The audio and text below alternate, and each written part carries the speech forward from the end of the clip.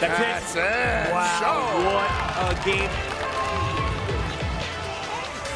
Pinya just needs to get the super, that's it. It is, and he got it.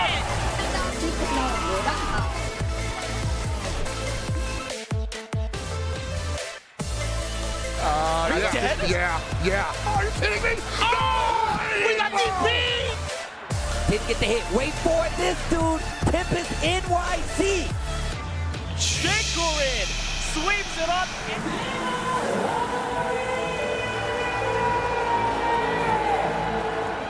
Welcome to Evo Japan.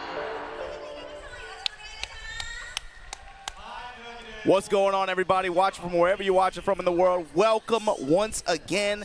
Man, I've been waiting to say this for a long time. Welcome to Evo Japan 2025. My name's Manga and I'm joined by none other than the boss, Mark, man, and the illustrious Tasty Steve. How y'all feeling, fellas? Dude, I feel super good. Evo Japan, Nisen Niju I'm feeling this. And I'm happy to be on the mic just to watch this Tekken because I know there's been a lot of Tekken going on. I've been following from the background, and I know the players that are in here. I'm glad we have some variety. We got Japan, we got Korea, we got USA. Who do we not have? That's it? Yeah, that's it. That's it? Where's EU? K-Wiz was here. Like, there's some killers. This is a sensitive topic. How you, come on, though. That's what we're here for. These are sensitive times, Steve. Just, you don't cyberbully too hard. But look, man, thanks to everybody for tuning in for this Tekken 8 Top 8. We've been waiting to see this bracket break down over close to a 1,000-man tournament here, right? And, of course, with the Tekken World Tour starting off this year with this tournament, there's a lot at stake. Not just the Master Plus category point total, not just the EWC qualifier tickets that these top 4 placers and potentially top 5, if the bracket, depending on how the bracket shakes down, that these players are going to be in pursuit of, but also the right to call themselves Evo champion here at Evo Japan 2025. Beautiful to be here and actually see this, man. In all honesty, it's a big thing for us to be here talking about Tekken 8, especially for it to be one of these big qualifier spots. But we're going to send it over to Justin, and I think he's hanging out with Yipes. Let's take a listen.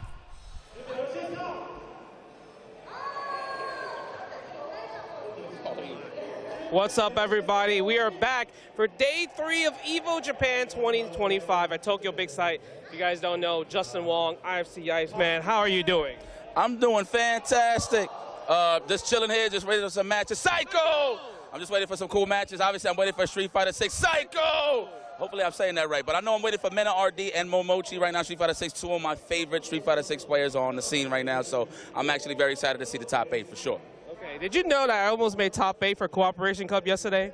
Who failed you? I don't want to say who failed. I just say I'm the one that lost the final match, so it's obviously my fault. No blames on the teams. But besides that, E.T., King of Fighters 15 champion. He won last year, so he actually defended his championship from 2024. Kasa Usagi actually got his first Evo champion win for Grand Blue Fantasy versus Rising. And, you know, obviously Daru, we know him playing Ino, travel around the world. He actually got his first Evo champion yesterday for Guilty Gear Strive, beating Arx's World Tour champion, Red Ditto. And like you mentioned, Mena RD, he might be a back-to-back Evo champion, and you know you're rooting for him. Obviously, Momochi is also one of my favorites. But Tekken, USA representative Shadow is in losers top 8. Man, like, are you excited for all these matches? Absolutely. Look, shout out to Shadow. I'm seeing it on Twitter. It says this is his first top 8 ever at Evo, so any Evo. So I'm pretty excited for him. So hopefully he brings the goal. Absolutely. Okay. But besides that, make sure you guys tune in to all the events happening today. Tekken 8, Street Fighter 6, the finals of Top 8 for Cooperation Cup for Third Strike, the 19th version of Virtual Fighter 5 Revel Beat Tribe. It's a lot of fighting games, and I'm so excited to watch them all. Let's throw it back to the casters so you guys can get into the matches. We'll see you soon. Thanks, Justin and Yipes, for sharing the moment there at the stage before we get this thing kicked off. But look, man, we've been talking about this top 8 bracket for Tekken 8. They've been talking about the cast here, obviously in the absence of the Pakistani army and just the dominance that they've shown in this game. They made a huge statement in that Korea.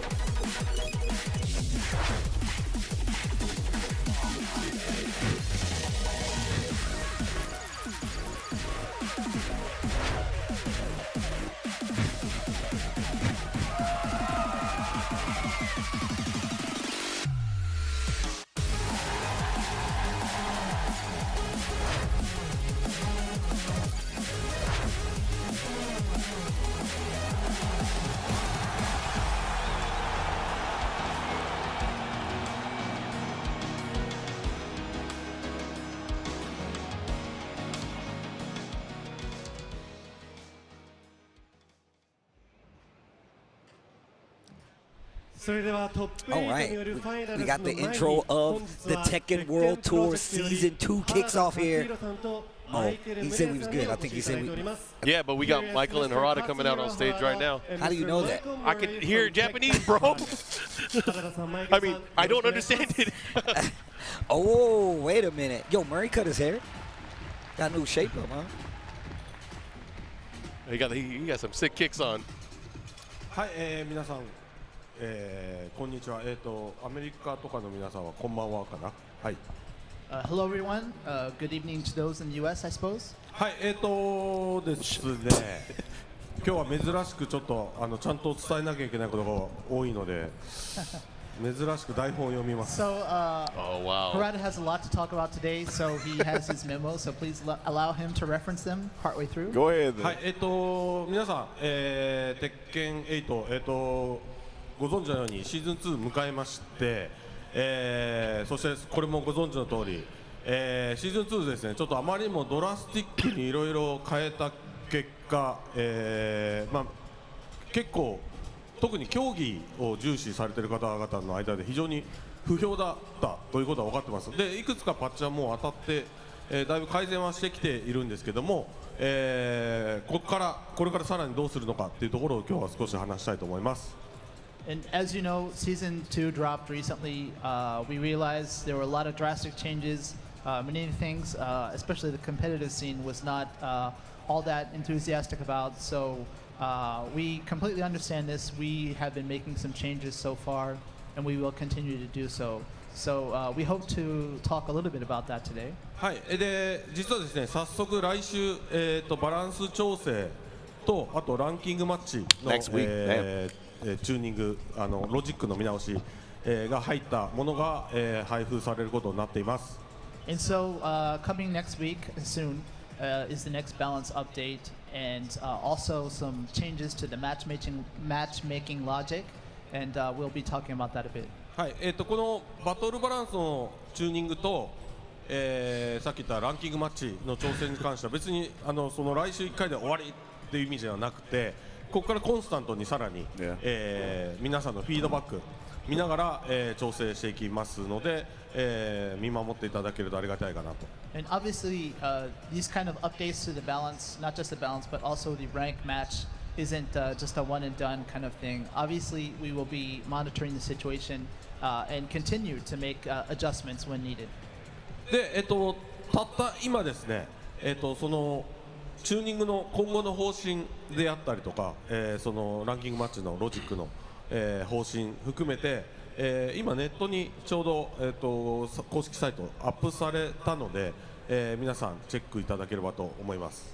And so, regarding the overall direction of this time, the balance patch, as well as the changes to matchmaking, what's the thinking behind that, the overall direction? These 2 points are covered in a release that we just uploaded online, so you can check that out today. で、パッチノートに関してはですね、さっき言ったのは、まあ、本当にサマリーだけですよね、方針だけなんで、パッチノートに関しては、細かい調整のね、具体的な数値とかが入ったものは5月13日の朝、これいつも通りですね、パッチが当たる朝、つまりパッチが13日ということなんですけど、パッチが当たるその日の朝の、5月13日にアップロードされますので、それもチェックしてください。We realize you're wondering about the patch notes, and they will be released the day of the patch, May 13th, JST. So that morning we will have the fine details, all of the plus minus frames and the small details about the changes for this patch will be available at that time. はい、で、もちろんさっきも冒頭に言ったように、その後もですね、そのランキングマッチのロジック、チューニング含めてさらに皆さんのフィードバック見ながら調整していきます。実はもう来週当たるパッチよりさらに先の作業ももちろん、どんどん進めてますので、今後も期待していてください。And so after the patch is released next week, we'll be monitoring the situation. Obviously, we already have, as we've mentioned previously, we are working on other patches as well. And so as we monitor the situation, we'll make adjustments accordingly where necessary. はい、かなりなんでしょうね、ちょっと競技シーン向けの話が、多くなっては、しまったんですけど、一応今日そのチューニングとか、調整、ね含めたもの以外の部分ですね、皆さんコンテンツももちろん楽しみにしてくださっている方も多いと思うので、その映像も、持ってきました。And so we realized that the topics we're currently talking about is mainly geared towards the competitive scene. And we realized that there are many fans out there who are looking forward to new content. So we brought a little something for you all as well. なんか調整の話がもっと盛り上がるかなと思ったら意外とコンテンツの方が拍手が起きるっていうやっぱみんなコンテンツの方がいいのかな。Harada thought everyone would be happy to hear about the balance changes, but it seems like everyone's waiting for content, right? はい、じゃあもちろんこの後映像が流れて、でその後トップ8なので、このシーズン2の荒波の中でも、結構頑張ってきてくれた選手が、かなりレベルの高い戦いを見せていただけると思うので、皆さんそちらの応援の方もよろしくお願いします。So we have some short footage to show you about the new content, but there's some exciting matches for the top 8 coming up. We're very grateful for the competitors who, in the current circumstances, have all done their best in preparation for today, and we hope that you'll give them your biggest applause. はい、というわけで、じゃあこの後ちょっと映像流れますので、映像を見てトップ8を楽しんでください。ありがとうございました。So please check out the footage, and then let's look forward to top 8 after that. Thank you all.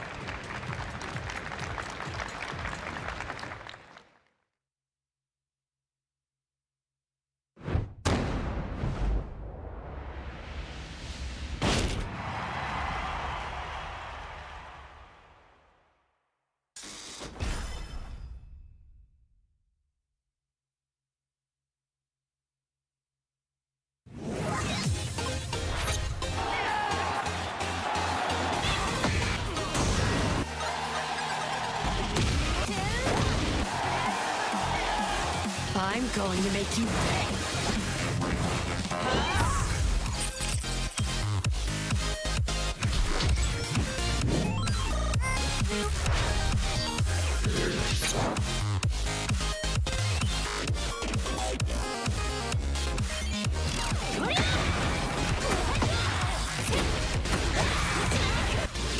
Your luck is run out. Soy la reina del café. Compétent à l'esprit limité. Dente, mas cabeça fria.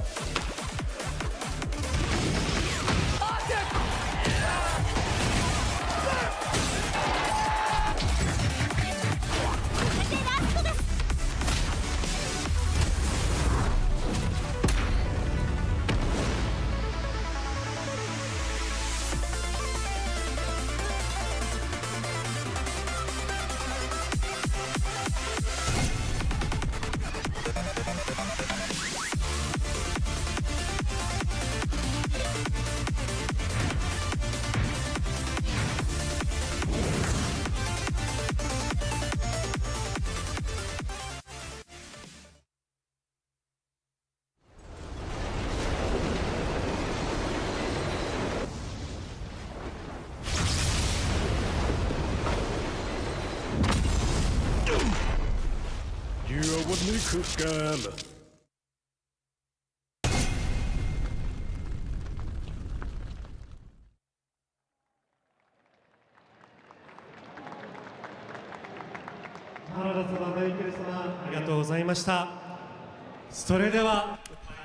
came down, he dropped in, and he's back. I mean, look, I know a lot of people was actually saying how they wanted Fakuram come back. I know a lot of people. And a lot of people were saying got they their didn't wish.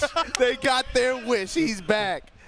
Oh man, I can't wait to see the guard breaks happen in real time. Oh my God.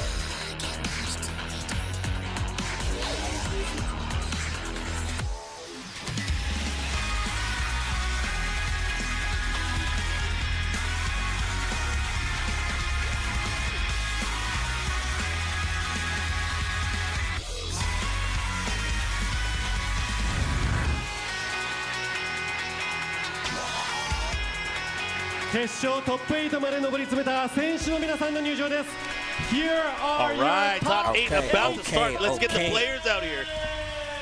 Let's talk about this top 8, man.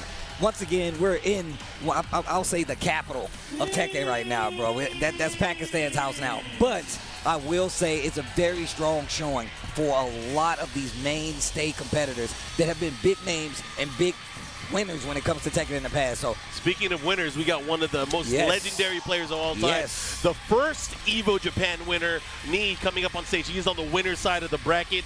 He is on fire this weekend. Classic double thumbs. Yo, Mulgold. Mulgold, too. Now, this guy has been one of the up-and-coming players. We've been seeing a lot more. Recently started traveling in the last, few years. So he's really been one of these players that has really taken off multiple top 16s, multiple top 8s, and definitely taking out some heavy hitters throughout the entire competitive Tekken scene. He's had some crazy consistency streaks, too. And those two are going to be facing off in the bracket as well. But on the top side of this bracket, Mao Il kind of was one of those players who had really good success early on and in the middle of last year. Kind of fell off a little bit towards the end. Yeah. But he's not the only player like that, and he finds himself winner's side top 8 after a crazy run in this bracket. And he's still jacked up. Yeah. Jacked, of course. That brother is jacked. Jacked and cracked. Manga running it back. Got a top 4 finish last year as well. The only player from that top 4 to make a return finish here on winner's side of the bracket. And you know, he's another one of those players who kind of towards the latter half of the year, you kind of didn't see him as much, but making a strong statement here with that law. Pinya on loser's side. This is, again, another one of those players. Kind of felt off towards the end of last year, but found something in this version of the game on that Raven. You know, confidence has always been a big thing with him, lack of. Right now, he's feeling good. I mean, he should. Raven, that dude is crazy. But this is the one I want to talk about. He's crazy too. Talk about how this guy in the last years of 7 and 8 has been constantly good and higher in the placement. One of the only few players out there to take out Arson Edge, as well as the only USA representative here in this top 8. Especially in this country. A few months ago, he was here at the TWT, the best placing American player, but again, he's making it happen again. Who we got here? Ulsan, we already know. Ulsan definitely considered one of the most dominant players just in Tekken in general. Made a stunning return and a return to form on top of that, taking out some of the heaviest hitters that was dominating at the time, now making a top 8 appearance. And of course, the TWT current champion and one of the strongest competitors when it comes to Tekken. He don't stop. I'm going to call him Tasty Rangchu. Oh, yeah. The big bear doing big things. That's the Papa Bear right there. And there's your top 8 here for Tekken 8 here at Evo Japan 2025. Some of these matchups especially are going to be, it's going to feel like high stakes. I think especially on the winner's side, I think it feels, I mean, we were talking about this backstage, Mark. It feels like that Nii versus Mulgold set, that one is one that everyone has their eyes on, but you can't look away from these loser sets either, with Ulsan in lower end bracket, with Rangchu in lower end of the bracket, and then however that, I think that Pinya Shadow set is going to be a good one. Yes. Because we got to remember that too. First the 3 set format, right, for this? Yeah, first 3 all the way. So I'm excited. You know, the way that this is going to play, and obviously there's going to be a lot on the line, especially for the losers bracket matches. Any particular picks from you guys? So I'm actually curious. You know, we kind of focus on the Mulgold knee aspect of it, but on the other side of the winners bracket, one of those guys can come out and surprise maybe the winner of that potential match too. Maui and Manga, you're talking about, right? I literally was going to say, I think Manga is a character. Well, I think Law is crazy.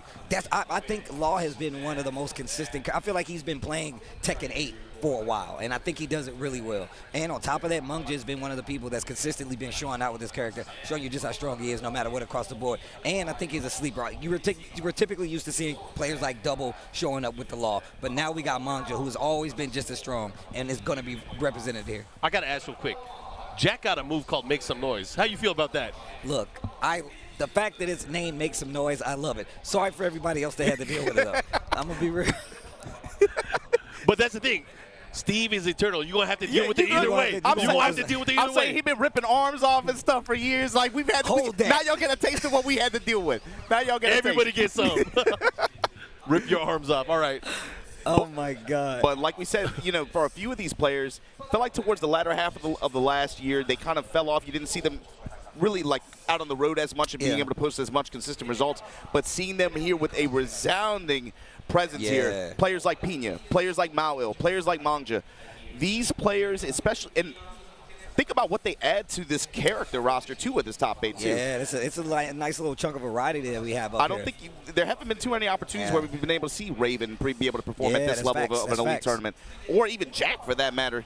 And their paths to get here, bro. We got to talk about that. Manga's run to get here. Over XCC, over Daniel Motto, over Yojin Boy early on. Maui, over Anakin, over Lohai, over Ao, over Chicory. Wow. Mulgold over Ikari, over Shonen, over Pinya, over Hendo. Knees run, check this out. Chai, Pika, Hazare Metal, AK, Rangchu, and Akil. God damn. And he tooled a lot of those guys. Yeah. It was quick set. I mean, I'm glad you even said that, though. I mean, just to go back to Bao Will, I feel like we need to talk about the fact that he was switching characters a lot of times. Went from the Victor, messing with the Nina a little bit, back on the Jack that should tell you everything you need to know. And he beat Anakin in the Jack Mirror in a close set, too. Oh, wow. Yo, jeez. Yeah. He was working with the spread, especially towards I'd say, like the middle part of last year. You saw him out there in DreamHack Sweden where he was able to secure his EWC slot. Yep. He was running that kind of combination of Jack and Victor at that time. Speaking of the EWC slot, you know, all these players obviously vying for that spot. Ulsan already qualified because of being last year's champion. Exactly, yeah. So that I know you want to talk about that. So that means if he's able to sneak into that top 4, we're going to have to play a tiebreaker set between these 5th place placers, and somebody's going to be another high stakes like that DreamHack Sweden, that DreamHack Summer event that happened last year. We might have to see some 5th placers.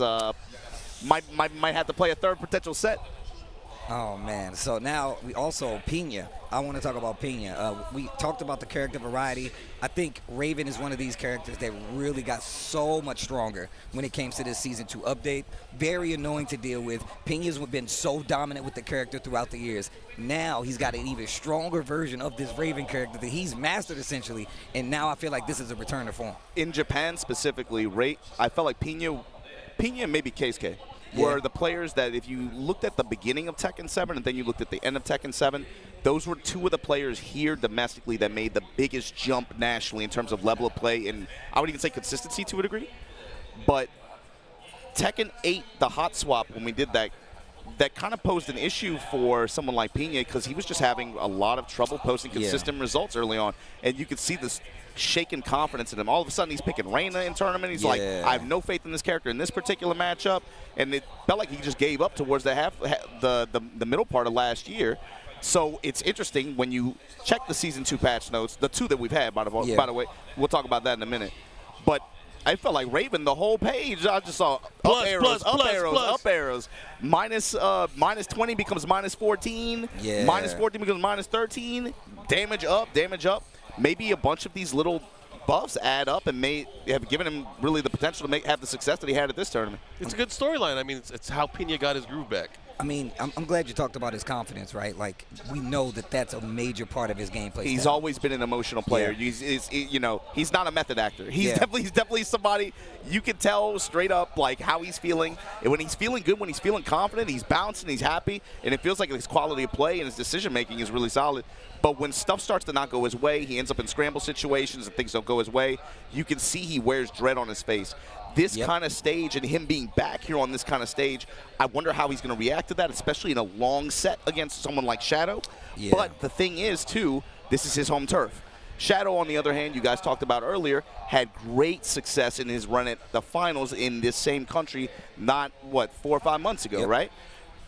For him to be able to find a top 8 spot at this tournament on this stage like that again, that says something about there's something about Japan. I don't know. He starts eating some of the food out here. He starts feeling good.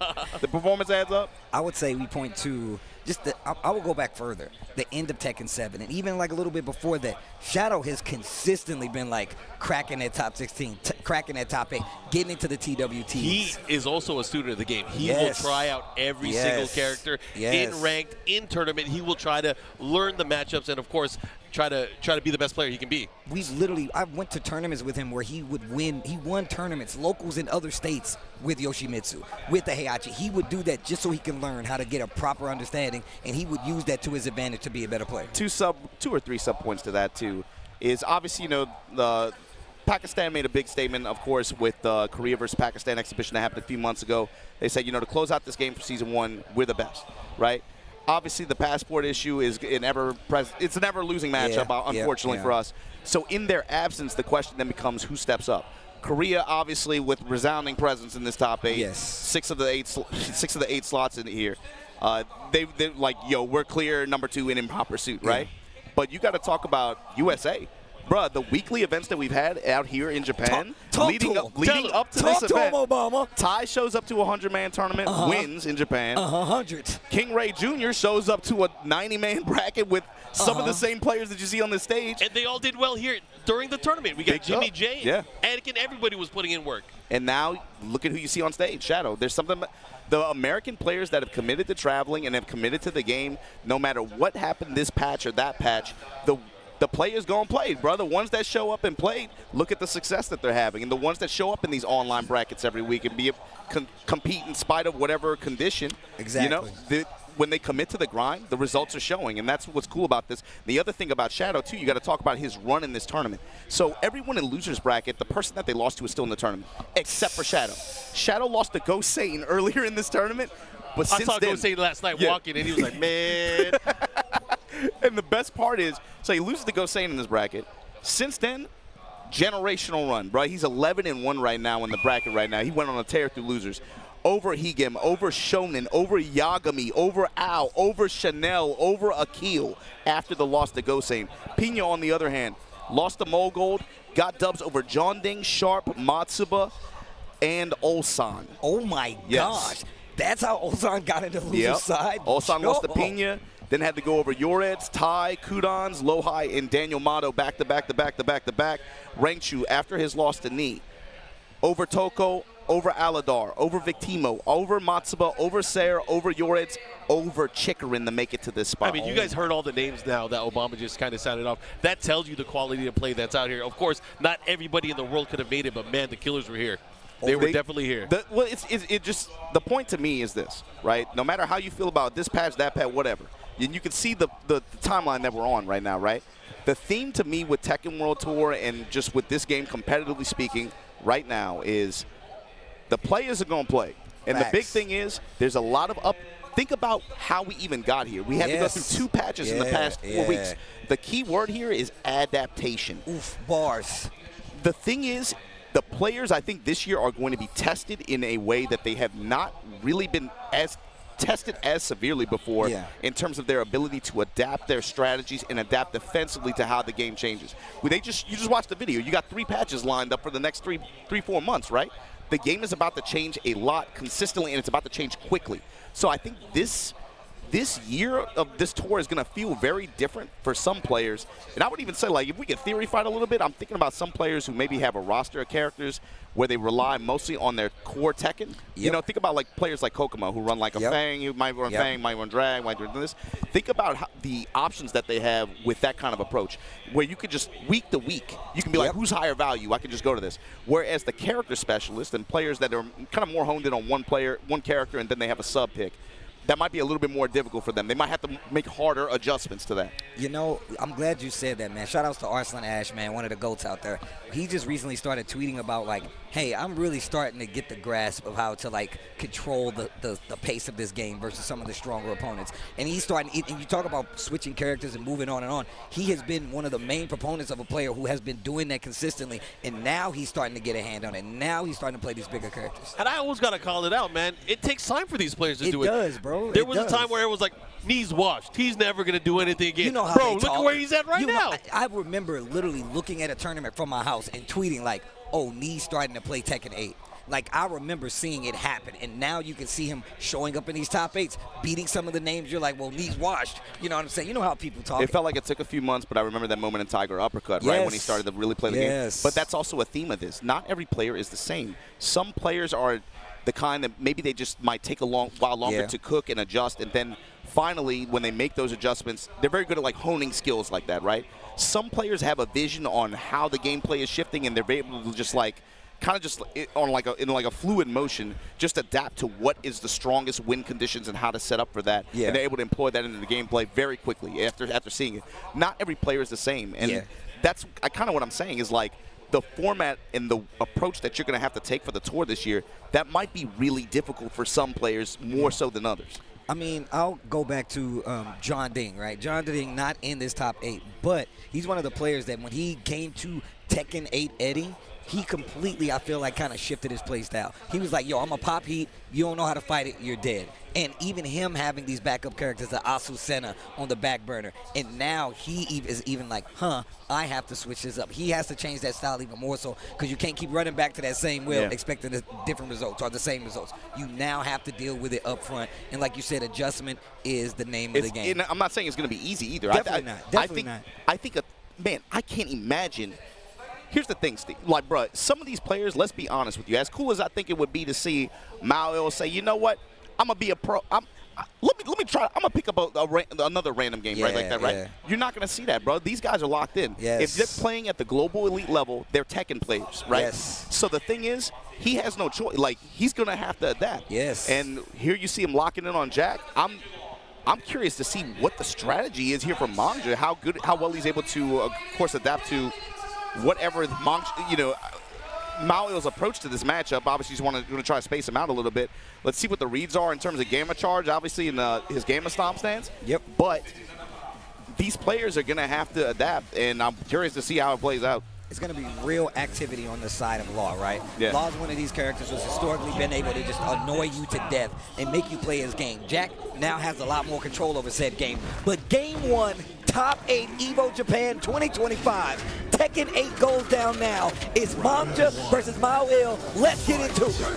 Korea versus Korea matchup to open up here in the subconscious. 4-4-2, put that boot on him immediately. Mao Il with the 2-1, that high mid string control. And Mang's looking to get in on his terms and then start that pressure, starting with the down back 3 there. One of the things that really has to watch out for, going up against Manga, you do not want to get launched. Law's ability to keep the character in the air and go to the other side of the wall is much more dangerous than it's ever been. Engage. I like that, using the armor.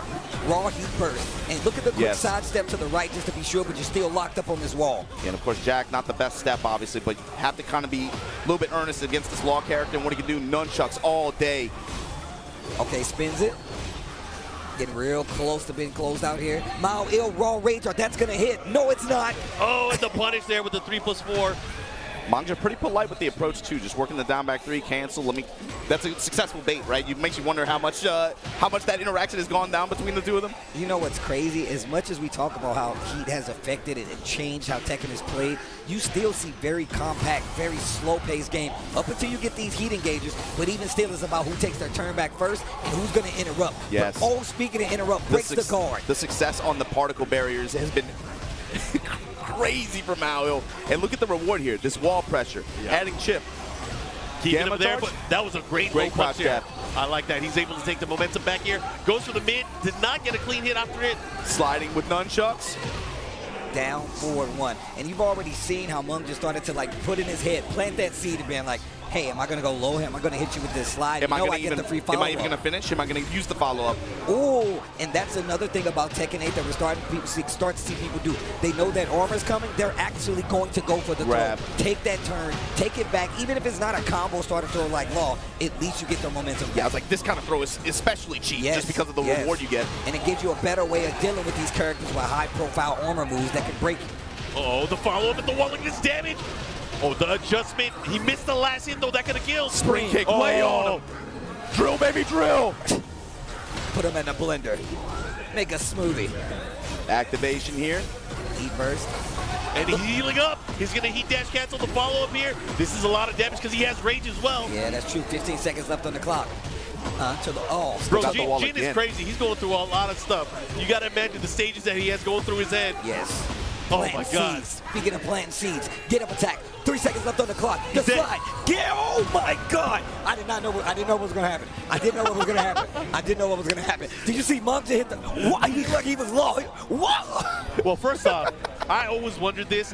Why does Law get a tax return on using the nunchucks after in heat? It makes no sense. It's crazy. He gets benefits for it. He got to be using H&R block or something, man. I don't know how that works. I don't know how that works out. How you gonna give a character something like that? But anyway, the thing how is, do they do that? You know, as a king player, how do they? Why would they do that? I mean, us key players got to be careful. You got to be careful. I don't want to put myself in a Rife situation. My man was like, yeah, bro, we got a nerf knee. No, how you nerf knee? And he's still getting good at the game. And now they're fighting back and forth about the tools that should change. But that last it's all round, about utilization. That last round got kind of dicey, too. Mao was having a lot of success with the particle barrier. He got a lot of HP back, and then he just started working the full crouch mix, giving a lot of lows to Manga in the process, but all it took was that one slide in the nunchuck sequence to just undo it all. And watch how they change up the spacing now. Manga playing just a little bit far back, knows the Mao will go for like that 2-1, stay up close, as well as that field, just to make sure you respect the space. Yeah, we in the Evil Arena, of course, you see those glowing panels on the walls. If you are able to get a knockdown into the wall, or you could potentially do some damage. All right, we got a ref check. That's unfortunate. You hate to see it at all levels of play, but it seems to be a controller malfunction. We'll let the team figure it out here. But, man, as you were saying, again, going at it, Law having that scramble at the very end, I feel like Moyle had control early on. But, again, it's all about when you pull out, like, the particle barrier, right? You can see him using a lot of 2-jab, trying to space out and at least try to force Law out into, like, range 1.5. But then it's the combination of that 2-jab, fishing for the counter hit with forward 2. Yeah. You see him working the low jabs a little bit. But for Law, something else about this version of him, he has range too. He has range to... Yeah. He got this one and he got that one.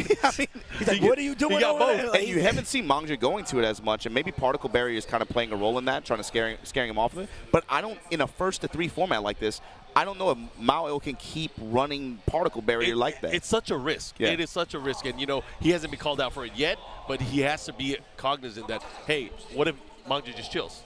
I mean, we saw it at the beginning of that game. He started playing back at range 2, range 3. Law has those tools now, and now you see the particle barrier starting to be not that big of a thing. Literally, it was that fast. We saw it like 4 times in that first game, and now they instantly like, you know what, I need a little more space. But obviously, Law is going to have to commit a little harder because otherwise he's not going to get that knockdown. Those pokes aren't going to do it. We know Jack has the damage to take you out in quick succession, so you got to be careful. Yeah, and it's on Mao to just try to keep him out, or if he's going to make his approach, he has to be able to intercept, because the way Law can apply pressure and the just mental damage that his pressure can do to you on defense. Historically, by the way. Historically, by the way. It's not fun to deal with, especially when you're a big body with a weaker step, you know? Yeah. But let's see what's going to happen up there. Obviously, I think they're going to go right back into it. All right, here we go. Mao with a round on the board with the sidestep. Yeah, big whiff. Okay, so controller malfunction on Manga's side. Yeah. So Mao able to take the round. Working full crouch here. Fishing with the wall standing 2s. Okay, nice. I like using the little dragon slide shimmy. Once again, he tried to use the particle this is gonna hurt. and he got clipped. The power this is exactly of the what I'm talking about. Ooh, off the wall. Dragon Cannon to close it out. That's exactly what I mean. You said it yourself, Mark. He's not going to be able to keep getting away with that particle barrier. And we already talked about the threat of using throws to stop these big armor attacks. Evolution. Especially, again, rewarding throws like that one, especially on a walled stage like this with bombs to back you up. Give you a little bit more insurance. Ooh, double cross chop, and here we go. Give him the hug. Malwell finds his launch. Noise. Gonna find the wall as well. Activation. Keeps him there. Yeah, wants to Follow retain up. it. This is Nasty Oki right here. What's he gonna do? Sherman get stomping up? him, working the lows. The second hit. Save Down 2-3. Oh my gosh, what a call out. And he's got heat, so you know what's going to happen. He sidestepped left to realign, gets the wall, actually messes up He the got combo. super lucky there. Drop it on him. Okay. Now burns the smash. Runs right into another heat smash, and Manga now up one round here, trying to take the second game. See what he does here. How's he going to deal with this? And look at him, just second guessing now, going for some of these options at this range. He was having a lot more success earlier on, especially like had a lot more confidence in the jackhammers. Now all of a sudden you see him, like you said, second guessing himself, a little bit more hesitation.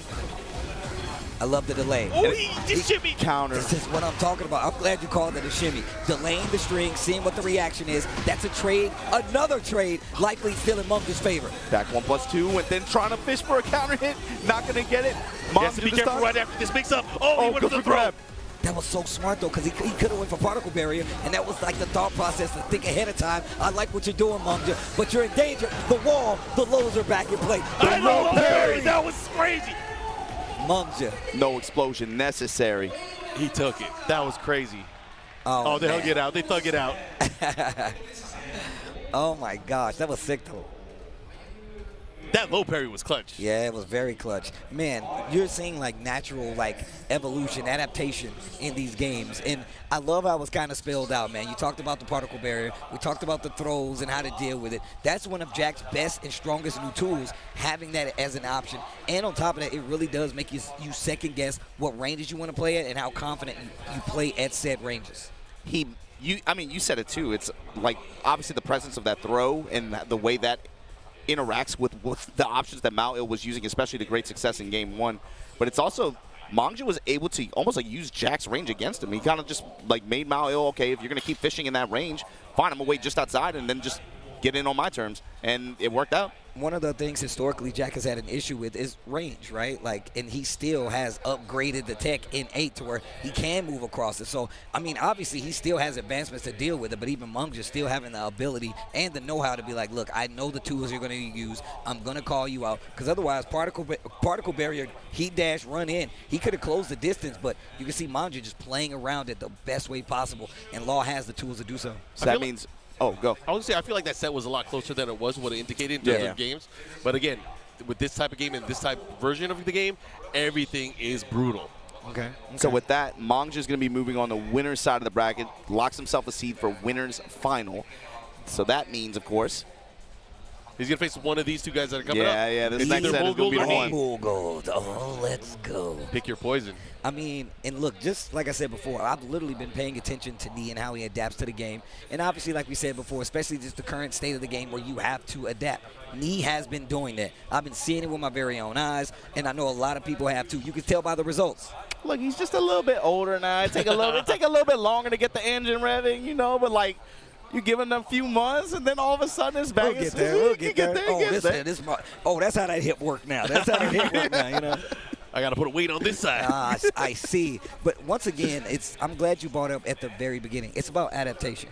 The Tekken 8 characters are definitely brand new spins of classic formulas, and they have done such a good job of actually changing up their game plan to actually improve. I mean, we look at Pinya, we talked about Shadow. I mean, Ulsan, he doesn't even have his original character, but still, all these players, like you said, they are adapting on the fly, finding what works for them, and making sure it's something that they can take it to a tournament setting and get the W. Which to me is interesting too, because I don't really consider Nee that kind of player in my mind. He's not. He's much more about like taking a long time to hone the skills, and then from there you see all the other gifts start to activate. So it's interesting for me to see a couple versions where he comes in, and then this Brian, who was a character that was already quite gifted, by the way, in now what he can do in heat and the tools that he has, And you see Knee just using it flawlessly. I like that. Quite gifted. I literally was thinking that. Gifted. I like that. I've been working on my diction a little bit. Yeah, okay. One of the things I do gotta call about Knee though, not only is he disciplined, he is he likes to talk strategy and game theory. Yes. We've seen it on Twitter even. Like, you know, he takes reasoning from all levels.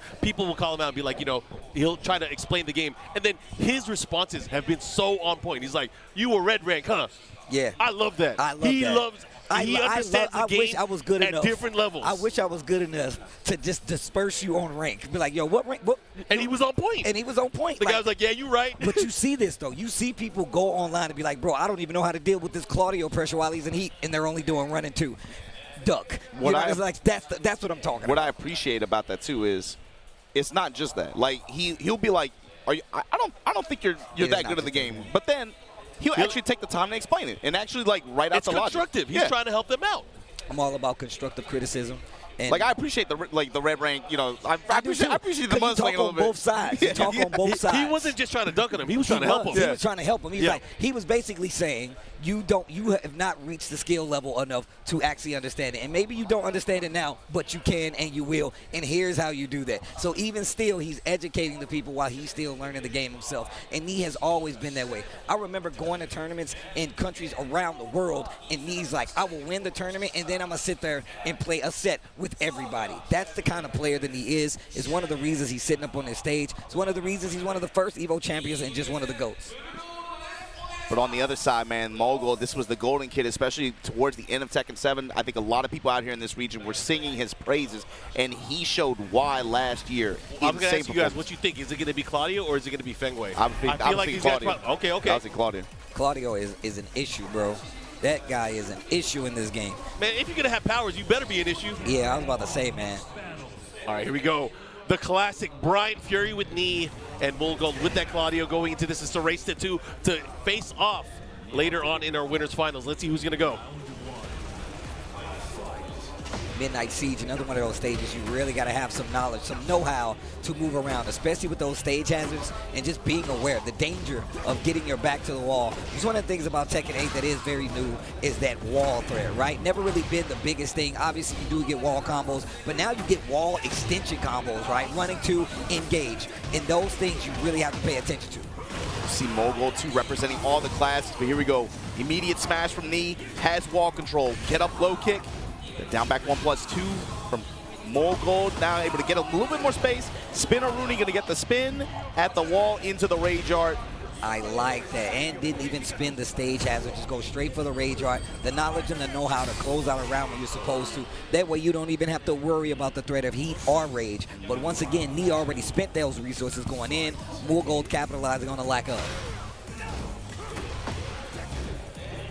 Okay, going for a little straight pressure here. Knee representing the mids. Nice mix of just mid and low attacks here in close range. And I will say this about Mulgold. He does not need to overwhelm you with just raw, like, just blitzing you down, using the heat. He will pick you apart. He will be like, oh, these lows are working. We're going to keep doing those lows. You're getting a little afraid. Now I'm going to hit you with this hop kick. That's what he brings to the game. And you can already see Knee trying to move around it. You can see Knee, too. He's pretty hesitant on the attack, actually. Playing this really, really defensively. You see him with a lot of left step, a lot of just walk-up ducks. He's trying to read Mulgold, and Mulgold is being very hesitant on throwing some of those options out there. That's what he wants. He's right by the wall. He has to be careful. But the back one, of course, just enough tracking to catch him on the move.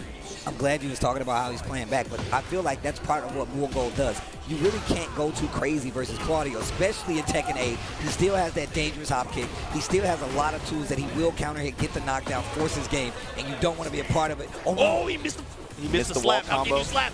He did get the snake eyes, though. Got a boa crusher touch. Big reward on that. Here we go. Heat activation. Knee back to the wall. Just eating the mids. No duck. Activation going to get the spike. But look at that. Scale combo, of course, but even still, just the movement, the defensive options for Knee to be able to deal with this at such a high level. The low heat smash, I hate you. They're so cheap. They're so cheap. Why? And this is another reason. You see when he gets that down back 1+2 and heat is something you have to think about from Claudio as well. Knee with the pickup. What you going to do? How you going to deal with the Oki? You know, if you keep it safe, he's not going to tech roll. He's going to stay there. Oh, what a jab challenge. Back to the wall, machine gun blow. He's not dead. He is not dead. 5 seconds left on the clock. Watch out.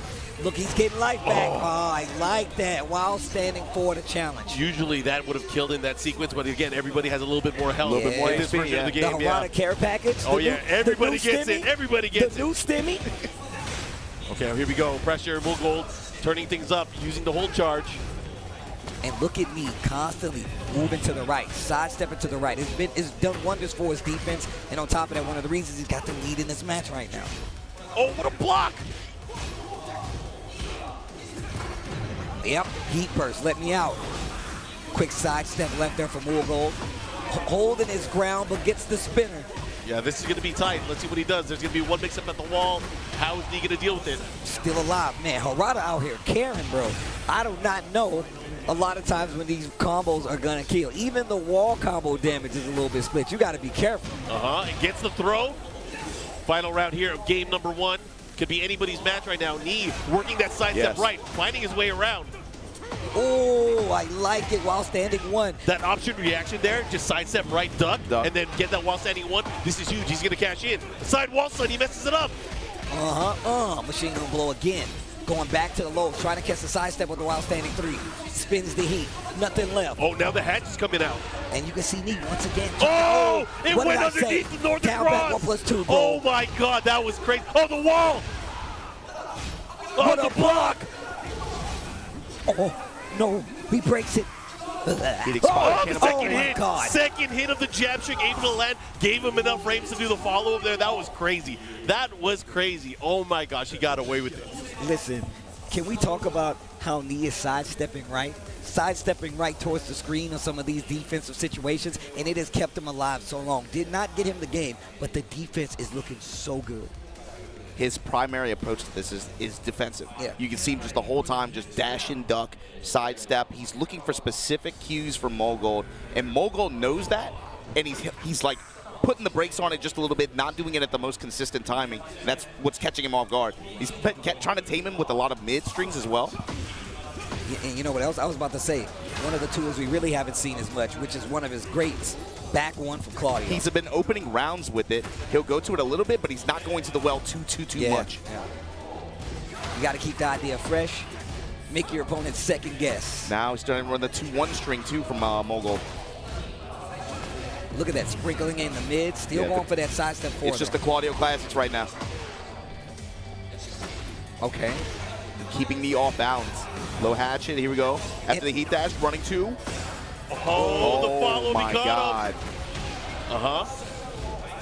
Nice low jab. Okay, little 1-2 punish there. Spins the heat, jabs him out of the air. I can't believe he jabbed him out of the running 2. Who is this guy? Leave the body smoking.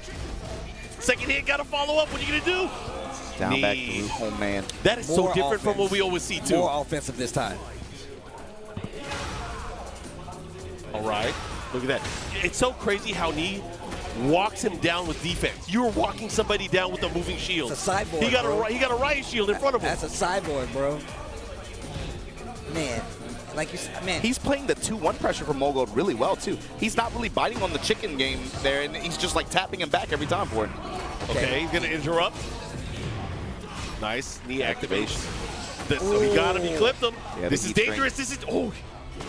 He tech rolled. Maybe Knee wasn't ready for it. Let's see what he does here. The hatchet, the follow-up here, keeping that pressure.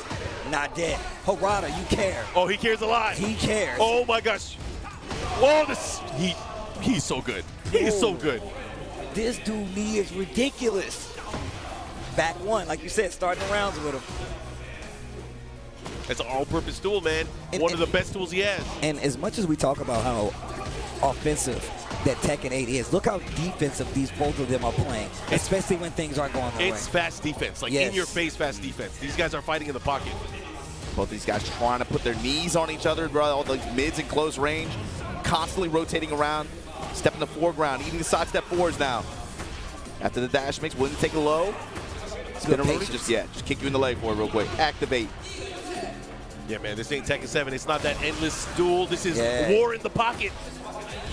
What's he gonna do? Oh! Mids again. Knee clean.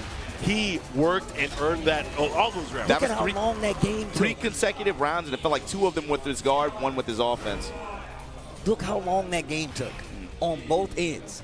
Lee obviously being a lot more offensive, and even seeing how Mulgold is trying his damnedest to open up Lee, and it's not working. I keep forgetting about that quality of life changer. You can rematch with the random Yes. stage. It's like, man, this is fast. What's happening? I definitely forgot about that. I'm glad you said that. Yeah, offline is best. Offline is best. That time again. Mulgold opening up with the back one, Knee willing to back away. Engage. No touch here. A lot more offensive on the side of Mulgold. Yeah, right now here. Mulgold now stepping foreground, looking for some openings. Oh, hatchet. He Do has it to be again. careful. That range knee is starting to be a little bit more sidestep patient now. Backdash. Great Called step from Knee. Bro, I'm trying to tell y'all, he's the hop kick. The challenge. The sprinkle.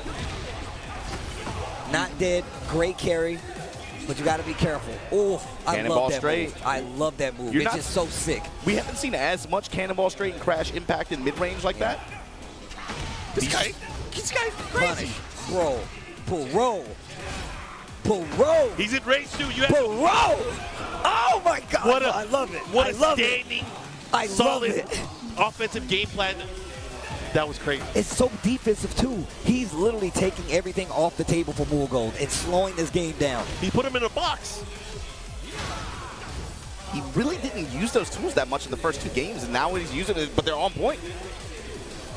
And look at how the spacing. Look at how he's playing the spacing. Every time he lands 4-1-2, he's been wow, Bro. sidestep in the Bro, lip. this is why he be talking to y'all red In the ranks. wall. This is why he be talking to y'all red ranks like this. If you ain't doing this, why are you talking to me?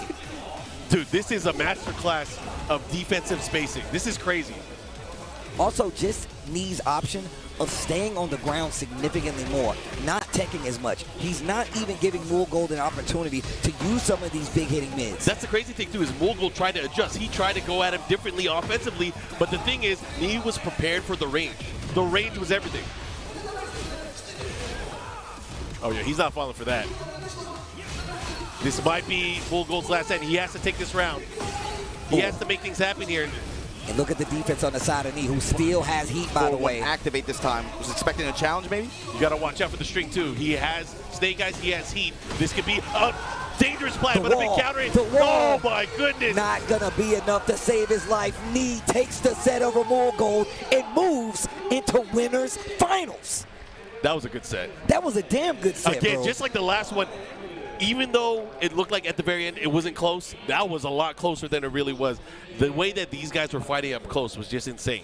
Bro, like, we talked about one of the quality of life Season 2 changes is the way you can sidestep. I don't think I've seen many players use it how we've seen Knee use it here in this set. It's actually crazy. Once again, it's about adaptation, bro. When we said that, look, you have to evolve with the game, Knee is actively doing that. You're seeing it not only with his offense, which is what everybody's clamoring to, it's in the defense as well. It's the spacing. It's the knowledge of knowing what your opponent wants to go for. Fighting a player like Mulgold, who once again is definitely really hot out here on these Tekken streets, lets you know just how big of a threat Knee is in Tekken and in Tekken 8. That was him showcasing a lot of the skills that, I mean, I think he's best known for, right? And then also how well he was able to break down the player matchup, too. He knew exactly what to expect.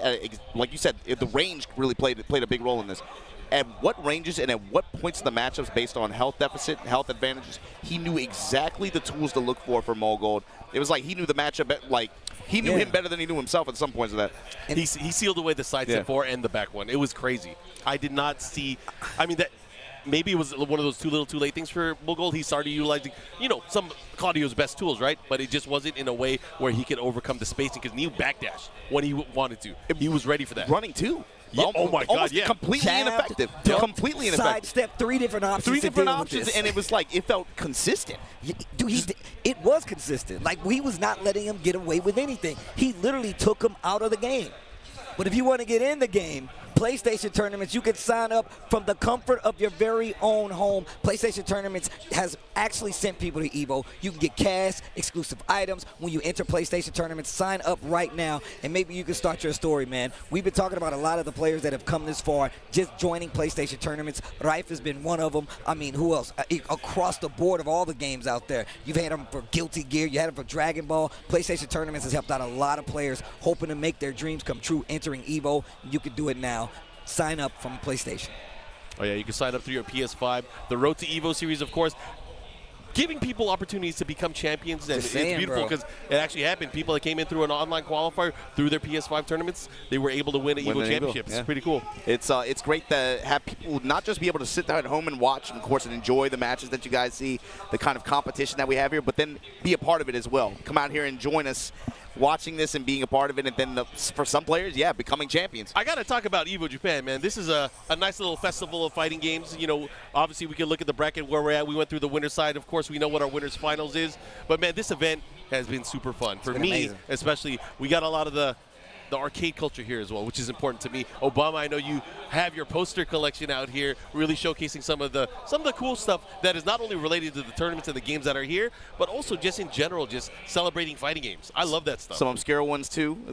Really obscure yeah, I saw some people Sonic geeking the out. Fighters, man. You said somebody was talking to you for like an hour about it? He was talking to me for like 20 minutes. He was like, "Man, I played this game when I was like 8 years old. I didn't even know there was a poster for it or whatever." I was like, Bruh. I've only seen one in 5 years, but I'm glad that it's back there in the arcade section too. That's another appeal of this event. You guys come out here. They have tons of side tournaments. It's not just about the main games. We had team tournaments here, legacy team tournaments, Yes. right? And Cooperation Cup and Beat Tribe. Going on but then right now. also tons of community side events. It's not just about what you see. There's a ton out there that trust me, if you want to come out here and be a part of it, it's really easy to just walk through and just get distracted and play something for hours. Even the fighting game cosplay competition yesterday was lit. The winner of this event already picked. They wanted to get their ticket for Evo in Las Vegas. So again, there's going to be a lot of cosplay to come. Again, I got to remind you guys because Evo Vegas tickets are open right now. We got the deadline for registration on June 9th, so make sure you guys sign up for that. That is also going to be fun. Steve, you were going to say something? I was just going to say, man, I wanted to tell you this. I didn't tell you. But one of my favorite covers of all time is not like the regular cover, but the Japanese Dreamcast cover for Third Strike. I saw that poster. I was like, oh, my man, he knows ball. The one where everybody's staring. You got the black background. It's like Fish Islands, and it's like a globe of fighters. That's one of my favorite Dreamcast covers. version, It's ridiculous. The lighting on it is really cool. It's so good. One of my favorite pieces. But yeah, there's a ton to enjoy out here. It feels like booth-wise too, booth and activity-wise. There's way more than what you guys can see on camera or just on stage, right? There's a ton of stuff to do out here. Oh, yeah. You know what? Shout outs to Nacon. They're actually providing us the trophy sticks for this year. So everybody in the top 3 for each one of the terms gets a gold. Well, the top 3 gets a gold, silver, or bronze. If it's at the team tournament, the whole squad gets a gold stick. That's so sick. That's It's so pretty sick. sick. But shout outs to Nacon. They got a booth out Man, here. if I would have known that, I would have put the team in the Jan Sport a little bit harder yesterday, man. Come on. Got to run it back next year, bro. That's all it takes. That's all it takes. I'm glad you brought up B-Try Cup, Co-op Cup. Those are 2 things I've never actually been able to enter. I wanted to. And it's here. That's the cool somebody thing. invited me to their Beat Tribe Cup team. They invited me. You got to, Steve. It's too fun. It's too fun. Trust me, I genuinely want to. You guys have entered team tournaments before, so you guys know the vibe. But for those of you that haven't, what's so cool about this event is having those events here with the modern games. It's like a marriage of legacy and what the scene is now, and what this industry is now. You know, it's such a unique marriage of those two that it feels really unique. It feels really good. And on top of that, just to point out, you got brand new character reveals where you can play exclusive characters for the first time. Elena available to be played. Unica available to be played for Guilty Gear Strive as well for the first time. So Andy Bogard. Yo, sidebar. Is this not the coolest Andy ever? Am I wrong? Have we not looked at how cool he is? I think this is the tightest his presentation's been. Free. I think so. Free. I'm not even an Andy guy. I'm not even an Andy guy. I'm right there with you. I always thought he was lame. And now I'm looking at him like, damn, I might have to play some Andy in City of the Wolves now. But those are the kind of things you get when you come to Evo Japan. And like you said, it's so filled with culture because you guys got the arcades over there as well. And you get to see a lot of exclusive companies that bring out merch and all kinds of cool things here that you can only get here. Let's talk more about merch. You guys see this Evo Japan exclusive soccer Traveler arcade stick? Shout outs to Arcade Shock, but man, this thing is beautiful. Dude, this thing is actually ridiculous. I was actually talking about the design on the side. I don't know if you guys can see it, but if you look right here, you can see it has Japan on the side, and it's kind of like engraved and enclaved, right? So it's covered, and it still has this engraved different on the layers side. of depth. Also, you can see that it has the pink Evo sign on the side right and here. we don't do the Evo logo in pink, so that looks super cool. And it's just an obvious, just a beautiful arcade stick. And a lot of people come out here just for that culture alone. I mean, you got a whole museum set up dedicated to the arcade stick culture and just the history of arcade sticks overall. Yeah, that's, you know, one of the things that actually changed. You know, there was the rise of the leverless. I think last year all we saw was mostly the companies showing the leverless products. But this year, I saw 6 or 7 new arcade sticks, and I thought that was really cool. Obviously, you mentioned we have the arcade stick, or the arcade controller museum here. We have kind of like a history of the PlayStation controllers, the licensed products, and then we have a lot of the community stuff here. So again, if you ever have a chance to make it out to an Evo event, we always have cool stuff like that. It's a really cool thing to see too, just like the evolution of designs, but then also the nostalgia bombs in the beginning, in the middle, or what hit me. You know, like when I see the H-Rap, when I see the Namco stick, I'm like, all right, yeah, like that one gets me. But then you see the evolution of some of the other controller apparatuses mixed in there. You know, it's a really interesting thing to check out, especially if you've been a player for a long time. Bro, that silver top H-Rap, that was my first official arcade stick. That was my first one. I saw that. And 2005, you old school. I was like, oh my God. I was like, that's me. Like that's where I started right there. You know what I'm saying? So, and I don't count. I had a Shadow Blade. I hated that thing. That don't count. That is a second place Evo winning product. Nah, I hate that thing. Somebody won. Got second place at Evo 2004 with one of those. That's crazy. No dice. I'm cool. Nasty. Nasty. Shout out to Interact. Rest in peace. Yo, New Mad Cats is here too. They got a collab with Ojo-sama Tayari Deshita. What? It's a new anime, so it's the featured art for this event. You have this anime that talks about the English term is young girls can't play fighting games. Yeah. But it's about them learning how to play fighting games and getting ultra sweaty competitive about it. Yeah, I love stuff they pop like off. that. I'm trying to watch that. It's a new anime that's going to be coming out later this year. Yeah, they have the collab booth in the back. I've seen people have been lining up all weekend. There's a giant TE2 there. Yeah. They got a cosplayer that's one of the main girls in the series. I have pretty not cool. even. I didn't see the giant TE2 there. I'm gonna have to go check it out. Look, I gotta say it again, man. I'm just happy y'all are here on the sofa with me, bro. man. It's been years, bro. Dude. I'm doing security last year. I'm just walking around trying to look tough. You were doing security for the cosplay contest? I can't look tough like that. Come on, man. I'm not built like that. I'm just happy y'all are here. I'm glad we could be on the sofa talking about fighting games at this event like this again, man. I was missing, and I'll tell you what. Same, and don't say you ain't like that. I just saw you ride a bike across the country, it feels like. Sit under a waterfall. I was hungry. You was on that Golden Boy. I was just hungry, bro. I just wanted some food. I just wanted some barbecue. That's all I wanted. Barbecue and an icy. That's all that was. Oh, man. Check it out, man. I'm telling you right now. But shout out to everybody watching at home as well. Evo Japan 2025 is well underway. We had our winners crowned for Guilty Gear as well as KOF all across these last 2 days. But now we're getting down to the nitty-gritty. We're doing Tekken 8. Of course, Street Fighter 6 is coming up right after this. But right now we're dealing with the 3D fighters. Yep. I mean, you like other games as well. We were talking about the legacy titles. The finals for Beat Tribe and also for Cooperation Cup is happening around the same time. So there's a lot to watch if you're a fighting game fan. So again, stay tuned, stay locked in throughout the rest of the weekend. I know it's still the weekend for the rest of you guys, but for us, we're towards the tail end. Yeah. There's a ton to catch up on too. Yeah, especially if you're tuning in, if you're locked in on one game, man. Co-op Cup is really fun to play in. Co-op Cup and Beat Tribe are really fun to play in. The team of Vicious, Fubar, Duck, Justin, they were. I mean, obviously they're in the middle of making content, but they were still there. They almost made top 8. They almost made the best 8. I think playoff B, right? Yeah. My team made playoff A. I think I had to come to commentary, so I had to let one of my other teammates handle it. But he didn't do that badly either. To be honest with you, it's just bad fun to play. And if you've never played in a team tournament like that, it's just a unique, different kind of feeling. And the best way I can think to describe it is when you lose by yourself or you win by yourself, it's just you got to deal with. But when you lose and you got to look at four. You gotta look at 4 people who put their faith in you, and you gotta be like, that happened to me at Master Cup. So first off, Steve was supposed to be on our team at Master Cup. He got busy. He couldn't make it.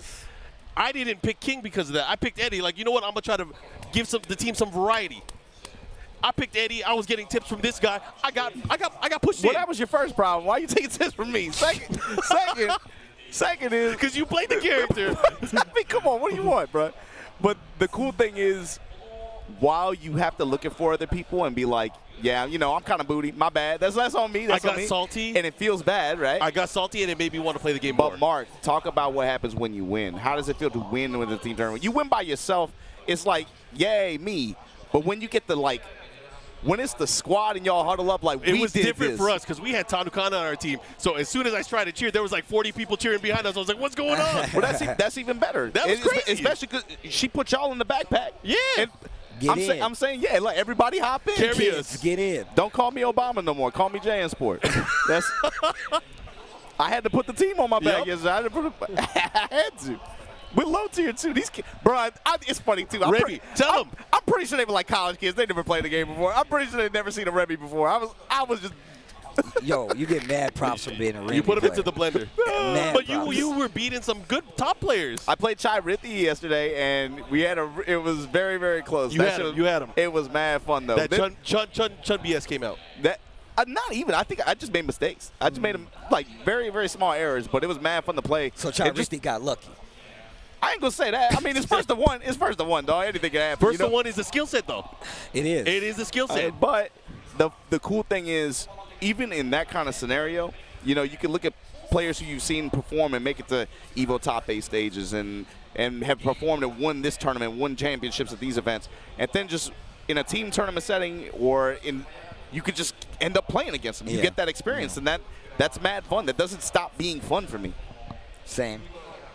Big same. I played in the Master Cup too back in my day. Team tournaments is something that I feel like, and we've been saying this for years, we don't get enough of them in all honesty. So coming to play in two of the most historic or the most historic team tournaments that ever existed is definitely an honor. To me, going to like events like Master Cup and especially Beat Tribe and watching the older generation kind of get hype and play makes me feel good, because I feel like, you know, obviously I'm getting a little bit older, we're getting older, but seeing those guys have so much fun, it's a good feeling. Layer 2 on that, Mark, is I like seeing the older players embrace the new challengers.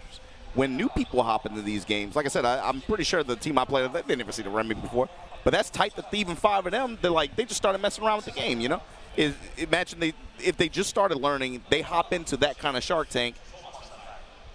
That's got to be a good feeling if you're one of these old heads. You're like, man, my game's getting kind of stinky. We got plaque buildup.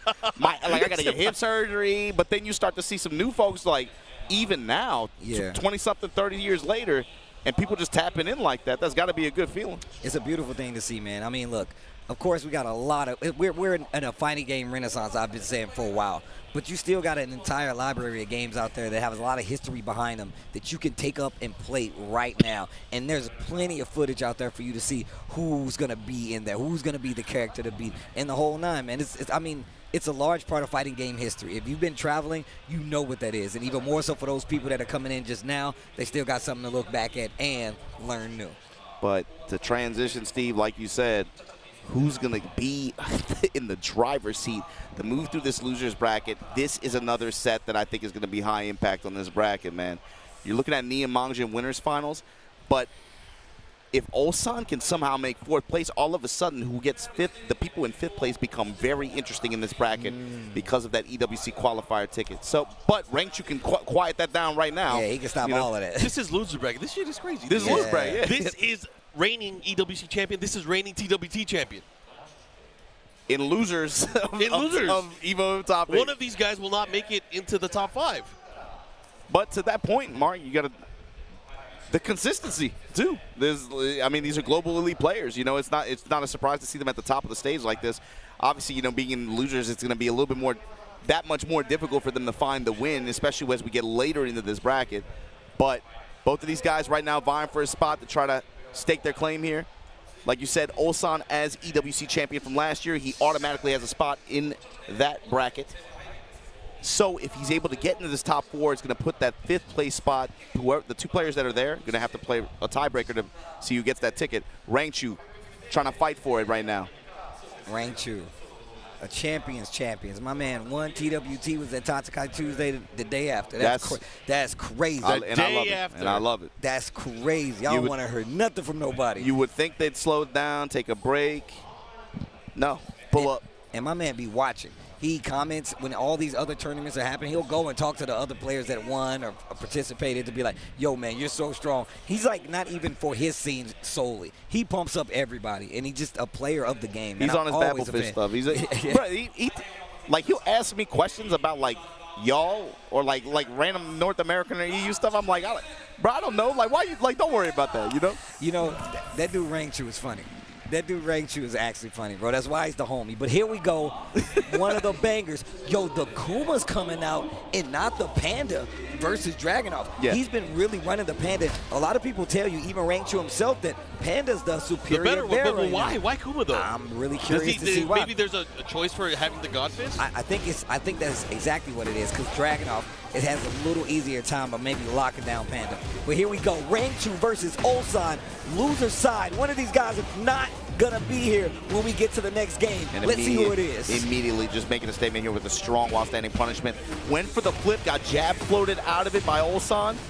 Going side to side on this stage. Activate. Yo, the pigeon roll back and forth. The new combos. There you called it. Representing the Bear Electric, this time going Bear Demon Breath. Right back at you with the smash from Ulsan. Dropping bows on him, running two. Oh, the commando roll out to the right side. Woo! Keeping it moving, keeping it moving. I like that too, because it kind of freezes you up and you have to focus on, like, wait a minute, he just got away from where I needed him. Okay. Second hit, punish. And look at him just slowly pushing him to this wall. 8 seconds left on the clock. 5 seconds left on the clock. That sidestep attack from the Bears is so scary because it puts you to a nasty mix-up. I feel like Ulsan has the reflexes though to kind of deal with it, but the thing is, the really scary part is like when you're pushed towards the wall or you are forced in range of that unbreakable throw. Rangchu was using it to great effect yesterday. Yeah. He was really showcasing in a lot of the matches. One of the things Ulsan is particularly good at is jabbing you to keep you honest. Yeah. He did it with Kasumi. He did it with every other character. He's doing it again right now with Dragunov. Engage. Here we go. What's he gonna do? Goes for that low. Oh, charge it. Oh, man, that homing attack there from Bear Stance to follow. That's why he's using it. Yeah. It's the heat smash. Because, yeah, of course, Panda's heat smash is completely different than Kuma, so. It's the heat smash. Going for the mid option there. God, this song is a banger. Here we go. I just feel like Rangchu's roster is broken. He got a group select. Yo, yeah, he that's can pick facts. between two bears. This is crazy. Hunting with the delay, take a bite out of him. The Revenant. Yep, and that kills your gray damage too, your gray health. Engage. There we go, Tundra Slash kick now. Nice delay from Ulsan. Oh no, that's unfortunate. Oh, dead. Yeah, Bear wake up, back it up, run the smash, and now Ulsan here with advantage. Opening with sidestep. That's guaranteed too. That's a 3-hit, 3-piece on hit. Oh, get out of there. Oh. 1, 2. Oh, Salvo engage. combo with the engagement and the wall combo. Kick him. Big damage. Yep, big bear combo. Ulsan looking to close things out there. Wait a minute. Oh, he Had the snapped. step. Yeah, he had the step. Kill, crush, destroy. Ulsan bringing that back, it seems like. It seemed like, of course, it was a back and forth there, but really looked like it was going the way of Rangchu early on. You think he's gonna switch characters? I was about to say. Not a bear, like actually switch? No. You don't think he'll go to like Liddy or Maybe. anything? I could see Rangchu doing that. He's been running other characters, especially in other tournaments and at the local level. I don't know if he'll do it in tournament here though.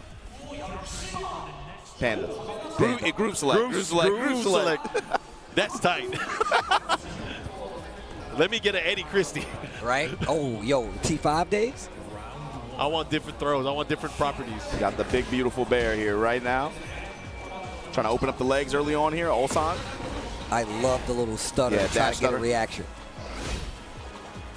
That homing attack out of Hunting Bear stance has been the go-to option for Rangchu. Yeah, that Hunting Bear down four too is so fun to use, but you don't like to be on the receiving end of it. It really restricts what you can do. Low touch, able to interrupt. Down two, able to high crush from Ulsan though. Great option selection.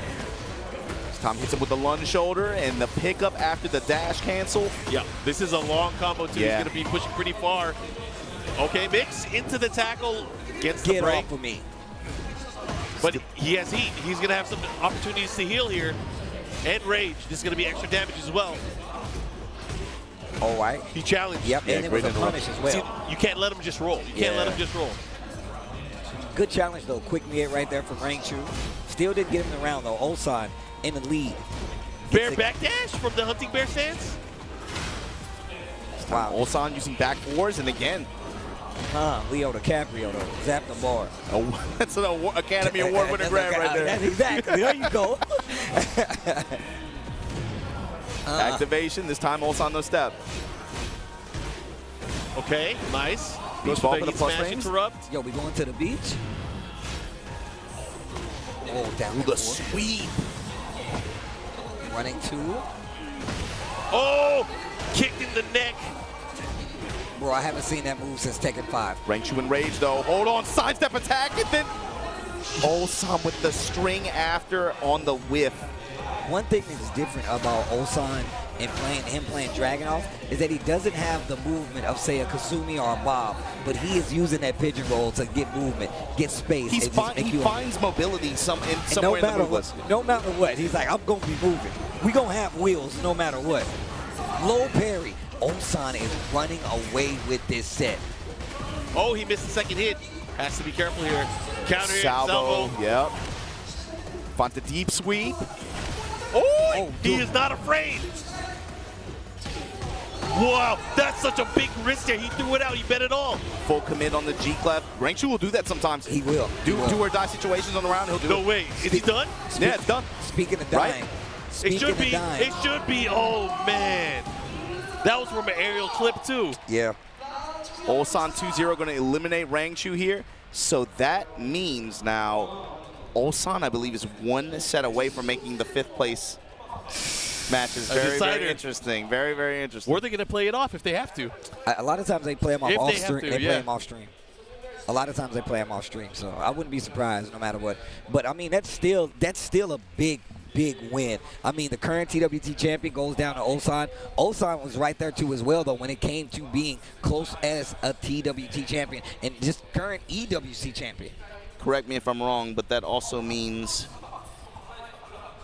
Oh, yeah, who plays against you're going to get Ulsan Mulgold, I believe. Ooh, that's going to be a banger. Young Guns. That's going to be a banger. We're going to take a look at the bracket real quick. Manga setting up our winners final. We already see right there. But like you said, Mulgold, Ulsan is going to be that losers round 2. But, of course, this is one of the ones I've been waiting on. I got to sit up straight for this one. Versus Shadow 20Z. Team Varol, Pinya versus Team Liquid here. And this is one, I think, for both of these guys, too. You know, they're in hot pursuit of some kind of big opening for the TWT, but also, again, we've been talking about it all day. Pursuit of the tickets, pursuit of the championship title. That's the thing that's at stake here. And for both of these players, you know, this is a match. I feel like we do not see this matchup character-wise on the.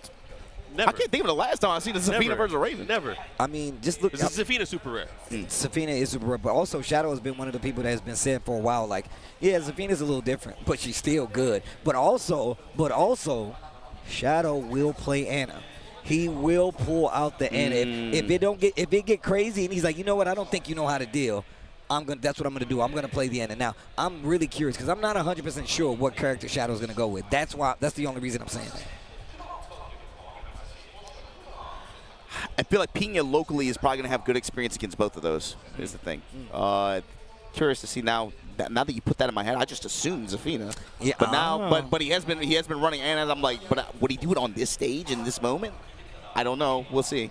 I mean, and then it's a race to 2 still, too. Claudio, yeah, it's still first to 2. You still got the Claudio that is there. Yeah, that's true. And he's never been one to shy away like, oh, well, I'll fight this Claudio. He was like, yeah, and what? I'm still going to run But that mine. could be the problem is you only get 2 chances. You've got 3-4 characters. Yeah. It's one thing if it's long set it, but in the first to 2, I think that you have to have that decision like you have to already kind of get on stage knowing what you're going to do, right? Yeah. I mean, well, look, that's why we're sitting on the couch. I don't know what he's going to do. True. I don't know what the option is going with. And like you said before, I'm sure he's thought about, like, hey, how much experience does he have to deal?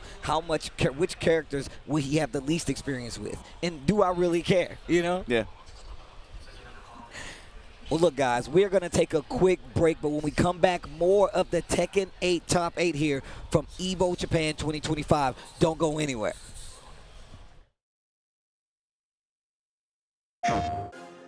PlayStation tournaments are on PS5, featuring the biggest games, more players, and more ways to win. Get ready to compete on a global stage with new and exciting daily tournaments, all at the press of a button. So whether you're a seasoned competitor or just starting, come for the challenge, and leave with glory and incredible prizes. It's time to join the competition. Sign up now on PS5. PlayStation.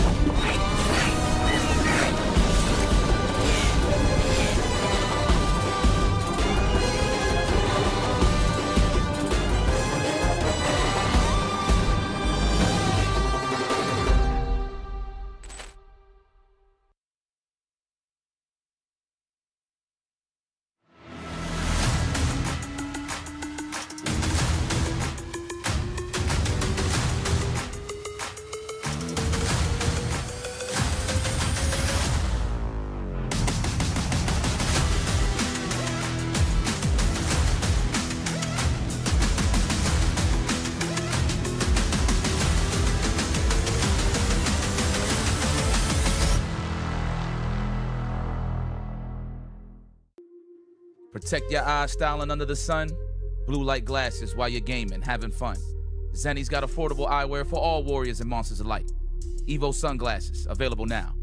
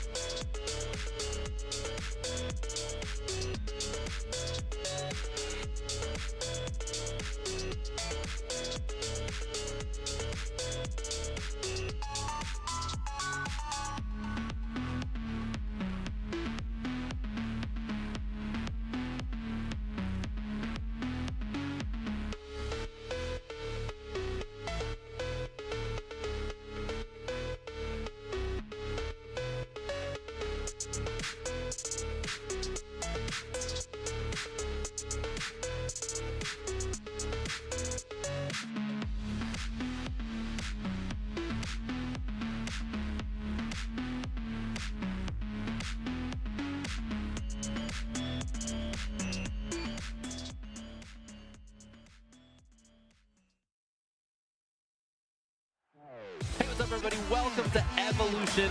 You already know what time it is, baby. It is the celebration of fighting games, and we are so overjoyed to be here. There are so many people here. The venue is huge.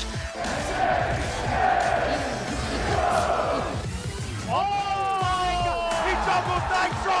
He closes out the first set! And there it is! Punk gets his retribution! This is the spectacle of fighting games. Evo Japan 2025, you saw it on the screen there.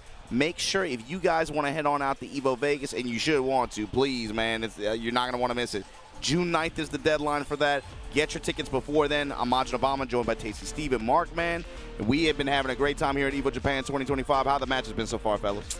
Bruh, that first set alone, the knee set, we got another one coming up here. I mean, the entire top 8 has some pretty big implications for what the season is going to be like.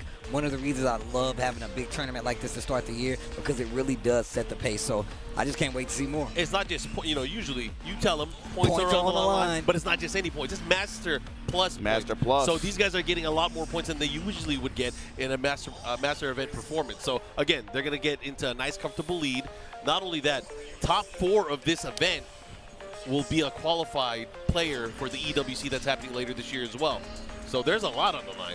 Really is a lot on the line, but once again, just adds to, you know, how important it is, these top 8s. I feel like it really does accentuate the top 8 because obviously you're aiming for that first place, that second place, that third place, but it puts a lot of value, like we was pointing out, to those further places down the line. You can't check out because you don't know what's going to happen. You can't check out if you're in loser's bracket because maybe that 5th place spot has a much higher value than even that 7th place spot.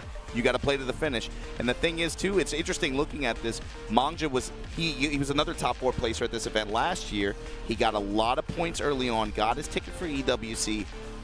But even someone like Manga, too, like I said, he benefited a lot from the points that he got from this event, but later in the latter half of the year, he really struggled to find the same level of results, the same level of consistency. So I think for the tour, he didn't even make the cut at the end based on points. That's right. But he was able to make his representation and claim his stake for that EWC slot. So again, these 4 spots here, these top 4 spots are highly coveted here at Evo Japan 2025. Ulsan being in the mix in the loser side of the bracket makes this a little bit interesting because if he is able to get into those top 4 spots, there's going to be a ticket that's going to get passed down to the 5th placers, and they're going to have to play a match to decide who's going to go in instead.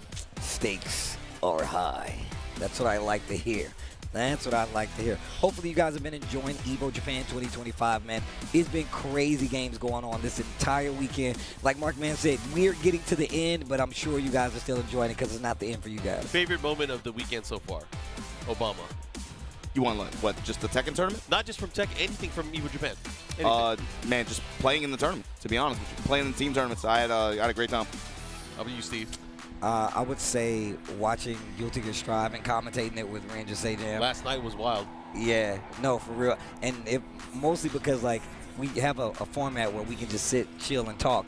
And as Ren said, he's like, Sejam and him are my Guilty Gear children because I put them on. So it was dope to actually be on the mic with them talking about Guilty Gear Strive after they did Arc World Tour and just being a fan of the game. So feel like you was just hanging out with the kids. Yeah, I was watching the kids play in the yard going down. Hey, you be careful, don't trip over that water hose. You gotta come on in when the lights come on. Come on in when the lights come on. You know, for me, it wasn't even at Evo Japan. It was a little bit before, but when Justin and Yipes went out to Big One to play against the local scene. That's real. For me, that was really, really dope to see. That's real. That's real. And like I said before, shit, I'm just happy y'all. I'm happy everybody's here, man. Bruh. I'm happy everybody's here. We can do this the way we've been doing it this weekend. It feels nostalgic in some ways, but it just feels good again. Feels right. Right. Yeah, that's the one. Feels right. Bro, look, don't get me wrong. We were doing this from SF. You were over here running the grounds, hiding. You know what I'm saying? Playing security guard. But now we over here taking it in with you. I got to see a job again. Right there. They literally stopped me. They was like, "Yo, Steve, bro, what are you doing during Evo Japan last year?" I was like, "I'm gonna go to Japan." They were like, "Can you not?" I was like, why? I want to be there. So the fact that we're back here on site, I get to hang out with the boys. I get to see the games in all their glory, experience this, see all the cool stuff, man. Y'all know me, man. I just love being around the homies doing the stuff that we love. So yeah, especially for this event, because I don't, you know, I was talking to Mark about this too, but this event it's getting bigger. This event's getting bigger. And that's really refreshing for me as somebody who's been out here for as long as I have. I've consistently, I've seen some events pop up, and over the years, I'm constantly, as a player and as a community member, I'm looking for the development. I'm looking for the growth. I'm looking for the expansion of it. And some events, if this, it didn't work out maybe for some, but I'm glad that this one so far, the way the communities here have rallied around this event, and like I said, legacy communities, but also new communities as well. The fact that people just been coming out in numbers and been just showing up and they just want to play, that to me is a good feeling. I want y'all to know, I always talk about when I go to tournaments, the big Evos, Evo USA, people telling me they're coming to stuff for their first time. I met a dude out here, he literally was like, "Hey man, I didn't even know Evo was happening, but I had a vacation plan with my girlfriend." Her family came out. He's like, "No, we're going to Evo." Think about that. And they came from Dublin or something crazy, Norway or something. It's interesting to see people being able to travel to something as big as Evo, and it doesn't have to be Evo USA because not everybody can afford that all the time. You know what I'm saying? And there's other parts. That's why I'm really happy about Evo France and that we're getting these other versions, especially for stuff like this. But we're going to take another look at the bracket right now. You can see right now we're on this loser side. Of course, winners finals is already signed, sealed, not delivered. Mulgold, Ulsan going to be round 2. But of course, Moil waiting. Pinya, Shadow 20Z. The winner has the work cut out for him. Raven versus, we'll see what the character selection is for Shadow, but talked about these characters too. Raven, of course, in the most recent patches, it felt like I was just looking at a page of just up arrows, damage up, frame minus down, that kind of stuff. So I'm curious to see what Pinya is bringing to the table. Like, we went over the path that these players went to get here. Shadow gauntlet run in losers bracket. Yeah. Pinya no slouch himself. Shadow went to losers early, right? Yeah. 11-1 to make it here. Shadow played a lot of matches to get here. I mean, and then just even more so, whenever I think of Pinya, I just think about how crazy his Master Raven was. And then even more so, the changes, like you said, that Raven has in this game. This character be getting freaky out here, bro. I'll be scared. I'm like, bro, stop it. What are you doing, you know? You know, going from the Pinya step, the stuff like, you know, movement techniques. Yep. He was someone who was, especially like later in 7, felt like was the main representation of pushing this character forward. Oh, yeah. In terms of combo recipe was awesome, especially some of the stuff he would come up with. Combo recipe, but also movement techniques. Curious to see how he represents that now in this version of the game. In early 8, he was kind of wavering. I remember he was using the Bears in tournament. Yeah. He even used a little bit of Lydia, but he was trying to find what made sense for him to win. Yeah. But now that he, of course, we talked about his character got a little bit blessed. There was a lot of positives on his side. I feel like he's taking this and he's running with it. I don't expect to see a Reina pick or anything like that, like you saw last year, right? And the other thing too is I think pressure. Pressure is a big thing for him too. When your teammates are so successful, players like Al, players like Rangchu, and you have now their roster has expanded to more games than just Tekken. And when everybody else is having that kind of success, and you're like, I kind of quit halfway through. I think for him, there's a sense of expectation and a sense of pressure that weighs on his shoulders a bit. But looking at him on the stage, like I said, with him, emotion and the moment is a big deal for him.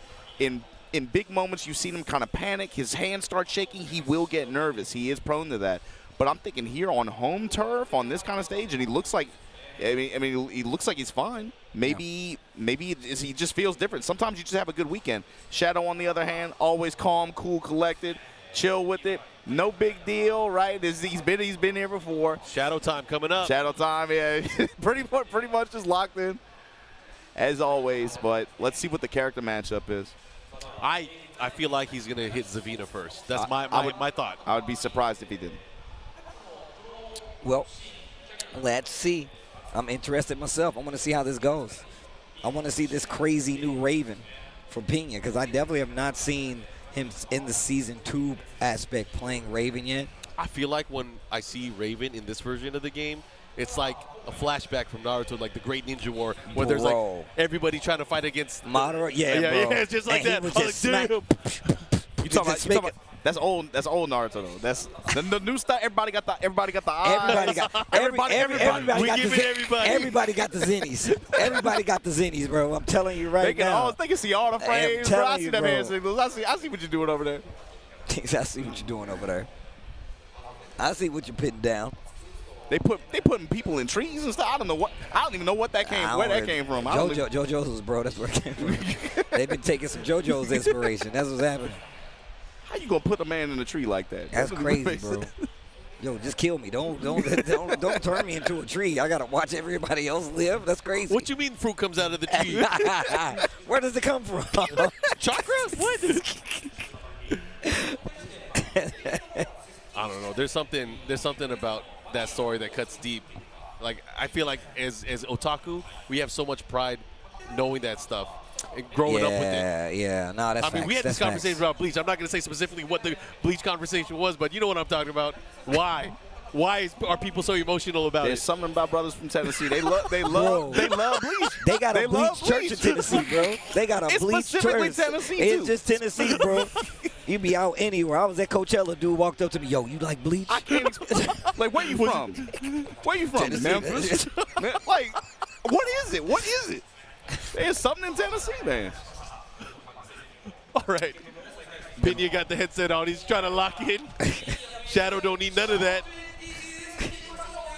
All right, we're about to get it started, guys. Here we go. They got the thumbs up. Finally got the okay. Let's see what it is. It is what we thought. It's the Safina. Coliseum of Fate, a little bit of bigger stage, second biggest stage in the game. Yo, the classic. I always think it's crazy she got Azazel in her arm, dog. Yo, that's wild, bro. She got a whole monster in her arm, dog. She's a little freaky with that. And this is a whole monster with her arm, bro. Curious to see the neutral decision making here and who's able to get control earlier here. Both these characters are going to be throwing a lot of stance pressure at each other. And also, of course, you got to talk about the 13-frame punish side, right? What step turn parry. Why? Got you the see what I'm shadow talking step? about? You see what I'm talking about? I think early on we're going to see Pinya putting him in the blender like, trying what to do you know? What do you know about my character? Trying to just go crazy, especially first to two format. Running 3 here, Shadow Clone's going crazy. What an interrupt. Nose is minus 13 now. Yep. Oh. Down 4 1 strings in response. Sidestepping. Oh, Shadow wow. trying to retain wall control, but Shadow has all the resources still, though. Let's see. Yeah, he's going to activate. Activate now. I love how he uses it. Gets the knockdown and goes for heat, but this knockdown ain't gonna give you anything except for a round for Pinya. Pinya has always been one of those players that's really good at just waiting for his opponent to come in and then getting him in with a counter hit. Yeah, you see slide kick working out really effectively. Down 4 there as well. Open the round with a counter hit jackknife. Oh my God, the 4-4-3. Good adjustment. The third dimension. Down back 4. 3D fighter. Oh man, not looking good for Shadow right now. Pinya starting to run away with it. Yeah. That is 2 unanswered rounds. Tartarus combo able to close out there, 4-2-3. With punishment. Oof, okay. Counter hit, guaranteed follow-up, activation. Oh, tries to sidestep, not gonna get anything from it. Bro, he's chopping away at the legs. Okay, speaking of, Shadow, life lead this time around, he is down 2 rounds. But of course, heat coming into play here. Oh, this is big. He's gonna definitely activate, push towards the other side of the stage. There's your spin, there's your activation finally. He missed. Oh, saw the back turn new attack, that low. Yep, and down 2. Oh, he should be able to close out if he gets the wall here. Yeah, 4-1 up kicks, got the wall. Just enough to be able to close out. And Pinya with the opening game, confidence instilled. It's on Shadow now to adapt. Man, that was 3 hard rounds straight. Yeah, you man. Shadow here, what are you doing? Are you pulling out the bazooka? What are you doing? So coaching. Yeah, we do have the 1-minute timer up, but I think that says a lot too. Pinya opened this up very offensively. He thinks first to 2 format. I'm gonna throw everything but the kitchen sink at him. Basically put it on Shadow to be able to find defensive solutions and be able to put him on the back foot like that. I mean, and this Try to is overwhelm him with speed. this is how we've historically seen Pinya run with the Ravens. It's like you let him get started, and it's like, oh, are you don't know? Oh, you don't know. And Or especially with the way this game is, it's like, oh, you're gonna give me the opportunity to get started? Well, but Thank you. I'm a spin, you know. Don't mind if I do. Yeah, I think for him at this point, the best defense he has is unstoppable offense. Yeah. He has to go in. And You can tell by the approach. He's betting on that. Yep, he is going in. He is forcing him to react. He's just like neutral soul zone. Like, if you're not willing to poke me out of it, fine. I'm going to just go with soul zone mix. And it's starting There again. you go. Here we go. What do you got? Oh, look at that Pinya step. Right Time into comes it. up with the wall standing 3+4, trying to seal the step. Okay, Counter down hit from 3. Shadow, though. Oh, runs right into it. Raw spinning these low touches, poking with Scarecrow stance. Nice. Step into the foreground, able to make the power crush whip. Engage. Then finds the engager here. Mid pressure at the wall. Tarantula stance gets spiked out of it. Lucky. It's not over. One of the things I saw too there is Pinya, as he was mounting his offense, he did a lot of jerky sidestep left, trying to open up an opening for himself just to be able to continue that offense. I wonder if that's going to affect how Shadow approaches with his pokes. Oh, wow. Because if he's going for the bigger homing attacks too, he's going to be susceptible to counter hits from Pinya, and maybe that's what Pinya wanted. Oh, the big mid. We seen him do that in the first 1+2, game. Yeah. He does not want to be in that corner. Not having an area to move, obviously Zafina having great movement, but if Pinya has him locked down there, that is not going to help. Big whiff here. Going to take the plus frames instead.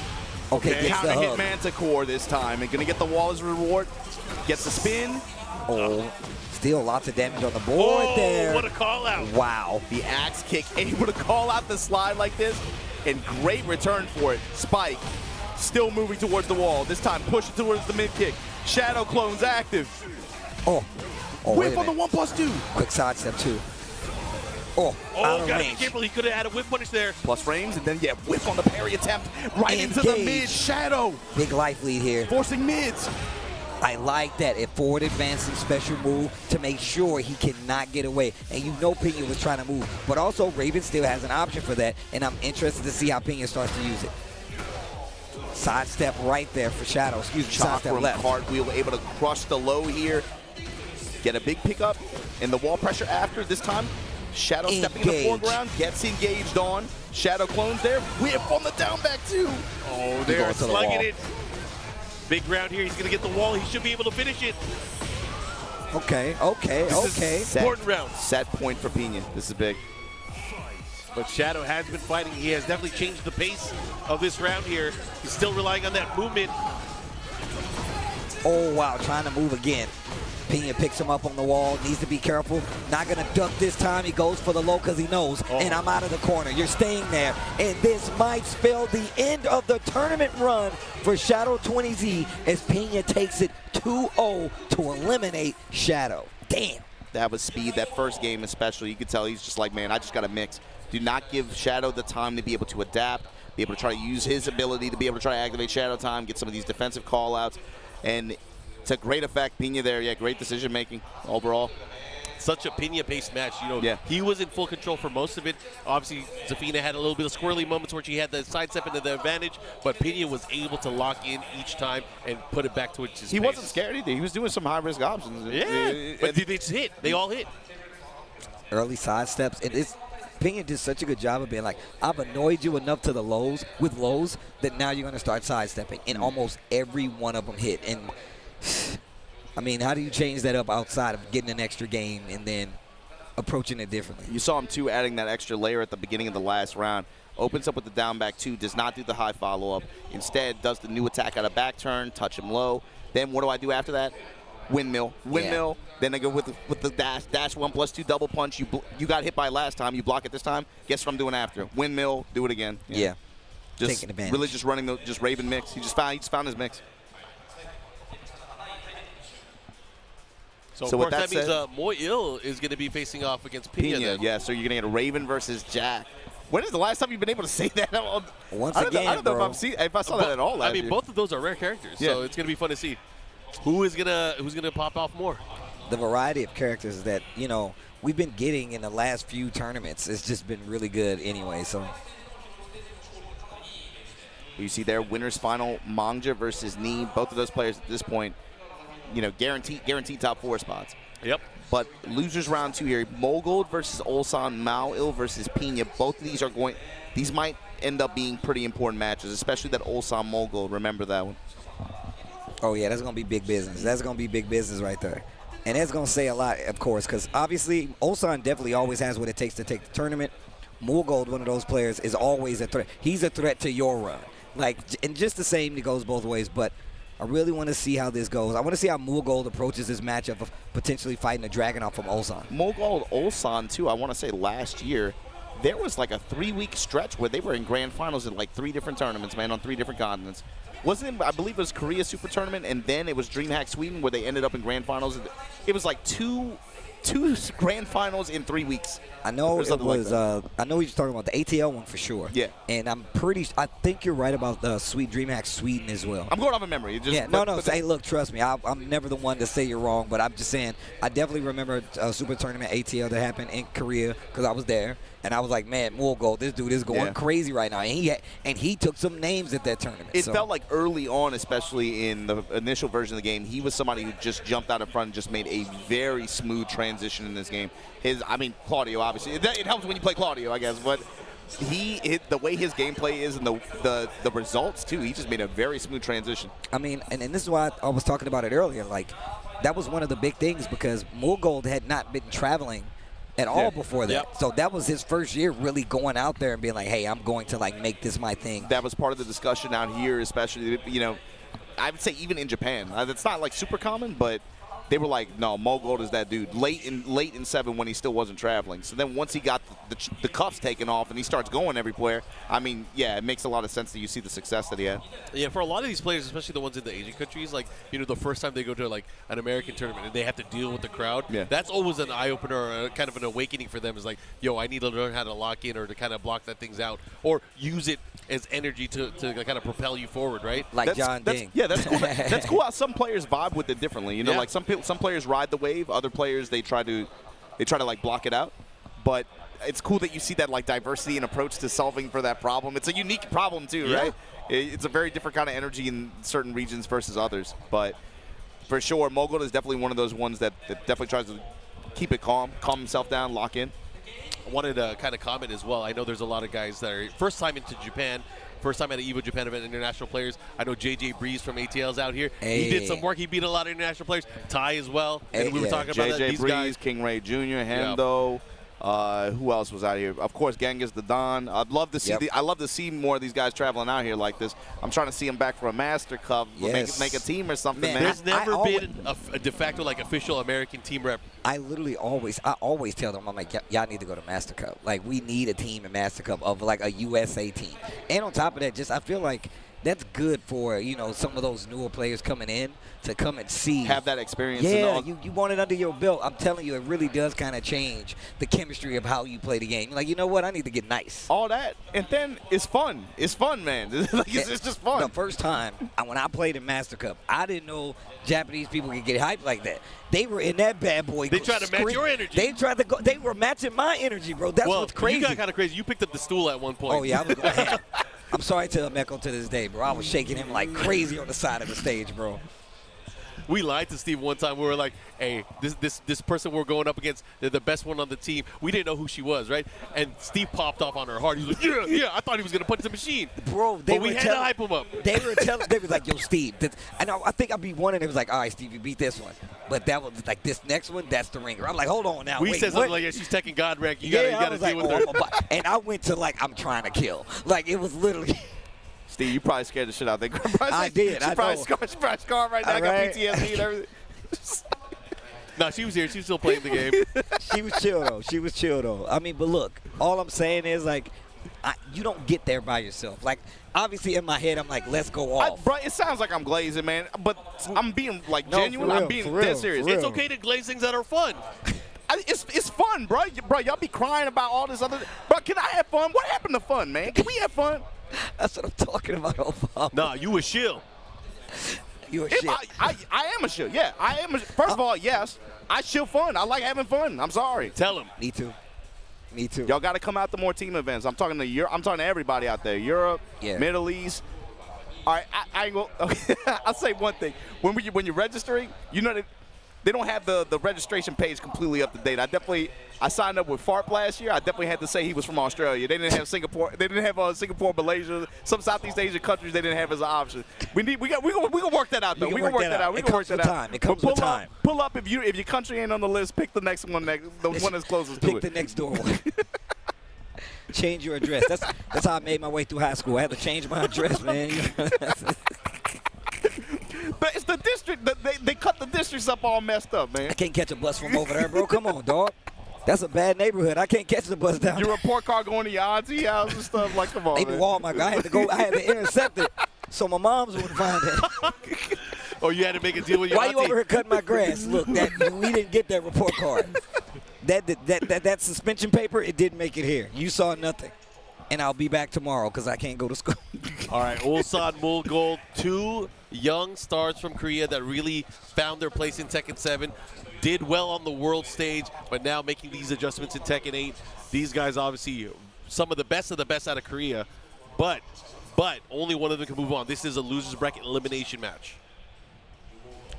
This is going to be scary, and this is when you see Ulsan. Ulsan starts off and he just builds up. Ulsan be stressing me out. He do, the way he acts, his mannerisms.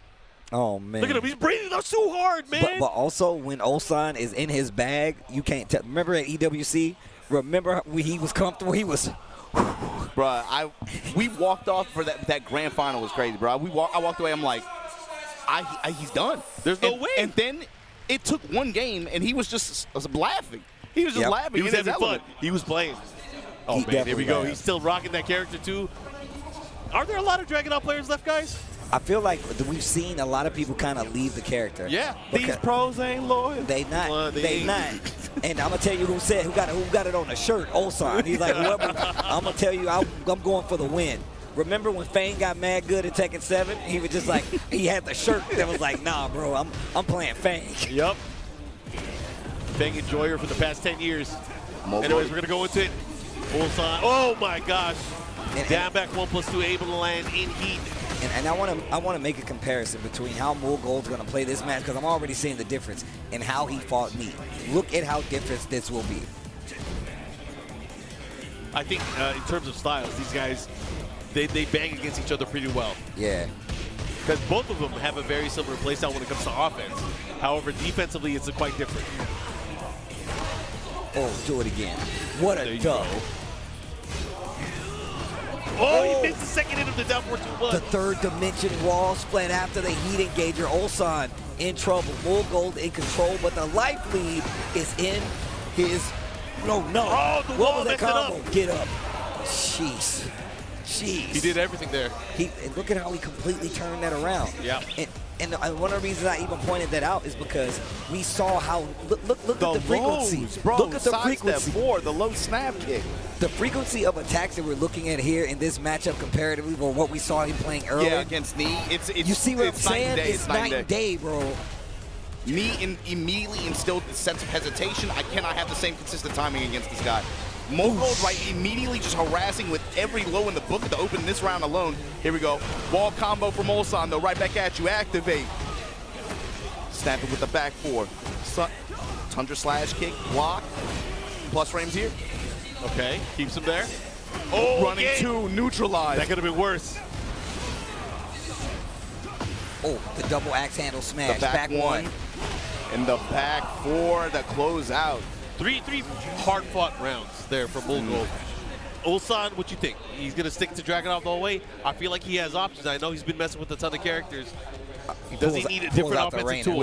I was going to say, was it Reina? Because the thing is that, like, about Ulsan, you said this. He likes to move. He's like, my characters need wheels, baby. I need an office chair of options. This is a 3D fighting game. When he does not get that, he goes to the movement. He's like, you know what? We got to go from the two-wheeler to the four-wheeler. I need more horsepower, baby. Sometimes having that presence of either the forward 4-2 or the dashing electric can make all the difference on how your opponent respects you. Yeah. Wait till you hear the static electricity. Wait till you hear it's just movement, baby. That's just movement. That's my skates. Zoop, zoop, zoop. Don't complain. Don't complain. That's the first thing I thought about when you said that. Oh my God. Don't complain immediately. See this close range, this range 1.5, this range 2. Immediate difference in terms of the first game from the last game from Mulgold. Slightly hesitation, you see him with the dashing. 1-1-2, where are you going with it? Goes mid. Great block. While standing 4, Fisher with the upper. One of the crazy differences too, if Reina lands a launch, she's gonna put the hurt, especially with the new heat advantage that she has. Oof, turn them ankles up, do it again. Okay. Nice interrupt, not gonna let you charge it. Sidestep, engage, wait a minute. Mulgold spins the rest of his heat. Nice little mini sidestep. Into the sidestep 4. Tries to interrupt at the last second, and you can see Mulgold knows that you're like, oh, you're gonna try to interrupt it? I'm gonna just hit the button and let it drop. Adjust the timing. Dangerous whip there. Engage. Nice block. Goes in the stands. Mulgold. Note that Ulsan's still betting on him. Some of these situations, still betting on him holding back guard like that. Went with the high mix that time. Tested with 2 jabs, 1 jab, down 4 ones, the mix of highs and mids. Oh, the wall gets the splat. Wall. What? The third dimension. This is a 3D fighting game. I bet you ain't gonna hit a button now.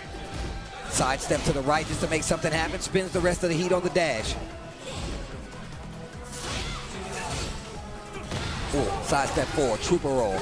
I said sidestep 4, running 2. I said sidestep 4. Once again, look at how he's playing this comparatively to how he fought Knee. So much higher frequency of attacks, and he is just being so annoying with the lows. Knee started to backdash those bad boys, and where Ulsan is kind of staying in his rage. I mean, I guess he kind of has to, because that's where the main tool usage is going to be. He wants to stay within 4-4-2 range, or at least the threat of some of these jab strings, the down forward 1 range.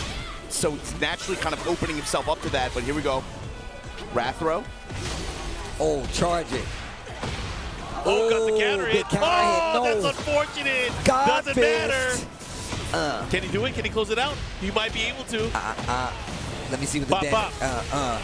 Man, that Harada care package, bro, it's feeding families out here, bro. I don't know what's going to happen sometimes. It doesn't sound like much, but then you start playing, you're like, man, how did you live through that? Go ahead, try to end the combo with a round with a combo you typically do and watch what happens. Go mid-engager here, gonna get the wall, spin. Nice, I like that option. Keeps him there, but again, Mulgold fighting back now. Has the activation, let's see what he does. Low snap kicks, running 2 pressure, this time goes mid. Oh, he's not gonna do a ton of damage, but the wall positioning is big here. Yeah, but you still get this full combo though. And that's, big sub. Yeah, and the just frame one, step up. Big round, of course. Ulsan needs this to stay alive. Let's see what he does. Little 1-1 there. Listen to this electricity. Wong got kicked, but the duck on the running 2 here. Big pickup, gonna get the wall. And the positioning here, minus 45%, just like that. He caught him. Clapped up. And here we go, spike. One more running forward 4 pressure. Lightning strike, tapping low. The dash pressure, the stop. The War got kicked to close it out. Ulsan staying alive in this set. Deep breath. That was a good pick. That was a good change of pace. I already knew what was gonna happen. He was like, nah, bro, I'm fighting in mud. I can't move. We gotta change that. It was eventual though. That all turned around because Mulgold went for the running 2, and Ulsan was ready and waiting. Hit him with the big crouch kick. Boom. You got it. You could do those poses. You can hit those. I could. Very JoJo-esque. That's the only thing I like about him. His poses are so JoJo. The only thing I like about him. The only thing I like about him. Say less. I'm jealous, man. You more flexible, bro. Somebody asked me to do a JoJo pod to just point like JoJo Tara, bro. I'm like, I can't be doing I'm not limber enough. I can't be doing the Jolene stuff and stuff like that. Here we go. You gotta show your midriff too. Yeah, Do it. You gotta expose the navel when you hit the Jolenes, bro. You can't just be out here. Pull out the crop top like yesterday. I told you to wear shorts. Ooh, this is definitely starting to add up. Mulgold with a big light lead. No charge. He has resources, so he has to use them at some point. There you go. The activation, no step from Mulgold here. Again. The fact that we see Ulsan use... listen to that electricity. Oh, he got him. 4-4-2 range. No heat though, so you can't do anything with it. And Mulgold instantly attacks back, and now look who's on the rope. Jab it's strings, Mulgold. and of course he's still in range after it gets the low snap kick. Side step 4 is coming back into play. Oh, that could have been big. It could have been big. He went for the easy jab punish. Staggered mid strings here. Oh, the wall standing. He got so lucky there. Again, of course, he gets Starburst now. Oh, he has to watch out for the down back 1+2. First time he started to use those hell sweeps. There. Started to use those hell sweeps. First time. Tried to sidestep it. Not going to be enough, though. Down back 1+2. Jabs him out of the armor. He goes saves him. Nova gets spiked for it. Put it the wall. Oh, he had it there. He could have killed him. Oh, my God. 22 within the low touch from Mulgold. Able to put himself on set point here against Ulsan in loser's bracket here. Only one of these two will make it. Mulgold with a huge advantage rounds-wise. And life bar right now. Uh-oh. Trading Mulgold's favor. While standing 4-4, this time going the mid-mix after. Activation from Mulgold. 4-4-2-3. Denied. Activate. Gets a chunk of life back. New stuff. Oh, my God. This is going to hurt. This is going to hurt. No, didn't go for the stomp. Didn't go for the stomp. Sky / Nova, and that cost him everything. Rage Art and Mulgold going to be moving on to this bracket, eliminating Ulsan. And that is all she wrote for Reina and Ulsan in this tournament. And you can see him like, thinking about it. Ulsan goes home. Definitely not for lack of trying. But so he tweeted it out. He's like, I want to make sure I get top 4 at least, so that I can see my friends fight it out in 5th place for the ticket. Unfortunately, it's Ulsan that goes out here in 5th place, right? So that means the top 4 is winner takes all, pretty much. Yeah, that's what happens. But I love the slugfest we saw right there. And once again, just complete like night and day when we saw Mulgold versus Knee. Obviously, he did lose that set versus Knee, and he took this one. But it wasn't like he was playing completely different. It was just a success. It highlights beauty of the game, too, right? When you see at this level of play, you're not just playing character matchups, you're playing player matchups. Yeah. The entire composition of offense and how he structured his offense against Ulsan, like you said, completely different from Knee. Even where he stood in a lot of the range that he was playing at, it was like you could perceive it against Knee, especially where there was a lot more wider range maintained. And that was mostly because of Knee's defensive style and Knee's movement, right? But against Ulsan, go in. But go back, remember the first game. The first game, Mulgold versus Knee, he was taxing them ankles. Sidestep forward, just down, back forward, just hitting, just sprinkling in the lows. And then game 2, you saw Knee go to range 2, range 3. Nothing but whiffs. Nothing but punishment from Knee. And Mulgold was like, you know what, let me back up a little bit. And he was like, oh, thanks. Now you open up the floor for me to go crazy. I feel like that's the natural bait, though. Is like, I want you to be confident that you could go for these moves, then I'll seal it away when I need it. Yep, that's absolutely And on his true. side, then he starts going in the cannonball straights and, of course, some of the mid options and movement that Brian has. But before we get to our next match, we got to give a special thank you to all the people that helped make Evo Japan 2025 possible. And, of course, that's PlayStation Tournaments. And, look, if you guys are watching, you're enjoying seeing all the games and seeing the crowds, seeing the events that you guys are watching here, you can be a part of it, too. You can combo the competition, and we'll combo the rewards. Make sure you guys look up the PlayStation tournaments that are going on in your region. They got them for all different kinds of games, all different times of regions, and you can win a chance to become an Evo champion, to come out here and enjoy this with us, be a part of the competition, become a champion yourself. Yeah, you can win cash, tournament prizes. All you got to do is sign up to the PS5 and be able to play in those tournaments. Uh-oh. You guys ready for this one? This is the Jack. This is the Ninja. A match that we never see. Yeah, especially not in 08. I don't even know what this looks like yet. I mean, you can probably imagine it's going to be Mao is going to definitely be trying to space out with 2, 4, 2. He's going to have the ever-present threat of something like back 1+2, the double punches like that, quick attacks that are able to impose on Raven and also make Raven second guess about doing any airborne style approaches. Like, being able to intercept and get a float combo, float sequence that could come out that could play out in big ways. But also the threat that we saw Mao consistently putting on the table earlier, the barrier. The barrier, how is that going to play into this? Is that going to create a sense of hesitation on Pinya's side in his approach? Is he really going to be willing to just run up there and just go for counter hit jackknives, work the down back 2 mix, and then just try to run game from there? Is he going to try to open with Soul Zone, back up? I don't know what this looks like either. This comes down to ninjutsu science, man. What is stronger? Is it the chakra? Is it the shadow clones, or is it the molecular level of machinery nowadays? Man, there's ninja tech now. Ninja science, bro. I don't know, man. We can geek out on this all day. Yeah, you know, we look. First off, us just sitting here on the couch, I know we can go down a deep anime hole, but we're not going to do that. Do we need to tap up Tennessee boys right here on this one? I feel like that's the whole discourse. They like, talk to me, Obama. Talk to me. 1,000-year blood war. What happened? Bruh, there's something about that state. But anyway. Raven versus Jack here. You got to think, too, 13-frame punishment. That's going to be a big deal, especially against Raven. And the range. Yeah. I think the fact that Jack, and I talked about him having like options to move around, but still he's going to have to bet a lot bigger than Raven's going to have to get his game started. We're going to see a lot of the bubble. We're going to see it, and I think that's what's going to really control the pace. And, man, I got to say shout outs to like Joe Crush, shout outs to Saint, who've really kind of put this bubble play into the mix, man. Like, they have really been like, hey, we need to make sure this is a part of our game. And on top of that, they've changed it to the point where, like, you should be using it, especially in a sense where, like you said, you can't sidestep for real with Jack. You really have to overcommit in some situations, especially matchups like this. It forces every Jack matchup into a chess matchup. It does. You have to look at it differently. You have to be patient. One of the things I want to specifically call out, the way that Pinya plays too, he has to be very careful. He doesn't want to get clipped on the back of the head, because if he gets clipped on the back of the head with the make some noise, he is going to get destroyed. That is a ton of damage, raw damage before the launch. Anyways, we're going to get into this Midnight Siege. There are some hazards on the stage. Let's see what happens. Bro, this entrance is ridiculous. Remember when he came back? I was so happy, bro. When he says, witness the results of my training, I'm like, my man been in the lab? Let's go. I'm curious to see, too. He got benched for a game. How Pinya uses throws in his approach, too.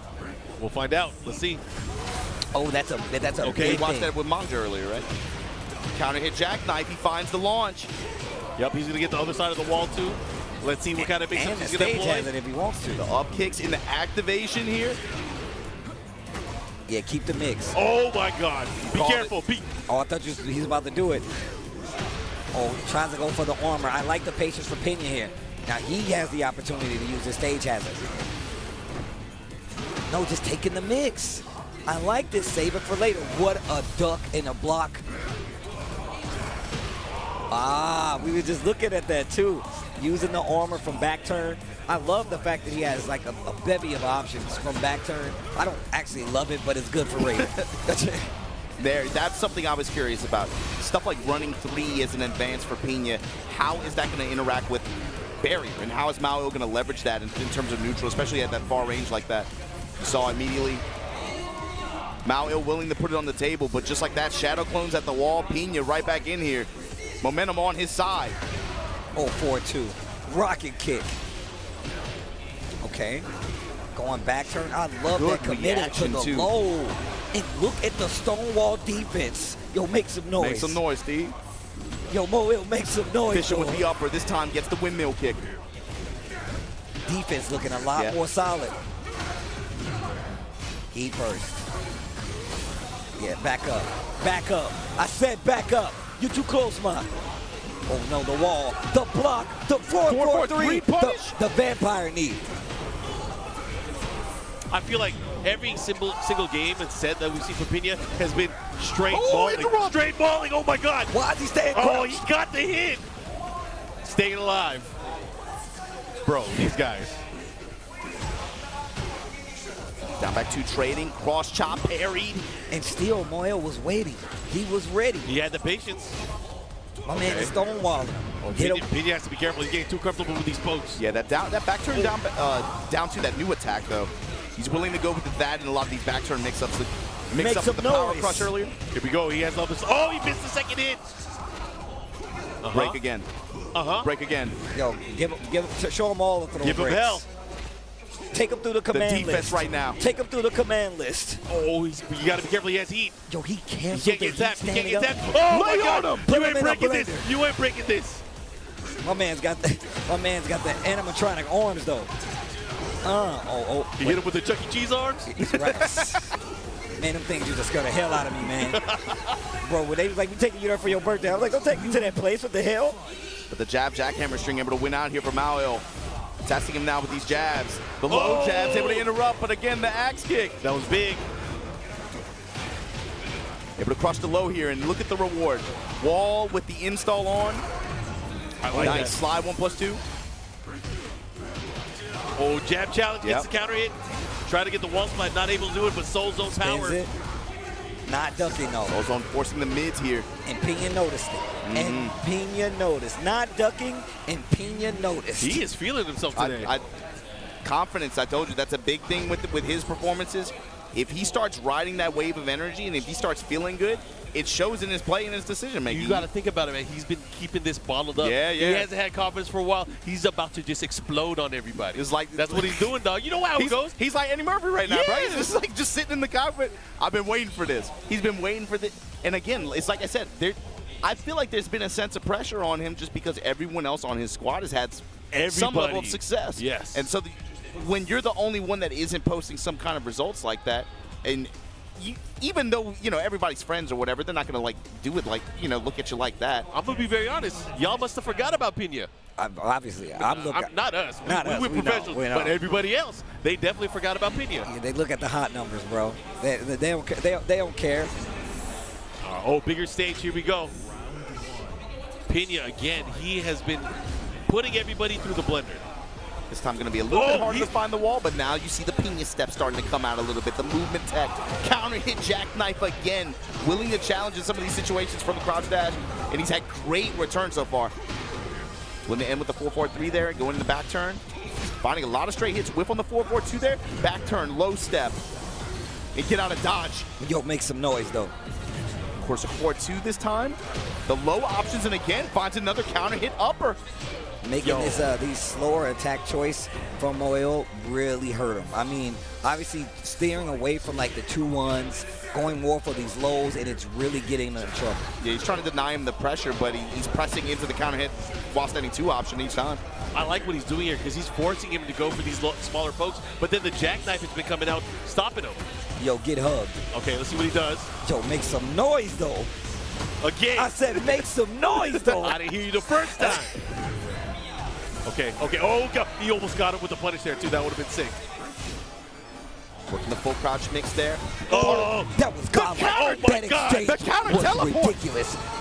Back 1+2, the great equalizer with the dash to follow it up. That's the layer 2. That's layer 2. Fine, you want to run the barrier? I got the ninjutsu. Right? To get jutsu, bro. Okay. Down back 2-1 this time. Let's the high string rip. Working the low jabs. I Stand like jabs that. to interrupt. 4-2 with the upper. Oh, the blue stuff. Oh, the bull rush. Asura.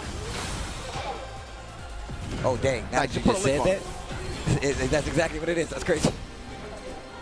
Oh, he got him. He got him. Whip punish just in time. This is big for Moil. Yo, hit him with the flex, though. Oh! This is huge. He has rage. And he's gonna use get a lot He's of gonna life use back. the heat too. I would do it. I would do it. Get rid of the gray and stuff. Yeah. Not gonna kill. He's gonna put him into nasty, makes him still has heat. Yo, this is in his advantage. He's gonna pull out his homies for sure. The added utility of using, rage art, making cash out early so they don't get recoverable life is something that I love about the meta of Tekken 8. All that just to slide in with that low chop and put Pinya on set point against Mulgold here. Oh, too slow. 2-4 punish and then 4-2 to interrupt. Get the aerial advances. How many times? He hasn't gotten clean floats, but he's had a lot of interrupts on his advances through the air. Down 1, 4-2, two of the options that have really been helping him out. So he's got to be careful going to those lows. You can see Pinya kind of stuttering, showing it in his face. Too, yeah. He knows to look for these jabs and these highs. Look at the patience. The wall, I said make some noise. Okay, quick counter hit. Follow. What's the mix? He stays on the floor. That's smart. Cancel. Oh, so sick. Yo, close the distance. Oh, my God. Oh, he got And the bubble. We're going to the park. Blow some bubbles, kids. Final round here. This is such an important round here. Pinya does not want to let his opponent live any longer. I'm thinking he's going to go in. He's going to go in offensive. He's going to pull out all the mix-ups. I mean, look at the back and forth between these two. Somebody takes offense, the other one adjusts, brings it back to life by defensing up. Mao really changed his timing up, too. You see really alternating, especially after some of these jackhammers. Been mixing options, mixing timing, activation, spike, yep. And now you see Pinya start going for more of those low crushes, right? Just to be sure. Mulgold adjust himself, start adding more of those jabs. Wow. Oh! Oh my God. He's still alive. That took off mad damage. Good patience. Yeah. Good patience. Boy, taking a... My man was just looking up like, yes. He looks so angelic. It's the light on top of his head, bro. So look, have y'all taken a picture with the Mulgold glasses, bro? He has the glasses he would bring with him, and he make the crazy faces. That guy, him right there, Mulgold. Shout out to Mulgold. Mulgold and his wife's super supportive. I'm sure she's in the crowd here. Actually one of the coolest people ever. Pulls up to every event. Yeah, every event. Actually one of the coolest people ever. They go out of their way to say hello, too. It's real nice. Always show love. They always show love. Actually, she gave me this bracelet. That's tight. Yeah. Is he feeling himself? He's definitely feeling himself a little bit. Composure. You know, he hasn't pulled out the victory fist yet, but we'll see. Pinya back on the ropes. Or even footing, I should say now. Esports athlete Pinya. Bro, the adjustments. Midnight Siege again. The adjustments that came from Mulgold in that last set were ridiculous. Walled up, knew that he couldn't keep up with the pace of what Raven was going to play at, so instead he picked his spots a little better, picked his moments a little better, and his options. 4-2, one of the best things he could do. Still sprinkling in the low so he doesn't get the mix like you pointed out, but also playing back a little bit and adding the bubble to the defense and the offense. Yeah, the bubbles were just worked out too. Even when Pinya had like a step or something like that, still found the way to make the hit. He's also been able to shut down some of these attacks to where Raven is going airborne. He's been having great success at being able to stop those approaches. So it forces Pinya to have to be on the ground a little bit more. Raw smash, lower that shoulder.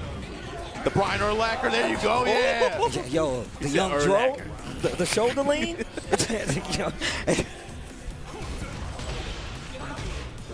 Full crouch mix working out here. Instant break from Pinya. Counter hit jackknife, but not able to get the return this time. Finds the upper. There's your spin. Wants to just take the real estate. Fine. Work the throw. Lowe's able to interrupt the first activation. Just goes right back to it. And here you go. The rocket kick at the wall. Stomp on him. Mix up, he went for the mid that time. Bro, I thought he chased him with the make some noise. I thought he chased him with it. Oh, you gotta be careful. Yo, he has range, though. He has range. This is huge. He has heat too. Yeah, he should be able to find the wall. The wall. I don't know. I don't. Yeah, he's still alive. Guess for game. Oh, spring kick and the punish. Wow, that was bad. That's a huge round. Yeah, that's a huge round. Momentum. Yabari jabs, jackhammer up with spike him out the air. Down back 2, working the lows.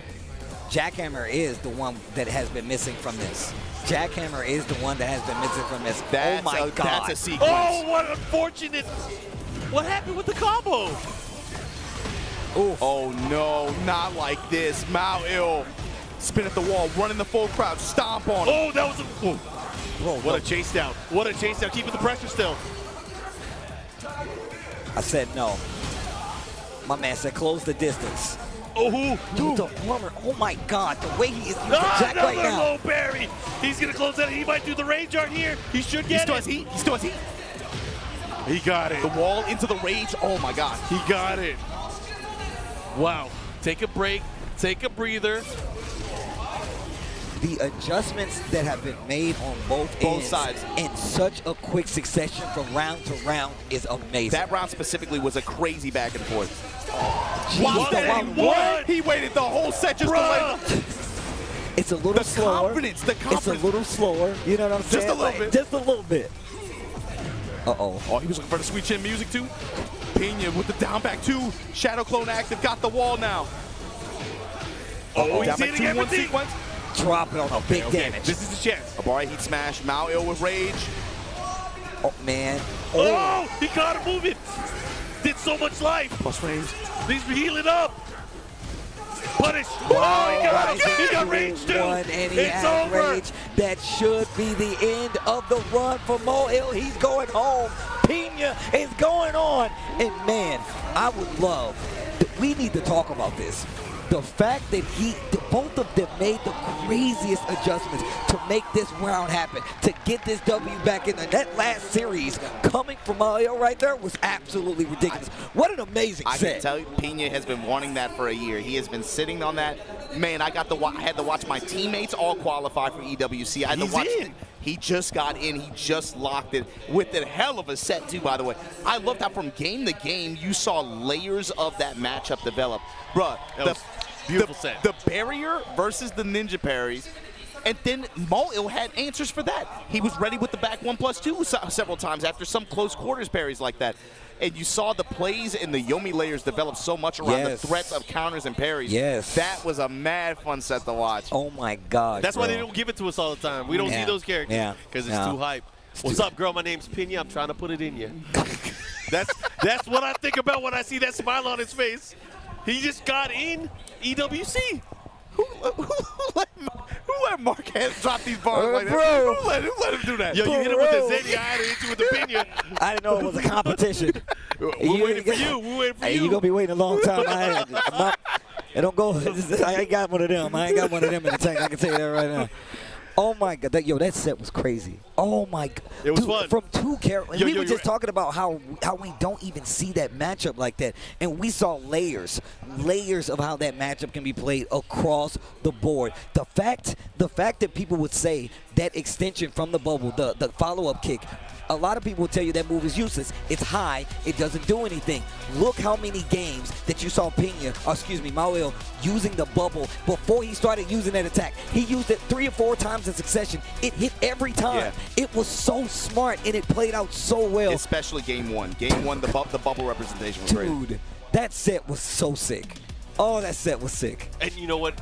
We got more bangers after this. This true? Was a great loser bracket, but we got to remember what we got on the winner's side, That's too. That's absolutely true. Oh, man, I can't wait. That's absolutely true. I mean, Offline Tekken is the best. I mean, I'm still interested to see what happens on this next set. Because that sets up Mulgold versus what, Pinya then, right? Am I tripping? But nah, man, dude, this set was ridiculous. This set was actually ridiculous. Bro, the bubble. I mean, not having seen this matchup a lot, it was such a treat to see the strategies they have employed. Again, just to kind of take each other's turn back. The spring up here getting them killed. The Pinya step to make you think I'm going to do something. and the way he played crouch dash the entire time. Look at this. Look at this, bro. Oh my god. Bending, and then finally I'll leverage a bet. He waited the whole set. He waited the whole set to finally take it. And in the same round threw out 2 outstanding ones like that.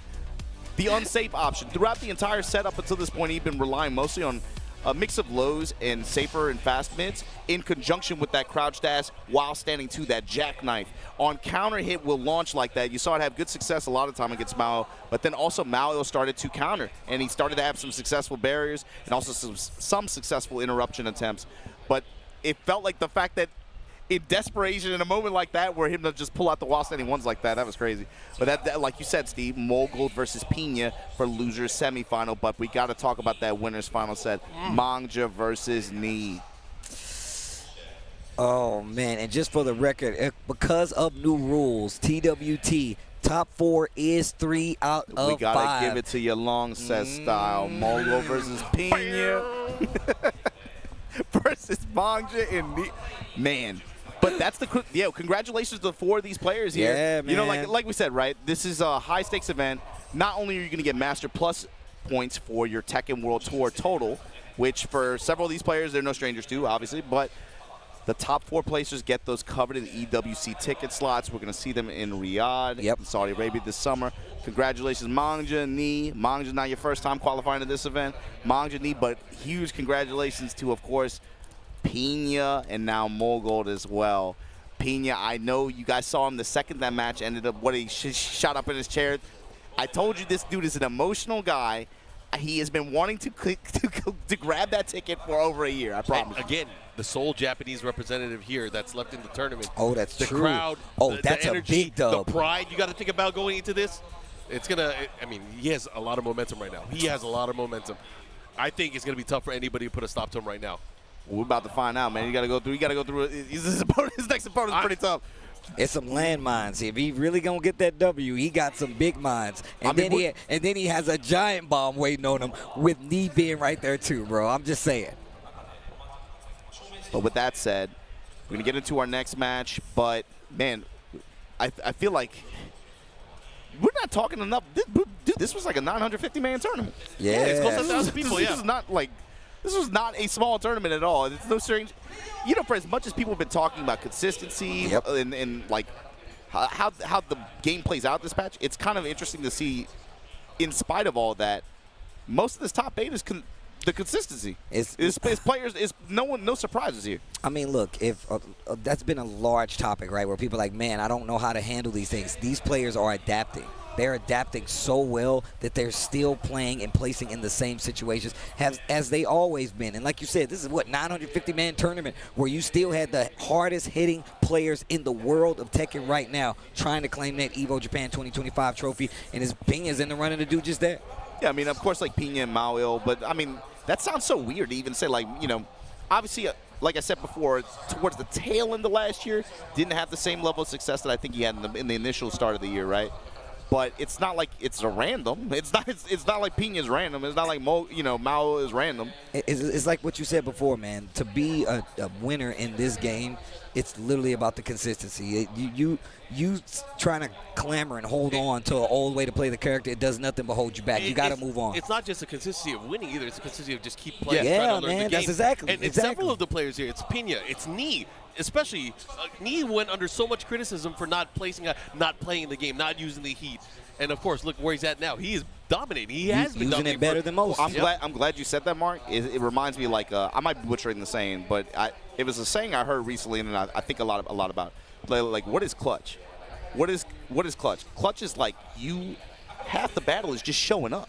Oof. It's not showing up and being 100%, but it's showing up every time. Yep. And get something out of it all the time. People think it's showing up and being 100% every time, but it's more like some days you might show up and be 40%. Some days you might have 0% in the tank, but you show up anyway. Yeah. Some people show up and they got sometimes you show up, you got 90. Sometimes you got 100. Sometimes you got 110. But you got to show up. You got to keep the pressure on the game. And some of these guys, like I said, in spite of maybe lack of results that they had towards the latter half of last year, they kept putting pressure on the game, on their game, on their Tekken. Yeah. And then when you see it play out in this way and they finally have the result that they've been looking for, that feels good. Even from third-person perspective, it just feels good to see people get rewarded. I mean, well played across the board. I mean, this top 8 has definitely been exciting to watch so far.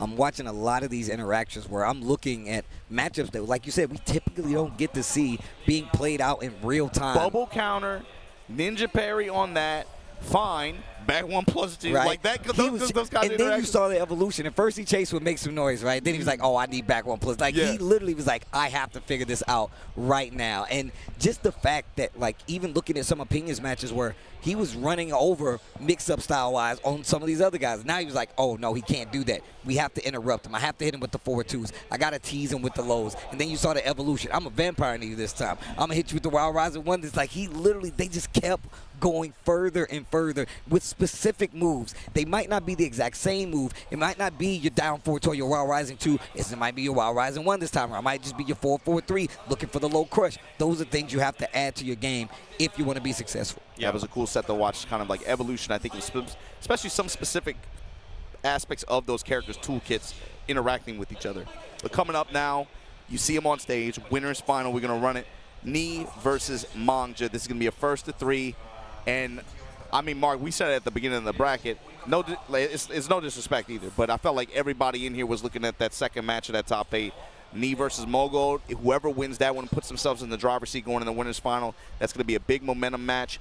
I still feel that way, to be honest with you. I feel like with the way Knee played and put himself in this position, if he gets this win, it's going to be hard for either one of anybody left in this bracket to go over this dude 2 sets like that, man. But I'm going to tell you right now, you can't even blink and thinking that Manga cannot run this. Like, you can't. You cannot. You got to remember, these guys have been playing against each other for many years. Manga is not new. You might have heard of Manga just in recent years. Right. But Talk this to is him, Mark. This is the original Law player that used to travel, go to SBO tournaments. He's been around.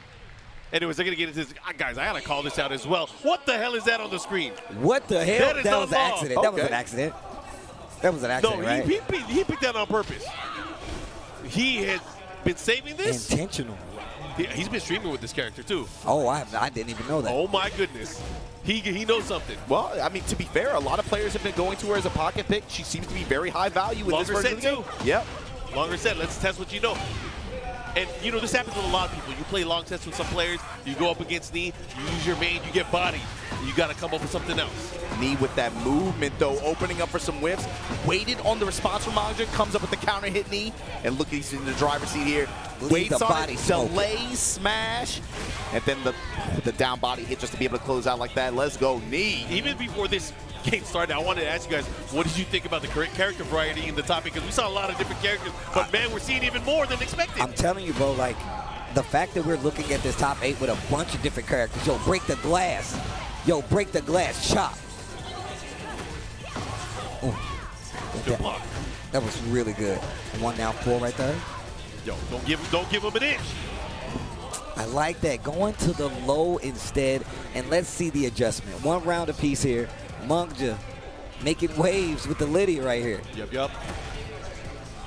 And look at this slow-paced game. Knee trying to pick apart what Manga is going for. Constant foreground step. Constant foreground step. So you're just dashing in, checking the low here in a big way. Coming up with the snake eyes here. Oh. Went for something right there. Gets hit by the heat burst. Vulcan punches, testing him right now. Stepped with him after the activation. Manga now. Stance mix up. Low body punch. Runs into the smash, unfortunately. Yeah. Looked like he tried to step with it too. Yeah, that's exactly what happened. Tried to sidestep, call out the heat smash. I mean, it's not a bad option, but you got to do it maybe a little later than that if you actually want it to be successful. That's really what Manga's trying to get in a position where he can just run this mix, but baby, that's Knee. You give him that step, you give him that whip, take him to the skies, take him to the walls, activate.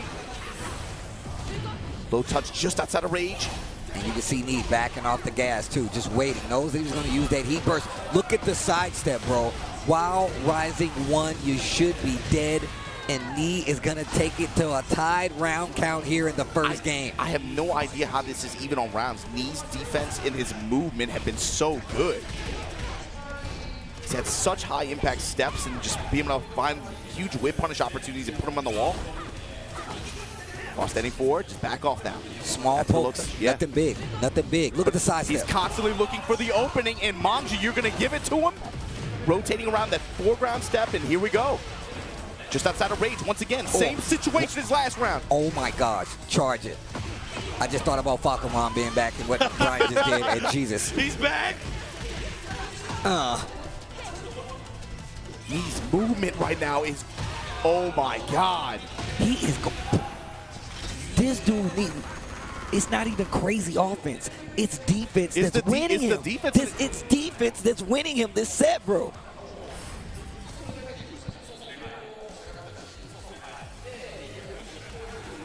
And he's like, you know what? You're right. You're right. You're right.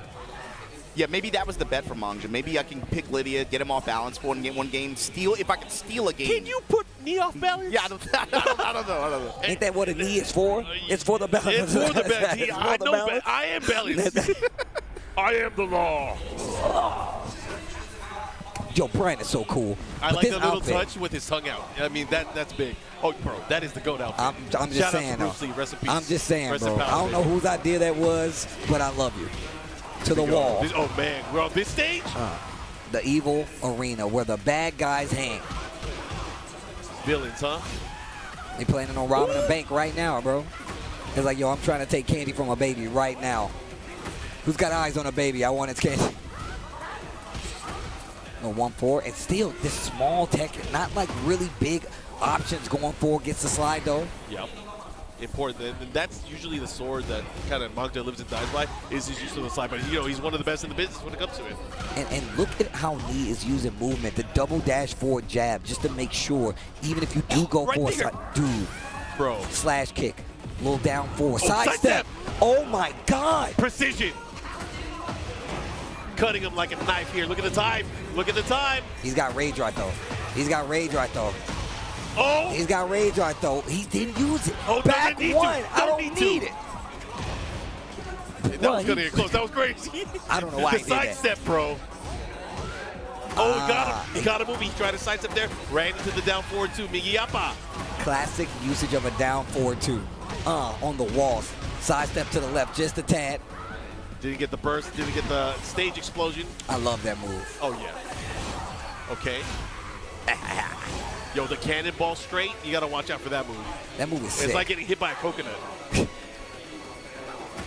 Okay, chop away. Activation here. Back to the wall. He has to be careful. His life bar can deplete. Oh, my God. Here we go. You better be careful how you get up. I think you better be careful how you get up. I'm pretty sure he got over low. He was waiting for the slide. Punish. He's not dead. Harada, you do care. Oh, Harada, you do care. Looking for a duck, maybe a sidestep. Got a little life back, not enough to survive the exchange. 13 seconds left on the clock. He is so ballsy for going for those lows. Yeah. Bro, he knew exactly when he wanted to go for slide, and that's why he went over the low with the heat smash. What the? That was scary. Delay on the string. Challenge with the while standing four. Spins the rest of the heat on the dash. Or sliding. Get up. Dancing a little bit. Okay. Slower Tekken. Keep it there. More the counter Tekken. They trade. He didn't get a full combo, but he got that guaranteed hit afterwards. Let's see what he does with it. Oh, my God. They're dancing. Oh! Big counter hit knee. No resources, though. You need to get to the wall if you actually really want to close this out. And he does. Yo, he's good at that. Leave the body smoking. Oh, my God. The sense of timing, Leave the body smoking. This dude knee is ridiculous. He really does give you a Viking funeral like that. I'm just saying, he's leave the body smoking. Send him out to sea. And he's like, blah. Right. While he's jamming it. Using your body as a keytar. I'm just saying, bro. Okay. The pickups with the knees. The follow-up here. Good position. He's going to activate. He's going to get the wall, too. Oh, you're definitely getting the wall. No, not if the second hit doesn't land. Okay, crash impact here. Going to try to keep the pressure as best he can, but Law in heat. Gets the parry. He gets the parry in heat. Quick sidestep right knee. Still had the time to block it. We saw him earlier sprinkling in that down forward two after he was realigning with the dash jabs to make sure he was in his way, making sure he was in alignment so he'd have to block that jab. He's not afraid of the lows. Not afraid of the lows. He don't He's need not to afraid be. of the lows. That's why I said it was so scary that Manga was going to go for that, because you know Knee's going to make that adjustment when he needs to. There's no time. Oh my goodness, there was no time. Oh my Come God, on, bro. 2-0. 3% HP to separate. Come on, bro. These sets are crazy, nah? Come on, man. Steve, you get. I'm actually getting Don't make me. You're gonna start. We get in trouble. Don't go in the defensive stance. I'll keep it. Don't go in the defensive stance. I know what you're gonna do, Mike. Don't do it. I'm gonna start standing up again. Don't do it.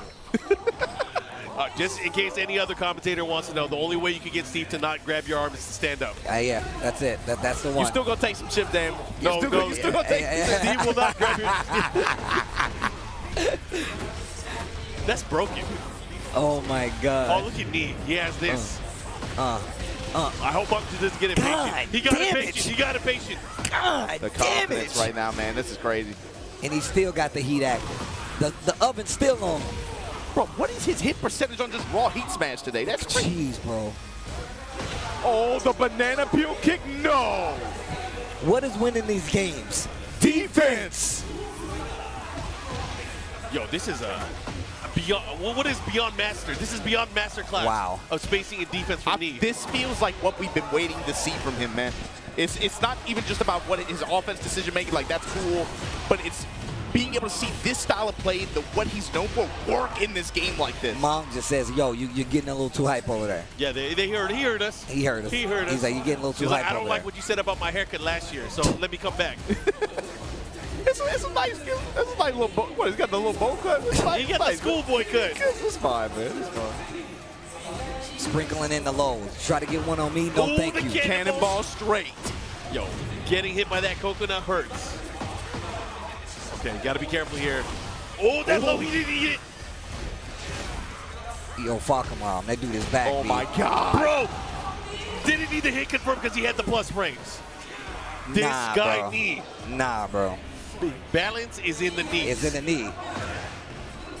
I am the balance. This is going to be tough, like man. he's Batman. I am the This is going to be balance. tough, man. He gave him a charity perfect before that. That's messed up. Oh, Counter Counter hit. hit, He bro. bro, his sense of timing today is crazy. All right. I mean, Manga still has the lead here. He's just going to have to be very careful here. Unfortunate drop there for Knee, but he has the wall positioning, which is, of course, where Brian is always the scariest. Yo, What? oh my God. This dude, I feel like he's used every Brian move. If he do Chains of Misery, we in there. Give me a taunt jet up or you done it all, 100%. Nah, don't do it, man. Don't do it. No, Manga, stay alive. Stay alive, Manga. No, it's not happening, bro. It's not happening, bro. It's The not knee, happening. the Put taunt. knees on him. 3-0. I am the balance. To punch his ticket for grand finals on winner's side. Change my move.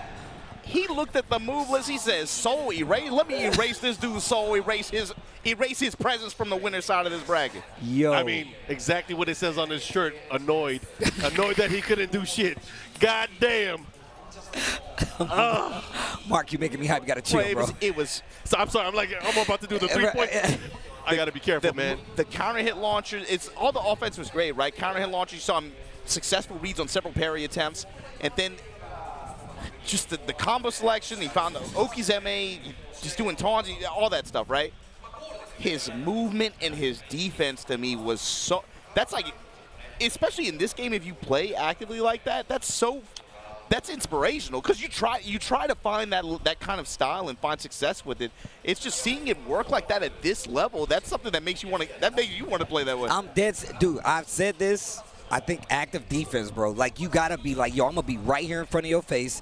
Make me move. But everyone says that doesn't exist in this game no more. I mean, hey, Proof is in the pudding. I'm just saying, bro, the way Knee is moving around the screen, not versus just this last matchup, but all the matches when I first called this match earlier, I mean, I came here Friday and we was talking about Tekken, and he was still playing the exact same way, getting the exact same results. One of the reasons he's here on this side of the bracket and about to be one of them. He's in grand finals, bro. He's showing you the level of effort that it takes to be successful at this game on a stage like this. Let's talk about the fact that Manga, like Markman called out, like, yo, I'm going to try to throw him off balance, pulled out the Lydia, which was not bad. And I'm sure it would smoke a lot of other people out there going up against this character. But even still, having the composure to come back to the law, but it didn't seem to even put a stop. It didn't even put a hitch in his step. My man went still full offense and got the round. But Come on, you can't bro. outsmoke Smoke Dog. You can't. You cannot, bro. The anticipation on his end, dude, it felt like Nee was a step ahead in every interaction most of the time. Even on like heat burst activations, on some Albare swings, it felt like his step was always premeditated and he was able to take advantage with very high consistency. Towards the end, the latter half, the use of forward 3. Counter hit, bomb. Counter hit, counter hit, counter hit. You hear the crunch noise and it's like, you know what? That's a wrap. I look away, I was like, you know what? He needs to work on some new timing. I need a new agent. And again, too, it's not just about characters here. It's player matchup. He had a very acute read on Manga's timing in a lot of these situations. After long, awkward pauses and delays, he's like, I noticed. Watch. There it is. Counter hit. Oh, I'm excited for this one. I am excited for this one. Oh, this is going to be a banger. Oh, this is going to be a banger right here. It's going to be a banger, or it might be real sleepy, man, depending on how Mulgold wants to approach this. But the thing is, Pinya is forcing craziness. That's his style. That is his. He's forcing the chaos. There's no way. I mean, Mulgold naturally is a space defensive kind of guy, right? And you're going to go up against a character that's strong. It's probably going to be Claudio, but if Raven's not partying, what's he doing? But listen, we were just talking about Nee's defense. We could talk about how Mulgold actually approached that first game or two versus Nee. Super active on the offense, really trying to force a reaction out of Nee. It just didn't work. Will he try that versus Pinya? We're about to find out. Mulgold versus Pinya, the Raven versus Claudio. This is loser semis. Let's get into it. I'm also looking for how Mulgold tries to adjust timing patterns against Pinya. You know that Pinya likes to go for a lot of counters, a lot of parries. Maybe that's going to come into play, or he's just going to walk clean around him, wait for the whiffs. It is a 3D fighting game. It is, indeed, yeah. Goes mid, down back 2 this time, going for the low after back turn. He blocked that. I love that. Yeah, I love that move. Warhound goes with the back 2. Mid launch at the wall. Out of range. Burst, just out of range, but the side step for the Claudio classics coming into play here. I think already the defense or the spacing pressure here from Mulgold is kind of making Pinya hesitate. Tested him with these knees on those back fours, lets the string rip. 2-1 snap kick. Pinya, that felt like a panic activation. Right back at you though, Mulgold. Not letting you take the tempo, not letting you take the control. Like I said. Blue burst, put him at the wall, running to finish it. Mulgold, you said, it's either going to be lightning strikes or it might be real sleepy. And right now, Mulgold is making this a Claudio clinic. Damn, bars. Oh, he caught him on the side, though. He's not going to get a crazy combo, but he's going to push towards the wall. His sidewalks have been on point. The lateral movement from Mulgold right now. Oh, the delay with the parry, that's sick. Yo, he was ready. He was ready. Unfortunately, at the wall, you drop right in front of him like that. Goes with the low smash. Guard, punish. I like that knee challenge, too. Yeah. That back 3, locked and loaded. Again. The jab. You got an opportunity. You still got heat. Getting a little bit more because you're using the clones. Yeah, I see. Pinya step. Not buckling to the pressure, though. And now you're seeing the defensive side for Mulgold. Didn't last long, but it's only 8 seconds left. We've seen it a few times. We're about to see it again. Hit him with the rage. You saw the first time he was willing to just let him cook a little bit with the snake, with the crouch dash pressure like that. Second time puts out a jab to try to interrupt, perhaps. Comes up with the while standing counter hit jackknife and gets the round for it. That's how you know it's a ninja. The cameraman couldn't even keep up with it. Back 3 threes again. Putting those knees on him. Mulgold. Jab touch, swing. Oh, again. Not going to get the full combo running too, but again, just having that pressure pushing towards the wall. Trades. Still ready to get the follow-up Pinya. His foreground rotations have been on point, and they've given him a lot of opportunity, but here we go. Heat engager from Pinya. Shadow clones at the wall. Low snap kick. I don't give a... Comes up with the duck in the while standing one, though. Pinya right back in there. Sidewall situation. Low kick. Break on the throw. Shadow clones. Oh, never mind. Comes through. Gets that 1+2 double punch like that. Eats the mid. I want a Pinya forehead protector. Right? I'm down. I'm from his village. Oh. The new stuff. Hold on. Okay. Wall push, boom. How are you going to deal with this pressure now? Ugh! I'm out. Oh, he got caught again, too. Look at this offense. Heat burst. You can't shut down the leave. approach, yeah. He's going to have to use his. That was a bait. He didn't take it. Charge it this time. Put it on my card. Just throw it in the bag. 1-0 Mulgold. I mean, that's kind of a checkmate situation for him there because he, as a Raven player, he's hesitating. Do I do the clone? And then he got caught. That was like the third instance in that set alone. Especially pinned against the wall at that angle, too. Yeah. He got chased twice for it. Third time, he just stood there and took it. Rough. Again, pretty close, but still rough. Let's go. But once again, this is exactly what I was talking about. Pinya's been one of the players that have really kind of forces that game. That's what Raven has to do, right? Mulgold taking it all off the table. You're going to, oh, wow, engage. Here we go. Starting things off. It's going to get hot and nasty. Power crush, I like working it. out from back turn now. Trying to give himself a little bit of space to work with the mountain approach. Great duck there. And the 4-4-3. The vampire's knees. Sudden strike. Here we go, has the wall. Follow up here, what's the mix? Activation here. Eat the damage. Soul Zone bait, goes with the low. Low slide Ninjas. punch. Might have a chance again, he dash cancel. After the 4-4-2. Looking for the highs, trying to crush it with the sweet chin music. 2 more, goes with the low after. I like it. Fast offensive pressure here. You know, it's very different too because towards the end of the round, he was pure offense. Mulgold was having to react there. This is the pace that Pinya wants. He wants to be able to force the offense on him. Spitting that heat. No, gonna hold it. There's the back bop. Mulgold testing him with these mid strikes. The threat of the follow-up. Pinya not Side budging. step 4. Wall your split. flip, yep. 1 and 2. done. He dash extend. Mulgold closes it out with a perfect nonetheless. This first game, 1 round apiece. The pressure at the wall from Mulgold too. Just like, man, you know this guy's good at poker. Just no scare. Okay. Oh, what a step. No, the Troubadour did Got the it. down hit, but got the Still low ready. parry. Still ready. Carrying him with the knee. Spike. Okay. He's going to get the wall here. What are you going to do? He's going to have to be very careful for the charge. Oh, my gosh. The float and the interrupt. Let me get some more heat. Hook it up. Second Finish. hit, got caught.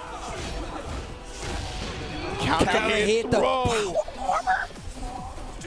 Time's a wasted. He's able to 4-4-2 use with the it. dash. Another He trade. traded in his favor. Mulgold.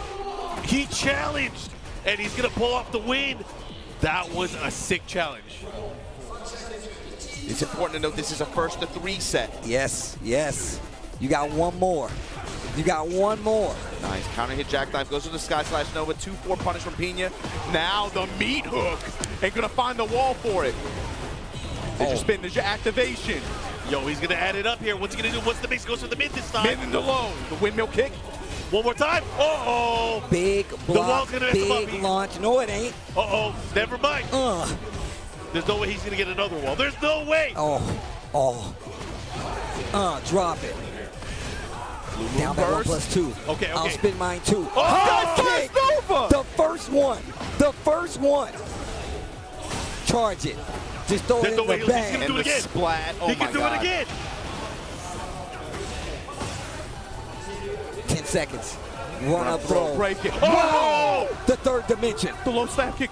Back one. The low. What a comeback sequence there from Mulgold. Yo, it ain't Mul Silver, it ain't Mul Bronze. He's going for that gold.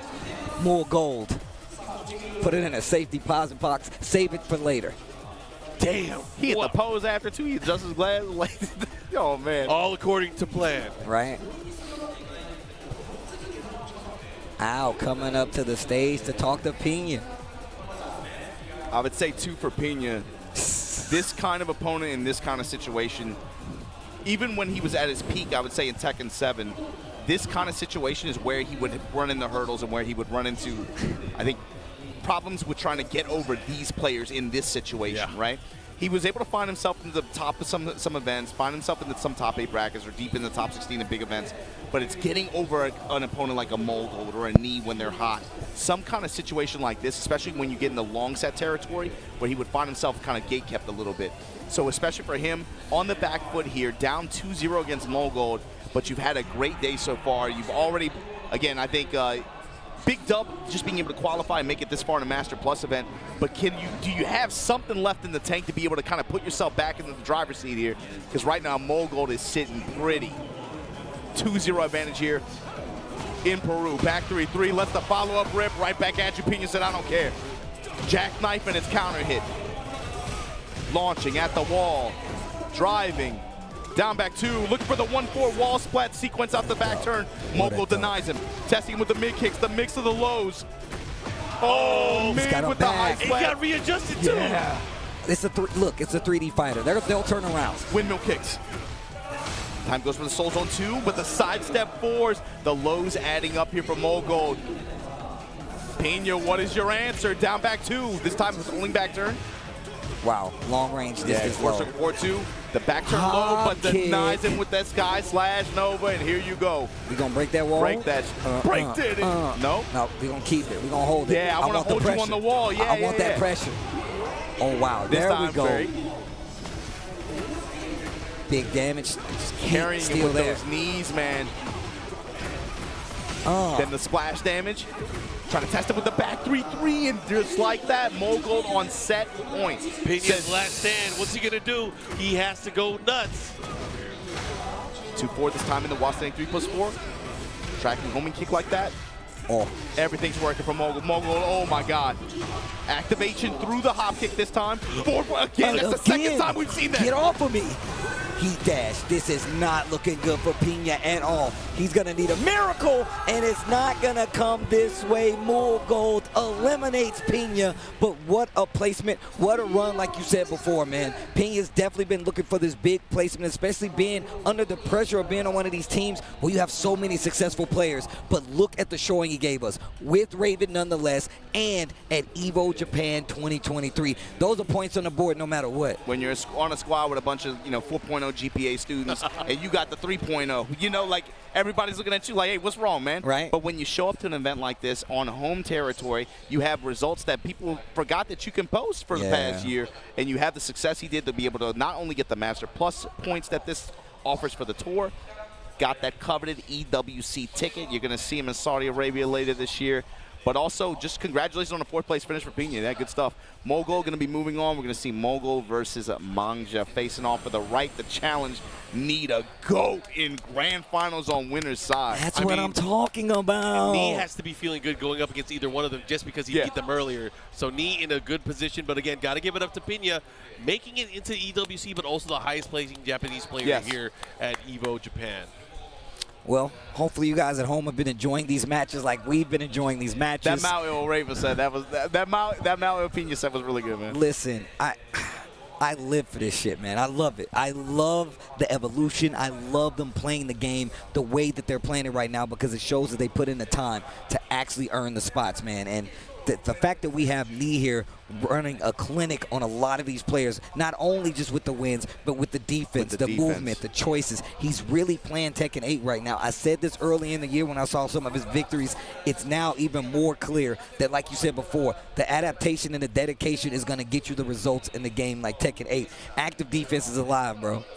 Yeah, one of the things I really want and kind of hope for the community is that we uplift each other more to keep playing the game. We know updates are coming, right? Bro. We know they're coming. So I've never seen the Tekken team, communicate and react the way that they have recently. So I got to give them a lot of love. I know a ton of people are giving them some stuff. But again, we know that updates are coming. I still enjoy watching this game. Same. I've seen, I mean, these matches today I wouldn't talk about it. I wouldn't talk about it if I wouldn't. And on top of it, like, just to add a caveat to it, bro, I was raised in the arcades, bro. I was playing Tekken 5, and then I played Tekken 5.1. I put money in an SBC Chaos machine. Why are you? I can wait. I'm telling you right now, either you can stop or you keep going. No offense to that game. I love that game. Yes, I love that too. game. And all I'm saying is, we know about Mars, people. We know. yo, I'm just saying, bro. Jeez, Mars Peoples, which, oh my Yo, God. Zero is crazy in there Yo, too. Tabasa, nah, bro. Anyways, all I'm saying is, like you said, man, you know they're actively trying to fix it. I commend them on being open with the approach to do so, and even coming out on the stage today to be like, look, we're gonna line it up for you so you can clearly understand what's coming down the pipeline, and even more so, have a clear message for the fact that, hey, we've been listening, we've been trying to change it, and we're trying to change it for the better. So, yo, shout out to Bandai Namco. I'm gonna be real. And in case you missed it, we got a patch coming in on Tuesday. We got one for June 3rd Coming in hot. and another one coming in the summer. So we have a clear path for updates. And it's like we said at the beginning of the stream too. I think it sets the expectations and the tone for what they expect for the rest of the year. The fact that these players are playing on this stage and playing on this version of the game. We've had 2 major patches in the past month, right? You got to think what they showed at the beginning of this presentation. It kind of shows what they expect for the rest of the year, and it's, again, going to put these players in a position where they are going to have to be on their toes and be able to quickly adapt on the road as they get out here and try to compete on the tour and be able to try to secure these points, these tickets, and these championships. It's really going to test the players' ability to quickly adapt with the flow of the game and how that changes. Yeah, no, absolutely true. Absolutely true. Oh, man. I can't help but think about Fakaram. Every time I saw Brian on the wall, bro, when he hit the charge, I'm like, oh, God. He's back. All right, guys, we are at our losers final. We're going to have 2 standout players from Korea. We got Manga, we got Mulgold. They're going to be going at it. One of them will fight for the right to go into our grand finals and go up against the legend Ni. Man, I can't wait to see what happens after this. TWT well underway now, especially considering this is the ribbon cutting ceremony for the TWT 25. It's going to be a good one. I can already see it coming just by the matches that we have here right now. And one of my favorite parts of any tour is just the international competition and how they're going to evolve. Obviously, we already talked about the challengers, the masters, and the dojos events, respectively. That means we're going to be seeing a lot of high-profile, high-level Tekken, and a lot of people traveling to these different regions to get those points and those spots for EWC. And once again, it just sets a precedent for the game to grow in a great way, especially considering they've given us the roadmap. Something else I've been thinking about, too, just looking at this, we talked about earlier the fact that the Pakistan community doesn't have representation at this event, unfortunately. But after the Pakistan versus Korea exhibition, I think it was interesting how at the conclusion of that event, okay, Pakistan, clear victory.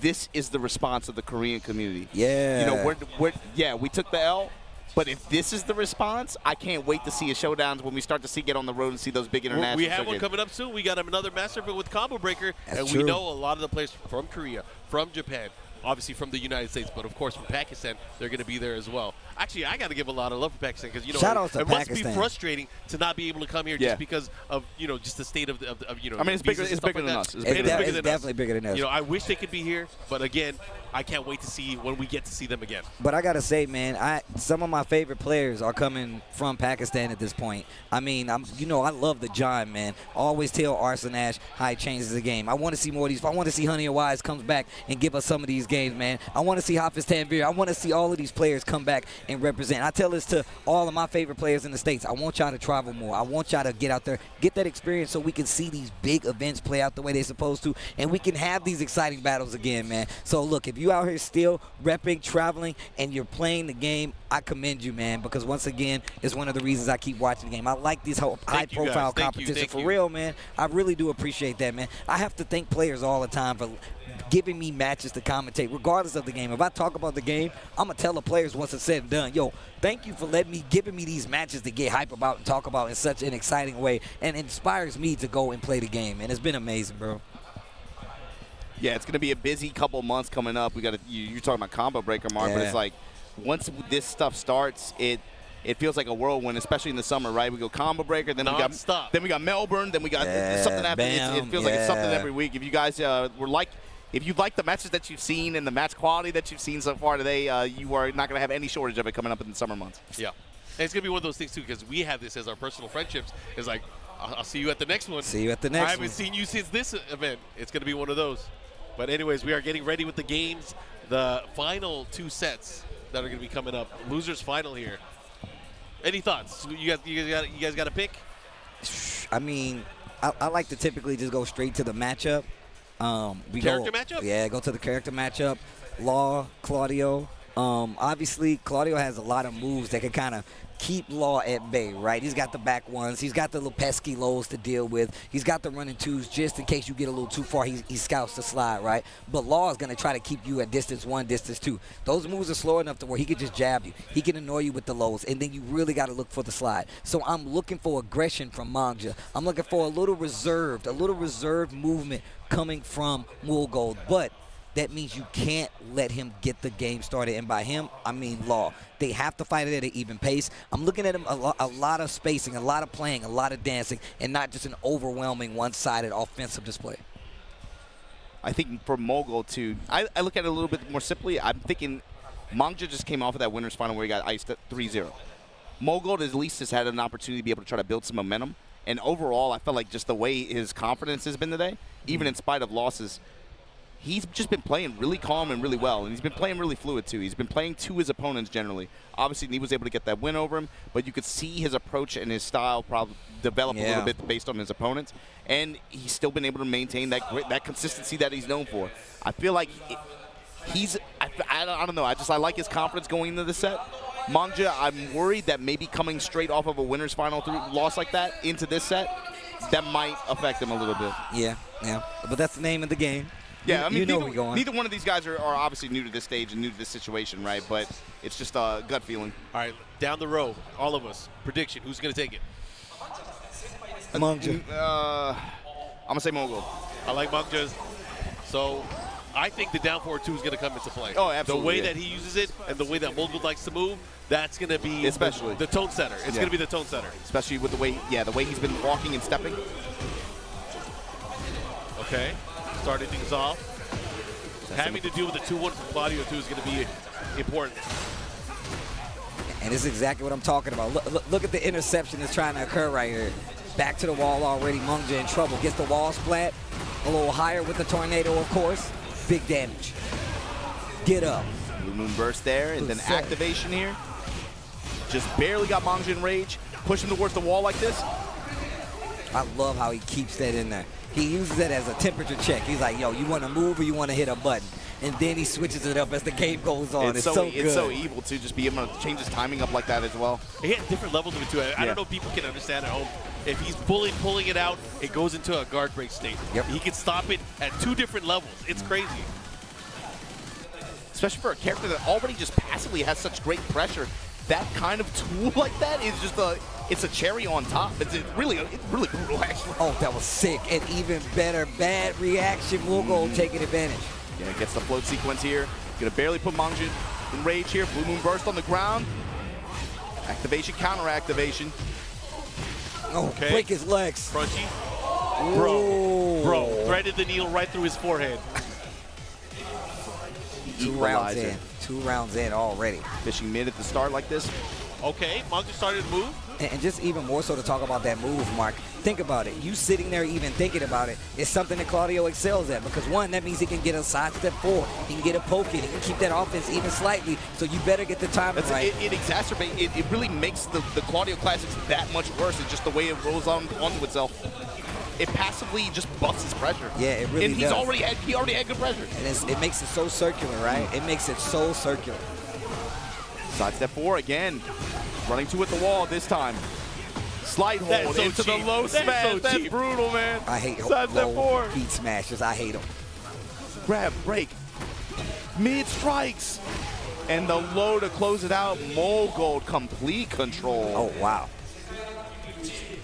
Just was not able to get anything started for real. I mean, we saw him play a little more defensively, but just cashing out the heat a lot later in that round that then would be useful, right? So, yeah, he was able to make some stuff happen in Dragon Charge, obviously, but it just felt like he never really was able to get like strong tempo control over Mulgold, and Mulgold was way too comfortable at the wall, man. In particular, that feels like, man, the way the wall pressure stacks up with this character, especially once he pops heat, it just feels like it's very overwhelming in a mental.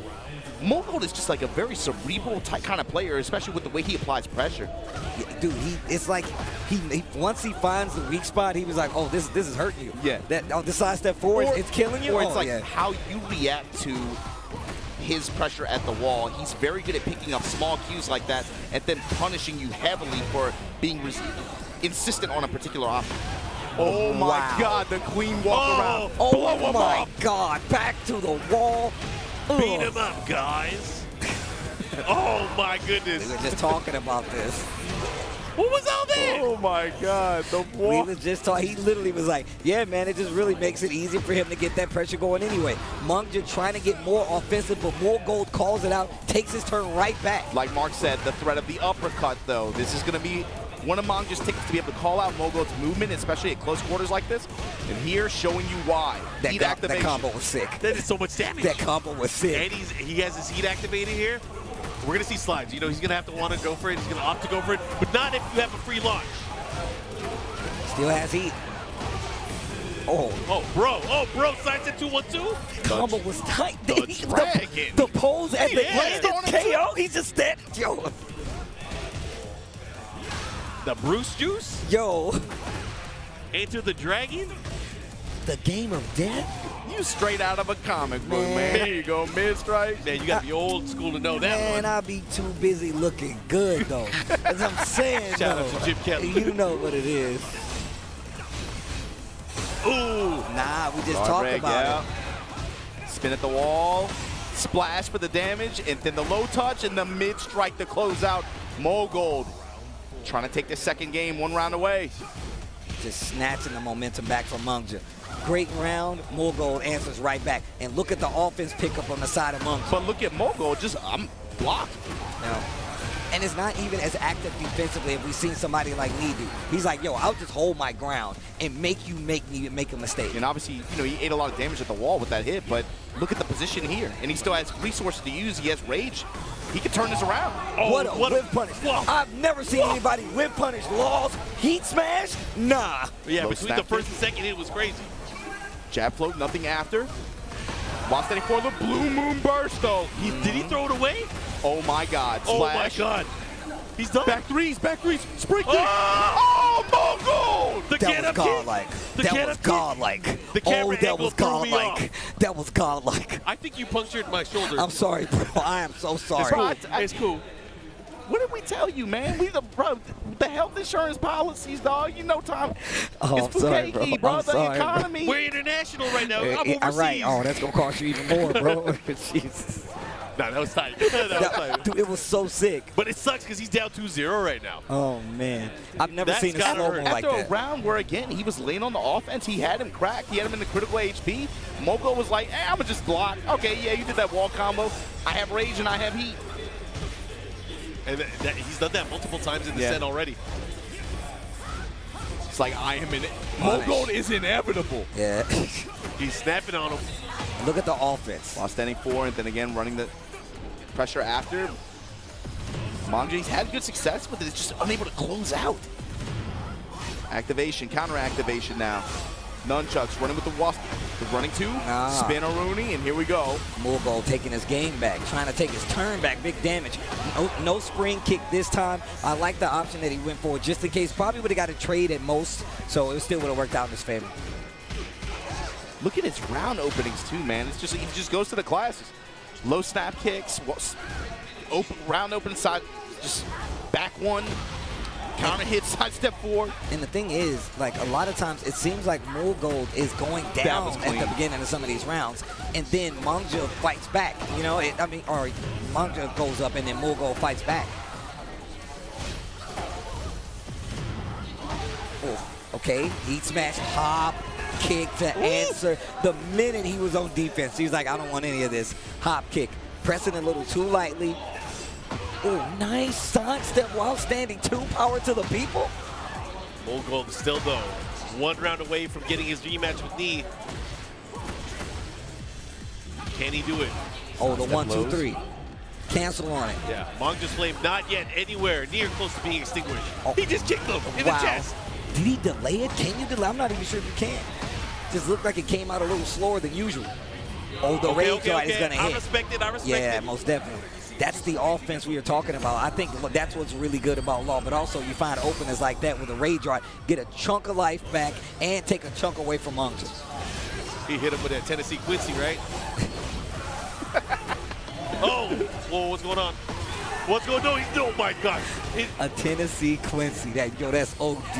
Oh! This guy makes comeback after comeback after comeback.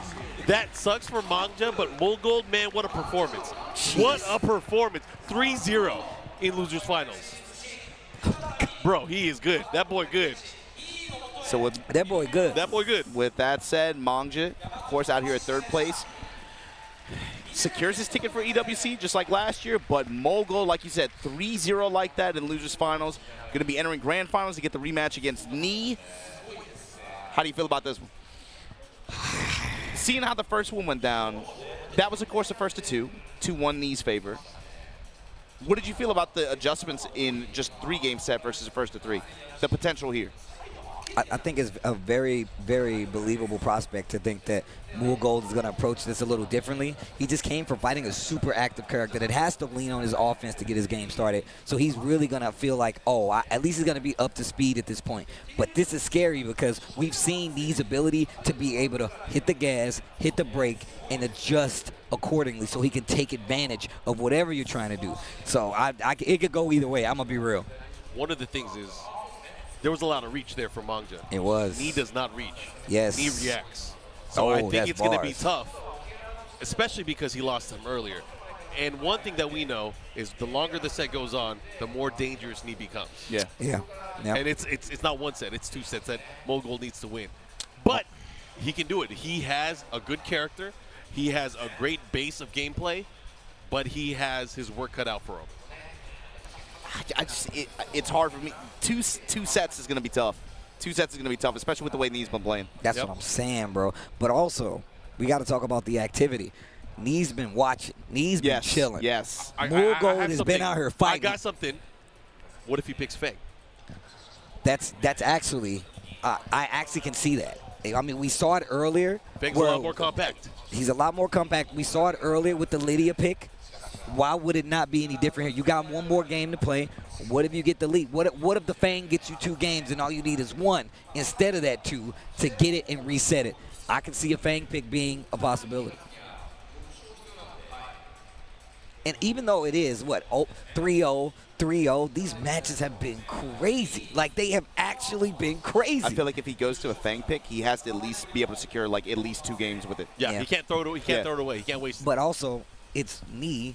He's got a Fang. I don't You know what I'm saying? Knee has everything. Yeah, that's true. That's true. He got everything. But again, Feng is kind of strong too. I don't know. Either way, I'm excited to see how this is going to play out. Obviously, it kind of rests on Mulgold to make his decisions before the match and make those adjustments within the match. Because already we saw what happened in the short set. Knee outpaced and outspaced. Yo, they playing the bangers. They playing the. Man, I always ask the homies. I mean, you live here, but I always ask the homies, what are we doing in Japan? Yo. This is tight. Talking about Tekken. Talking about video games. It sounds corny as hell, man, but the other day I was just like riding on my way, and I'm like, man, it's crazy I'm here, bro. Life took it's you crazy here. I'm here. Life took you here. When I ended the Facts. run in here at Big Sight, I was like, bro, it's crazy. We're going to have a tournament this weekend, and everybody's coming back in the town. I haven't felt this way in several years now. I'm really happy again. Cannot stress enough how happy I am to be here. I'll sit on the sofa. I'll give it up. Talk and mess with y'all, but also to have y'all here again. It wasn't quite the same before. I'll put it that way. You know, bro, you already know, bro. We was talking about it, and I'm happy that we've actually been able to come back. Like I said before, man, they told me not to come over here so I could do it from the States. That's what's crazy to me. I still wanted to come over here, even without it all, but I'm happy to be back. I'm watching y'all. Y'all got sleep in your eye and everything like that. I know the time zone's here. Come on. Me? No, I'm not different. y'all. Oh, you talking to him. You talking to Not him. you, bro. I'm watching y'all last year. James eating ramen noodles at 4 a.m. I'm Yeah. like, what the hell is going on, It's dangerous, bro.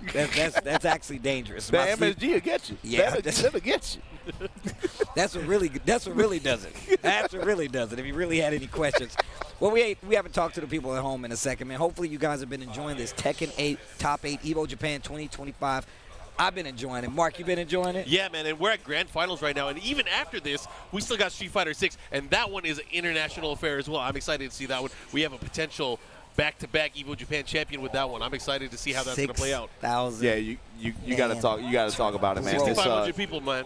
It's way bigger than an elephant, and it's in the room, man. There's the way that this community out here has been just rallying around some of these games like this one, but especially that one on the community level. It's done so much for getting so many people into these games in general, but also just getting them to come out to these events. And that's what's awesome to see. Like you say, and Steve, you talked to several people, it was their first time out here at this kind of thing. The crazy thing is me meeting new players, and this isn't their first event like this. They started in the past year or so, but they keep coming. They're still here. They're still being retained, and it's part of it has just been because so many of the players and the professional and the elite players here have done so much collaborative events and outreach to players of other games who maybe have had a passing interest in Street or you know in other titles or these kinds of games, but like next door to us, right? Yeah, we got Shaka. He's the biggest streamer in Japan right now. One of we got some of the biggest streamers in Japan just out here just chilling on the sofa and just watching fighting games, and I think it's geeking out cool. over Street Fighter. He runs Street Fighter events too. It's awesome. Dude, it's so cool. I'm is so cool. happy to be back over here talking about video games, hanging out with the homies, man. I mean, what is fun if not that, bro? Just hanging out with the homies, talking smack, playing games when you can, buying cool merch. You know what I'm saying? It's got the hideout on and everything. Yeah, you know how I get down. You know. But yeah, man, I don't know, man. It's a blessing to be over here to do this, bro. I'm happy to be here, but it looks like the grand finals is about to get set. Enough mushy stuff. Yeah, enough with the mushy Let 'em stuff. Fight. Let's go. Grand finals. You got the GOAT knee on winner's side of this bracket against Mulgold, the golden child, man. Trying to make a statement here, trying to reset this bracket and make some crazy stuff happen. Like Markman was saying, character selection is going to come into question here a little bit, especially after the way that first set went down on the side of Mulgold, but Nee looks way too comfortable with the way he's been playing and with the with the trademark Brian, no less. Yes, with the trademark. Yes. Grand finals, it's about to go down. Mulgold versus Nee. Brian versus the Claudio. Our first Tekken 8 Evo Japan champion is about to get crowned. Who will it be? Especially starting this 2025. Let's get it. Here we go, starting things off. 2-1-2 gets the aerial spike, but not enough time because of the activation of Starburst. Looking a lot better already. Yeah, Mulgold, far less hesitation than before. Definitely trying to impose his offense on Nee earlier on here. I mean, everyone feels fine until they get clocked in the chin. Yeah, exactly. It hasn't happened yet, so he's going in. He's taking liberties at the moment. I like that. The jab at first and to be able to offset like that, and then goes straight in the blue moon burst and heat. And look at the whiff punish. Testing him with these knees back and forth. Both of them trying to put knees on each other. I mean, Nee hasn't even thrown out anything. He's already shown the threat of the sidestep. Uh-oh, and we saw this is how the first game started. Oh, those sidestep forward, though. They added up. This is how the first game started. Dash, delay, dash, sidestep forward. And it's one of those things, if you look at what Nee was doing before, dash up, jab, dash, jab. I don't want you to be able to sidestep me. And then you start adding in the lows. There's a lot of realignment and timing adjustments that you're watching here, and it's like very, very fine.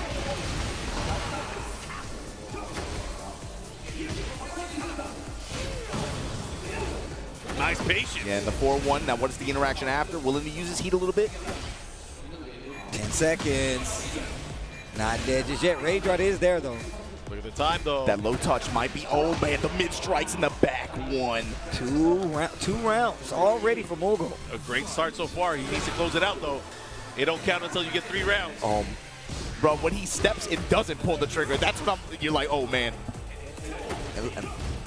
That you get thinking you get away with it. And this is what I was talking about. The fact that he's starting to turtle up a lot more. Mulgold even holding his ground. He's not even pressing anymore. He's literally like, nope, I'm not taking that bait anymore. I'm going to make you work all the way forward. But we saw this when he was going up against Manga too. Willing to just stand there, not even move around as much as we saw Nee with that active defense, stationary defense, if you will. Great punish there. Pushing towards the other side now. Slight life lead for Mulgold, but Nee making the comeback here, about even on life. 4-1 press is safe mid, then activation, betting on the press after. Back one at the wall, this time crash impact, gonna put the dash behind it. Oh, this is scary. Oh, what a low parry. Dude. He's gonna rage art. He's got a rage art. And the Tennessee special, Tennessee Quincy special. The Tennessee Quincy special. Put that on a bumper sticker. Nah, bro, for real. The Oreo Ishida with a little bit of Bojangles. I like it. Yo, she is pretty cool, though. I'm just saying. So stupid. All right, here we go. Brian, Claudio, straight to rematch random stage. Nah, be real. They really do like them some bleeds. No, now. they do. For some They do. reason, I don't get it. Yo, that Tennessee Quincy line, that was OD, bro. Oh, my God. My man Mark just started a gang down there. We're the Tennessee Quincy. What do you mean I started a game? I felt the effects of that in past events. Oh, my God. Bro, they going to be running around in the streets in Memphis with chains and monocles and stuff. That's why I didn't go to Combo Breaker last year. I was afraid. Anyways, we're going to go back into this, guys. Mulgold with the first game. Now in the life lead here in round number 1, game number 2. Yeah, with the wall behind him, too. Running to ender there. Splash damage to kill him off that. The combo recipe. Ugh. You saw that the character in the background just leaning like, damn. Like, he hit him, damn. But yeah, man, and just to compare the styles right now, like I said before, more stationary defense from Mulgold, who's not really doing too much movement because he knows it's going to expose him, whereas Knee's looking for these big side steps. He's using the back and forth. He's not even pulling the trigger every time, too. It's just constantly, very patiently just waiting for the big opening and then willing to take it. Again, crash impact here. Back 3, and then the delay blue moon burst. Did you spin the wall? Oof, not dead. Mulgold. Back 1 blocked. Spins the rest of the heat, looking for something big. You need to spin, and look at that double dash forward, sidestep forward. Like he knows that Knee is looking for these big openings, and the big counter hit started on this time. I'm gonna realign and still employ my offense just with the delay timing, be able to try to catch you trying to move.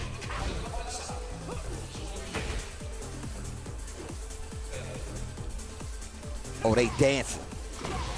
Obviously, like they like the song. Punish. Oh, wow. Looking maybe for a reaction from Knee. Man, that is adding up. Oh, heat burst. Quick sidestep. Actually gives him out of danger. Little poke. A little heat still left. There's the dash. Get off of me, bro. What a sidestep. It still gets the hit. Not going to get the kill, though. Oh, the cross? Okay. To ward off demons? Vampires? Oh, those pokes already adding up again. Combo of mids and lows. The series from both of these players in these last 2 games have been ridiculous. These last 2 rounds, I meant, excuse me. This is a grindy match, dude. They're Yeah, really trying to break each other sweaty. down. Look at the spacing for me. Sidestep. Didn't get it. There it is. Hatchet. Do it again. Bro, he's stepping everything. It's crazy. Okay. Man, I think he's baiting him to do that sidestep 4. Yeah. If he orbitals that, I'm going to throw my phone. Back one. And you saw the sidestep. You caught the sidestep. Especially in that corner positioning on that stage there. Probably anticipated the step. Back 1. Infested running up on stage here, who has moved more into a coach position for the DRX squad. Last year, he got top 8. Yep. Yeah. Here at this event, the debut Tekken 8 event. What is Megane-kun going to do here? I'm just interested in what he would be telling him right now because we saw what happened in the last set that they played. But once again, more games on the board. Mulgold still has to reset it if he wants the W. But let's see what the option is. Bigger stage this time around. I feel like this helps Knee more than anything. Let's see what happens. Yeah, Mulgold was overall able to get, I think, most advantage off the walls so far. Get off of me, bro. Not limited to the damage either, but just the pressure. Mock breaker punish. Yep, chase down. Engage. Ooh!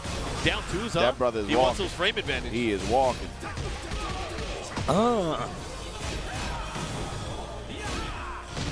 Strikes. I love that punch barrier, dude. It's so sick. That's one of the coolest punch barrier effects in the game, I think. Yes. Yeah, you It's think very you got dramatic. him? Yeah. It's like, you think you got him, you didn't get me. You ain't had me like you never had your car. Oh, wow. Uh-huh. Ooh. You never had your car. Oh, He was ready. That was so quick. It's like, oh, you going to finish it? Let me go. Picking up the pace a little bit. Oh, again. Cannonball straight to open here. I think that's what Infested said. Do that move. Keep him from moving. Wow. Oh my He's God. catching mad side steps. 4-4-4 blocked. Heat burst. Bro, you gotta watch out. Those side step fours, man, they're so good. Spins it all. I love the cancel. I love the cancel. Side step 4 again. Trying to bait the duck. He doesn't take the bait. Is he gonna go for the heat smash? Oh, nice punish. 4-1 in the smash. Still got snake eyes. I said get off him. What a whip punish. That was insane. He's not dead. Yo, this guy. Jeez. Robot. That's a cyborg, B. That's a cyborg. Get off. Uh-oh. Okay, he's starting to scout now the he's starting to lows. see it. Now he's starting to see it. Did he just turn this on switch or something? He got That's the Zenny crazy. glasses on. That's what Infested did. Infested went, He put the glasses on. He went up there and turned them on, turned it back off. He's like, there you go. Reboot it? Yeah. Good old IT check. That's what Spencer. Oh my God, the knees down too? Big 4-3. I mean, it's perfect, especially when you notice that he's doing a lot of those lows, a lot slower on top of that. You try to sidestep 4, eat the 4-3. Bro, don't tech roll. Don't tech. Oh, yeah, that was scary. Oh, turning it all the way around.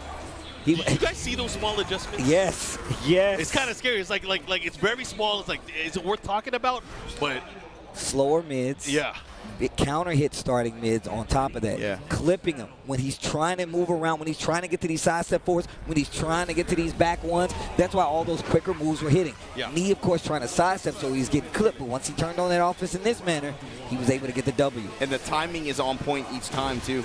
He's been able to get good reward each time. And I got to say, the use of the cannonball straight, not only to just keep him in check, but also restrict his movement early on. That was different. He was doing mock kick, he was doing cannonball straight, looking for a bunch of options to be able to try to make him not be able to move as easily, but then also restrict some offensive options in that mid-range. But maybe this is what Mulgold needed. Maybe he needed to restrict Knee's ability to kind of move, because now he's in this walled space. Knee can't move as much. Oh my God! He was ready. God, First time to smash. That's why he hasn't been using it on Knee, because Knee gets around. I get around. Yo, back 4 into the breaker. Yo. Dude, this is crazy. Full turn adjustment so far.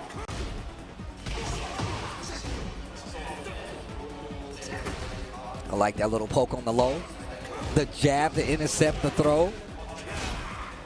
Cannonball straight again. Keeping him honest. The whip spacing. punish. He's spacing. He's spacing. I said get off me, bro. Crash impact denied. Nah, Dash. Oh my God. Oh. Activate, no step. Cannonball straight, wall pressure. Block smash, hatchet. Sky slash Nova gonna save you for now. Got so much respect for Mulgold for being able to pull that out. Stationary defense, not a lot of movement. No help to gain back here though. Not gonna take much. Dash pressure. A 4-3? Right? Me and Mark looked at me, man, I could have up 4-3. He only hits static combos usually. That was crazy. A little slower, low, gets over the low. I think it's a great idea. Oh But my I God, get why he did it. He wanted to have more window to crush the low. Yes. It was crazy. Oh, bro, the animation knockdown on the hatchet. The cross, the hatchet, the activation. Is this 5 straight rounds for Knee? It's leaning on He's it. at 6 straight rounds for Knee. It is. And he turned this around. He's Bro. turned this car around. Oh, it was a one-way street. Yo, and the crowd looking crazy Bro, out there. I'm watching the stage now. Yo, Knee the on the crowd verge looks now crazy. of his 4th Evo title, if he can win this last game. How you guys feeling about his adjustments? This is look, you can go check my Twitter timeline. I was like, yo, Knee is playing Tekken 8 now. And he came down, he was like, thanks. Look at the character. The Fang. It feels like a desperation pick at this point. It feels like a desperation pick, but the tell is how prepared is Knee for this? How prepared is he?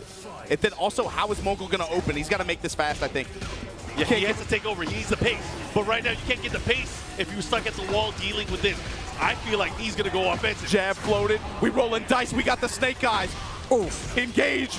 Oof. Hatchets. Smash them. Hatchets. Back one. Okay. You Talk got to the palm. hand. You got the palm. He tried to catch a moving. He hit him with the homing attack. I like the 174 cancel. and the low tap. Oh my God. Knee in the lead now. What a turnaround.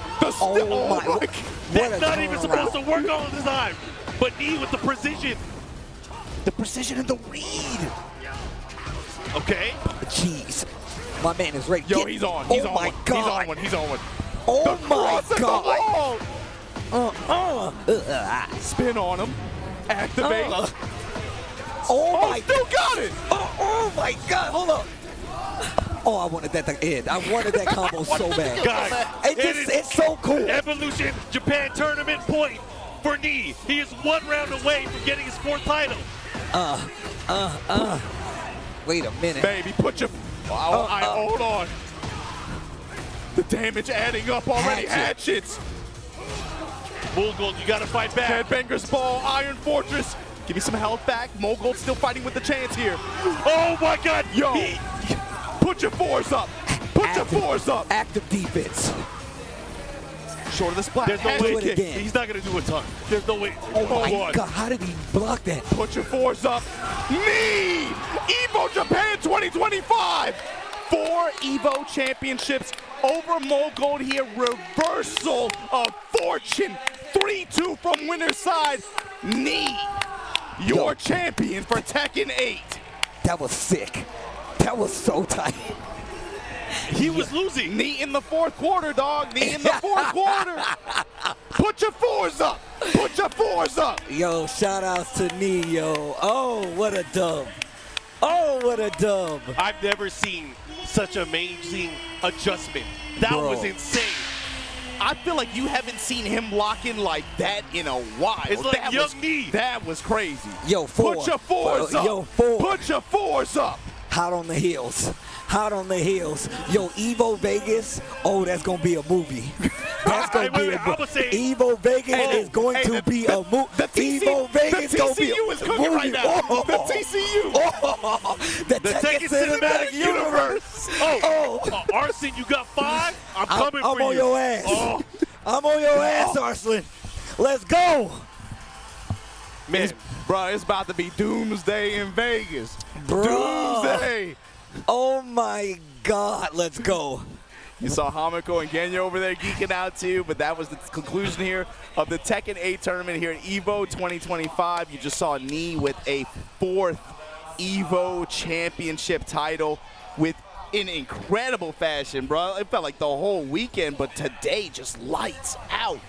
And he did it in a way that I didn't expect to work the way it did. But to me, that just talks a little bit about the effort that he's putting into this game. He's found a way to make his defensive approach, his spacing, and his sense of timing work on this stage at this level of the game, and it put together a championship. And just like you said, now I'm looking at Vegas, and look, y'all better get your tickets. You better register. June 9th is the deadline. Do not be late. Please be on the lookout. That's going to be a move. And don't DM me saying you forgot. I don't want to hear none of that. I'm telling you, it's going to be a move. And you know, yo, the pop-offs.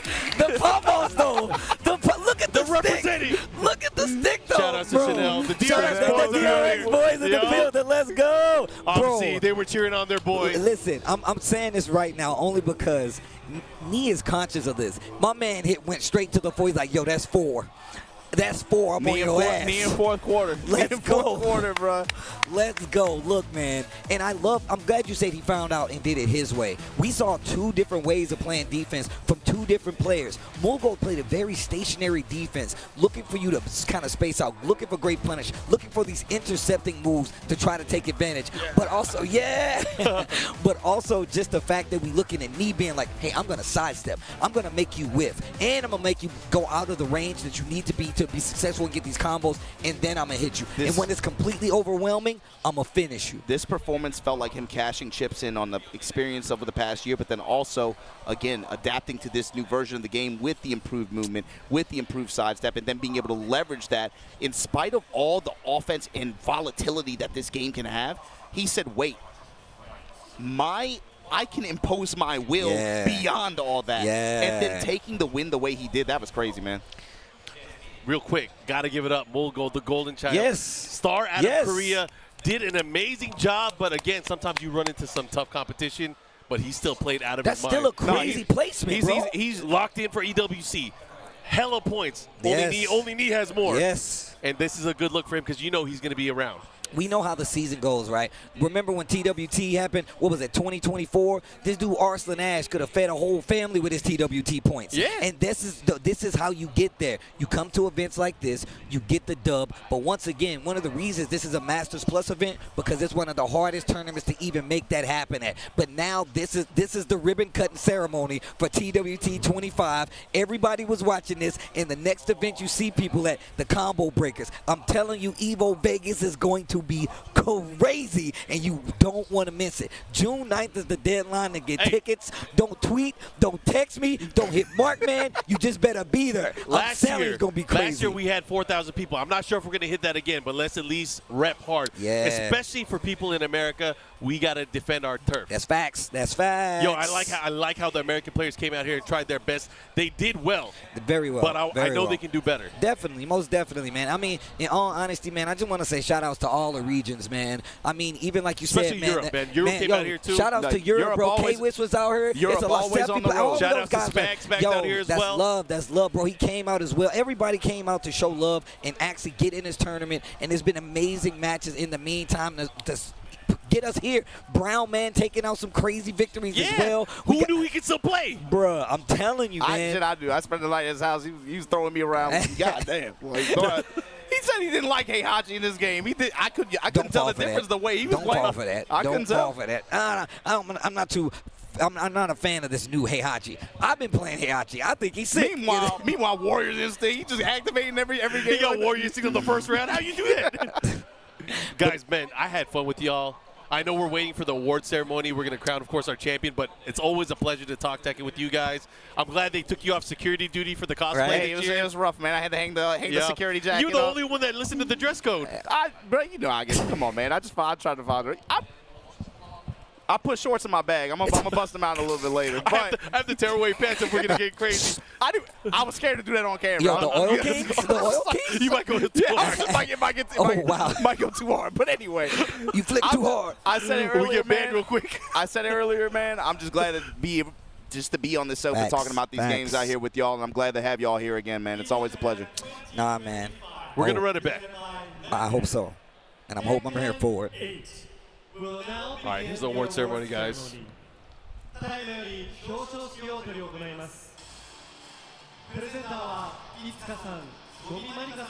We got Itsuka and Gomari-chan helping with the awards, with the medals for the players. Gomari-chan, a very impressive King player. I think her husband is not in this game. She's an Armor King fan, but she's still making the adjustments to play the game. Itsuka, who's holding the medals there, she's a Street Fighter player. I think she hit Master Rank with Ken. Oh, wow. But Rangchu in 7th place.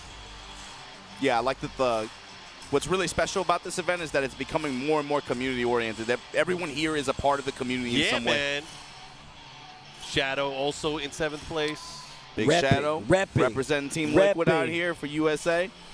And then in 5th place, we got Ulsan, who really wanted to see his friends fight, but he didn't get that honor. EWC champion Ulsan. Yep, and then Moyil on the other side of the 5th place. Moyil. Some fun matchups there we got to see, man. I love the Pinya versus Malwell set. That was a lot of fun to watch. It was, for me, one of the most fun sets. And now 4th place, Varol Pinya making a huge return and statement here. You can see it on his face, man. He's been waiting for that for a year. 1, Japan point leader. 2, EWC qualifier. Good stuff to Pinya. Like I said, he put it in you. Manga on the other side, a repeat qualifier here, repeat top 8 at Evo Japan. Went back to black bookend years. Here you go, of course, the golden boy, Mulgold. Ever-present threat, no matter what bracket, no matter what region, always on the docket, but your champion, baby. Don't say he's back, he never left, He never bro. left. That's neat. There you go. The champion of Evo Japan 2025. 優勝者にはゴールドの、2位の選手にはシルバーの、3位の選手にはブロンズの、それぞれナコンファイトスティックが贈られます。いつかさんよろしくお願いいたします。The winner, second place winner, third place winner will respectively be given gold, silver, and bronze Nikon fight sticks. Of course, shout-outs to our partners over at Nacon, Hey. awarding 3rd, 2nd, and 1st place with these coveted trophy sticks.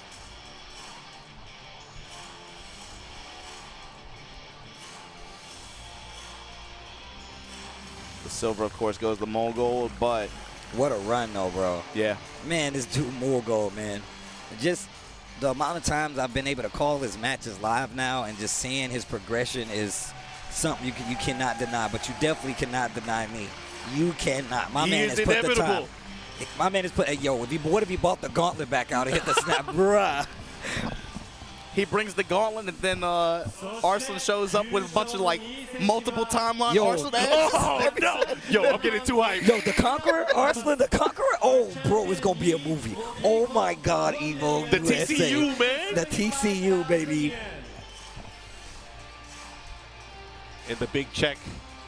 Prize pool was split up based on how many people entered the tournaments this year. So, of course, Tekken 8 being the 2nd biggest game here. The prize pool a little bit higher than what we saw in the last game. But shout outs, of course, to everyone from the community joining the event. Of course, our champion, Nee. I wonder what he's going to say. I'm very curious. That is number 4. Arslan, I'm on your ass. Just drops the mic. I'm like, You know, oh. The internet's going to go wild with it, but you know it's all love. It's all, of course. No, if you play the game, you want to see that. You want that. That's what I'm saying. Who don't want to see that? Bro, I'm going to let you translate for him, Steve. Oh, I got you. 사실 이제 철권 A씨 나온 지 1년이 되는데 작년에 저는 사실 굉장히 어려웠습니다. 하지만 철권 A에 적응하려고 굉장히 노력했고 이렇게 또 성적을 내게 돼서 정말 기쁩니다. 鉄拳8が出てもうすでに1年以上経ちますが、で実際に私も去年いろいろと苦戦してて、ただ今この場にいて優勝できたことをものすごく嬉しく思いますし、皆さんと競い合えたことを光栄に思っております。That's 4. So One it was more. an honor to be able to get the win here like this, especially after the tough fights that he had in the previous year. Evo Japan 2025 presented by Tekken 8. That's your champion. Give it up for him. Don't doubt him. 4 Evo titles to his name. Tekken 8 Evo Japan 2025. Nee. It all belongs to Nee. Man, what a tournament, though. I really wasn't able to see every one of the matches that I would like to. Obviously, we was doing back and forth, going commentary and the whole 9. So I wasn't able to catch all the matches. That just means I got to go back and watch them on my own time. But if it gave us this sick of a tournament, I will gladly go back and watch the mayhem unfold in my own time. And obviously, we got a lot of big tournaments on the horizon coming up that are worth points, that are worth spots, that are worth trips that you want to make sure you watch. The TWT kicks off spectacularly, and we already have a leader on that TWT board. It's going to be none other than me. A great display of Tekken, a great display of Tekken 8 when it comes to different ways to play the game, defensively, offensively. We had a crazy roster of characters up there, even some surprise picks that we didn't even see coming, and it rolled out spectacularly, like I said, with a great payoff, me being our first champion here for the TWT 2025. Tekken, game about dedication. Obviously, legacy can help lead, but you got to start your legacy somewhere. So you guys obviously have a chance. TWT Evo events open to everybody. So, of course, make sure you guys give yourself a shot and make it out to these events. We'll see you at Evo Vegas. Obama, what you got to say? I just can't wait to see how everyone else responds to this. I can't wait to see how the Pakistan community responds to this win. It's not fun watching. It's not fun watching one side get beat up the whole time. But what makes this so special, what makes this so entertaining, and what carries over the hype from that we had the past 5-6 years is being able to see both sides challenge each other and each side respond in turn. And so with that said, this was Tekken 8 here at Evo Japan 2025. It was a pleasure. I'm glad to have y'all back, man. Hopefully you guys enjoyed watching from wherever you watch from in the world. We're going to take a quick break before we get this 6,000-man Street Fighter 6 tournament running to conclusion. Top 8 bracket incoming soon. We'll catch you guys next time, June 9th. Get your tickets for Evo Vegas. We'll see you there.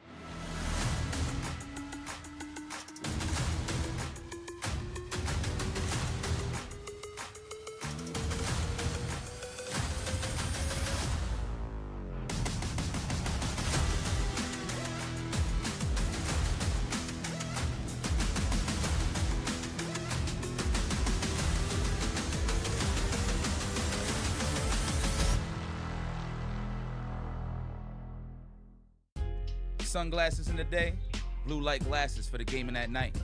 Zenny's got affordable eyewear for everyone. Vibe and style while protecting your eyes. Evo sunglasses, available now.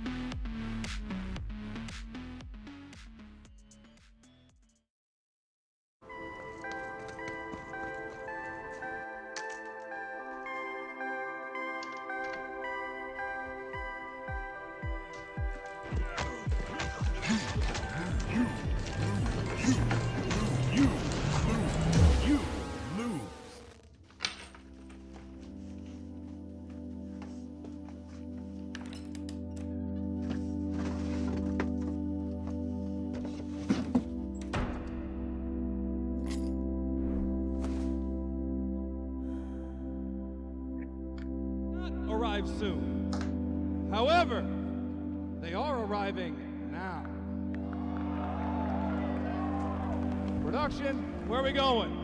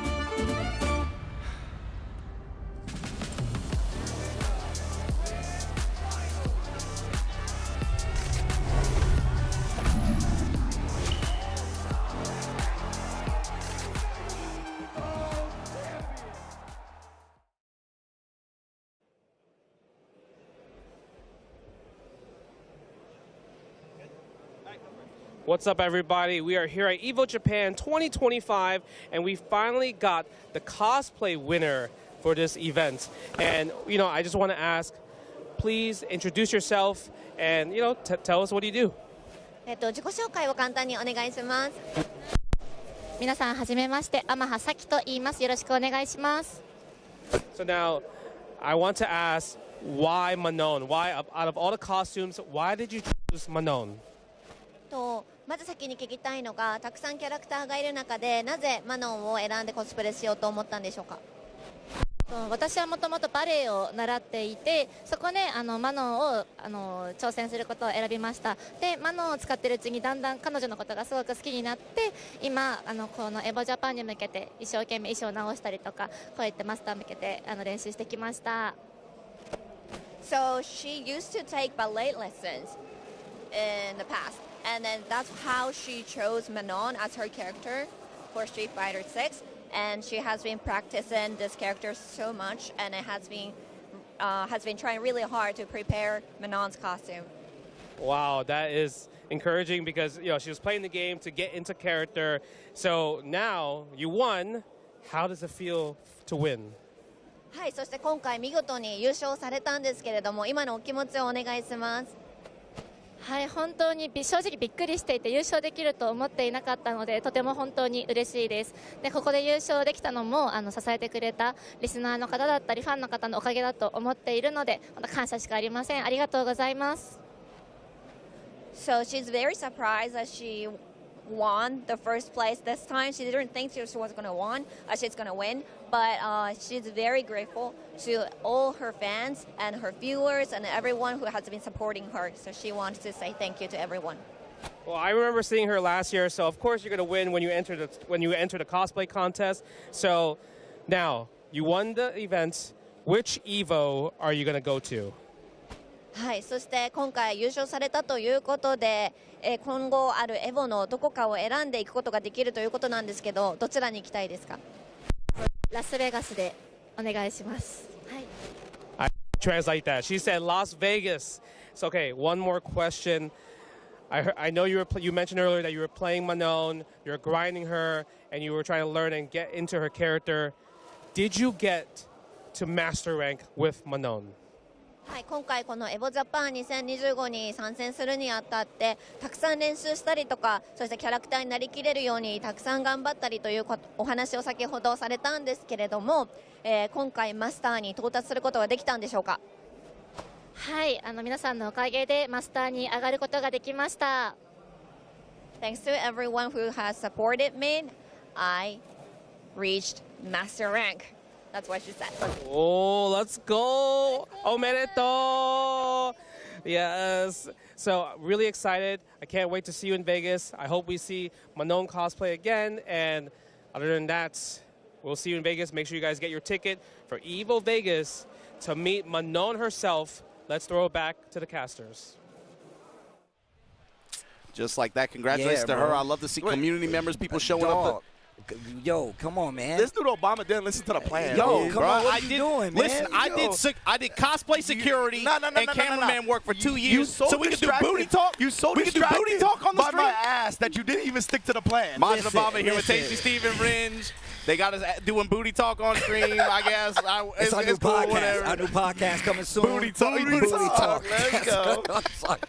But look, man, I'm kind of inspired. I'm gonna be real. I'm kind of inspired. You guys know me. I'm a big anime guy. I've been watching anime for a very long time, right? But one of the things I've always admired, cosplay. I've always admired cosplay, and I told myself if I ever actually did cosplay, it's gotta be What you mean, official. What you mean, If official? What does that mean? Official. If I ever did cosplay, it would have to be official. With that, I did do some work. I went and did a little research, put some hand-on activity, and I will be debuting my very first cosplay at Evo Y'all Vegas. done got So seen if wearing you really want to costumes. see how I get down, just know I went and picked materials, colors, the whole nine. I really went into depth on this, and I want you guys to see it. So all my fellow cosplayers out there, that's right, I'm already including myself. There's going to be a competition. I don't think I can enter it, but I will be there. Make sure you pull up so you can see my first official cosplay. I guarantee you, you will not want to miss it. Y'all had Steve and Joanne Fabric picking materials and stuff.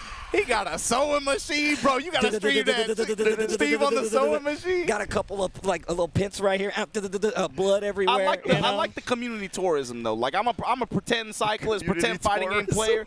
Look, but no, we hopping around. That's Culturally fire, that's appropriate. fire. Yeah. I'm trying to see Steve on the cosplay grind. Let's go. Look, I'm really trying, and on top of that, I got a lot of friends in the community that already do these kinds of things. So I got a little help on top of that. But make sure you guys, I guarantee you, you're gonna love it. And on top of that, y'all know how inspired I can be and how animated I can be. It's good to put this in the physical form with an actual cosplay. He got help from the pros. I'm trying to see what character. What was he gonna? Yo, chat. I want y'all to tweet it out. what character do you guys think I'm pulling up as? Because I guarantee you, I don't think you guys. But you talk about inspiration and all that, so you really gonna capture the character too. You ain't just gonna dress like it. Nah, you gonna act like it. You gonna bring the whole vibe. We bringing it all, bro. Look, if anything, look, I know we all hang out, we play games in the whole nine, but like, I really do respect cosplayers, bro. Like, I think it's one of the craziest things ever. But two, just the detail. A lot of times they are doing this stuff by hand themselves, picking stuff out. Takes months of preparation, which is one of the reasons y'all gonna see it at Evo Vegas and not right now. But with that being said, man, make sure you, first off, let me know what you guys would like to see my cosplay, what you think it is. And two, get ready for what's coming next. It's Street Fighter 6 Top 8, 6,000 plus man bracket will be coming up. We're gonna crown a winner. Stay tuned.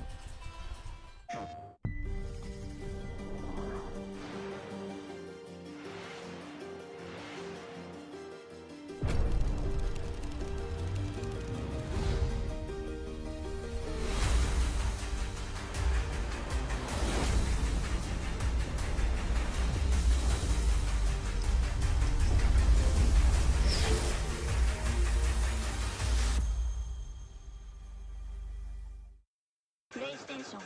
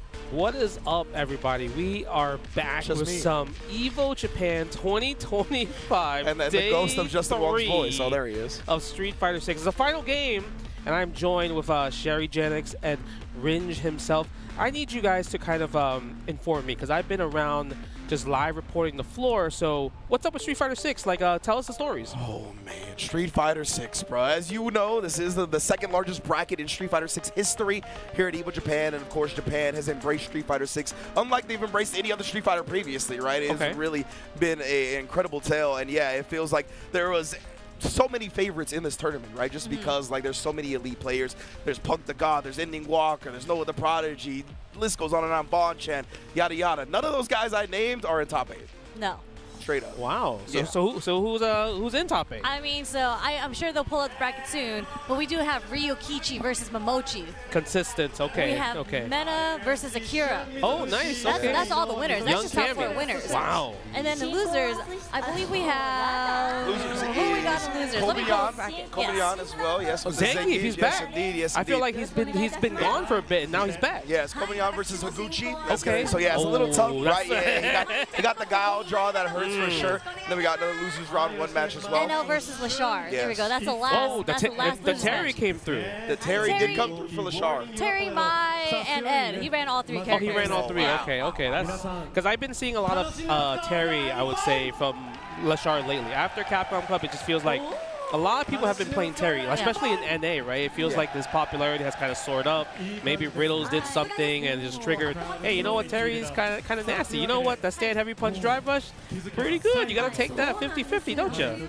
I mean, his low forward drive rush is also pretty good from Terry. But I did see Lashar actually had to take out a lot of the Zangiefs on his path here. Wow. And he busted out the Mai against Zangief a lot, who unfortunately fell down to Lashar. But he lost with his Mai and switched back to Ed. So he's been playing a whole bunch of different characters to make it this far. Okay, I mean, one name you mentioned earlier, and I'm like, it could happen. Mena RD, he could be a back-to-back Evo Japan champion. He's defending his title, and he's a top 8 winners right here.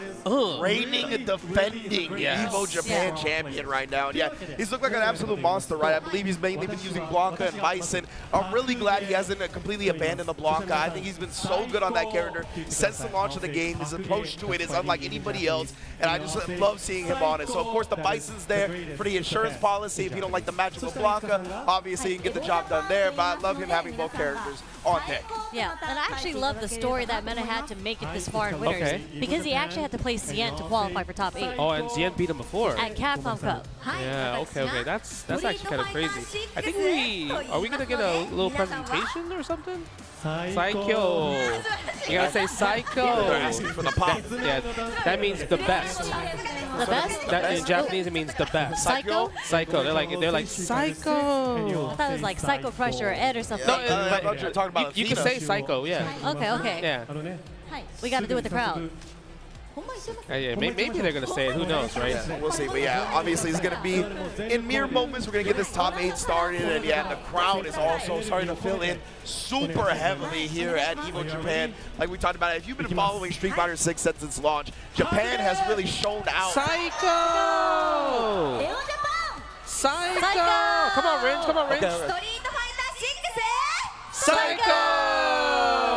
There you go. Join the spirit. That is a crowd shot right there, baby. That's what I'm saying, man. Like, they are starting to fill in heavily here for that Street Fighter 6. And that's been what we've known from Japan here for Street Fighter 6, right? No matter where it is, it's the SFL viewing parties, it's offline majors. Like, they pack the house just to watch Street Fighter. You go to random, like, stores and, like, shopping, there's just Street Fighter 6 swag, merch. Yeah. And I'm just like, ooh, that's cool, right? Because I'm like, blessed with it because I'm like, I want to buy it. But if you go back to your home, you're not going to see that at the 7-Eleven or anything like that, right? No. I mean, I just went out to dinner and they had a Street Fighter 6 like poster at the arcade. I mean, it's arcade, so it makes sense, right? But even the Capcom store, they had Street Fighter League blankets for Europe and the US. Fire, I was like, they're promoting Street Fighter League, just like, just imagine going out, you know. Look, we're going to have the presentation right here. Kakaru. The champ. The champ, the Capcom Cup champ. Yes. Unfortunately, they didn't make top 8 here. He lost to a Modern Ken. He did. Everyone's talking about that. Yeah, I'm kind of curious, like, what was Modern Ken doing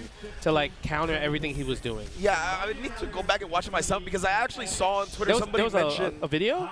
I don't know, but Okay. I saw somebody mention on Twitter that, like, after he won Capcom Cup, his first rank stream back, that was the main character and combination he was losing to, was Modern Ken. So this has been a problem for him for a while. You know, the funny thing you mentioned that, when Punk won Evo, he went back to the stream, he lost his first ranked match too. Yeah, that's it's just the curse, right? You win Evo, end up losing ranked. You know, I think I'll take that, though, Oh, for look, sure. the World Warrior Pro Tour registration starts May 12th. Tournament starts on June 6th. Pretty soon. Wow, tournament starts June 6th. That's the day after the June 5th. Oh, so yeah, the World Warriors will start on the new patch. Yep. After Elena drops. You get 1 day, baby. Oh my goodness, yeah. I wonder who's gonna schedule. What savages out there in the regions are gonna schedule their first World Warrior for the first day, the day after the patch? How many Elenas are we gonna see on the day 1 for Depends World how Warriors? much she can heal. Depends how many times she gets to heal. Yeah, I haven't seen any videos because here you can't take any photos and videos, right. and you have to wait in line. I didn't wait in line because there was no time, and the line is kind of long as well too. Yeah. Right? Did you see the discourse though? Like everyone was posting, you know, what the changes they think are. But it's so funny because it's just like, yeah, when you perfect parry, you get the screen freeze, but sometimes you don't. It's weird, man. There's been some conflicting info. Copium to the copium. Is it copium? Is it like, are they messing with us a little bit? You know what I mean? Like, they didn't put any other characters in the build. It's just Elena. There's no photos, no videos. Like, there might be some changes in there that are not even in the actual patch. That's true. I mean, we will see. Oh, look at this Capcom Pro Tour schedule. Obviously, right now, Evo Japan is happening. Column Breaker in 2 weeks. CEO 1 month after. Ooh, Blink Respawn. DR. I know you guys are a huge fan of just going to DR in general. Yeah. Evo Las Vegas. UFA Paris. Right. Evo Nice, France. And also the premiere that everyone was wondering where it's going to be. It's going to be in China this year. Yeah. Last year was Singapore. Yeah. I'm excited for China. I believe it's in Shanghai. So is it? I think so. Super sick. Super sick. Yeah, I Wow. actually never been to like China for a long period of time. I only been there for a layover. Oh wow. Yeah. You're missing So, yeah, out. Like I've been not to like Hong any type of Kong, stay. but like you know, it's kind of like different, right? It's a different culture. Yeah. So I never been to like mainland China. So I might want to stop by. Shanghai is beautiful. I mean, again, I don't know if it's in Shanghai. I think it is because all the other Capcom tournaments have been in Shanghai. Well, next week is going to be Shanghai as well too. The ACL. Yeah, that's right. Yeah, for EWC.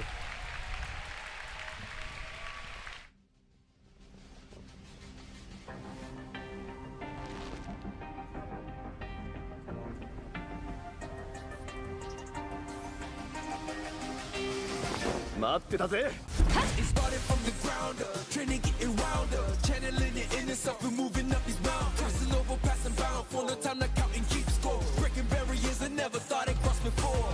When I get tired on my knees, I gotta dig in it deep. I feel like I'm all alone, it really has got me. I stand by, actions out with the wind, no goodbyes. If you just stood again, yeah, let's go. I'm on the road to the top and I'm not looking back. I ain't never backing down. Come and step up to the plate. For my city, for my town. I do whatever it takes. I'ma go and get the crown. I'ma go all of the round. I ain't never backing down. Come and step up to the plate. For my city, for my town. I do whatever it takes. I'ma go and get the crown. To the town, see the sights, see the sights, see the sights. Street Fighter 6.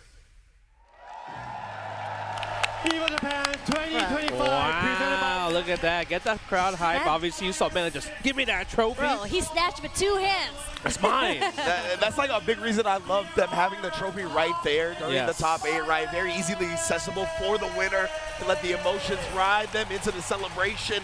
But yes, indeed, now we're going to start the intros for our 8 elite competitors that are looking to vie for the Evo Championship. It's so crazy because you mentioned earlier, there's at least probably 200 players that could have been in this top 8. 200, yeah. At least 200. 6,700 players, 2,200 of them, yeah, easily could have been in this top 8. Yeah, like so Niampi was so close. She had 9th place. I was cheering for her so hard. She was playing so sick. You know, she would have just killed the internet.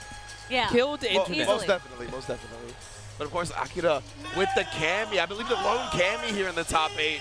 Yeah, there's no repeat characters, I think. Yeah, there's like Ed for Lashard and Momochi, but Sort they might not play Ed at all, right? I mean, I watched Momochi versus Daigo from Hi-Fi. He clipped it, and I'm like, nah, Momochi, just pick the Mai, baby. Pick the Mai. Pick the Mai. The sequence that he did on Daigo was cooked.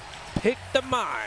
I mean, that's not what that character does, you know? Yes. Horseman RD Weibo Gaming looking to bring it back to back. But he's going to have to face all these competitors, including Ryukichi. I'm so excited to talk about Ryukichi because what he did to Niampi, R.I.P., but that punish that she did to Cruel Fate, the Cruel Fate. that was the sickest thing I've ever seen. But one thing he also did was he whiff punished her lash with run DP, and I feel like that's just not something you see at all in Ken players. He's a run DP like master when it comes to whiff punishes. Yeah. He loves doing that. He does it against like Rashid's Yasar a lot as well too. Oh, wow. But we have to think about this. Ryukichi, when it comes to Japan, he is Mr. Consistent. Yeah. He was also absolutely. in the top 6 last year for Evo Japan 2024. I feel like when it comes to just traveling, that's when he's not consistent. But in Japan, home turf, he's always showing up. I mean, when I first heard about him, everybody was talking about there's this godlike Ken on the rise. He's probably the best player coming out of Japan. And I was like, who's that? And they said Ryukichi. and he went to Red Bull in New York. Red Bull Kumite. Didn't do so well. He got cooked. But in Japan, as you mentioned, he's cooking out No, here. he cooks. I think NL also mentioned this is his first. He tweeted his first Evo top 8. Oh, wow. Oh, yeah, he said he was very excited about it. Top 8. Awesome. That is super sick. Yeah. He is going to have to face LaShore, who a lot of people believe, you know, prodigal son of fighting games right here, has just shown out ever since he's bursted onto the scene, of course. Had a lot of success in other games as well, but bringing his talent to Street Fighter, he has not looked back. And then Kobayan, the monster on the Zangief, here to put bodies in bags. Yeah, this one I'm actually super hyped for because I feel like, you know, Kobayan had that hot time where he's like just killing everybody, winning everybody, won Topanga, and then he just kind of just disappeared for a bit. But now the fact that he's back in this top 8, so I'm curious to see. You mentioned it already, Wrench. He's fighting against Higuchi, Guile. It's a bit tough, but once Zangief puts you in the block of a +4 headbutt, you know, every matchup is the same at that point. Absolutely. Of course, it's going to be all up to Kobayan. It's going to be a lot of effort getting in, right? But once he does, then he could definitely, he's a monster when it comes to the reads. Bait out one, flash kick, and it's going to be all over. Yep. Man, I'm pretty hyped because I personally want to see Menardi versus Momochi. Oh, yeah. I know they have to reach the winners finals, right? But I want to see it so bad because me personally, Momochi is my favorite fighting game player of all time. Oh, for sure. He's like so technical. 100%. Awesome, Favorite fighting game player of all time. And the lore behind it is so good because Mena, he has his chance of becoming the 2-time back-to-back Evo champion, right? But Momochi has actually won Evo Japan as well in Street Fighter V, and he's won like Street Fighter 4 Evo Vegas. Yes. So this would just be another Evo title under his belt, but in Street Fighter 6. Wow, You know, three Evo titles, three across Evo three titles, Street Fighters. yeah. Wow. That's crazy if you think about it, right? But Menardi might just be the back-to-back champion just in general. Back-to-back Capcom Cup, right? That's true. This might be a back-to-back. Oh, it could be a thing, right? So He's establishing the yeah, pattern. because I feel like Menardi, he's always been super consistent, even after season 1. But season 1 was like, that was his like current like prime. But now he's trying to find the prime again, right? So I'm curious to see, will he reach it at this tournament? Because he obviously has the Blanca, he obviously has the Bison, but Bison got no reversal. You know, I'm always kind of like sus about it a little bit. But you can see the bracket right here. First match gonna be Momochi versus Ryukichi. Second match winner semis, Menardi versus Akira. Right, I know Punk's cheering for Akira all day, right, for Cammy. Then we got losers round 1. Kobayan versus Higuchi, and then NL versus LaShore. Man, these are some banger matches right here. Yeah, Menardi versus Akira. I really am wondering which character Menardi's going to go with. Oh, we're going Blanca. Yeah. I would say so, but like also, I think Bison has some merits in that matchup, right? does, like being in the air, you cash out so heavily. You don't have to guess on anti-airs when it comes to the dive kick. You can kind of go to that. But as you mentioned, he's had so much success in that matchup with Blanca and Cammy. It'd be hard-pressed to do something else. I'm actually, okay, my big logic, big brain right here. Yeah. There is a chance that Menardi might pick the Zangief against Akira. Oh, okay. Well, so a little bit. Because I would doubt that because Akira, to make it this far, actually had to take out Itabashi Zangief. And he got some, when I was watching him play, he got some tricks up his sleeve with Cammy. Yeah, okay. It's just like a different Zangief though, right? It is. But I think it's more of like Blanca was definitely like Punk's kryptonite, right? That was his answer. But that was like season 1. Absolutely, Eventually season 2 came out and Punk was able to beat a lot in terms of the sets of Blanca versus Cammy. Yes. And the one time that Menardi did beat Punk was with Zangief. So I'm just like, That's a great you know, point, it might be a thing where he might try it if Blanca possibly gets washed. Yeah. So we have to see. And then one of the things about that Punk Menardi kind of clash that we saw a lot in season 1 was that's when Blanca had the really hard to whiff punish crouch medium punch, right? And of course that's Punk's main game. Like he's a great whip punisher, maybe the greatest whip punisher of all time. Facts. So because of that, it was definitely a hindrance towards him, right? Obviously they normalized the hurt box a little bit on the Blanca crouch medium punch, and then you saw he had to go to the Geef. So that's another kind of play into this, right? I'm not sure like if Akira is going to be looking for whip punishes a lot or how they're going to approach the matchup if we see that. Yeah, that's true. I mean, I do think Akira is more of like a full-on Cammy player compared to Punk, because you mentioned like Punk, he plays like Punk. He just whiff punishes and just kind of guesses right on a lot of the mix-ups. But when it comes to like knowing Cammy's like little tricks, doing specific setups, max damage conversions, Akira definitely is all of that on paper. Right? Yeah, like what I saw Akira do to Itabashi was like dry rush spin knuckled for the cross up in the corner. I was like, oh, that was cheeky. That was the day one online. That's Cammy classic. When it's old becomes new again. Yeah, exactly. That's a layer to this. They're just like, they wouldn't do some rank stuff on me. And look at that. Look at the crowd, Packed bro. to the gills, Yo, bro. they might have gotten all 6,000 entrants again. I was saying, like, these were probably all the competitors because we had 6,700 players. Yeah, they're all spectators now outside of the 8 people that are in top 8. Yeah, so. usually when they have like kind of like their own Street Fighter 6 events in Japan, I always see the crowd shots are just like endless. They're just like sold out crowds. So it feels like all the seats here, people got their tickets and everything, and people are standing, people are sitting, hitting the deck as well too, man. We love that. Hitting the deck. I love when people sit on the floor. That gives me the old school like Street Fighter tournament vibes. Even the that you Evo see. vibes. Yeah. Right? Like true, the pit. When we got to sit in the front. Yeah, that's a good point. So that was like really, really cool as well too.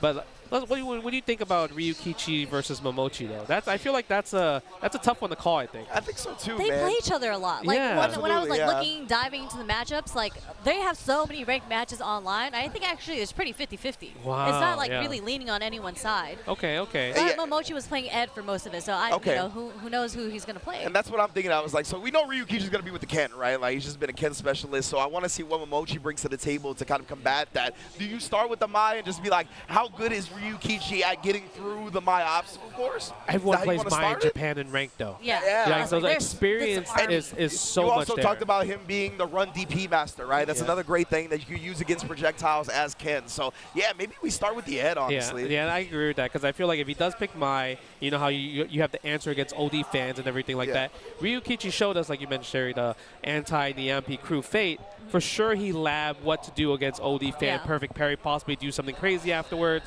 So, I mean, I want to see it, though. I want to see the tech because that's the kind of the thing we're seeing online, like OD fans too broken and everything like that. But there are answers about it. But the fact that if you're the player and you're showing how to counter it, that's what I want to see, right? Yeah, I feel that. And I was gonna say Ryukichi, he makes like the proprietary combos, like the punishes. It's not, you know, everyone kind of knows. Oh, when you block Mai's OD fans, you got to backdash, or you can do like a forward moving button that'll punish you. Ryukichi comes up with some stuff, obviously from the stuff that we've seen. So I would love to see what his genius mind came up with to go against Mai in the matchup. Yeah, that'd be sick. So, yeah, I'm hoping that we get to see some counter tech, perhaps. I think there's a lot of merits to Ed in this matchup as well, right? Especially the caliber of Ed that Momochi brings to the table. I definitely think just in general, the different options that Ed can kind of put out there really hinders Ken's approach a lot of the time, right? Like just having the stand medium kick, just being able to absorb the fireball with the startup of your own, blast through it. That kind of takes away the fireball drive rush game a lot of the time. Obviously, the hold flicker as well in that range where Ken wants to play at, whether it be like Dragon Lash, Crouch Medium Kick, all that. Ed, I think, is a little bit superior in that range. So because of that, I think we'll see the Ed. But, hey, either way, Ryukichi is a monster, so I think it's going to be close. Go ahead. When I was watching the matchup, Momochi actually did something really cool because we mentioned that Ryukichi likes doing the run DP punish, right? So Momochi actually baited it a lot by doing that charge fireball, like the fake fireball, without releasing with Ed. it. As a bait against Ryukichi. And I was like, that's really smart against a player that likes to react to what you're doing, right? I mean, he could take the Tokido answer because Tokido versus Lashar,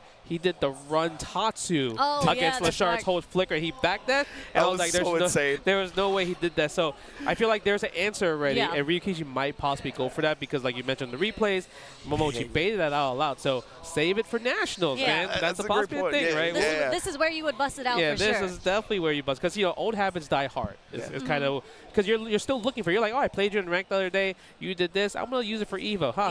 Yeah. I know you're thinking about that, right? But Kobayan versus Higuchi, I think a lot of people are cheering probably for Kobayan. Oh, yeah. Zangief. I hate Guile, so it's not even about Zangief. It's about my hatred for Guile. Oh, Guile. Those two characters I absolutely get irritated playing against, right? They're two very different archetypes. But Zangief is one of those characters. I mean, as you mentioned, you hate grapplers. There's a shirt in the booth over there that says "Say no to grapplers" coming from Nemo. But you be dabbling, though. But that's a bad exactly.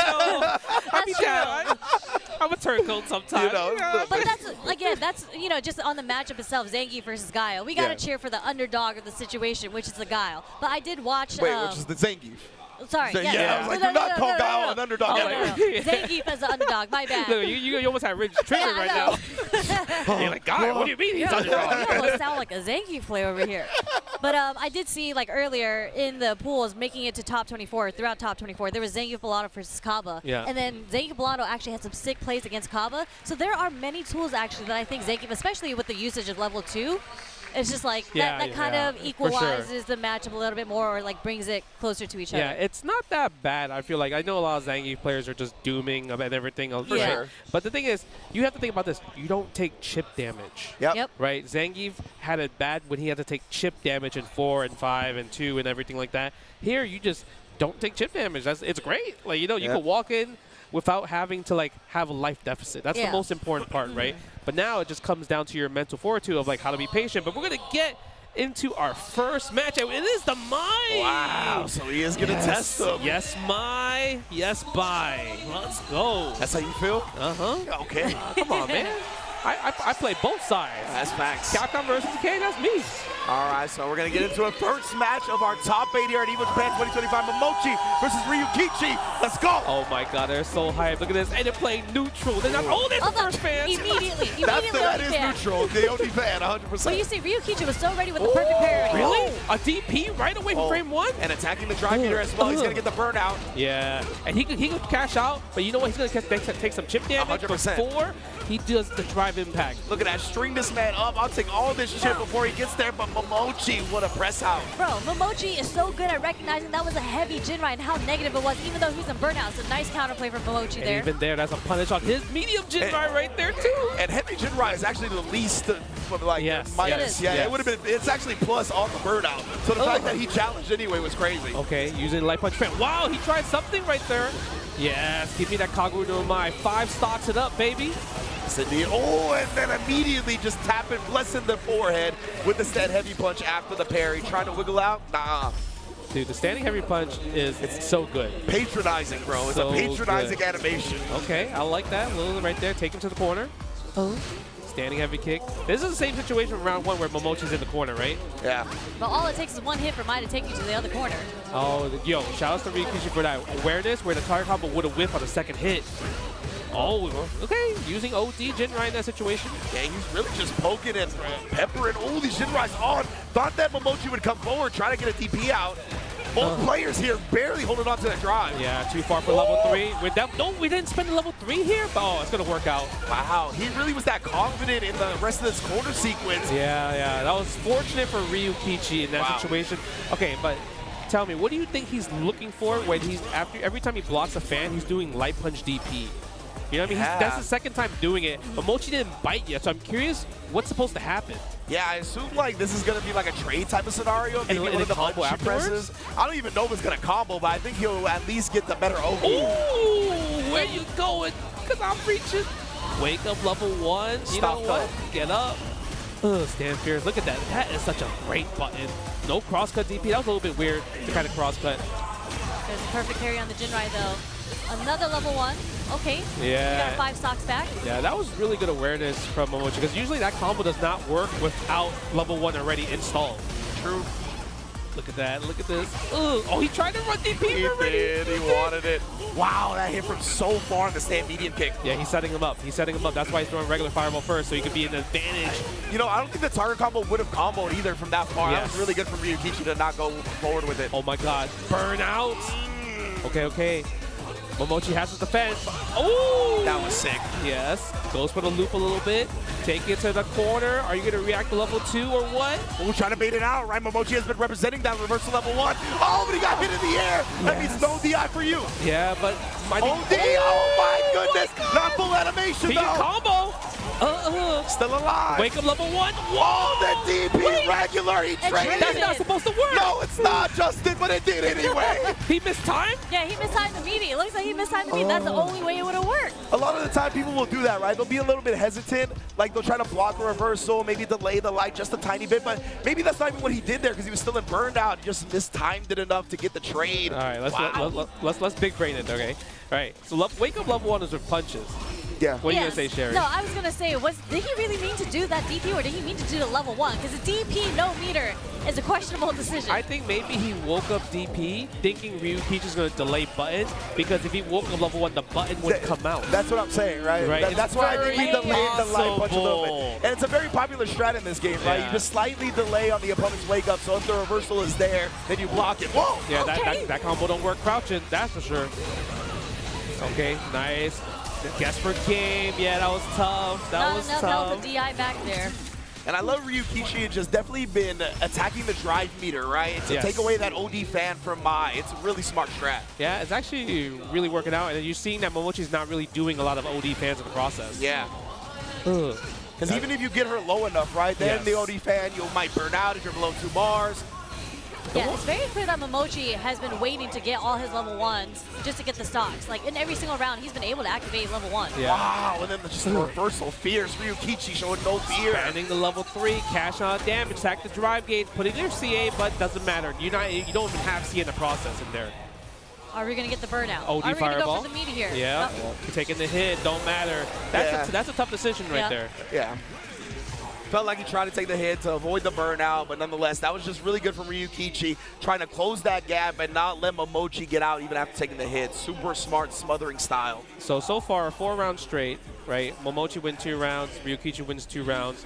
If you notice, Momochi's always in the corner first. Yeah. Yep. Every time. Yeah, so there's something that Ryukichi's doing well, where forcing Momochi walking back.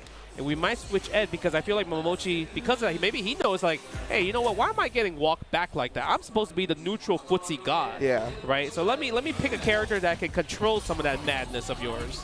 That's what we're going to see, right? Switching it up now. And again, both of these players definitely start the round a little bit timid, right? Nobody wants to overcommit. Nobody wants to give their opponent a big opening to start the round.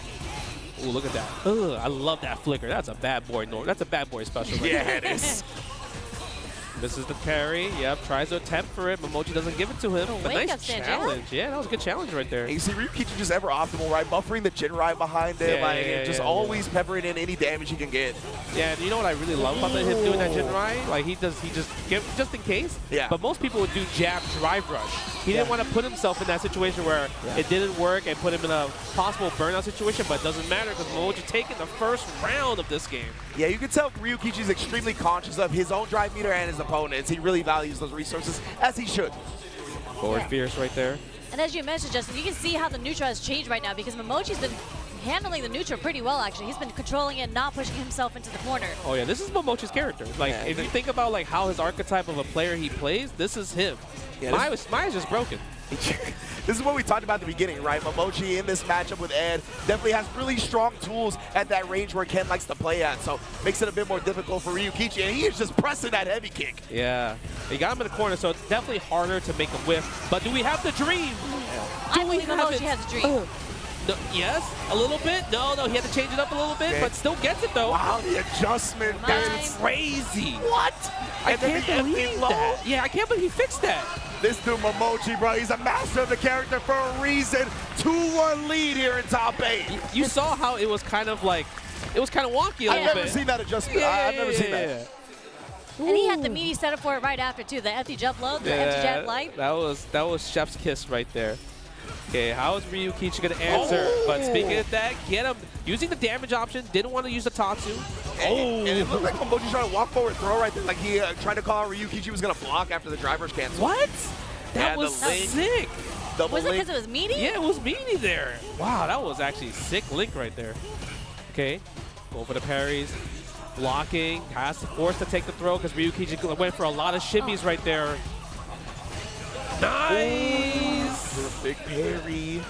Yeah, but it doesn't. I guess Momochi's cool with it. He's back into the mid screen. He's back to where he's comfortable at, walking Ryukichi down. And he's building that level 2. Not going to have a chance to use it this round, though. We've seen some clips from Ryukichi at this tournament as well. Spamming that crouch medium punch. Yeah, absolutely. Yeah. Crouch medium punch for Ken is one of his best counter poke normals. That is a great disjointed hitbox, 6 frames as well. And then you see him just switch it up with the crouch medium kick to throw off Momochi at the end right there, too. It's so hard to just try to whip punish that one. I think it was against Zangief, where he just did it 4 times in a row, right? Yeah. And the 4th one hit. Yeah, he tried to do stand medium punch Geef and it just got destroyed. Okay, another one. This time he gets it. Look at that. Ugh. Beautiful. Look at the damage. That's 50%. Yeah, go for the fuzzy with the standing heavy kick too. Get the +4. Wow, he whipped. Damn, that did a lot. Ooh, stand fierce again. Go attacking the drive gauge. And I love the fact that he knew he was going to tap parry in that situation. Jump back as well. Defense. Goodness, bro. Momochi is just keeping him jailed in his corner. He's trying to walk up on him and throw. Even with a wake-up throw right there, Momochi getting a little frisky. No bite on the shimmy there either. Yeah. Look at that. Playing so well defensively right now. Ooh, with punish. Where are you trying to press that sweep for? How dare you? And Momochi had been walking up in his personal space, right? That's why he tried to sweep. He was like, bro, I don't want you to keep walking at me like that. Great adjustment from Momochi to whip punish it instead. This time we get the low forward though. Ryukichi's offense is hitting. Somehow he gets by the meaty neutral jump roundhouse right there. I wonder what he was going for. Yeah, I wonder what the mind game is there. Like, did he think he was going to like fake the safe jump type joint? I don't know. Could have been, yeah. Because usually Ken will just come down with fierce instead of roundhouse. And again, the roundhouse hit again. Wow. I wonder if that's something new against Ed. Yeah. Like, look at that. I felt like Momochi was cooking that game, but somehow Ryukichi came back to tie it up 2-2. I mean, it really took all that low four Tatsu into the corner, and then, you know, Momochi, unfortunately, maybe it's because Ed's anti-airs aren't the best. That's why he's getting counter hit. He's maybe reacting a little too late to the neutral jumps. Yeah, that's the hard part. You have to react a bit earlier than usual. Yeah, he just did it again, right? Like, I don't know what the anti-air choice is. Maybe it's like the stand media or the crouch medium kick type joint, and that just beats it. Definitely interested in seeing this going forward. Oh, okay. Final game. Let's see who's going to go on to the winners finals of this right here. Again, a stand jab from the drive rush. Trades on the buttons. Nice. First DI counter against the Jinrai there. And yeah, way to save it for the last game. That's what you want to. How he ended up parrying again.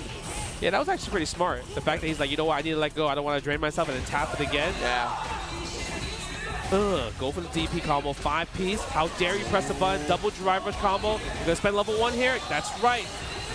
Yeah, I think with all that drive meter, maybe Ryukichi was like, you know, Momochi will expect a DP here. Like, I got all this meter, I'll still be good even after I DP. But nah, the media was there to shut it down. Yeah, I feel like we haven't seen too many bust out ever since Momochi's first EXDP with mine the first game. That was like about it. Yeah.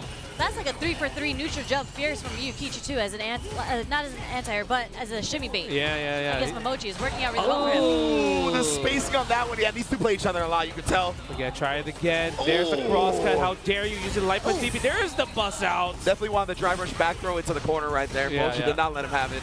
Nice anti right there. Go for the meaty. Again, the meaty's, I would say the little delay stand light punch is definitely cooking him. Ooh, but the whip button from Ryukichi. He's going to spin the meter. Most definitely can't afford to be greedy here. And we are going to a final round. That's a crazy whip punish too, because that is so hard to whip punish against I love that.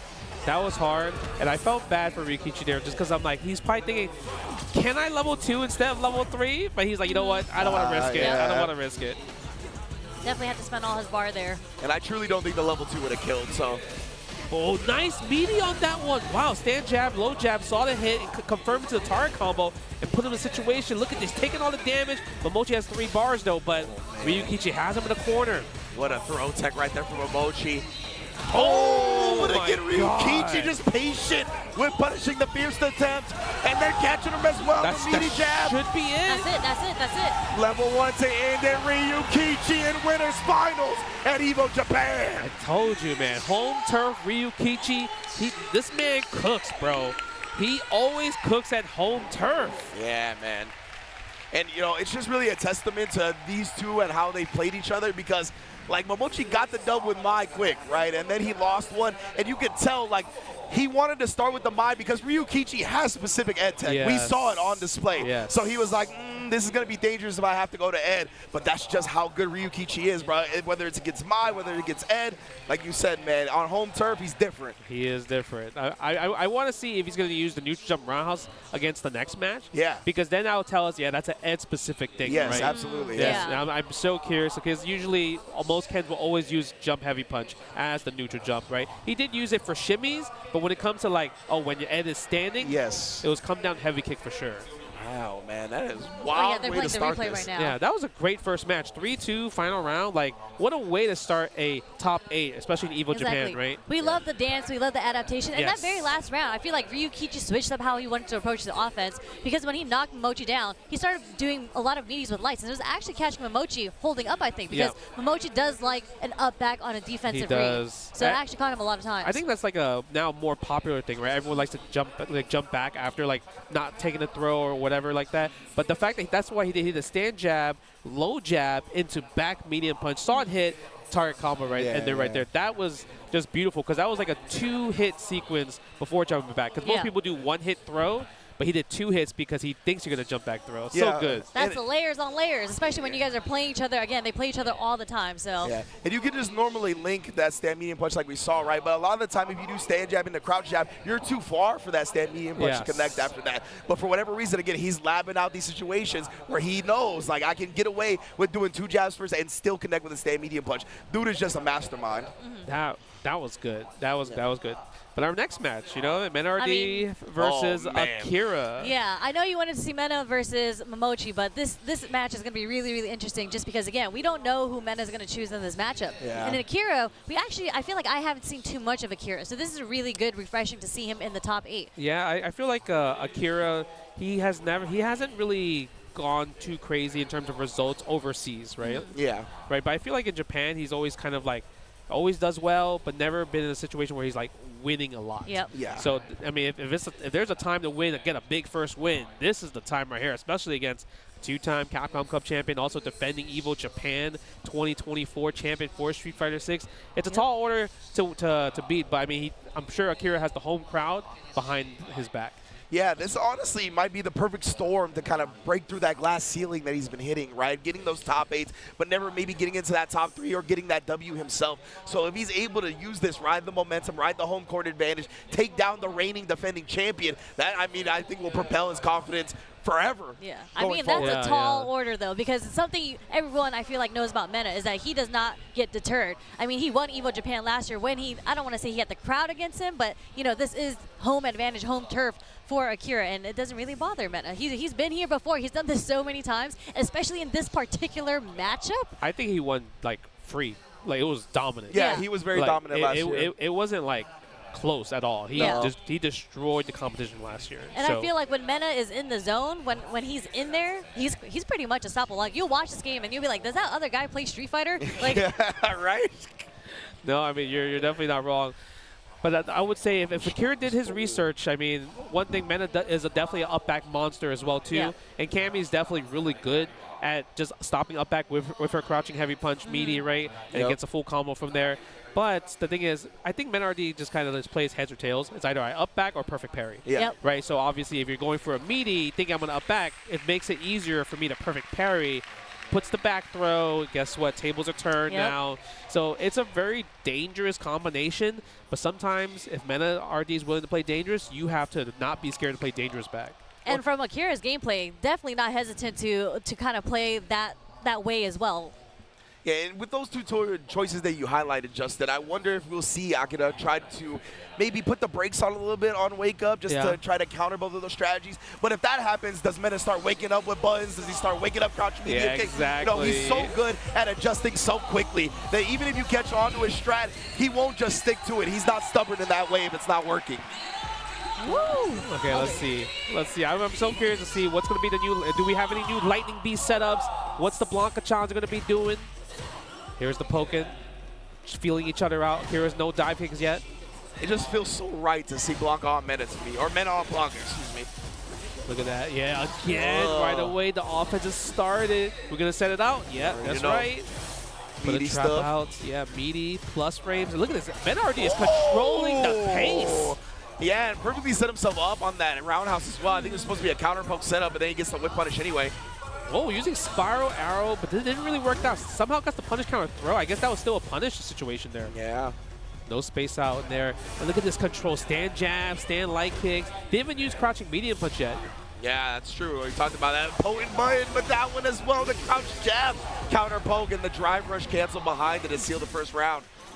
That was surprising. I don't really see a lot of blockers using crouching jab. Yeah, right? for real. Ooh, That nice. crowd strong, but that's a whip punish there. Yeah, no, that was definitely a whip punish.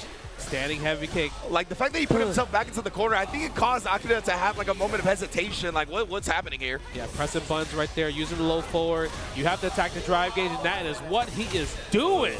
Put that drive gauge down to life support while Akira gets back in the green. It's gonna be a good look. Just needs one more. What's Mena gonna bet on? You know, if I'm gonna burn out, I'll burn out on my own turn. Yep. Uh-oh. Now, does Mena have the reaction to wake up level 1, wake up level 3? He jumps out, backs out in the corner. You gotta attack the legs. Using a low medium punch.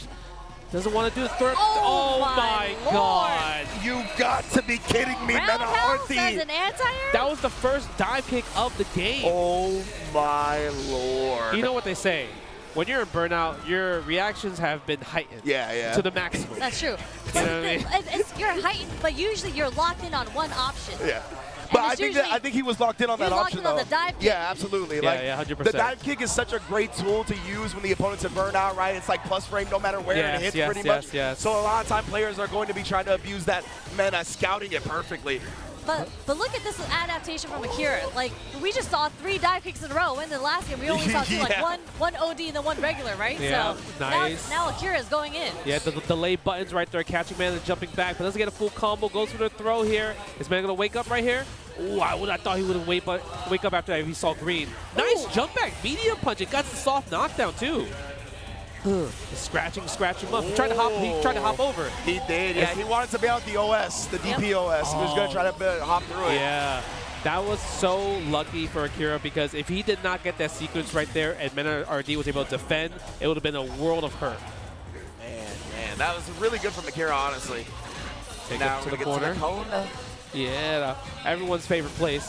Oh, what? Yeah, I think he tried to hold up there. Most likely, right? Nice. You highlighted how often he was going for a dive kick. That probably was what he was doing again, honestly. Ooh, almost. I love the side switch. Yo, he is playing fast right now. You see how fast he's playing? Yeah, boy. Yeah, he's going in. I thought he was going to bust out the super. Yeah, kind of hard to cross-cut in that situation, right? Lightning Beast, attack the drive gauge. I love the fact that he didn't spend it, right? Just in case. I definitely think he was betting on Akira trying to do something with the remaining drive meter, right? So he was looking to bait it out. Yeah, that's why he's jumping back. He's trying to buffer a special move right there. But drops the combo. Oh, maybe that's a setup possibly. I really like the parry right there, right? So he didn't have to guess which side that ball was going to come down on. Yeah. Akira does have level 3. If he gets a low forward, if he gets any confirm, he's definitely going to go into it. But Mena RD needs to defend. Nice. Hooligan tried to bait something out from Mena there. Yeah. Mena doesn't take the bait. Yeah, takes a throw. Watch out. He's in that 3-meter threshold, and he spends it. He tried to whiff punish it. He saw it. Oh, Wow, he just goes into it. Off the crouch medium kick. How? Are you serious? That's crazy. That's actually insane. At least, like, I feel like if that was me, I would do low forward, like, heavy kick spiral arrow. Just in case, right? Just in case? You know, just in case if it misses, and I'll confirm from the second hit. But the first hit is insane. What's gone like it wasn't even a whiff punish. No, it was he just a did it. straight confirm. He saw it. And like when those things happen, right, usually we find ourselves in scenarios where like we just kind of notice the opponent walking forward or standing up. That didn't feel like that at all. Yo, I don't know how he hit that. It was like I put the computer on random guard and I'm practicing. What? That was insane. And look, he was ready to check the jab block up too. He was a little bit too late. Nice punish on the crouching heavy punch to stand jab. Yeah, but of course Mena, that's always a potent tool in Blanca's kit. The air Blanca ball to avoid the throw. Ooh, standing heavy kick, attack the drive gauge from that drive rush. Okay. I like that a lot. Yeah, it's so interesting that he's using spiral arrow in neutral like that. I think it's like a switch up with the heavy kick as well, Yeah, right? right. Like as a Mena tries to get close, maybe counter poke that heavy kick. True. He does spiral arrow from a little farther away. Oh my God, I'm surprised he didn't whiff punish that standing heavy kick right there. Oh my. Yeah, Mena RD, I thought he expected a dive kick. Ooh, didn't spend the drive rush there. Yeah, I thought maybe he was gonna jump back, but the low short, do we spend the level 2? Yes, we do. Street Fighter 2 animated movie. Backbreaker. Oh, macchiotomy type joint.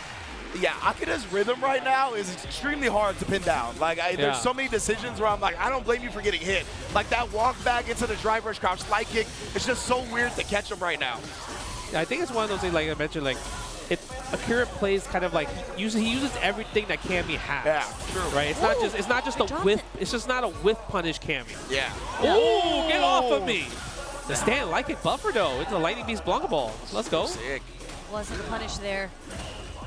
Spiral Arrow. Oh, yes, let her rip. Look, he's playing different. Yeah, both these players right now forcing their will, imposing their will, but a quick whip punch on the throw attempt. Yeah, I'm surprised Menardi didn't spend the double drive rush there. Maybe he wasn't too confident that the level 1 would kill there. Yeah.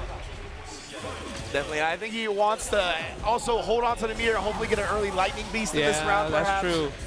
Okay, Spiral Arrow. I feel like Akira has done such a good job on checking drive rush. Woo! That was godlike. That was so good. That was so good. Because that was a safe jump, right? It wasn't going to be a punish on the perfect parry, so it would have been a tech throw. I love him just hopping through it. Oh my god, the drive gauge is being attacked. It's being attacked, but he does have that level 3. It's not over yet. He didn't spend the level 3 yet. He has one more chance. And now Menardi is in a situation where he doesn't have too much drive gauge What as well, is about too. to happen, though? What you got? Press the button. I'm surprised he didn't go through. Yeah, attack the drive gauge. He didn't attack it again. Level 3. I was going to say, these jump backs, they can get sniped by that CA. You got to be a little bit careful. Nice. Standing heavy kick right there. Stand fierce. Tries. my. Oh, no flinch on there. He's like, I could take some throws, bro. I ain't reaching. Throw. Jump back. DP. Oh my god, that's plus. Ooh. Oh, that's going to combo. He's going to get a follow-up afterwards. Yeah, he can go to level 1. Is that enough? No, it's not, but we're going to. It's burnout. Oh my god, he put him on a pixel. Oh, he woke up throw. Are you serious? That No way he woke up throw. That's crazy. He didn't wake up air throw. Oh, he woke up air throw. He's winning. He's winning Evo. He's winning Evo. He's winning Evo. Smokes of all reads. Nah. Not wake up level 1. That was not normal, bro. There's no way man is losing this. I'm sorry. I cannot believe what I just saw. Yeah, we literally just got off our seats, bro. That was that was insane. That was beautiful. If that doesn't make it to high fight, I know you're watching. High fight already got that clip. I know you're watching, bro. Please put that match on Twitter. Y'all Right? gotta handle ASAP. this for a minute. I'm speechless after that one. Legit. That's insane. How does Akira come up, like, keep going with this after this, right? I mean, he's doing just fine. He's like, oh, that's normal? That wasn't normal. Option select. Flash kick option select, I guess we call it. Yeah, same thing, right? Yep, go for the chip damage. Whoa! not like Input this. error. Level 1? Not yet, not yet, not yet. It wasn't going to kill. He needed that meter just in case. Yeah, that's plus no matter what. Yeah, you can't stop that. Your only option there was just you had to bust out a super. Yeah, you just had to commit to it. That was crazy. Yeah, bro. I'm still thinking about that decision, No, bro. that might be the play of the year, actually. Yeah, honestly, Evo so Awards far. play of the year already. Legit, man. Oh, holding the parry. Now he's in burn. Look at this. I'm telling you, he's still thinking about the air throw. Yeah. Yeah, had to do the level 1. Change the pace a little bit, but look at it. Menardi is healthy with the green. He's green. His drive gauge is green. Everything is green. Ooh, just with the walk-up throw. Yeah. Walk up throw the situation. About to Attacking get during the his meter burnout. back. Yeah, playing like no a little bit. DPOS, get off of me. Yeah, we'll see if Menardi goes back to the hop like he showed earlier off that. Oh, burnout again. DI. Do we side switch? Yes, we do. Meaty, do we set up the Blanca-chan? Is it close? Is it? I think this is it. I think Yeah. Oh, using the EX level 1 to end it. Yeah, level 1. Yeah. Boom. Menardi. Winners Look at that. finals. Go meta. Yeah, you deserve to pop off like that after what I just saw, bro. 100%. There's. That might be air throw of the century. I don't know. Air throw of the Street Fighter 6. Oh my God, that Lifetime. was something what a beast would actually do in real life. Yeah. Just cha-cha-cha-cha. Wake up air throw. That is a commitment. Oh, that was insane. Incredible. I feel so bad, though, because the sequence that Akira did right before that was godlike. It was godlike, but the answer from Menardi Yeah. was more godlike. Yeah. I don't want to watch Menardi play because I don't want to lose my voice. Because I felt like I know, right? My voice cracked when I yelled like right there. I thought we were all about to yank the freaking wires Yeah, off I'm because sorry. everybody stood up Production, at the my same bad, time bro. with the air throw. I just didn't even think about that as an option. I 100% thought the level 1 super was coming out. I didn't wake up air throw. Everyone thought that. And that's why I could have jumped, right? He was like, I'm going to dodge this level 1. Yeah. And I think he could get to the other side. It would have been tough to like wake up Blanca Ball anti-air. Yeah. And this dude, the fact that Meta knew that he would go with that, bro. Like, the crazy part was how close to the ground the air throw was. Yeah, You know what I mean? Look, It was like an instant air throw. Yeah. Oh, we have the replays right here. Look at amazing That plays was from OD match too. 1 already. We already thought like, yeah, Menardi is crazy right now, right? The reactions on the kick was standing heavy kick was insane little already. did we know, right? Little did we know. He got some plans for you, baby. Man, you thought the first movie was good? I got you. This is my godfather too, bro. Even that one was an amazing Makura. Yeah, I don't know how he pulled that one off. Both of these players have just showed off That was some phenomenally. third strike right there. Low forward super. No, that's harder than third strike. That's way harder than third strike. Yeah, I was gonna say this is way harder than third strike. That was way harder than third strike. 100%. And the drop combo here, actually. Yeah, he did drop that combo right there, but man, that was beautiful. The DP, great yeah, the reaction, reaction was yeah. still there. Buffering the stand light kick right there, and that was really good as well too. You could tell he's had so much experience in this matchup with that, right? Getting hit by the DP off the Blanca ball, he still knew the light kick buffer would work. Yes, look at that. Oh, this is what we're talking about right now, I believe. Yeah, I think this is the one right here. Spends the yeah. level 2, Yeah. right? Boom, look at that. Optimal combo too, right? Yeah, the Spends level 1. Oh my. Look at this, look at this, look at this. This is so sick. Oh! That was so ridiculous, bro. Yo, so ridiculous. That was great. Like, caught her on the way up. Yeah. Like, oh my God, that was a beautiful play. No matter what, I still can't believe that he did that. yeah, 100%. Nah, man. he knew. I mean, of course, at that point, he definitely knew. Wow, Mena just, and you mentioned it, Sherry, right at the beginning. When Mena's on and his reads are there, like, he looks unstoppable. He looks like the best player in the world, and that's what he just displayed here today to get into winners finals, where he'll be fighting up against Ryu Kichi in a little while. Yep, that's definitely going to be a very interesting match in winners finals. But before that, we are going to go through losers. Yes. Losers round 1. We're going to see Kobayan versus Higuchi. That's a hard matchup right there. That's I think that's a matchup where it's like a Tom and Jerry type of thing. You know what I mean? You mean like obstacle course and everything. Chase it's a chase for sure.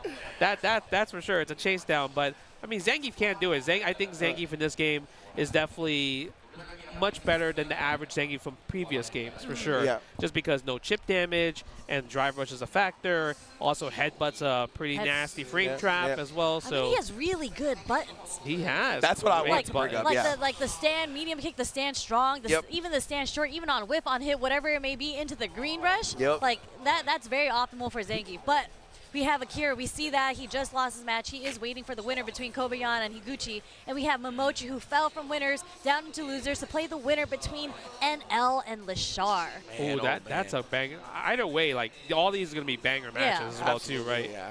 Kobayan, man. Yeah, I love that you bring that up, Sherry, because the ground game of Zangief is potent in this game. Like, he doesn't get as much of a reward as people with crouch, medium kick, drive rush cancel off his normal game, on his footsie game, but it's so hard to get into that range and feel comfortable against him. Yeah. And then you still eat like that 20% on the target combo. Yes. And then there's just a lot, honestly, on getting in Zangief in the first place. You can't talk too much because all the Zangief down Oh, yeah. players are going to be upset. I'm probably getting You know what I DM'd mean? by Don't- Dr. Danny yeah, fan right now. Like, yo, why are you hyping up Zangief like that? Don't spread the Zangief propaganda according to Twitter. you know what I As a mean? Ken player, I don't like that matchup.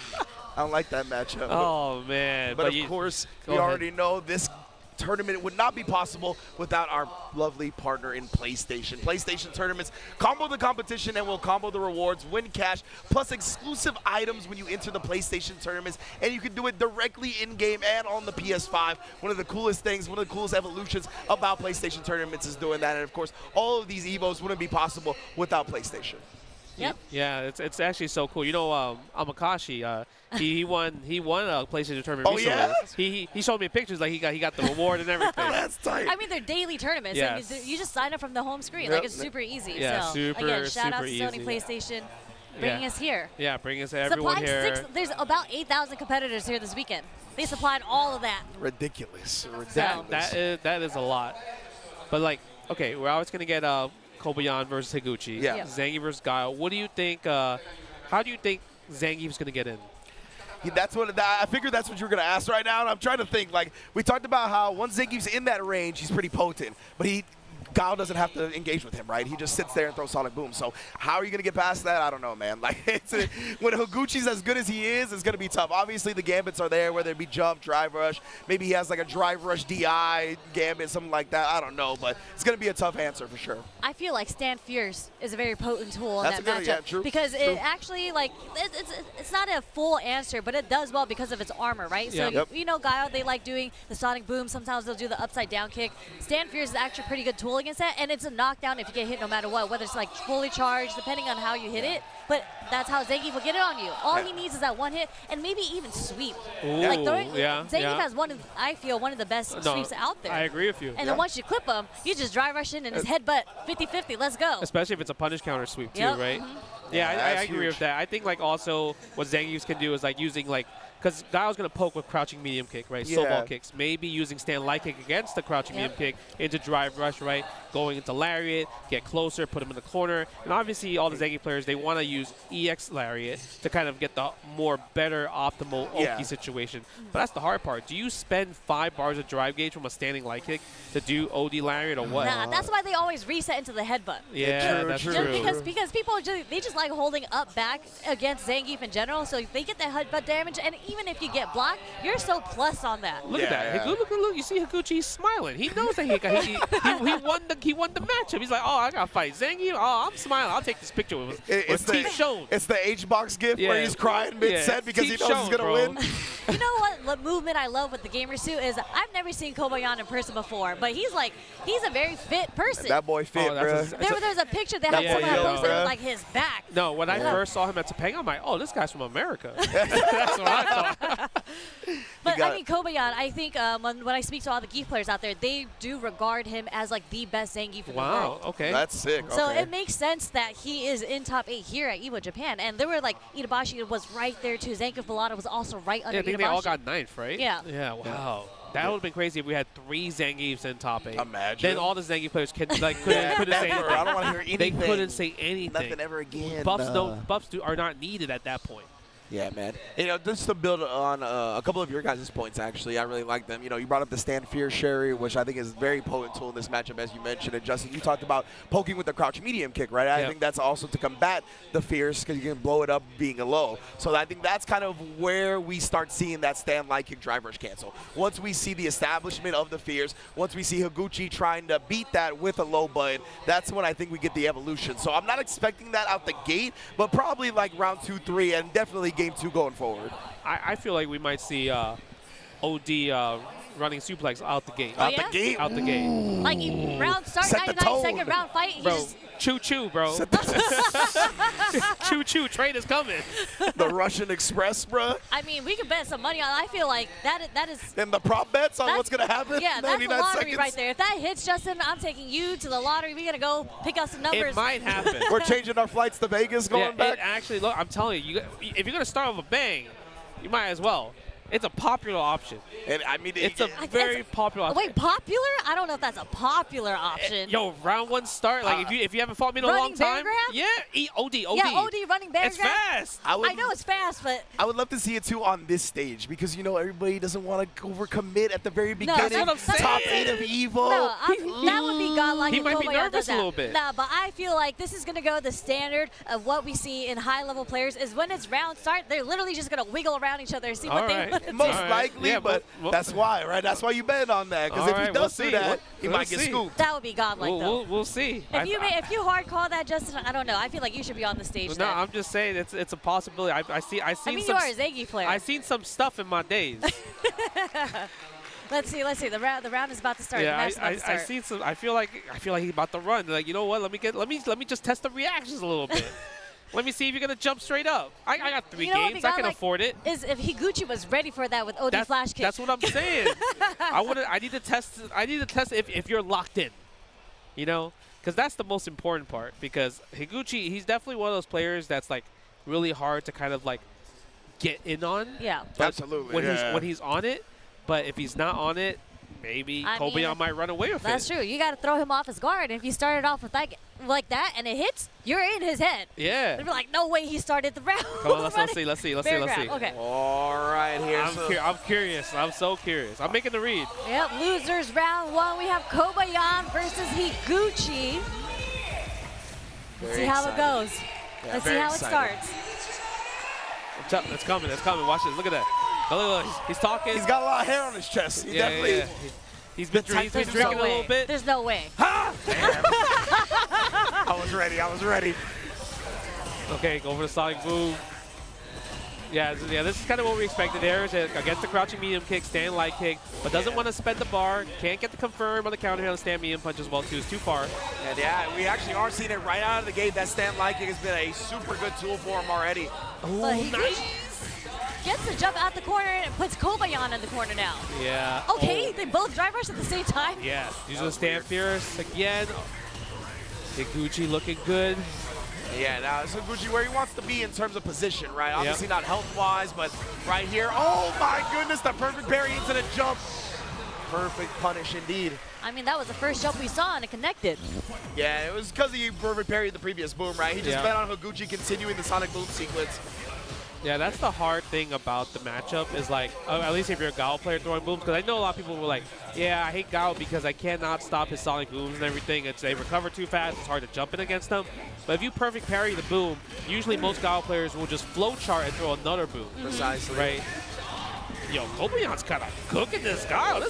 You sure this is a bad match for Gao? That's what I'm saying. Like bad match for Zengi? I don't know if this is a bad matchup for Zengi, but I'm seeing the way that I'm seeing Kobayan play in the neutral right now. Yeah. He's getting so much mileage off the stand shorts and the stand medium kicks and strongs. Yeah, parry's available. Nice, use an upside down kick. We might see the stand fierce that you mentioned. Oh my God, he tried to walk up in there. Did we spend it? No, we didn't. No cancel on the flash kick as well. Oh, Higuchi, he's trying to switch it up a little bit. You see the jump back into the dash forward. Yeah, he's trying to bait something out. Oh, get off of me. Protect the skies. I mean, he is concerned with the level 3, right? So this is the range you want to stay at because you don't want to be concerned with that. We just have to be worried about the level 2. Yeah, exactly. That's why Higuchi's not throwing Sonic Booms anymore. Doesn't want to get cycloned on in. Yeah. There we go. We can throw the booms at this range right here, but we can't flowchart. Nice little dash forward, back dash. And he's so scared of Higuchi's OD flash kicks. Yeah, both of them are showing a lot of respect. You know what? I think Kobayan was waiting for the up back. Okay. I don't know if that's going to be enough. It's close. Hell stop to level 1? No. Yo, headbutt to level 1.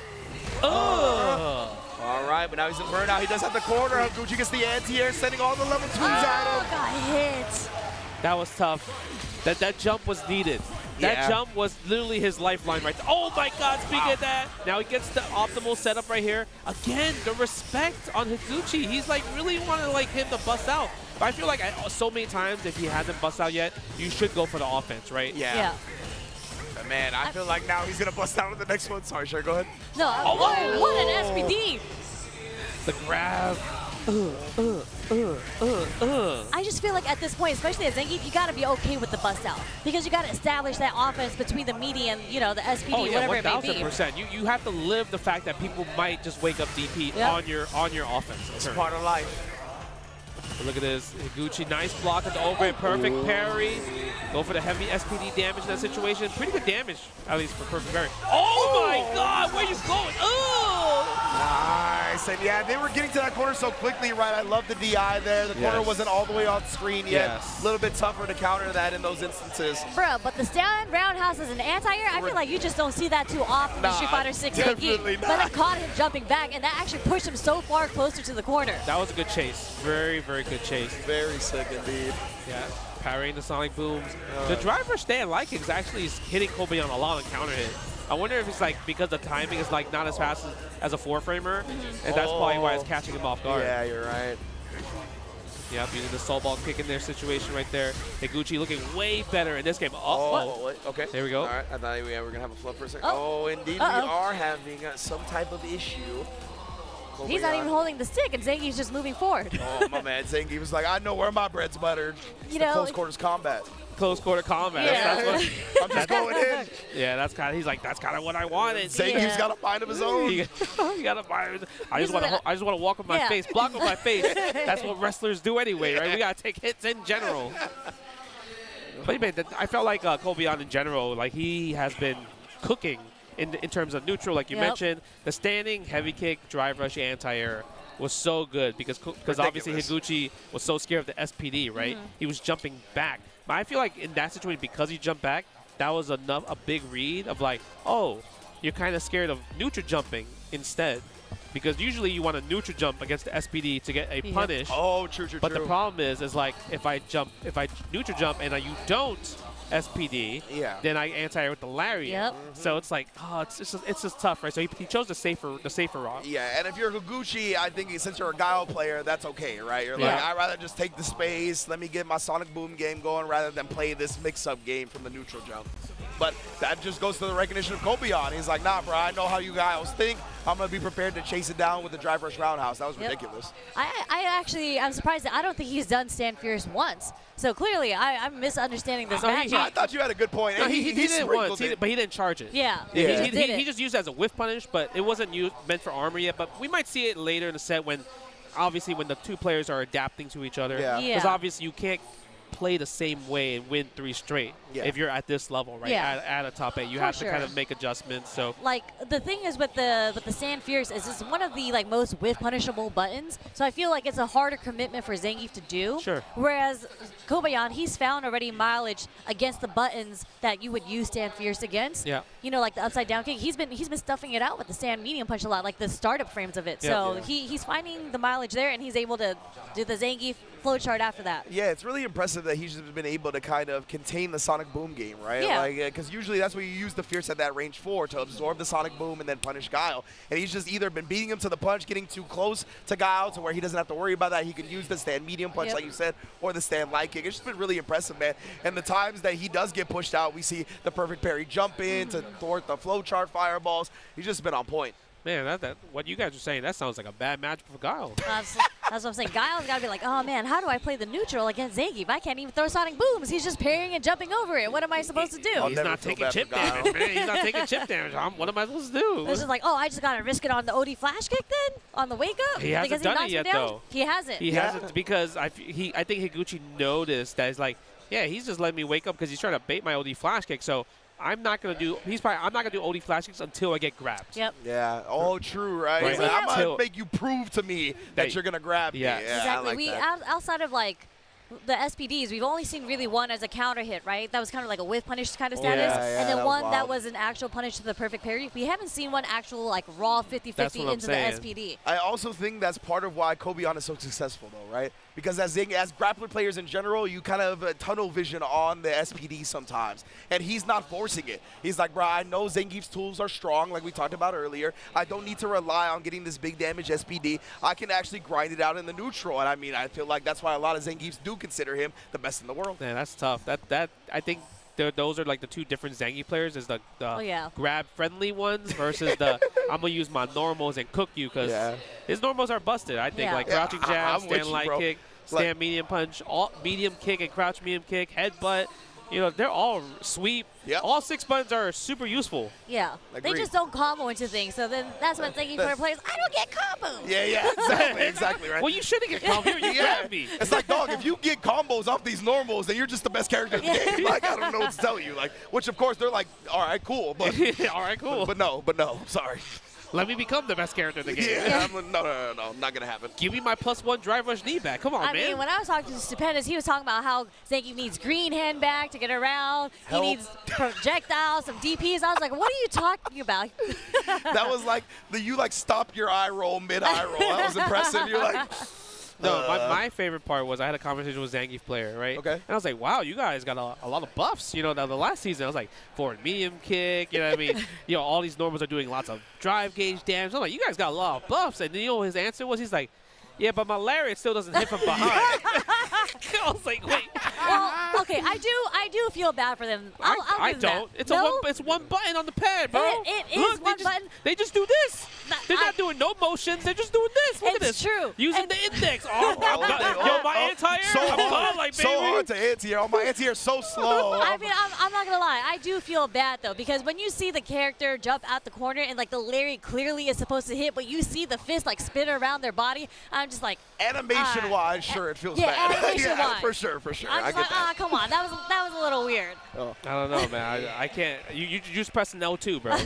You got no sympathy for them. Okay. I can't remember if it was Lazarus or like one of the EU homies, I think, was just like, you know, once I realized that Lariat was just a button or 2 buttons or whatever, I stopped feeling bad about the Geeps complaining about how slow it is. Like, I'm sorry. Like, being able to bypass that, you have a modern anti-air, bro. Yeah. You have a modern anti-air. That's true. Yeah. That's true.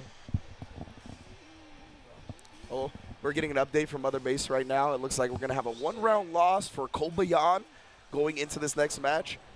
And we're going to try to also mirror the meter that we saw in that previous match where the technical difficulty occurred.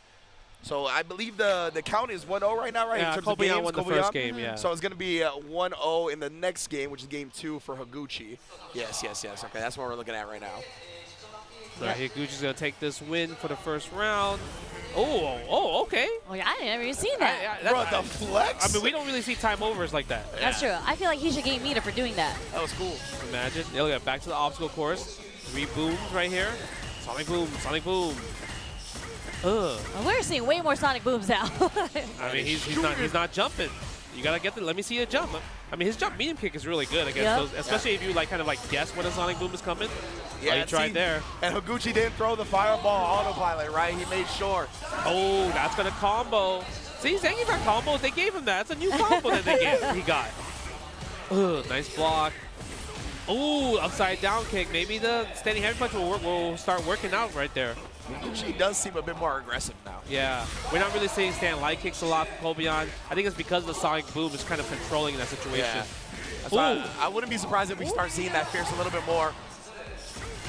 Okay, go for more booms right here. More perfect parries. Nice interruption with the crouch short there. Oh, that's gonna. It's close. It's all jab. Oh, yeah. Oh, we're going for the ender right here. We're cashing out. Boom. Oh, yeah. Not enough. Didn't have the OD Borscht Dynamite anymore. Oh, he's jumping back. Okay. Yeah, maybe Sonic Blade? No, we don't even go for Sonic Blade at all. Oh, he tried the counter pump. Oh, he was so close to trading with that Sonic boom with the standing punch, bro. Very close to a trade. That was huge. Oh, man, but nice stuff from Higuchi with that incredibly slow Sonic boom because he recognized that Kobayan was trying to do the neutral jumps over them. Yeah. Trying to avoid that chip damage. You know what I like about Higuchi? He's not using, DI. What a guess. All right, here we go. We got to go for the OD. Oh, this time we go for regular throw. Yeah, plus 30 off that bad Okay. There's that SPD. There's SPD. We might see more wake-up OD flash kicks now from Higuchi. Wow, the wake-up crouch medium punch. He really lapped that one out. Oh, misses the anti-air empty jump. Let's go. Because if you press medium kick or any button, then the stand medium kick from Guy would have hit. 100%. Nice recognition from Kobayan there to do the empty jump. Yeah, that was full screen again. Full screen again using Sonic Blade enhancer. No stand like it. I think he. Oh, running bear, but not OD though. Upside down kick cooking. Looking good dragon suplex. Shouts Kenny Omega. Yeah, I think he's like at PAX right now. Yeah, most def. Cutting promos up against Xavier Woods. Yeah. Back heavy kick again. That's such a great advancing normal.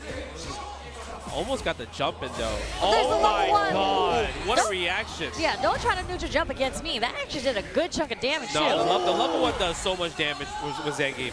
If you can make a read, oh my God, level 2. Now, okay, do we go for the? Yeah, we're gonna go for the combo. We're not gonna go for damage. We're gonna go for Oki setup. Yeah, exactly. Oh, nice! He burned himself out with the drive reversal. That's okay. Yeah, absolutely. Especially he has level 2 on deck if he wants to install it. Yeah, or if he jumps, he can do level 3. Yeah. Right? Oh my God! He didn't get it out that time, and he made him block into the headbutt. Kobayan 2-1 lead. It was a delayed headbutt too. He was able to get that counter hit because I think Higuchi just naturally on defense did a delayed light. Yeah. Because there was a slight pause after the jump. Yeah, I think it was delay light, or maybe he delayed button because he was like, what if Higuchi did level 1 and level 3 in that situation, right? Because once you lose your charge, you can't do the super. You can't mash out the super. Yeah. He doesn't have, the guy doesn't have the privilege of mashing out supers in burnouts, right? You have to kind of time your supers. Yeah, absolutely. And just like that, it's 2-1 Kobayan. Man, the Zangief player told me this is a bad match, and they lied to me. I feel like even though Higuchi is throwing plasma the whole entire time, Kobayan controls the neutral. He's controlling the pace of where the players are going to be. Yeah. Corner, mid-screen, wherever. It feels like Higuchi's been the most successful when he's got a bit more aggressive, right? Just so he doesn't let Kobayan determine the pace of the match. No flash kick there. Surprisingly, that's a punish counter. Crouch beam kick. I feel like that's a sign that might be a little bit shooken. Oh, crouch heavy punch. Yeah, drive rush, go to the knee. Nice. I love that. Again. What do we call that, Riz? Is that spine buster? Oh, yeah, that's the spine buster party all day. First neutral jump on the whip SPD there. Yeah, that was big damage, too. 3-piece combo. Oh, super scary right there. Yeah, good tech, good anti-air, control the space, almost get that sweep out. Nice. The level 1 anti-air this time, and the OD flash kick to follow. Higuchi's actually has a really good strategy right now. if he sees that you're gonna perfect parry the boom, his focus is reacting to what you're doing automatically. Yeah. So your best option now, if I was Kobayan, is like, don't perfect parry the boom, just jump. Because he's flow charting regular parries into boom. That's facts. That's a good point. Oh, and even then, I love that switch up, right? It just a dash up into the crouch medium punch instead of just going into the Sonic Boom game. And again, the heavy kick, he's starting to stay aggressive like we talked about, and it's gone so much better for him. And ooh, we saw that all kinds throughout this tournament so far, right? A lot of people now, instead of just tapping parry, they'll hold parry, and then they'll try to drive rush out to avoid the punish counter throw. But because of that, players are just adjusting and hitting normals to stop the drive rush. So good. Yeah. That's so dangerous now, man. Yeah. So dangerous. Ooh, with punish, no flash kick again. I wonder if it's like maybe too far in that situation. And a Higuchi. Not with the sweep. Yeah, the sweep punish counter combo. Blocks on the overheads. Ugh, get off of me. Really feels like Higuchi has found his groove now, man. There it is, yep. That was a really interesting answer because I feel like it almost missed at that point, right? 100% it did. Oh, what happened? I mean, now, this is starting to look like a bad matchup for Zangief. That's what I'm saying. What? See, now he's trying to use more stand heavy punches and everything. He jumped. That's a neutral jump again, but a little bit too far. Nice back dash punish on that. Level 1. That was an optimal punish. Yes, that was so good. Most people would just do sweep in that situation, Exactly. right? Match point for Higuchi. Just like that. That was so quick. Oh, man. And you talked about that, right? Stuffing the upside down kick with the light kick. That was so good because it was counter hit. He saw those counter hit using crouch medium punch as the combo. Yeah. Nice confirm off the stand medium punch to the target combo, keeping Higuchi in the corner. Nope, no jumping out. Cancel? Yep. Ah, the OD Force Dynamite. Man, it's crazy we haven't seen one wake-up OD flash kick from Higuchi. Man, Not is he saving one. it? Is he saving it for this final round? Yeah, we're going to see it now. Yo, what if Kobayan blocks it, though? I know, bro. Oh, my goodness. Because he's jumping a lot instead. Oh, my God. DDT. No stand light kick right there. Yeah, that's going to combo. Enough for the low forward to combo, yep. Yeah. A little close. Too far for that one, but he is one level 3 away from winning. He might just do it right here. Yeah! Kobayan finds the jump in, somehow, some way surviving the guile and going on into losers. For the loyal fans right there, baby. For the loyal fans. So again, in my opinion, the way that turned around at the end, Higuchi got on match point, and then he started playing defensive again, it felt like. Like, obviously, Kobayan had really good gambits at round start to take control early, but it felt like Higuchi was willing to just back it up instead of trying to stay aggressive again, whether it be with the far heavy kick, whether it be with the frequent sonic booms. It felt like, to me, he was like, okay, one round away, now it's time to play safe again, and I felt like that's where it got away from him. I mean, I feel like that very last round, he actually got checked on the upside down kick. Like, he started doing more normals, It was right? more like the round before the last round. Yeah. And then Kobayan just snowballed as per what Zangief does, right? But that was a sick juggle off the OD lariat. Yes, it was really good. It's also, I think, maybe like he played passive last round because like Kobayan had level 3. Oh, that's so a good like point, too. he couldn't throw booms anymore at true. that point, right? He couldn't just like, he has to think about throwing booms because now level 2 is a factor in that situation. That's why he was like walking back, but then that's also why Kobayan's walking forward because that's what Zangief players like to do, just walk you to the corner, and then now you're a sitting duck in that situation, right? Yeah. Wow, that was a really good match. Another 3-2 in that situation. Yeah, we're seeing a lot of 3-2s here, and I love just seeing the back and forth with the adaptation and whatnot. So we're watching the replay up on the big screen there, so sorry if I'm just looking over there. No, I mean, you can that appreciate level 1 super again on the neutral jump. You could appreciate good gameplay. That's the thing. Because I feel like what we saw was we didn't see Zangief flowchart a little bit too much on SPDs as Oki. That's the most important part. He kind of like picked his spots when to do as counter hits. He did like here and there. But we didn't really see a classic like, oh, every time I put you in a +4 headbutt, let me do SPD, right? So he didn't do it too much, but the times he did do it, Higuchi neutral jumps. Yep. So it was like good play on both sides. Yeah, I think that's what was really cool about the set 100%. Like, the only flowchart we ever really saw was, like, the Sonic Boom a little bit, and as soon as that got exposed, he stopped flowcharting into it, right? So because of that, it was a lot of conscious decision-making, constant adjustments as well. Very impressive losers round 1 match between Higuchi and Kobayan. Now, Kobayan's going to be moving on to fight Akira and losers quarterfinals. Yeah, and then we're going to see NL versus Lashar, Korea versus Korea. That's next, yeah. That one's exciting. I'm kind of curious. We're obviously going to see Akuma from NL's side. Yeah. But when it comes to Lashar, is it only Terry, or we're going to see Ed or Mai like you mentioned earlier? Maybe we'll see the Terry first and to see how that Terry does. And once Terry, if he's not doing well with Terry, that's when I think we're going to see the Ed or the Mai come out from Lashar. Terry kind of hits hard, though. You know what I mean? He does. Against Akuma, too. He hits kind of the hard. Buster Wolf and then the follow-up, if he has all 3 bars and some drive meter. He hits kind of hard. The juggles are insane, right? And also probably the best burnout probably the best burnout sequence in this game now. With crack shoot, like crack shoot and everything, right? 100%. So it's gonna be interesting, especially like Akuma, who loves to throw fireballs as like his ground game. But the thing is with Terry, I just do OD power wave.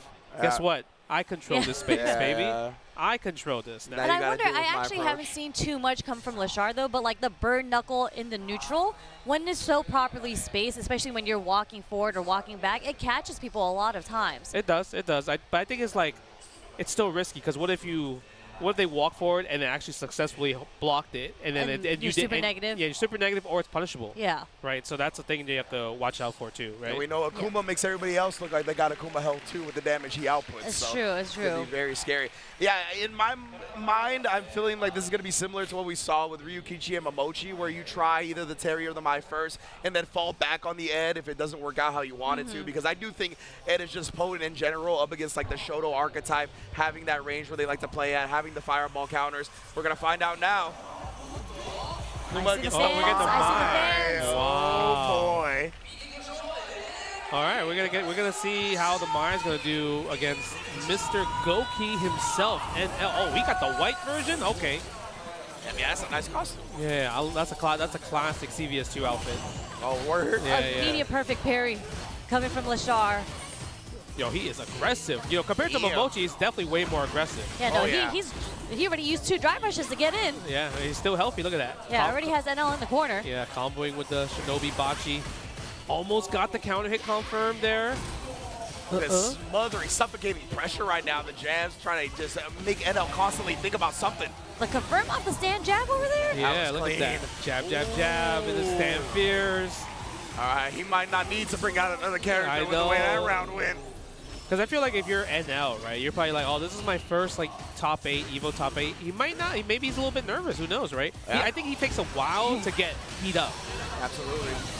Straight into level 1 just to get those charges. Spending one of them here. Look at that. Stand fair, attack the drive gauge. Nice. Use the forward normal, but guess what? The Sharp predicted it. Yeah, I'm surprised he committed to the target combo off that, honestly. Look at the damage on that. You have to wake up. Yep, you had to wake up. It's either throw or get burned out. You choose your poison, and we got stocks. Wow. I love that. He's even using the counter poke and hand spin from Lashar to try to get him at the max range. Nice block. Oh, standing heavy kick. Yeah, such a great normal. Throwing the Kachol Sen again. Love this from Lashar as well. He had the stocks, and he didn't just rely on that, right? Like you saw sprinkling in the roundhouses.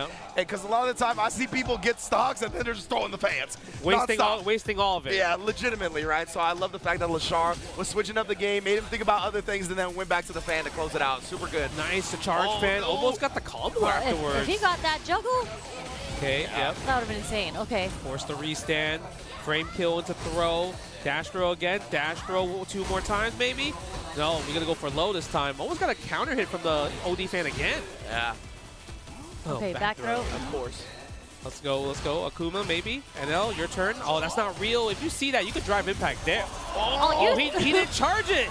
Yeah. He didn't charge it. Like you said, right? When you see that, you get the eye, immediately put it in NL's head, and he's like, now I'm not going to charge it, brother. That was crazy. He did the first one. He's like, oh, you think I'm going to do the second one? Psych, got you. He heard you, Justin. He's like, this guy thinks he can DI me? Nah, I'm not going to do the charge one. Lashar, very, very smart, man. And then again, NL, thinking he wanted that back throw to play Lashar back into the corner again. He's not going to let him have it. Couple of frame kills with the jabs, and we still rolling. Lashar has so much momentum on his side right now. It's just I don't know how NL, like, just like that, we're already 2-0 with Lashar. Like, NL's going to have to find a way to find his footing in the neutral. He's always in the corner. He's really getting, like, he's losing the neutral, and he's also getting put in the corner way too much. Yeah. Way too much. And Lashar, like just the way he's cycling through, whether it be fireball, walk up, crouch, medium kick, like this range has been plaguing NL. He cannot find anything. Every time he tries to walk forward with the Akuma and press something, he gets counter hit by that crouch medium kick or runs into a fan. Yeah, it's that or it's just the OD fan because like anytime Akuma throws fireball, even though it's Akuma's fireball super fast in this game, if she sees that you throw a fireball, she responds with OD fireball. Yeah. It's going to break the fireball, hit you, she gets a free drive rush, she gets a full combo for it. So she wins the neutral game by exposing you but to big damage. Yeah, and when projectiles clash in this game, they slow it down a little bit, so she's going to get even better advantage because it's going to be right behind the fireball. Yeah. Oh, nice. Good hit confirm with a standing medium punch target combo. Good stuff from NL. This is the first time he has Lashar in the corner, but Lashar with the delayed crouch jab actually gets a counter hit and another counter hit off the low forward. Yeah, we side switching with that Shinobi Bachi, bro. Never mind. My man Lashar, he was feeling it right there, right? He was kind of just letting the flow state take over, thinking every single answer was going to be correct. Good job, NL, cutting that off in the pass. Okay, let's see if NL can keep the momentum right there. I mean, and also playing pretty slow in general. He's just finding that button right there. Nice stuff. Yeah, the forward heavy punch. Again, but this time the low forward has been blocked though, right? Yeah, felt like the first time, honestly. No, that's the wrong. Oh, it's okay. Never mind. Yeah. I always forget that the bachi right there, it could be used as like a kind of like a meaty setup. Yeah. So you drop the combo and it become meaty in that situation. It feels like Lashar is whipping the spin on purpose as well to get NL to try to whip punish it, and it's so far that he's just able to whip punish his whip punish attempt. Good. Yep. Go for the ODDP right there. The Ryujin. Burns himself out, and low forward is enough. He's going to get chipped out, maybe? No, doesn't matter. Look at that. We're throwing the fans, baby. Up DP. Like, that is checkmate. The crouch medium kick success rate, I mean, it has to be above 90%. Like, I remember one being blocked. Yeah, I only saw one being blocked as well, too. The low, okay, this time we're going to fireball. Yeah, that's going to combo, counter hit, spend the level 1, activate, put the stocks up. Again, the DP, and there's a punish counter, too. Yeah, he did press something in the air. Okay, gets the combo, spend level 1, gets the extra damage, plus the restock. Oh boy, it's looking long for Mans right now. Of course, drive rush out of the corner into back throw. Hold on, he also has demon available now. Oh, that's gonna hurt. We're not gonna cash out on the super yet, right? We don't need to at this point. Yeah, he's gonna hold on to a little. Oh, never mind. He actually is gonna use the CBA. Yeah, I guess maybe because he was already low on drive gauge, right? Yeah. We might do the level 1 here. You think so? Yeah. I mean, you do meaty fireball, I would say. Yeah. Okay, yes. Yeah. So that's smart stuff from NL.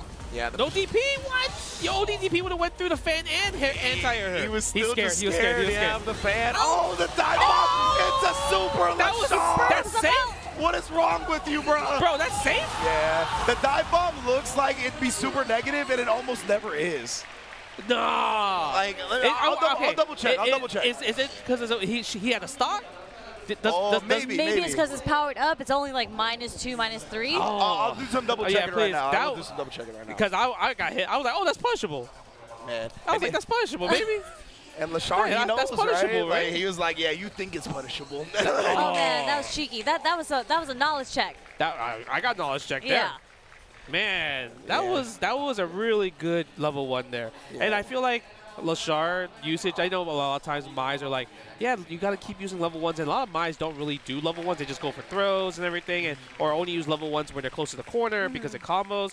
But Lashar did like 4 level 1s in like 1 game. Yeah. That's like crazy. It's beautiful. Well, we actually saw, I feel like we saw that in Momochi too. Yeah. Like he actually, every single round, he was able to activate a level 1. One round he activated 2 level 1s. So it's just, but you can see the clear difference between how Lashar and Momochi plays. Like Lashar just, I feel like he really used Mai's buttons and her like, the way that her mental stack is against you to his advantage. I think it's because he's also like a previous like Chun-Li player. Yeah. So when he plays Chun-Li, I feel like Mai and Chun-Li have like these interesting similarities that they're like hit and run, damaging characters.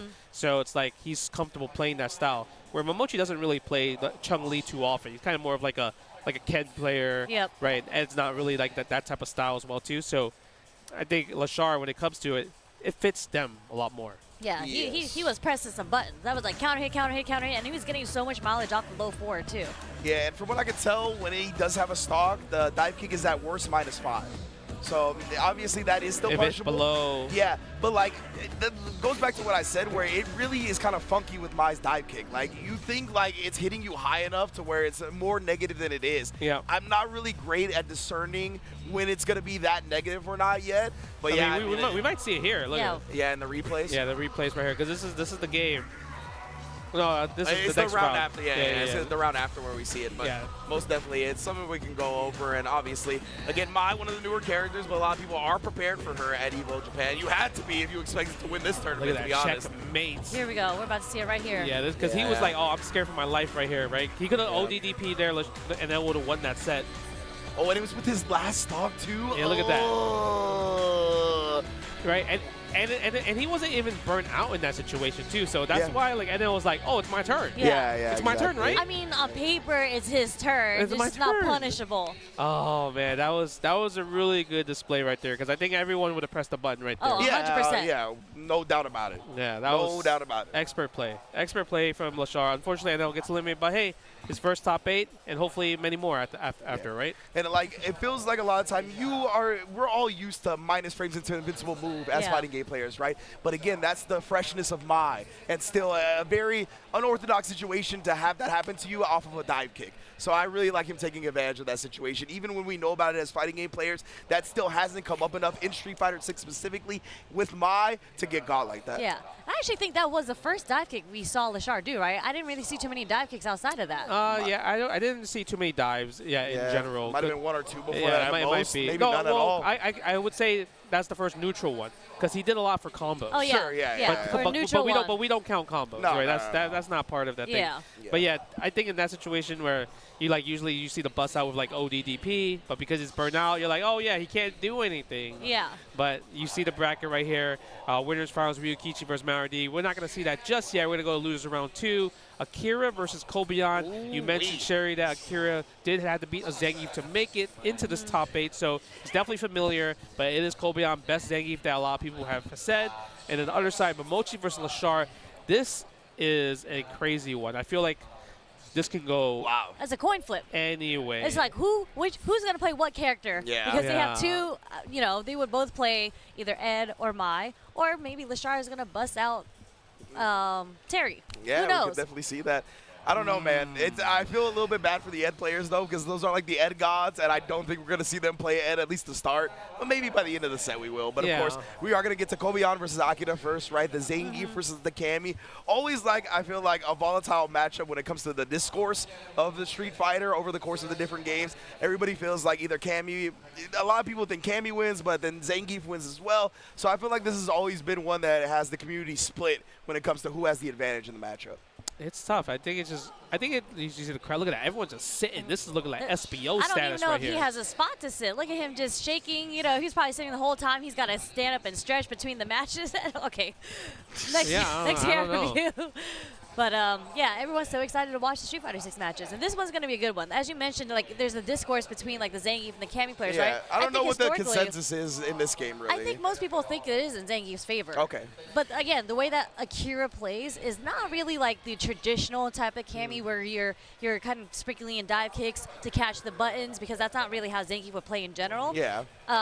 But the way, again, when Akira was playing against Itabashi, it was the bag of tricks that kind of got in It is Itabashi's a bag head. of tricks, yeah. Usually you have to kind of see if you can stop hooligans and everything, or the spin knuckles in the corner. So that's going to be something if Kobian can react to it. Yeah. But I would say that one thing that Zangief players have advantage over Cammy is that he doesn't have a wake-up ODDP. So that means if he baits it out, it's going to hurt a lot, right? So it's at least 40 to 50% of a punish counter combo, especially coming from Zangief, right? Crouching heavy punch into drive rush knee, hell stab into whatever you want. I was going to say, am I going to see the wheel kick to get the juggle? Oh, there you could be the forward heavy kick version, right? Yeah. So there's a lot of different options where Zangief gets a big punish. While if Cammy gets a big punish, it's okay. Yeah. Zangief can afford it, but I don't know if Cammy can afford it. For sure, I definitely get that perspective, and obviously I think a lot of the time people think Zangief has the advantage in this matchup because Cammy has to go forward, right? Yeah. Has to come to Zangief, and that's exactly what Zangief wants out of everybody, for you to get close to him. But to go back to your point about the ODDP, Zangief don't have no reversal. So if you do get knocked down, outright punish in that moment might not be a lot, but Cammy can definitely snowball you and never let you play Facts. again. I mean, your only guaranteed punish or similar or your most best punish is wake up level 3. Yeah. That's literally all you have. Or you're going to like gamble a perfect parry, because the thing is, when I see Zangief players struggle, they get stringed up. Yeah. And eventually you're going to try to hold up, and you know, your mental stack eventually breaks. You're like, oh man, I'm getting just mauled, right? So I need to do something. But then the strings are just too much at that point, right? Yeah. All these jabs and everything, and all leads to knockdown. Guess what? Puts you back in the same scenario. So it really comes down to what kind of reads will Kobeon have on defense with perfect parry, just wake up drive reversal. We'll see.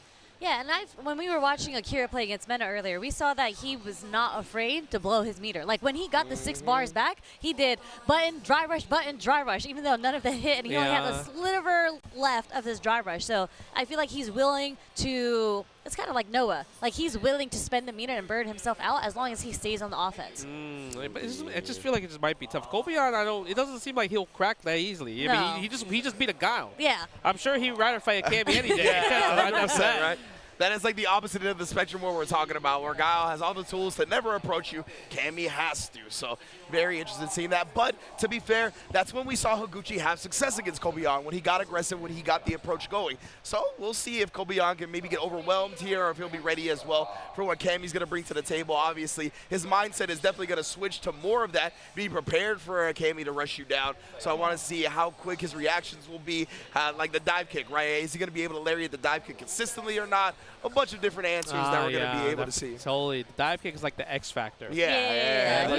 They're not lariating the... Especially OD dive kick. Yeah. That's the X factor right there, right? 100%. Especially if he's trying to like buffer like stand light kick or crouch medium kick. Yeah. But standing medium punch is very good against dive kick. If you just press it beats from the range. The range, it beats dive kick in general. That's a great point. It's actually, you know, just a good button to use overall. Yeah, that's like one of the big things I think.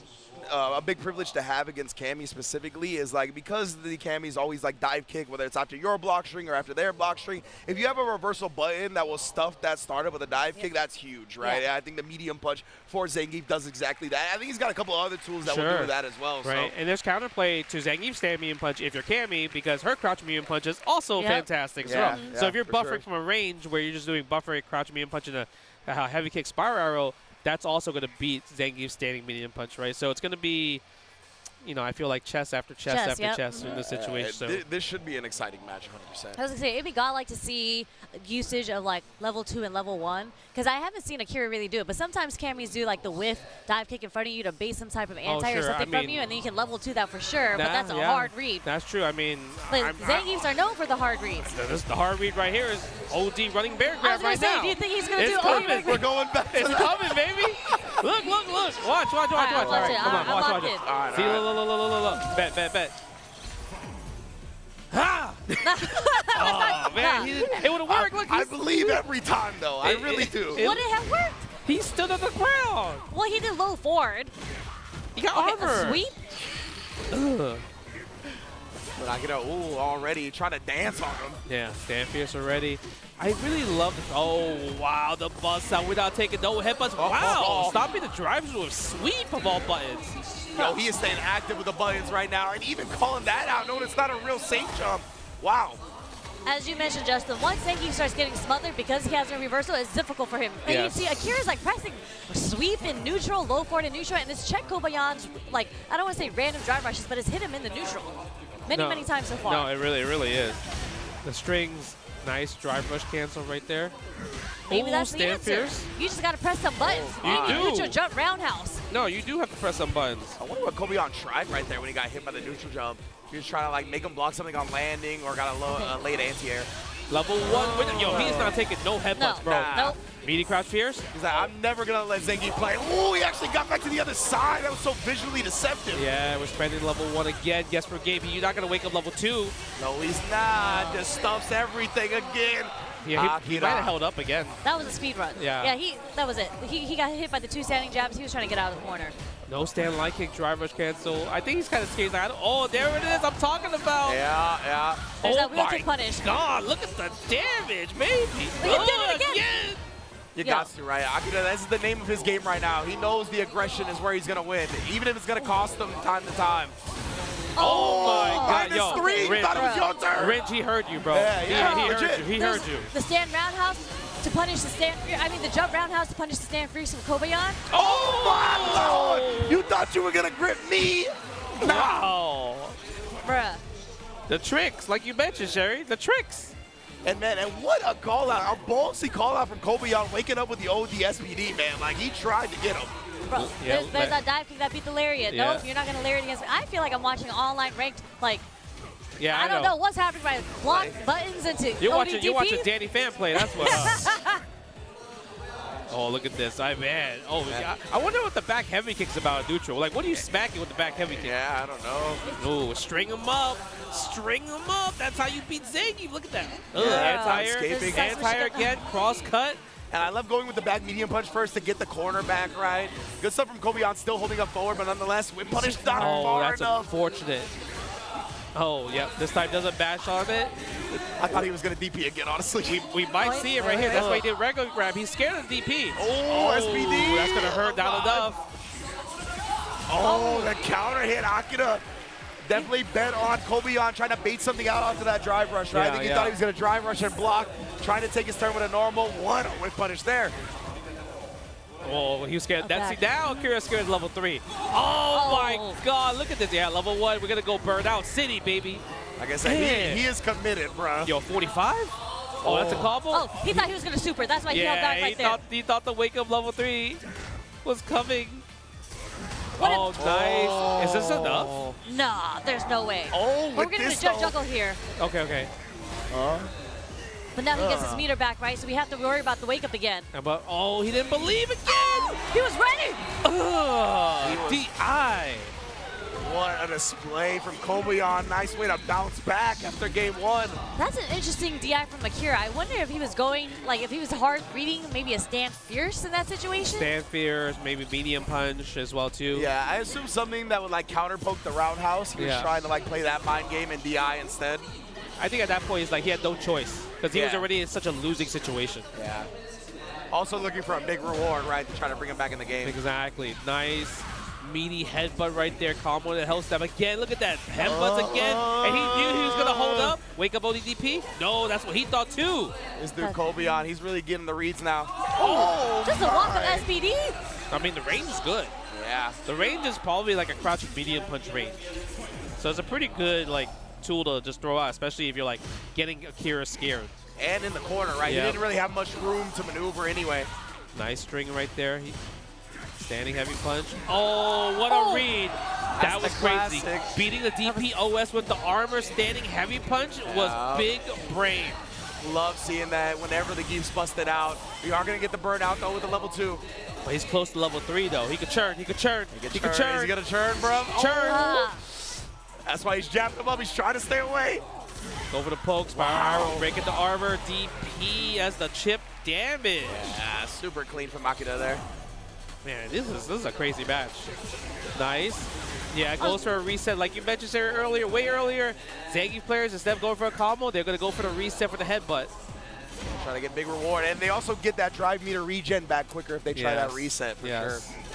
Oh, wow. What did you punish. hit? Was standing jab? I think it was a stand medium kick. Oh, well, that hit far. Oh, trying to stomp on his kicks, bro. Using the Street Fighter EX moves. Okay, you have level 3. Akira has level 3. I really want to see what the back heavy kick's going to hit. Yeah. I so want to see it. I wonder if that's just like a visual bait to get Kobayan to try to whip punish him. It might be, honestly. Yeah. Oh my God. Again, he's living and dying by the ODDP right now. Are we going to go to level 1 and burn him out? Yeah. Yep. Look at the damage. Oh, great 50. day. 50. Oh, no free DI this time, though. And Akira still has another one in the chamber, just in case Kobayan busts it out again. Oh, no. Oh, level 1. So good. Super sick for Akira there. Good. He doesn't get the punish because it's a sweep and he's in burnout, right? But it is his turn, so he walks up, baits him into throw tagging, and walks back out. So good, man. Wow. Low forward to level 1. Another low forward, like in the super, right? Yeah. He's just getting those confirms. And I saw him do it against Itabashi, too. He did crouch strong into the level 3. Okay. Wow, stand light kick beats the drive rush crouch light kick. Stand roundhouse perfect parry. No back Yeah, throw. we'll go for the side switch. Wow, that was kind of big. That was tricky. The setup. headbutt, but that was at least plus 10. Spine buster, that's plus 30. Oh my That one god. actually combo, but he did it. I'm surprised he dropped. He didn't go for finish the combo. Yeah. Look at that, man. Akira still staying active right there. You know what I'm thinking about? I know it's 2-1 Akira, right? Yeah. The amount of blocked ODDPs that Kobayan has blocked and punished him, how is he losing? Yeah, you would think that, right? But this is what we talked about. Where Akira, he has to stay aggressive, and he knows, like, and sometimes I'm gonna lose half my life to one combo. That's crazy. But this is still gonna be the long-term game plan for the my hooligan. god, the hooligan flips. He knows, he smells it. He's at match point. Yeah, the blood in the DP, water. Go for a throw. You can still go for offense. String him up. That's right. String up Zangief. It's so good. He's trying to hit the stand medium kick again. Oh my god. Yeah, go for the pokes, playing a little bit more safe. Yep, go for the dive kick, the situation backdash. Fierce, bruh. Yeah, Trying to put a stop and just one hit of the sand medium punch at SPD. Yeah, that's really good right there. It felt like Akira just started playing passive. Which he can't do that, bro. Yeah, like what happened? Like he was. You got to stick to what brought you to the dance I mean, right maybe now. it's because he's scared of the level 3, you know? Yeah, but it just, I don't know, maybe he's just thinking, I'm in match point and now I'm all passive. That's Exactly. what it feels like. He's had level 3 before and he hasn't played like this, right? Yeah. Oh, So no. reset. Okay, we're gonna go into level 2. No, something happened. Like he's like, yo, I'm about to beat him. I mean, I think we're gonna see it now. Oh, let's see. I hope I think so. he's about to wake up. I mean, he started the last round with Hooligan. He might just do EX OD Hooligan now. It felt like, yeah. Well, darn it, eventually. It felt like he gave the control to somebody else.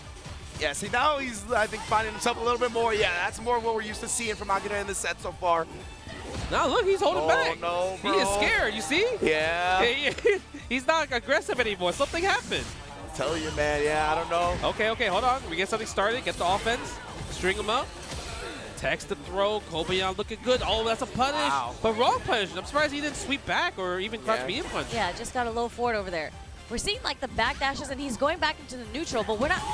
He finally gets a whip punish on that. Oh, yeah. Something happened. I'm telling you. I don't know. Akira's a little bit scared. I think he's in the situation. Oh, this is huge, though. Okay, spend the level 3. Calm yourself. Attack the drive gauge. Think about your next sequences. This is a massive gap in drive gauge, right? Because he didn't use a drive rush cancel. He just went right into the level 3. Oh my god. Does Kobayan do a hit confirm level 2 though? Crouch medium punch.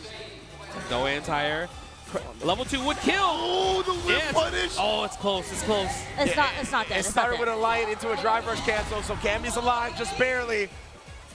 Yeah, he's gonna jab. He's gonna jab it out. Jab it out. Oh, spiral there. Oh. Jab it out. Oh, yes, indeed. I'm telling you, something happened. Like, you know what I mean? He was like, I'm about to win, and he just started playing passive, bro. It's something that we kind of saw similarly with Iguchi. Like I said, he switched up the aggression. See, even he knows. He's like, yo, what happened? Yeah, he's like, I was cooking him. Maybe he spent all that, because those first 2 games were so heavy in the adrenaline. Like, I'm talking about, you did. Oh, you see him pound his chest? Oh, wait a minute.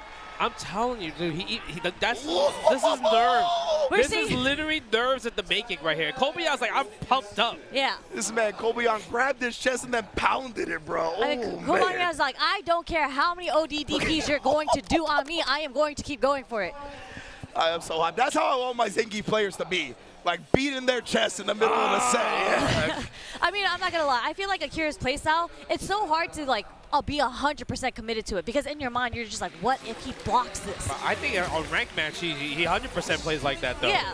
But here it's just like, I'm telling you, usually he plays as well, but it's just he never gets the victory at the end. Eventually something happens. It's a volatile playstyle, but you have to commit to it till the end if that's what you're gonna do. If you start switching it up, you're gonna second guess, you're gonna hesitate, and all of that will lead to losses. Yeah. Spine buster for right sure. there. We're seeing it here now. Wake up ODDP? Yeah, of course. You smelled it. Of course. Bro, but you have to live or die by the ODDP. That's what got you this far. That was an obvious one. That was an obvious one. But I mean, like, in the neutral, like, all the other times that you were doing it.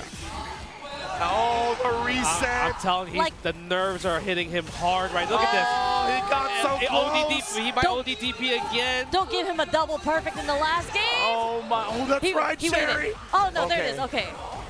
Nonetheless, but this is it. Level 2, yeah. What a comeback. Akira couldn't finish the job. There it is. You're next, fam. Oh! I'm telling you, bro. The pop-off? Damn, I seen the veins in the biceps, B. You see, I'm telling you, it hit.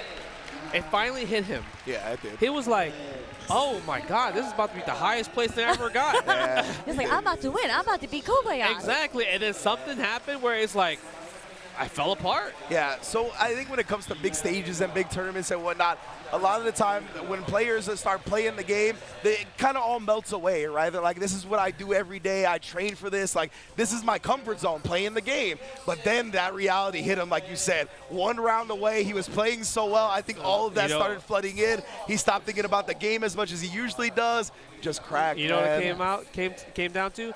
He ran out of Jamie's install.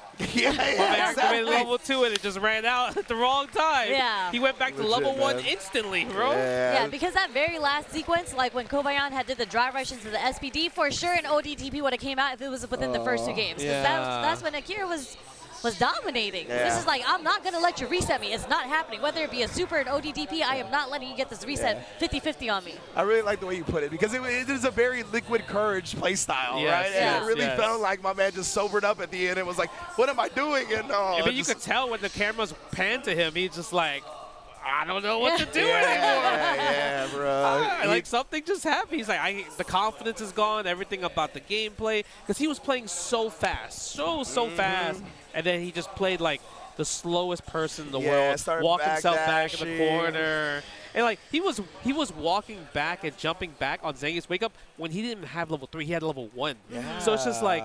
Why would you not put that pressure on him? In there. Yeah, stay in. Even if you do meaty throw, the worst thing that can happen is tech throw. If he jumps, you recover, you get cross cut. Either way, you're a total advantage in that situation. There's no reason for you to jump back and in there in general. And that's what we saw how he played at the beginning, right? Like in the corner, he was little whiff it, and then he would anti-air, dash back under, keep the corner, go for it again. You jump out of DPU, like he was just flowing. But yeah, man, unfortunate for sure. Oh man, you know what? I know the nerves are hitting, but you know what? I'm not nervous because I'm on the couch. Because shout out to Zennies for letting me seeing the screen right now. I got my Zennies right now right here. So you could, if you want your own Zennies, you can save 10% off site-wide. Visit Zenny.com and use the code Evo Japan at checkout. Look at this. I got these blue frames. These are also prescriptions as well too. So I'm not blind as a bat. But big shout out to Zenny for prescribing the glasses, and shout outs making the coolest designs in the business. I would say. I believe Majin Obama said if you want to see the frames, you got to get the frames. Indeed. Oh, that's a godlike line. That's a godlike line. I mean, you're living it. You're seeing the frames right now with this glasses on, with those frames. Yeah, big ups to Majin Obama. And big ups to Zenny, always coming through for pretty much every major fighting game event that we have. They were just at Level Up Expo, too. Yeah, they reach out to a lot of the personalities in the scene as well, looking to work with them, trying to help out with the prescriptions, everything. So, yeah, I love Zenny. Big ups to y'all for supporting the community. Oh, my goodness, bro. It's about to happen. Boy. This is a treat. This is like a pay-per-view match right here. Oh, 100%. So people will sick. pay money to watch this. Yeah, this is a really, really good match. I feel like if you want to watch like Street Fighter, like this might be the match to watch Street Fighter. Yeah, honestly, when it comes to how high both of these two are held in regards by everybody, I mean, these are two of the best players, period, right now, when it comes to anybody's opinion on high-quality Street Fighter. Yeah, like these two players, Momochi and Lashar, I think are held to a very, very, maybe even the highest regard for being technical players. Yeah. And like Lashar is like 100% on anti-airs. Like people call him the robot. And that was maybe a little to his detriment because you could maybe bait out his anti-air, but regardless, he is so technical with every single character that we played, and we've seen it earlier when they were playing, right? And same thing for Momochi. Like, Momochi, I feel like, doesn't get talked about enough. Like, he's a legend to us, right? But he actually doesn't travel as much. No, so, I mean, he's kind of like a mentor for a lot of the young players, always like kind of helping everybody in the scene and everything. So that's probably why he doesn't come out too much. But, I mean, his accolades is so good. He won he's a multi-fighting game player as well, too, winning – dominated like so many Street Fighter games, 3, 4, 5, 6. And you talked about him being a mentor to the younger Japanese scene, but even beyond that, like he's paved the road for esports in general in Japan, right? For these players to not only come up and be good at the game, but to get paid for doing it. So yeah, I mean, Momochi, the amount of work he's done for Japan alone is just immaculate, and we're gonna see his head going up against Lashar's Mai, losers quarterfinals. Let's get it. I feel like the crazy part is because they both play the same characters, they know like what's the pros and cons on both sides, right? Oh, the crouching medium, but I mean 6 frames, man. That's a great button. Yeah, immediate interruption too. Yeah. Oh, how dare you reach? Momochi teaches. My goodness, Brian Momochi keeping the safe side as well. Not even being greedy about putting Lashar in the corner. Yeah. Go for the fireball, the cycle shoot. Yeah, he's just slowly chipping away at Lashar's drive gauge. Oh, the drive rush does beat into the button. Yeah, he couldn't Delayed check drive it. rush. Yeah, he couldn't check it. I think he was kind of scared, like, I need a drive rush right now, right? So I got to press crouching jab. Yeah. Low forward. We might see more of those we might see more of those low forwards. I think that was just like one of those instances that worked out, but it really feels like Lashar baits with punishes out with the spin move from Mai. Yeah. Oh. Perfect parry into the fireball. So smart. Wow. Was that was just single perfect parry or double? I don't even know. No, I didn't even see the second one. I think it was a single one. Okay. Either way. Very impressive from Lashar already. See, playing around that flicker range very well as well. Always parrying it once he sees that he's in range to block it. Yeah, standing heavy kick right there. Almost got the punish. Man, he tried to blow up his fuzzy defense with that drive rush cancel too. Yeah, he did. Using the stand medium punch there in the situation. No, oh punish, my god, the perfect parry again. We're going to get the Kagu no Mai stocks. Oh, nice DI. So smart. Yeah. Seeing that. Yeah, goes for the throw in the situation. Does Momochi wake up a DP here? Not yet. I see the little strings on the jabs. No confirm. Is it level 2? We have a dream. Yes, we do, maybe. Yes, we do. No, we don't. Oh, wow. Rare drop from Momochi. Not sure what happened, but, you know. No, he actually got hit by the jab. Made him 2+ and made the throw whiff. Yeah, a couple of scrambles. Did not go Momochi's way at the end. Lashar going to be able to clutch out that first game because of it. Yeah, I feel like Lashar, the way he's using his standing light punches is just amazing. Stand light punch, crouch light punch, like they're all like doing so well and blowing up that fake frame trap right there. Yeah. Using the DI. Shinobi botch to the corner, overhead. And the overhead doesn't even look like overhead sometimes. No. It doesn't. It looks like a mid. Yeah, most people think it's a mid. Oh, and now cutting her off at the pass, though. Momochi had to spin a lot of drive rush, though, to get in the situation. So Lashar's just going to go ODDP on him. Yeah, get off of me. A lot of people like to look for throw when they're low on drive gauge, too, because throws like actually have a little bit of a length to them, so you can build back your regen a little bit more. Yeah. Go for the knockdown. Stand heavy punch, attacking the drive gauge from Momochi's side. He didn't want to charge it just because he saw the DI pin last time. Something very special ahead is just to get that jump in from so far. Oh my god, the follow-up. hold! That was so sick. Level Momochi.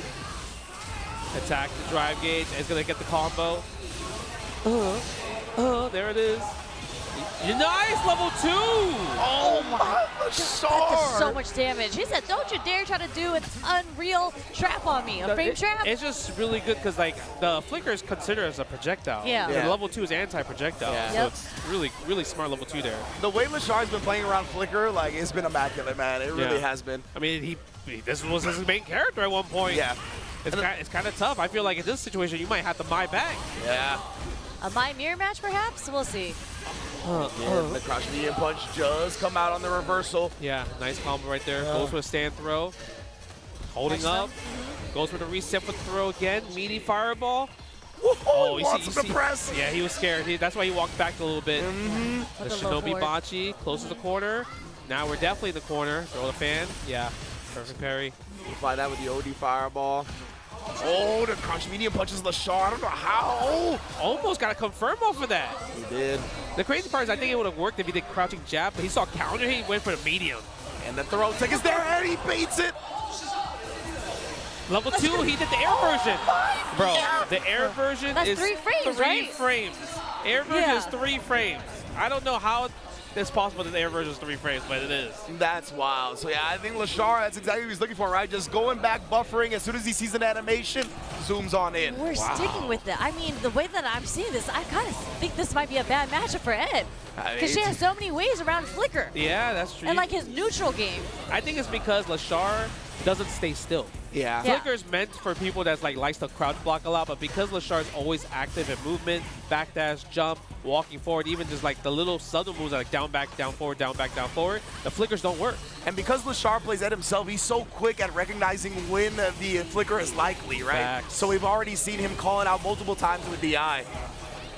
Tries to get the sweep right there, but doesn't get it. Almost got the punish counter on that fireball right there. Yeah, like look at the movement from Lashar. Like you see him move up once, and then if the move doesn't connect, he just moves backwards. Yeah, most def, man. Like this man got some schmovement going on. That's his play style. Exactly. He comes from high-paced, high-tempo games, right? He brings that to Street Fighter 6. Yeah, and even all the characters that he played in the past. Oh, no. Does bait out the DP successfully here. Momochi in the driver's seat in the corner. Yeah, can't wake up level 1. You have to take this. Yes. Yeah. Goes going to go for the chip damage situations. Precisely. And in burnout, you don't have to worry about that being punished, right? So very, very smart to just go with that. Wow. Oh, the low forward. Yeah, spend the level 1. Activate station.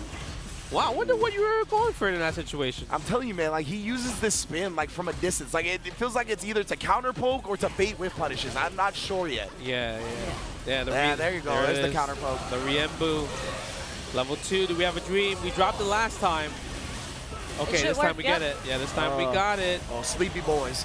Come on. All the way to the corner. Nice. Safe jump, +4 on the standing heavy kick. Oh, wow, what a trade. And Lashar immediately knew that was going to trade Level 2 again. one. Dude, he plays so fast. Everything is always a decision. You think it's your turn, but it's really not because there's always a consequence. Oh, speaking of which, Momochi. We have another dream? You messed it up. You got it. You had to hit it. Okay, that was enough. Yeah, the chip was enough. He couldn't wake up level 1 anyway. Yeah. That was checkmate. Yeah, definitely. Good recognition from Momochi, honestly. Not even putting himself in a situation where he's got to do all that, right? Just close it out.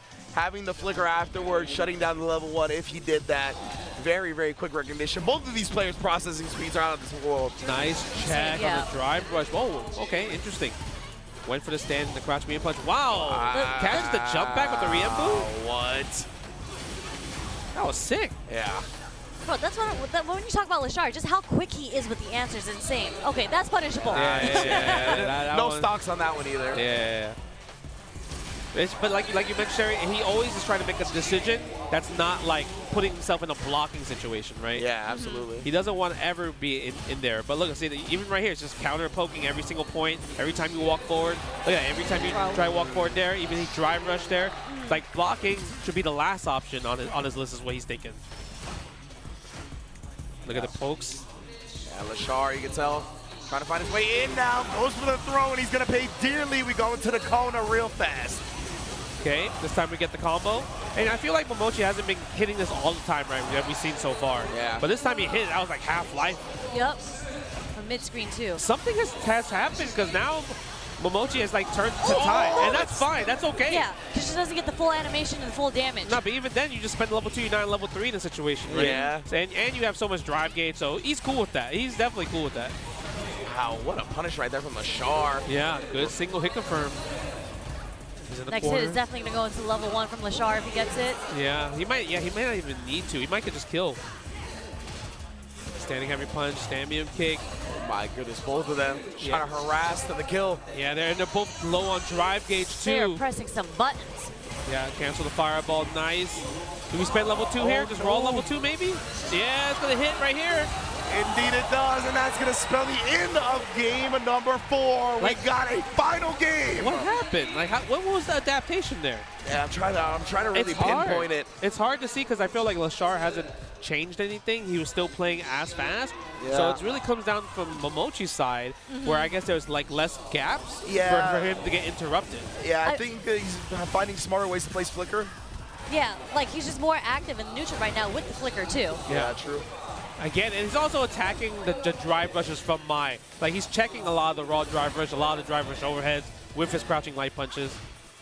Yeah, that's a good point in general, right? He seems to be stuffing Lashar's approaches a lot more frequently, maybe not committing to stuff outright and instead reacting a bit more. It might be. This is like defense versus offense. Yeah. Nice perfect parry on the fan right there. Didn't want to try anything just in case, even if you perfect parry the fan and he blocks afterwards. Yeah, spends level 1 here, charge up. It was huge.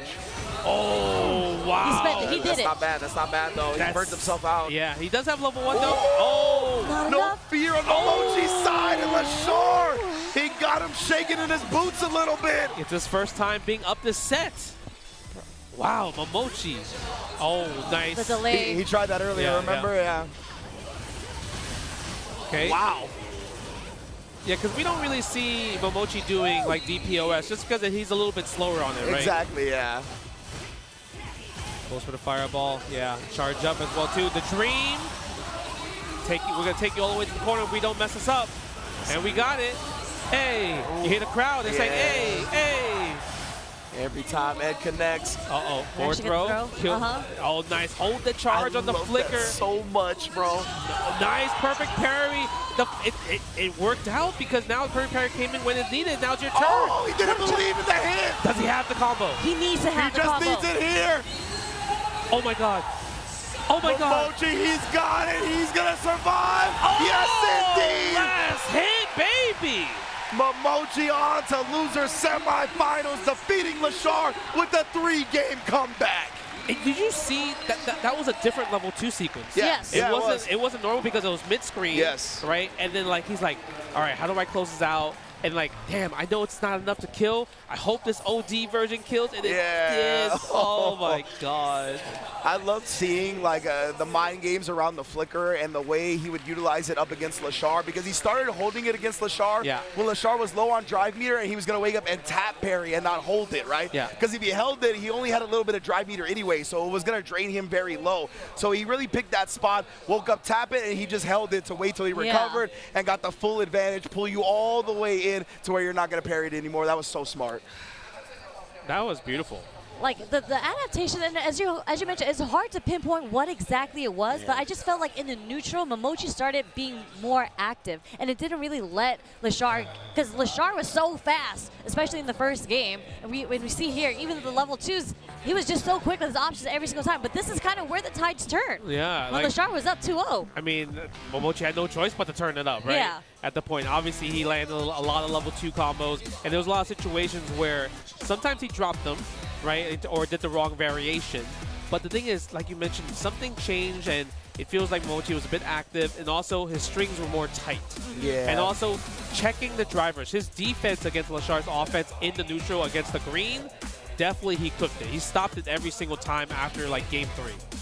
Yeah, and there was a point, I think it might be in the next round here, where, like, as you mentioned, the defense kind of changed on Momochi's end. He started checking more. And there was one point where he had parried one of the fans and then stopped Lashar's approach and got the counter hit and the win in that round. Yeah, usually when you perfect parry the fan, like, you get the Mai scared not to press a button afterwards, right? So then that's kind of like, it goes back to a reset, and then I think if you're the other player, you're completely fine with that, because you never want Mai to kind of like get that plus frames on with the OD fan. Man, oh man, and yeah, literally on the very last hit.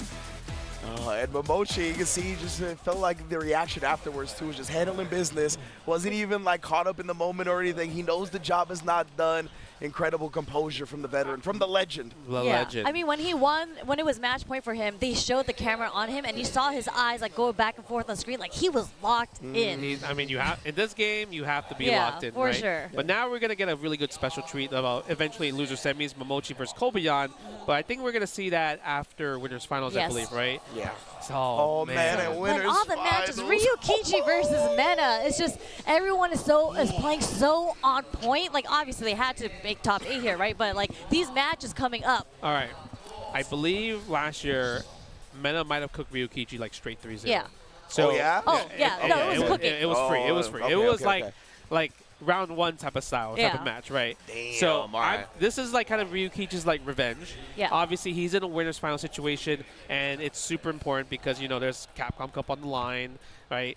And the hard part is like, how do we stop Mena? He's the one that's kind of like answering every single. I mean, he definitely got iced a little bit because he has to wait for this so long in the situation, right? And Ryukichi probably has the home court advantage. Everyone's here in the seats, just gonna cheer for him and everything. Yeah. So I'm curious to see what's kind of Ryukichi's game plan, because this is a revenge match for him, and even if he takes one game, he's automatically doing better than last year. Yeah. That's well, the way that I kind of imagine that set going is because they're actually both very hyper-aggressive players, and a lot of them rely on a reaction on stuff.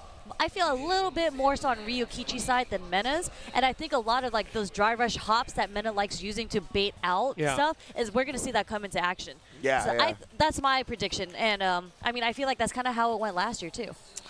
Yeah, I mean, definitely. I think it's also it's a different Blanca. Crouch medium punch was kind of crazy, right? It was crazy. Right, it was kind of even crazy, driver bro. standing heavy kick Yeah. was a bit crazy. True. A lot of people didn't know too much of Lightning Beast, but you know, people like Nemo started stepping up and like, you know what, I'm gonna learn Blanca and just kind of like pioneer the Blanca in Japan. Yep. So there's definitely more Blanca knowledge as of now. Yeah. And I think Ryukichi probably has some sick answers because he's a Ken player that has sick responses, right? We saw him fighting against Mochi trying to jab DP something. We still don't know what he was trying to do. Yeah, but against Niampi on day 2, the crouch fierce against Cruel Fate, we might see that against Blanca if, let's say, for example, Menardi wakes up, jump back up, air Blanca ball. We might see something crazy, right? So I'm curious to see what what's gonna happen there because Ken is a character that has lots of swag for those type of air counter hit confirms. That's like, I mean, I don't really care for Ken, but that stuff gets me hyped. When they have like that one specific combo that will only work in this one specific situation, and you hit it, especially here on the big stage at Evo Japan, it gets me hyped. And I really like the crouch fierce idea too, like that we saw up against Cruel Fate and kind of theorizing about that up against Blanca Ball because there are some Kens that have like this nasty corner setup where they'll back up a little bit and use the disjointed hitbox of the crouch fierce to kind of catch you slipping a little bit, and that even if you're just looking for that could still reach up into the Blanca Ball, right? So that might be acting as like a twofold answer there. Oh man, it's gonna be. I think it's gonna be. I hope it's gonna be a really good match. Not like last year where it's complete wash. For sure. We've seen a lot of 3-2 so far. So the advancement we've seen the evolution between the players. So this is gonna be really exciting to see. And I feel like this is gonna be kind of like a slobber knocker. Like these two players again are pretty aggressive players. They both like being on the offense. So it'll come down to who has the advantage that's here. a nervous smile right there. Look at that. Look at that. You think he's nervous? It looked like a little bit. That's not a nervous man.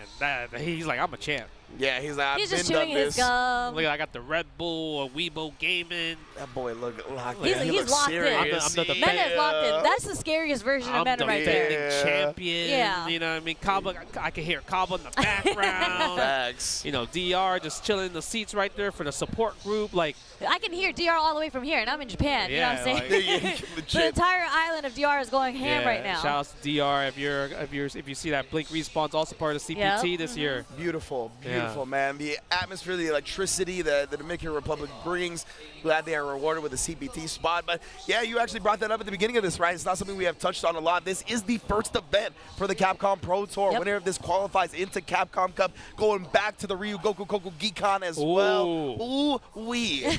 And this is, again, the CPT is a little different this year because it's not just winner takes all, right? Winner does take all here, but there is a point system now. Yes, exactly. That's true, yeah. Okay. So the more events that you go to, all those premieres that we saw on the list earlier, Blink Respawn, Evo, Japan here, Combo Breaker, CEO, all of that, they are on the point system. Awesome. I believe it's 6 players with the most points get to make it into Capcom Cup. I mean, they're already starting good in the top 8, so. Yeah, exactly. So that's another thing that at least all these players are going to be taking home some points, right? Like even if you don't get the W, if you don't get the automatic qualifying spot, there is a leaderboard system back in and out, and your consistency will be rewarded. Oh, this is so exciting. Okay, we're going to see Blanca for sure, right? Blanca for sure. Yeah, I don't think we'll see Bison. No, when I played Bison for a little bit, when I was dabbling in my character crisis, I actually hated Ken versus Bison. Oh, okay. Because you don't have a reversal, you really have to take those Jinrais. Like your defensive options as Bison is the perfect parry or a drive reversal. Like when I watch 801 Strider play a lot, he has to drive reversal a lot. When you got blocked, wait, hold on. I hate this matchup. You remember me saying that? Oh, I can't wait. The running bear grab is about to come, baby. I can see it come from Mena. Running bear grab about to come. I'm telling you, OT running bear grab. Here we go. This space that Ken wants to be, Zangief is much better at, bro. Oh, man. Okay, no. I'm telling you, Zangief has a lot of strengths in that space where Ken wants to live. I could have sworn the running bear grab was coming.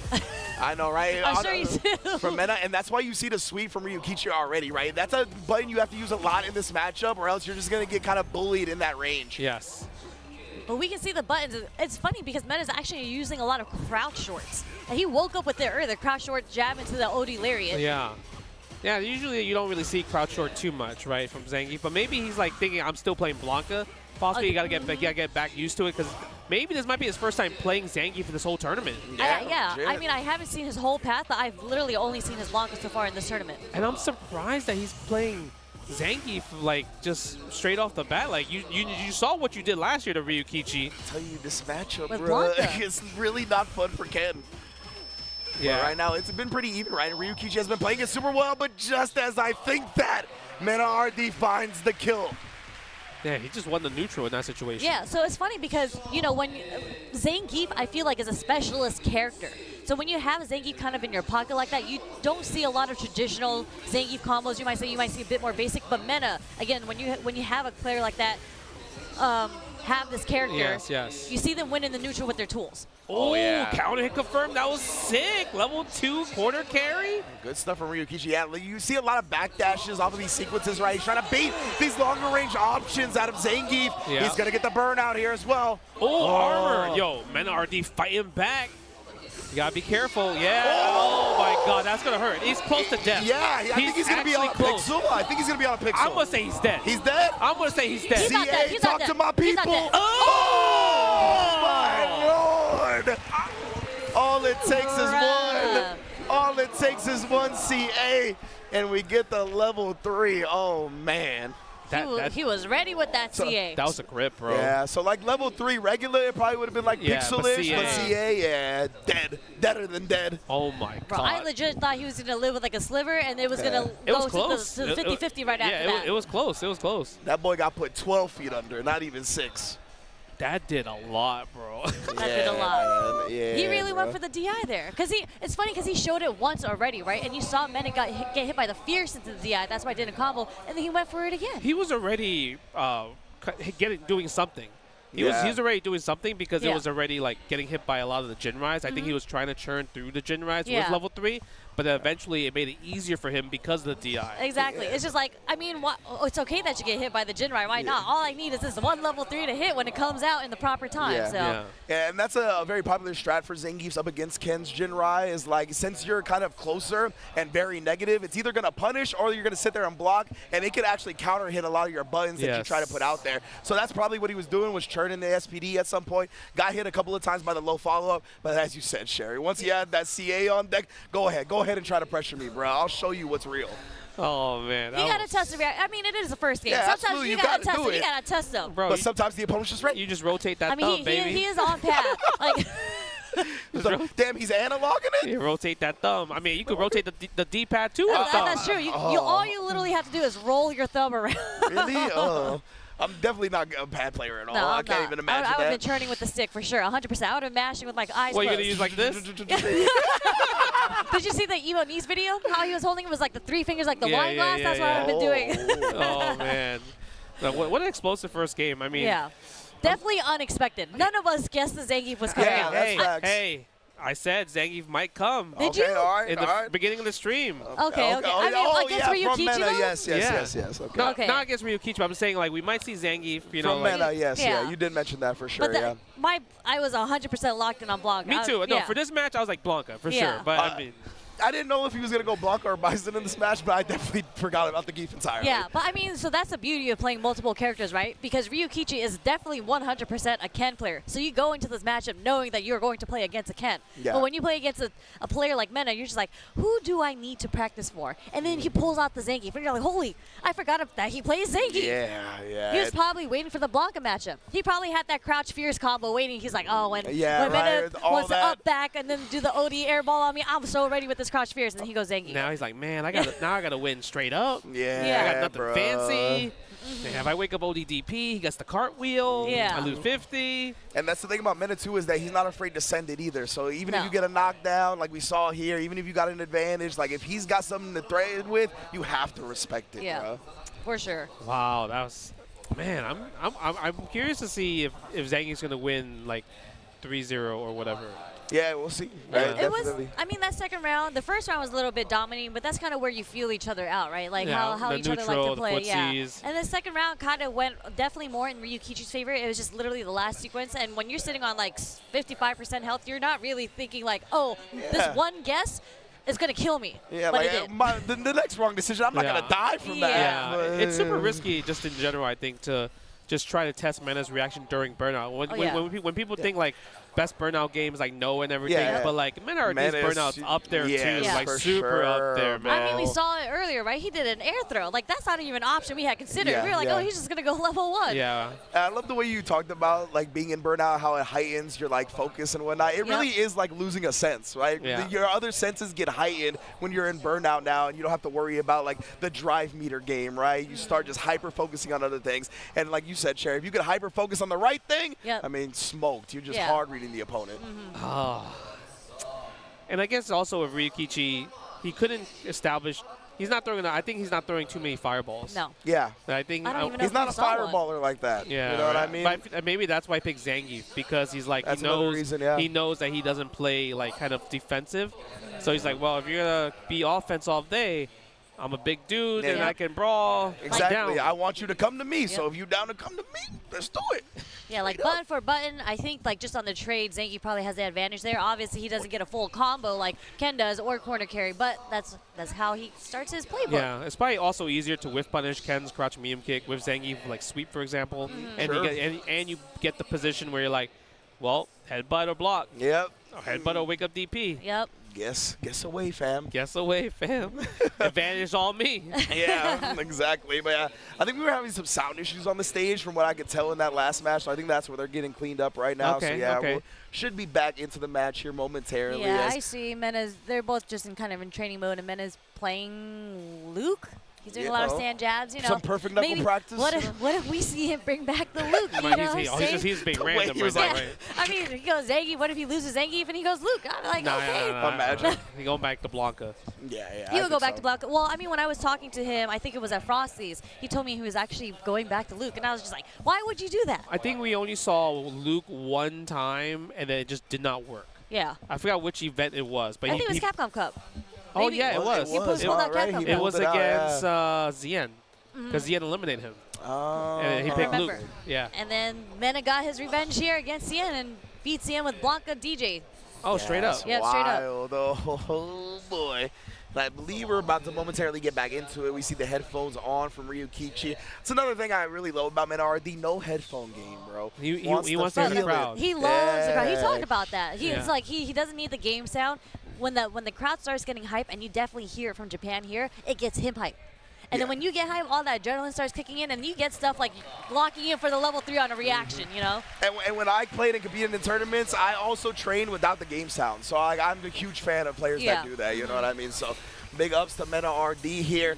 Feeling the crowd, feeling the electricity as we get back into this winners finals. It's going to be 1-0 for Mena, who's going to advance to grands. Ikayo Shaw. Low forward, here we go.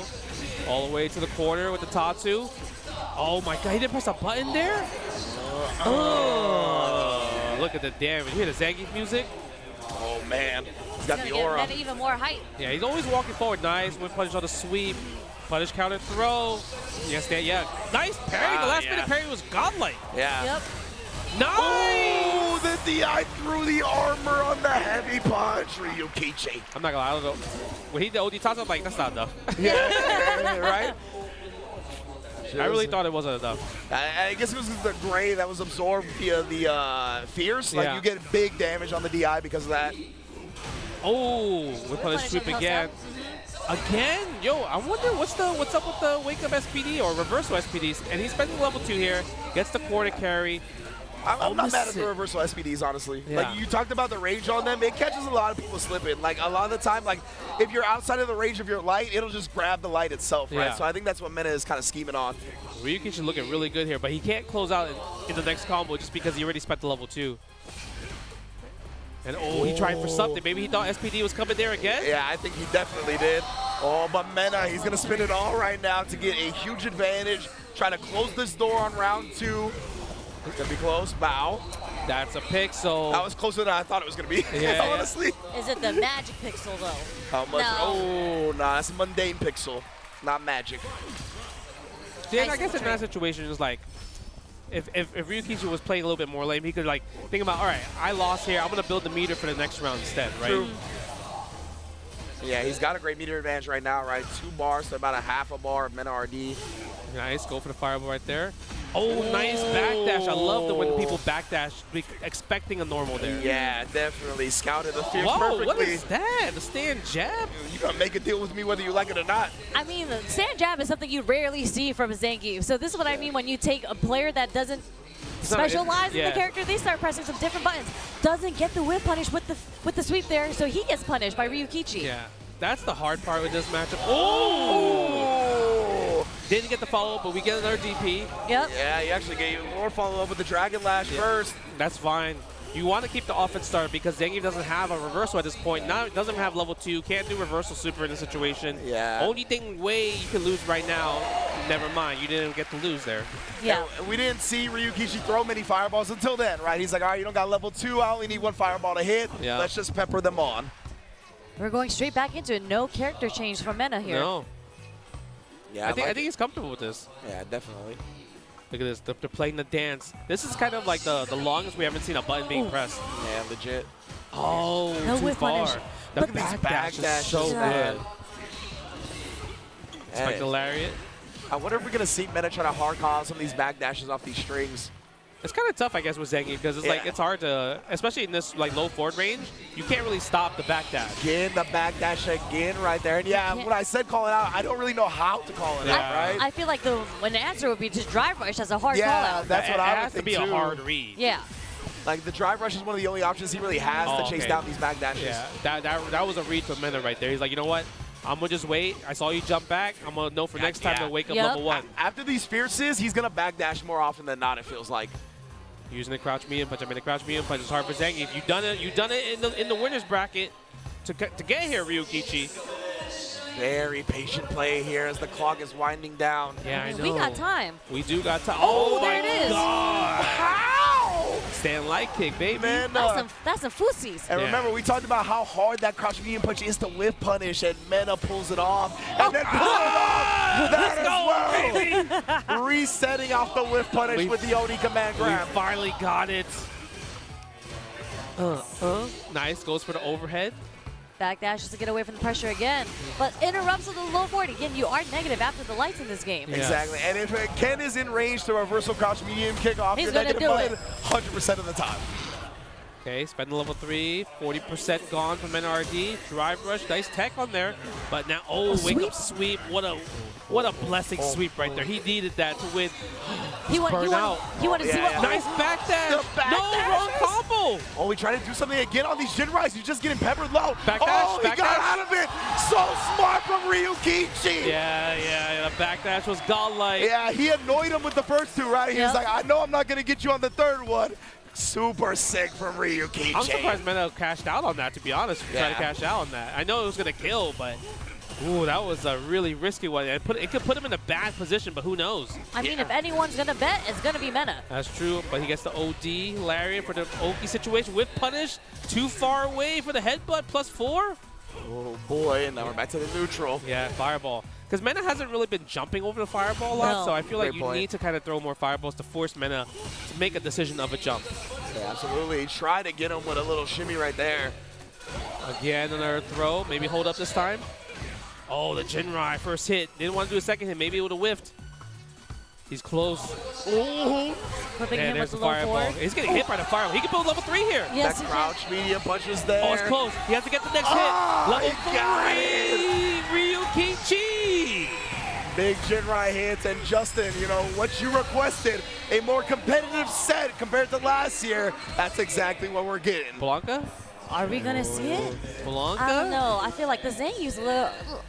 He did his job. He did his job in kind of changing the meta. To get one game a little bit. To get the one game, but I think I feel like Blanca's the call here, For man. sure. I think it's because now Ryukichi has got the right read on okay, in this range right here, every time I backdash, whatever normal you press, I am punishing you for it, right? So you can't poke back confidently when it's your turn. Yeah. Right? So it's like you kind of, you have to make a hard read, right? With like you mentioned earlier, with drive rush forward. But the thing is, what if he calls that out and presses jab and punishes me? So Blanca's definitely the right call. If I would definitely pick Blanca.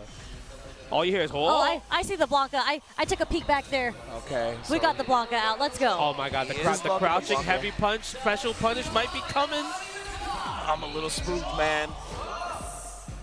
But like it's gonna be a little bit hard for like Meta to find these clean whip punishes as well, like up that crouch medium punch. Like because he's moving in and out so much, like Blanca's not gonna really have the charge to make something happen off that. Oh, he tried to hold up already. Jinrai, nice. Standing jab, Blanca ball right there. Attacking the Jinrai.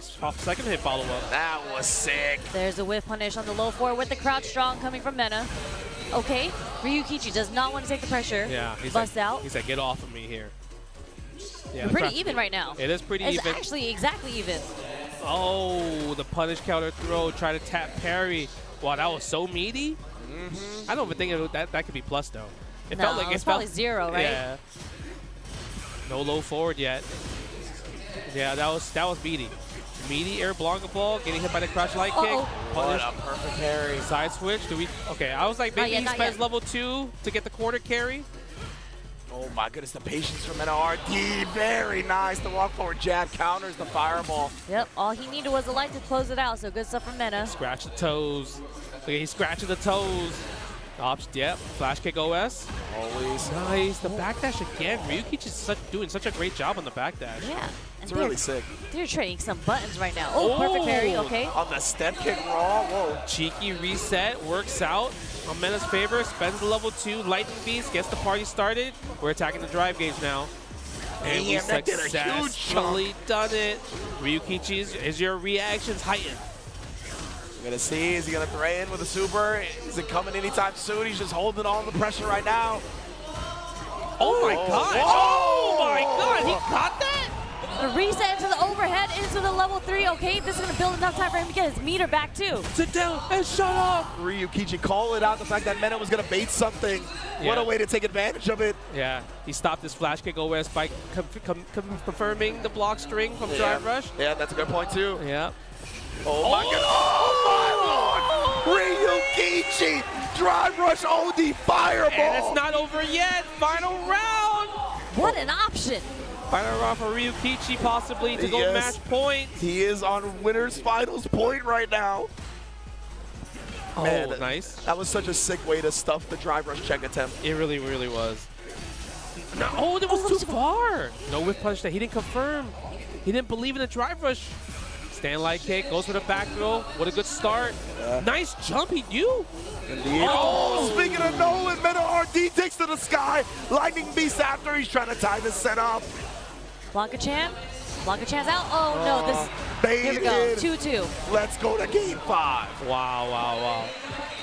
What a great way for Ryukichi to win that round, but Meta just shut the momentum down. Yeah. Such a great way to shut it down. We saw 2 level 2s in both rounds, or 1 level 2 each round. Yeah. But man, that first round, or the round that Ryukichi won, was ridiculous. It really was. Drive Rush OD Fireball, you actually don't see that option very much from Ken. No, absolutely Usually if you not, try to check, it's like a Drive Rush Dragon Lash. Yeah, but like since he only needed a little bit of life, right, he just wanted to do the safest thing possible. And it's so fast too. Risk, yeah. Nice. Really cool. Gets hit by Drive Rush low forward. Meta strikes first blood. We let it rip again. We don't care if I lost that last game because of it, baby. Exactly, man. That's the mind game. Exactly. Nice. Oh, perfect parry. You missed your tap parry. Guess what? I didn't miss mine. Not Not this time, though. The blue stuff is everywhere. Trade combos off that. What a setup. Oh, my. Yeah, that was a delayed back medium kick, too. Yeah, he called out the fuzzy timing, like the delayed timing defensive choice. Thwarted it. Just like that, the Blanca, we're match point for Meta. What a check from Ryukichi on Meta's Drive Rush there. He might hold up. No. But Oh, perfect parry. Oh, that's not a real punish. Yo, and he got hit by the cross-up afterwards. Oh, yeah, you're right. So this is unscaled from the parry. Nice parry. Hold it the parry. Let's go. Doesn't take punish counter throw. Lets it rip again. I don't know, Ryukichi. You're letting it rip a little bit too much. Nice the whip punish. Will he do it again? Perfect parry again. Yo, what is happening? The Blanca chat's there. You can't attack it. My, he wasn't blocking after the parry either. He got punish countered by the Blanca chat. Shout out to the homie. Employee of the month. Oh my God, that's going to be it. Meta RT going to grand finals. Can he make the back-to-back Evo Japan champion? Bruh, 1 set away, 3 wins away from doing it, Meta RD. Holy smokes. Oh man, and it's crazy because usually you see a little like warm up here. You switch characters to characters. Like I didn't see it. His block was ready to go. Wow. He is Blanca in this game, man. Yeah. Like he just stays with that character at its peak. I think the crazy part is like, especially the last game, the amount of perfect parries from both sides was insane, and the craziest spots too. Yeah. Like that perfect parry on the OD Blanca ball, I thought was going to get punished. And no, Meta gets the perfect parry right after that from Ryukichi. It was just back and forth, back and forth. So. And it just such a testament to Meta RD staying locked in as well, right? Yep. A lot of times you see a big move like that get parried, you're like, all right, well, I got to take this punish, right? And he's like, nah, bro. Like, in case something weird happens or he may have already known, whatever it may be, he was like, I'm parrying. And he knew that it wasn't just time to surrender to the hit. That was that was a great point in range. That right there is like, you never give up. Yeah, championship composure. You know right about there. that. You know about that, Justin. You never give up. I matched that team super, but he never gave up though. That was beautiful because I'm like, yeah, he got punished. Yeah, exactly. I think we all thought that. Yeah, and then most of the time, let's say if you didn't get punished, you would have got hit to the wall. Yes, exactly. And you would have got the combo. Because you would have just been surrendered. You thought you would have been punished. You just block it, and then that happens, right? Nah, not when it comes to Meta RD, and that's why he is a world champion, right? 2-time Capcom Cup champion, reigning, defending Evo Japan champion. Man, this might be the back-to-back guy. Yeah, you talked about it at the beginning, right? This could be his specialty going forward. Can he go the back-to-backs? Yeah, we see the Zangief right here. Look at it. He was looking so. Ryukichi was so confident that was gonna work too. Yeah. 50%. Oh, yeah, of course. Bro. That's Zangief, bro. Zangief On the critical art. All my fans, let them know you ain't gonna live through this. Look, you see Ken's head, bro. Neck, bro. Yeah, you see his head, bro. My man Zangief is an unsafe worker, bro. That head is gone. But like this is how you know Ryukichi is such a great player because he started feeling it out. You started seeing more fireballs because we were talking about how Ryukichi didn't throw any fireballs in the first game. But the backdash usage, I think that was immaculate. Like for the random places that he chooses to do the backdash too, because it was on Wake, it was after block strings. He just had perfect spacing, waiting to get the whip punish on I think Meta. so. Yeah, I think so. I mean, you're completely right. Even this one, backdash right here, he knew. I think it's a little bit of an underutilized move when it comes to how he's using it, right? Where, like, if you feel like you want to call out your opponent using those big buttons or those forward advancing buttons, if you have a good read on when it's likely to happen, backdash is a huge answer. And he displayed that time and time again in this winner's finals. Man, that hurt box, though, on Zangief's crouch jab, that was so far when he got the punish counter on the crouch strong from Ken. Oh, yeah. And then we saw the Blanca switch as well, right? This was a great, this sequence reset was amazing right here. That just reminds me of like the Tokido at Evo, you know, the overhead into the level 3? Yeah, that's the only way he just bet it all. That's the only way he would have won. Yeah, exactly. You needed a big way to get back into the set there. Yeah, drive rush fireball. Yeah, I think this was the drive rush OD fireball. Yeah, right? you're right, it was, yeah. Gets one fireball. Hadouken. Yeah, I was going to say, we saw the drive rush at the end because Meta tried to check with a light and then just buffer the drive rush cancel behind it. So, yeah. And it's just like the beautiful dance of drive rush because right before that sequence, too, Meta did the drive rush hop back. Yeah, because they were both trying to see what each other were trying to do to react to the green. And Ryukichi didn't bite. Yeah. Oh, man, but now Ryukichi's in the losers finals. He's waiting for the winner of this match right here, Kobayan versus Momochi. Yeah. Wow. I think this is gonna, I don't know. I'm sure they played each other a lot. I don't know how it's gonna go, but I feel like all the characters do not do well for Geef. Like Ed, Mai, those are just not good matchups for Zangief. I'm assuming starting with the Mai. That's what I'm assuming. Yeah. Just because it seems like a very difficult thing for Zangief to get through. Yeah, I can see that. But the Ed, I mean, that's what helped him defeat Lashar. That's what we've come to know him for in Street Fighter 6. It's what the crowd, I think, wants as well, right? Always a big crowd pleaser, the Ed. Yep. So we're going to see. This is definitely a hill to climb for Kobayan, but again, he's here on the stage. He's been here before. Yeah. I mean, this is fourth place right now. This is the fight for fourth place. And he's climbed hills. He's climbed Everest at this point, right? He came back, defeated Higuchi, came back in the second set up against Akira after going down 2-0. Like, this man is here. He's built for something like this. You know, I'm thinking, like, they might have played in Topanga, possibly. That sounds right. Yeah, I feel, and Kobayan won. Really? Like, it just sounds familiar. Against his Mai? No, this is before Mai. Yeah, Oh, before okay, Mai. okay.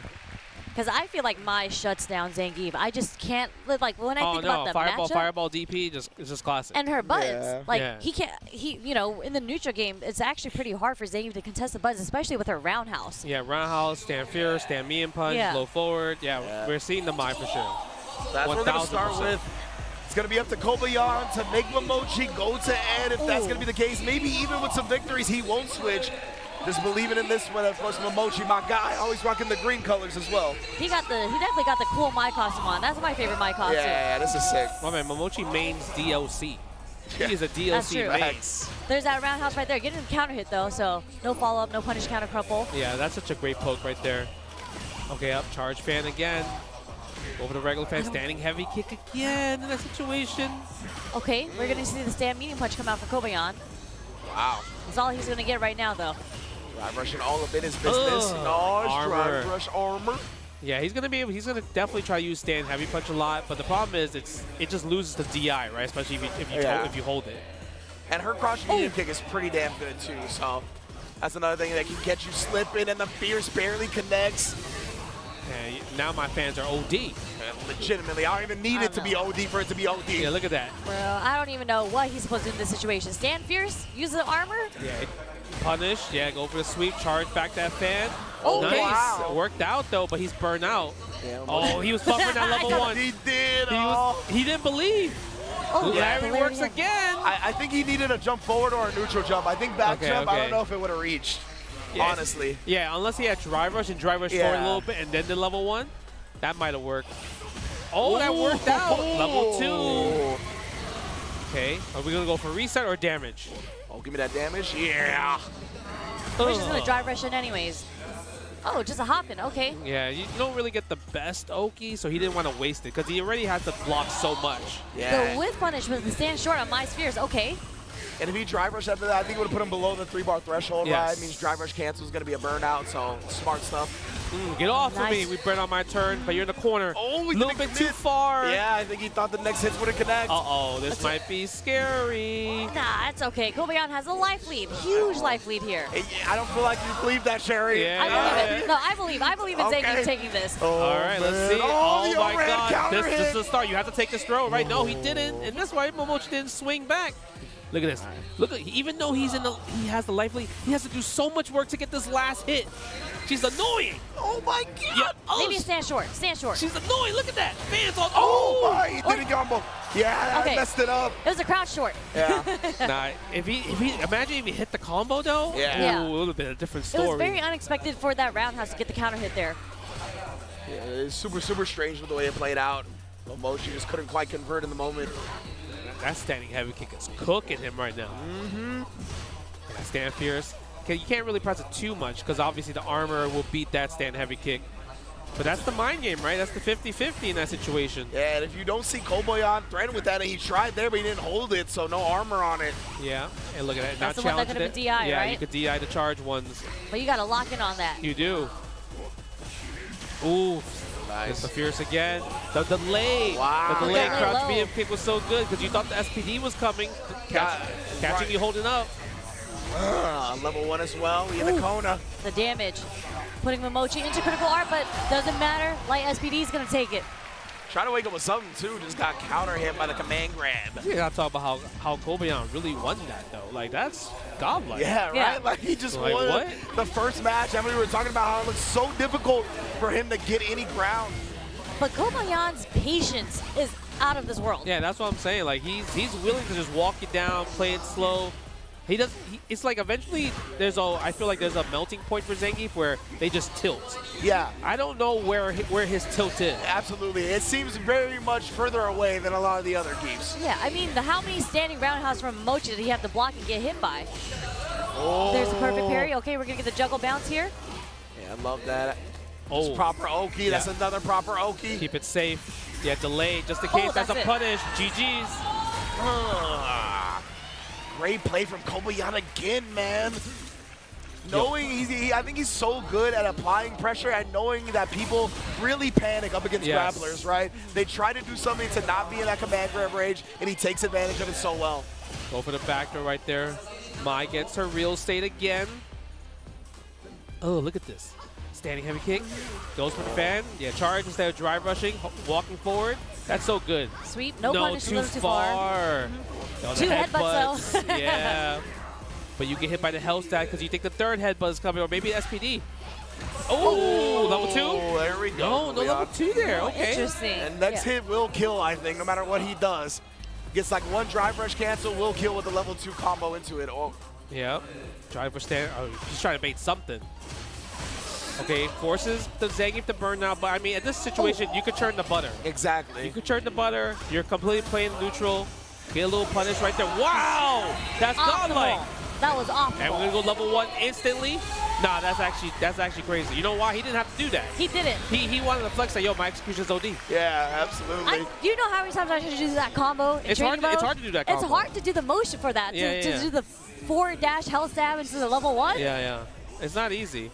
And great recognition that even in Burnout, he was close enough to punish the sweep with a light kick, right? A lot of the time, people would be like, oh, I'm in Burnout, I'm blocking the sweep. A lot of the time, you can't get a proper punish. He knows that light kick from Geef goes very far. So good stuff from Kobayan. 2-0, actually, and has forced Momochi to go to the end. Oh, yeah, I think this is definitely going to be more difficult because Kobayan actually got a lot of mileage off with punishing with the stand short. That's way more difficult to do against Ed. I mean, he just whip punished the with the sweep, with the sweep. With the sweep. Wow. He got the ranges. He just got the ranges on deck. I think it's also like another thing where it's like, is it too late? Can he make the 3-game comeback right now? Yeah, that's the hard part, because now I feel like Kobayan has room to just kind of like gamble with like SPDs a bit more. But we'll see. I mean, Momochi's looking good this 3rd round. Yeah, absolutely, and that's the thing with Momochi, right, is that you want to win these matches quickly so Kobayan feels uncomfortable, so he doesn't get chances to gather intel himself, but that's what he's doing now. I'm telling you, he could get combo. Oh! What? That would have killed. Yeah, he did it too early. Yeah, exactly. He did try to go for the resort. It's because it was punish counter instead of counter hit and regular hit. Yeah, he got more frames on that because of that. He had to delay the SPD just a little bit longer. I think the heavy SPD would have killed there. I mean, these sneaky little Zangiefs trying to get their resets in. yeah, man, that is the name of the game. And you already know what this name is. It's a dream combo coming at you, but big bodies, a little bit tougher to juggle properly. Bro, that dream woke up short. That's what happened. It's like, I was just getting to the good part. Why'd you wake me up? No, I hate that. Yeah. I try to go back to sleep, and I never get the same dream ever again. Never. Oh, nice, using the flickers right there. That's the annoying part. You have to force the jump, but he's not, you know, Kobayan's chilling. He's willing to play this. Because at this point, this is data. Precisely. Right, this is data for Kobayan for game 4 and 5. Yeah, I couldn't have said it better myself. That's exactly what I was thinking. At this point, this is just intel. We've kind of chalked this one up already. We still got a couple of games to play with if you're Kobayan. Yeah, I mean, you can see the change in the matchup, though, because, like, sweep is such an important tool in the neutral for Kobayan, but Ed, on block, a lot of characters can't punish Zangief's sweep from full with a big combo. like max range. Yeah. With a big combo, that is. But Ed can. And Momochi's done that twice already. He said, get off of me. When you bullied in the corner, that's all you want. Nice. Using the crouching heavy kick right there. Stand jab, checks. Oh my god. Don't hold up on me, he said. Level 1, and he was able to block in time. Oh, you're dead. There's a little too slow. Look at the damage. Look at the damage. Batista bomb. Legitimately, the animal. Match point for Kobayan. Just like that. What a check on the startup of that. I'm telling you, Zangief don't got bad matches, bro. I mean, he has been a Gaio, he's been a Mai, and now he's about to beat an Ed. I heard this match has been possible for Zangief. Oh. Nobody's got a pocket JP here in top 8. Oh, yeah, that matchup as well. That might be the only one. RD got a pocket JP from season 1, remember? That's fast. Imagine. Man, that'd be crazy. If they see each other in the finals, perhaps. Yeah, that'd be nuts. Oh, wait a minute, though. That was a sick combo. I feel like Zangief's never do fierce as a combo. No, that was crazy. Yeah, he didn't flinch. Are we going to see it cancel to level 2? He has to do one hit. God. No, that's going to seal the deal. But you know what? I think Kobayan's fine with that. Because now Momochi doesn't have meter to go into round 3 while he's about to get his level 3. Yup. Meter advantage supremely on Kobayan's side right now. Oh, stand fierce right there. All right, we're trading the drive gauge damage. It is cool. No chip damage, but you're forced to take the plus frames in the back throw. Wow. There's a perfect parry. Okay. things, and that was cheeky because that wasn't scaled damage at the point. That was just raw damage. Indeed, as we talked about sneaking in those resets. Well, nice backdash. It wasn't a punish, but Momochi was scared of jab SPD at the backdash range. Yeah, he was trying to hold up. This is guess for game. Level 3 is coming. Spine Buster, guess for game. Are you gonna wing up DP? You might. Oh, that's it. Level 2 into level 1. Do we do a button before that though? Oh, he did it again. The hell stab. That's enough. Kobayan on to losers finals. The scream. Oh my God. Again, we talked about it, right? How good he is at just making or taking advantage of the opponent being concerned about the SPD, right? At the end, he didn't get greedy. He didn't tunnel vision in on it. He knew that eventually Momochi would have to try to defend against that. Just stayed clean with the gapless string. Beautiful stuff. Bro, I mean, just think about, bro, you just took down Momochi. Yeah. Zangief in apparently terrible matchups against Mai and Ed, but you took down Momochi. You are fighting. You are within top 3 of Evo Japan 2025 right now. He is top 3. He's getting a stick. Yeah. Oh, he's getting one of these sticks. He's getting a stick automatically. Top 3 gets the Nacon sticks and everything. Higuchi Guile vanquished. That's what Akira I'm saying. Kami vanquished. And the Mai and Ed from Momochi. Come on, I'm saying, bro. Wow. Wow. You know, and his award, a good matchup. Yeah, that's facts. Ryukichi, right? Yeah, Ken? Ryukichi. You know That's what what would we be talked about. insane? Oh The my Ryukichi Lord. wins? Yeah. I know, right? After all this? I'm not gonna put that out there, Well, but you it's know- just like, here's an easier one for you, Kobayan. But we'll see how it really goes. The thing is, most people I feel like, are best at their bad matchups a lot of times. Yeah, Right? that's the one that they practice the most. Yeah, It's right. just like, I gotta stop losing like that. But anyways, going back to this, like, we just saw how Kobayan, he played so patiently. He was able to find his openings with the buttons. Like, as many times as he blocked and got hit by the stand roundhouse from Momochi, he was just ready with either the stand medium kick or the stand short to get the whip punish. And he just never makes decisions where you can tell he's shook. Like, he's just always composed. He's willing to get burnt out. He's not going to, like, try to overreach or overstep. Like, he's just so confident in what he brings to the table. He doesn't really get, he doesn't adjust his game plan by what the opponent's doing, right? In terms of, like, annoyance. Like, he just stays very solid with the options that he knows will work. He believes in his game plan. Yes, exactly. Right? He's like, okay, I know how to win this neutral. I know that if I'm in, you're gonna be scared, and if you do this, I'm gonna kill you really hard for that. So that's what it comes down to. Is just like, can you out mental Kobayan? Yeah. Right? Or if you can you just put a bag of tricks against Kobayan? Because you're not gonna. It feels like you're not gonna outplay him. Yeah, you're not gonna. He's outplay outplayed him. everybody. You're not gonna shake him up. You're not gonna get him nervous. Like, he's just so composed. Akira right was the now. closest one. Yeah, because he was going crazy. Yeah, he was going ham on defense. And then all of a sudden he's trying you know what? Let me play this footsie game with you. Yeah. Nah, psych, you lost. You know what's actually godlike about Kobayan too is that when he has level 3, I feel like a lot of Zangief players kind of pigeon their hole and they focus on how am I going to accomplish getting this level 3 off of you. But he switched it up where he's just like, in my mind, I know that I have the combo 3 in my tool set, but I also know what combo I can do to get into the level 2 to the level 1 to kill you. So he's just not focused on, I gotta get this level 3 off on you. Dude never tunnel visions. Yeah. He never tunnel visions. He never has that shiny red ball syndrome. Yep. Like, it is so impressive, especially on a character like Zangief, where obviously the SPD is a huge reward. It's an endorphin boost as well. You know, you always feel good when you hit a command grab. He's not worried about it. He's like, you know what will make me feel even better than that? The W. Yeah.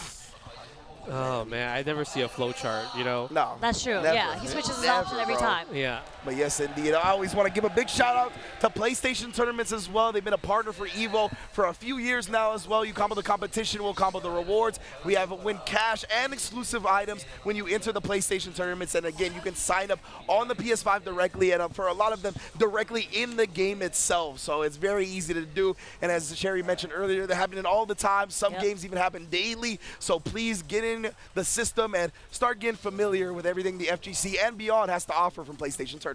I mean, because this just starts now. There's so many tours that started from this tournament at Evo Yes. Japan. Like, there was CPT, Arc World Tours. This was their first event as well. I'm not sure if Tekken World Tour, if this was their first event, but It's possible. Yeah. I mean, I wouldn't be surprised at this point. Honestly. Yeah, I wouldn't be surprised. yeah. So you want to make sure, you got to practice on that PlayStation if you're going to compete in tournaments. Precisely, man. Yeah, big ups to PlayStation. Yeah. Now we are on to losers finals. It's going to be Kobayan versus Ryukichi. And I'm wondering because there has been the aggression that has found success up against Kobayan. And Ryukichi, he's an aggressive player. So despite the matchup, I think, being in Geef's favor, this could be a playstyle thing where Ryukichi at least makes this close and maybe even gets the W. Yeah, I'm curious to see if how is Kobayan going to stop the Ryukichi backdashes. That's a great point too, right? Because we've seen it already against Meta, right? Yeah, he's seen it. And it worked for him a lot. So now Kobayan's like, oh, okay. Like I watched the match. I'm here. So like, how do I counter that? Or maybe like, oh, I know how to counter it. This is what you're supposed to do. So I'm curious to see if we're going to see those type of call-outs. Well, so in my mind, the way that you would approach that matchup, if he is doing that quite a lot, because against Mena, I feel like he didn't go with the traditional route of what Zangief would do in the neutral. But I feel like if you're Kobayan and you're watching that, and you're seeing that he's backdashing in order to, because the only way he's going to whip punish is if you're throwing out a heavy button like the Stand Fierce, right? Why wouldn't you just walk with him then? Yeah. Like, he's cornering himself. So I think if he's starting to do a lot of backdashes and looking for the whip punish, Kobayan has shown us that he is such a patient player and he will walk you down, throw out some normals, throw out some lights, just so it's make it harder to whip punish. So I feel like if Ryukichi keeps demonstrating that he's going to backdash, Kobayan's just going to walk him down into the corner. Walk him down, or even maybe use Hell Stab to kind of catch the backdash too. Oh, Hell that would be OD. Yeah, the Hell Stab. Yeah, it's a bit faster. Yeah, so. definitely. I could see like Kobayan walking forward on the backdash and then like stopping or walking back a little bit and baiting out the button after the backdash. You know, that's something that I it could think be is the definitely delayed there. slice, right? Like delayed crouch strong will catch backdashes into the jab, into the lariat, perhaps. Well, it just depends on the range. I mean, OD when he's running doing bear grab as well too. That will catch the backdash. You know, Now this is the time. It's coming. Up against backdash. This is the time. I feel like the next break, you just got to walk up there and tell either him or Mena, like, yo, all I need you to do is just start the round with OD one, running. start OD running bear grab. I'm telling you, it's I thought you were coming. going to be like, you need to go up there and running bear grab them yourself at this point. Like, you just need to do it.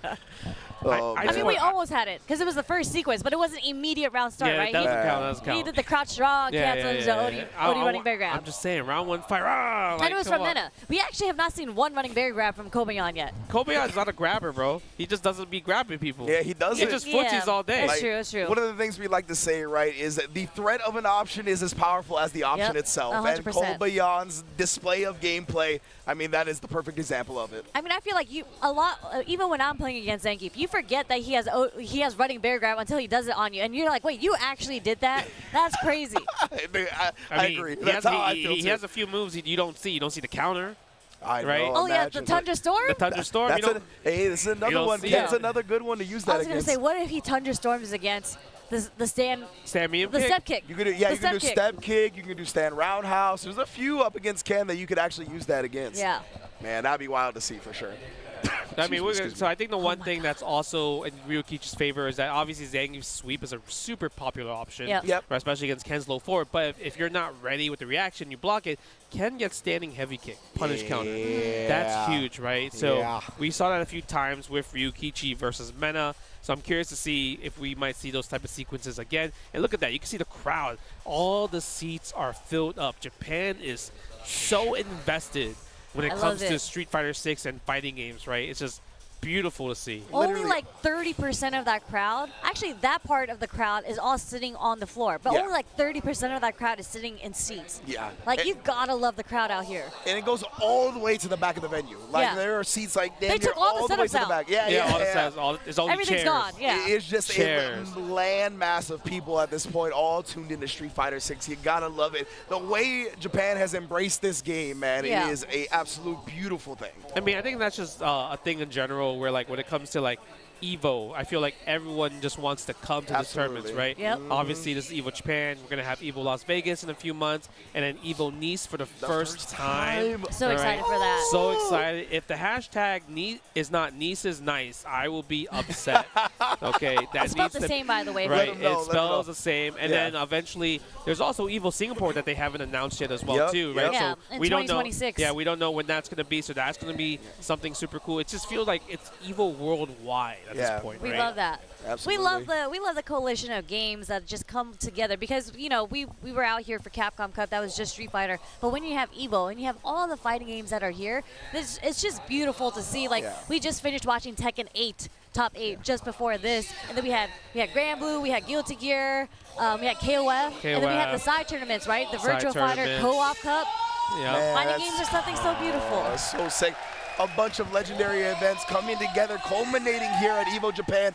And in addition to some culminating, we got the kickoff of massive amounts of world tours, right? Yeah, this is massive the amount of world first spot tours. for the SNK World Championship, first spot for CBT. I think it is the first spot for TWT. So, like, so many cool things, all kicking off here at Evo Japan. Yeah, man, this is definitely great synergy when it comes to the fighting game community. And don't forget, playable characters. Oh, yeah. You have to be here to play Andy, Unica, and Elena. Yeah. So, No like, photography allowed, by the way. So, you know, you have to be here. Legitimately, the footage is not out there. It's like, not you out gotta there. see it with This your is your own two first eyes. hands-on experience type of thing, right?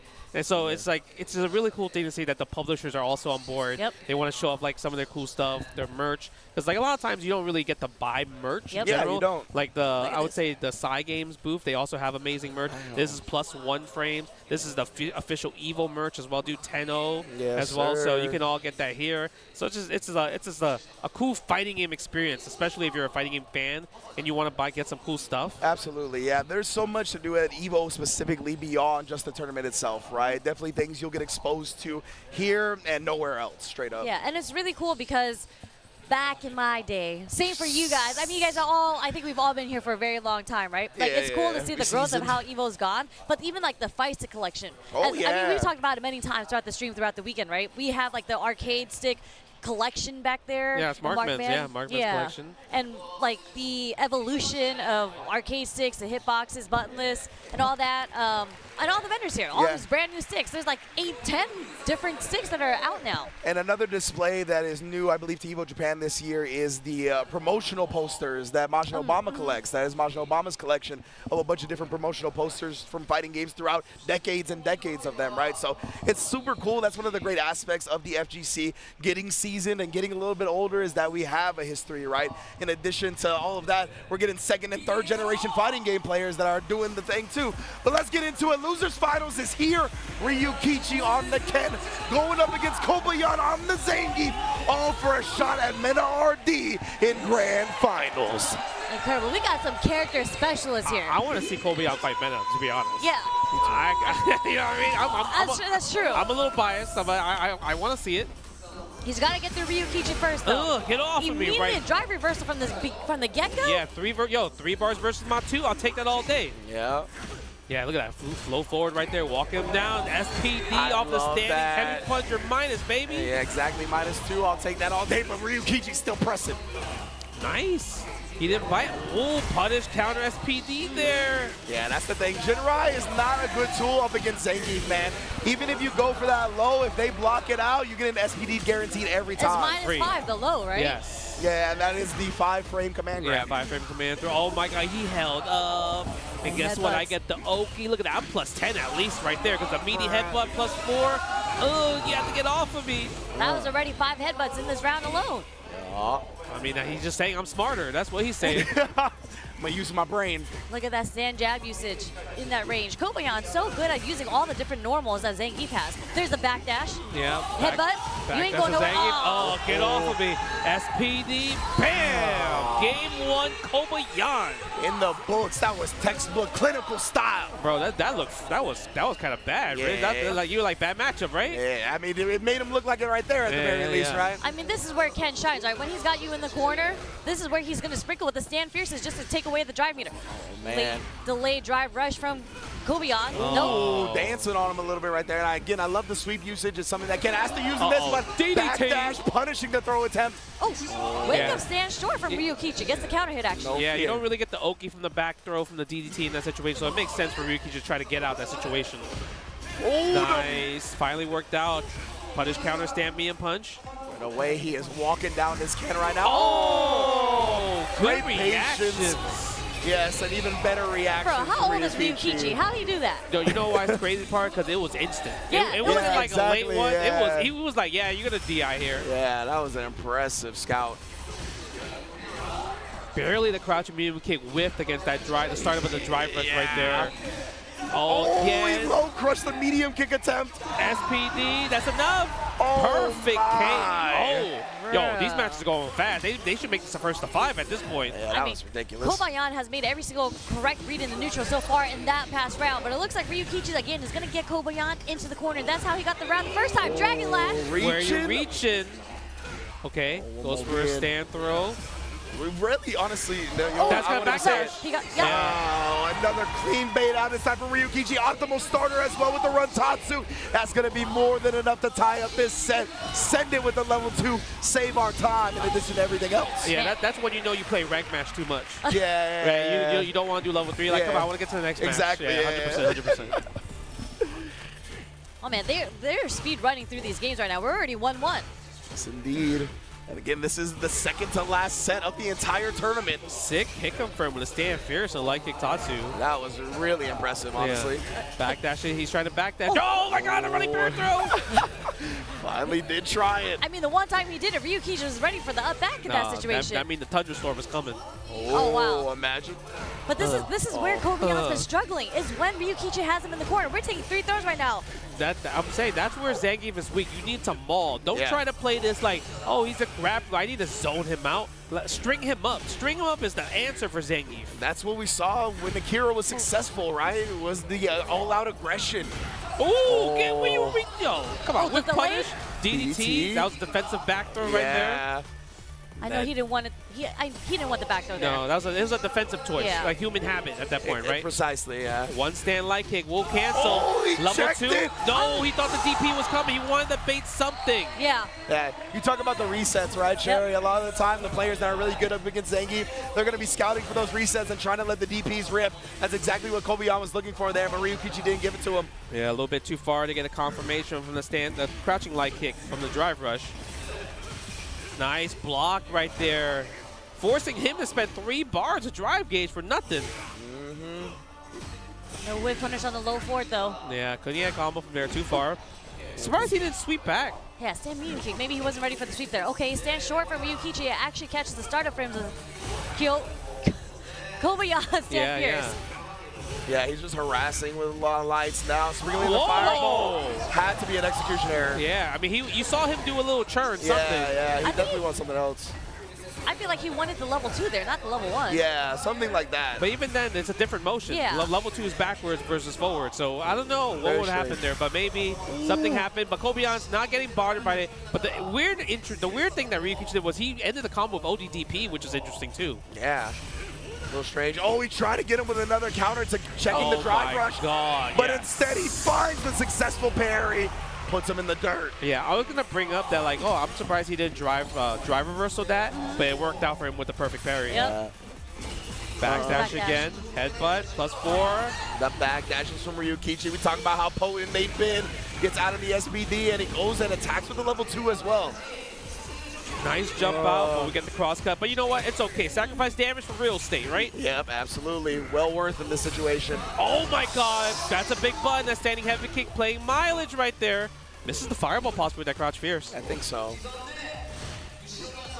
Now Kobayan, he's got to make this comeback. He's got to keep coming to Ryukichi. That's why he's just backdashing, but pops off instead this time. If he blocked that, that might have been game, bro. Oh, yeah, like legitimately. Here's the bust out, okay. The footsies. He's looking for something. Ryukichi does not want to give it to him. Exactly. He doesn't want to keep surrendering the space, but he's in the corner now. He has CA. Oh, not a real what combo. a great backdash. He's alive of the back throw. It's okay. You have to play it slow. Don't get too crazy. Don't rush. Walk him down like you normally do. Level 3. Oh my god. He was too far. Level 1. That's 1. Oh, he got him. Now you can't throw fireballs. You have to drive rush forward. Do nothing. Oh, check the farm! Level 1 Dragon Lash Flame! Wow! What a sequence! And again, Ryukichi believing in his backdashes. Oh, yeah. My God! Man, he's finding all the right places to get the backdashes on, too. Wow. That was so scary, man. There was a lot of hard reads going on in that last round. So intense on both sides. It was so tough, honestly, to make a decision in that moment for either one of them. Blows up the fuzzy defense timing again with that delayed crouch medium punch. Okay. Catches the backdash with standing heavy punch as well, too. A confirm into the Tatsu, too. Yeah. Now, speaking of confirms, Hell Stab and OD Lariat. Yeah, caught him trying to hold up, trying to avoid an SBD. Yeah, unfortunately, he didn't go forward because he just realized, oh, I'm low on drive gauge, so I don't want to drive rush forward yet. Yeah. Nice! Oh, he's trying to parry, too. Look at the damage on that bad boy, too. Perfect parry with punish. Whoa, gets hit. I wonder if he thought maybe that was going to be a cross-up right there, right? I'm pretty sure, yeah. There's the backdash from Ryukichi. Just to build some space. Stand short. He's going to connect. What a shimmy. And Ryukichi right there. He didn't have to do that because he got the combo. Yeah, he got the jab. Yeah, that was cute. Nonetheless, yeah, I don't know if it was counter hit stand jab, so maybe it would have been tough to get the kill combo off of it, but nonetheless, Ryukichi identified his win condition, blocks the drive reversal as well. Ryukichi's looking good. He is at match point. 1 round away to get that rematch. A little bit too far. Didn't want you to stand like it there. Catches that. Patience from Ryukichi attacking the drive gauge as well. Yeah, I would just drive impact. Just do it. Yeah, it's not bad. Even if you need the level 2, that's still a big win for you, honestly. Exactly. You don't have to worry about level 3 CA. Oh, the walk down. No DP. DP there. If he did it early, he could have combo level 2. Yeah, now we're going to side switch for sure, right? Yes, we are. You next, jackhammer. He's going to have to make some hell of a comeback, though. Yeah, meaty low forward. Drive reversal again 3 here. versus 2. Oh my God. Able to burn him out. Oh my God, he went for that? He went for that. Because if he mashed super, that was GG. And Ryukichi, he mashed something. You saw the counter hit notification. I don't know if his super just didn't come out or what. Kobayan with the armor punish counter. Kobayan making the comeback right now. Nice, good punish. He's fighting for his life. SPD again. Oh, perfect max range. He has level 2. That's gonna hit. The jungle. Okay, nice. Wait, around the corner. The jump tatsu. This is it. Yeah, level 2. That's gonna seal for 2-2. We're going to the last game.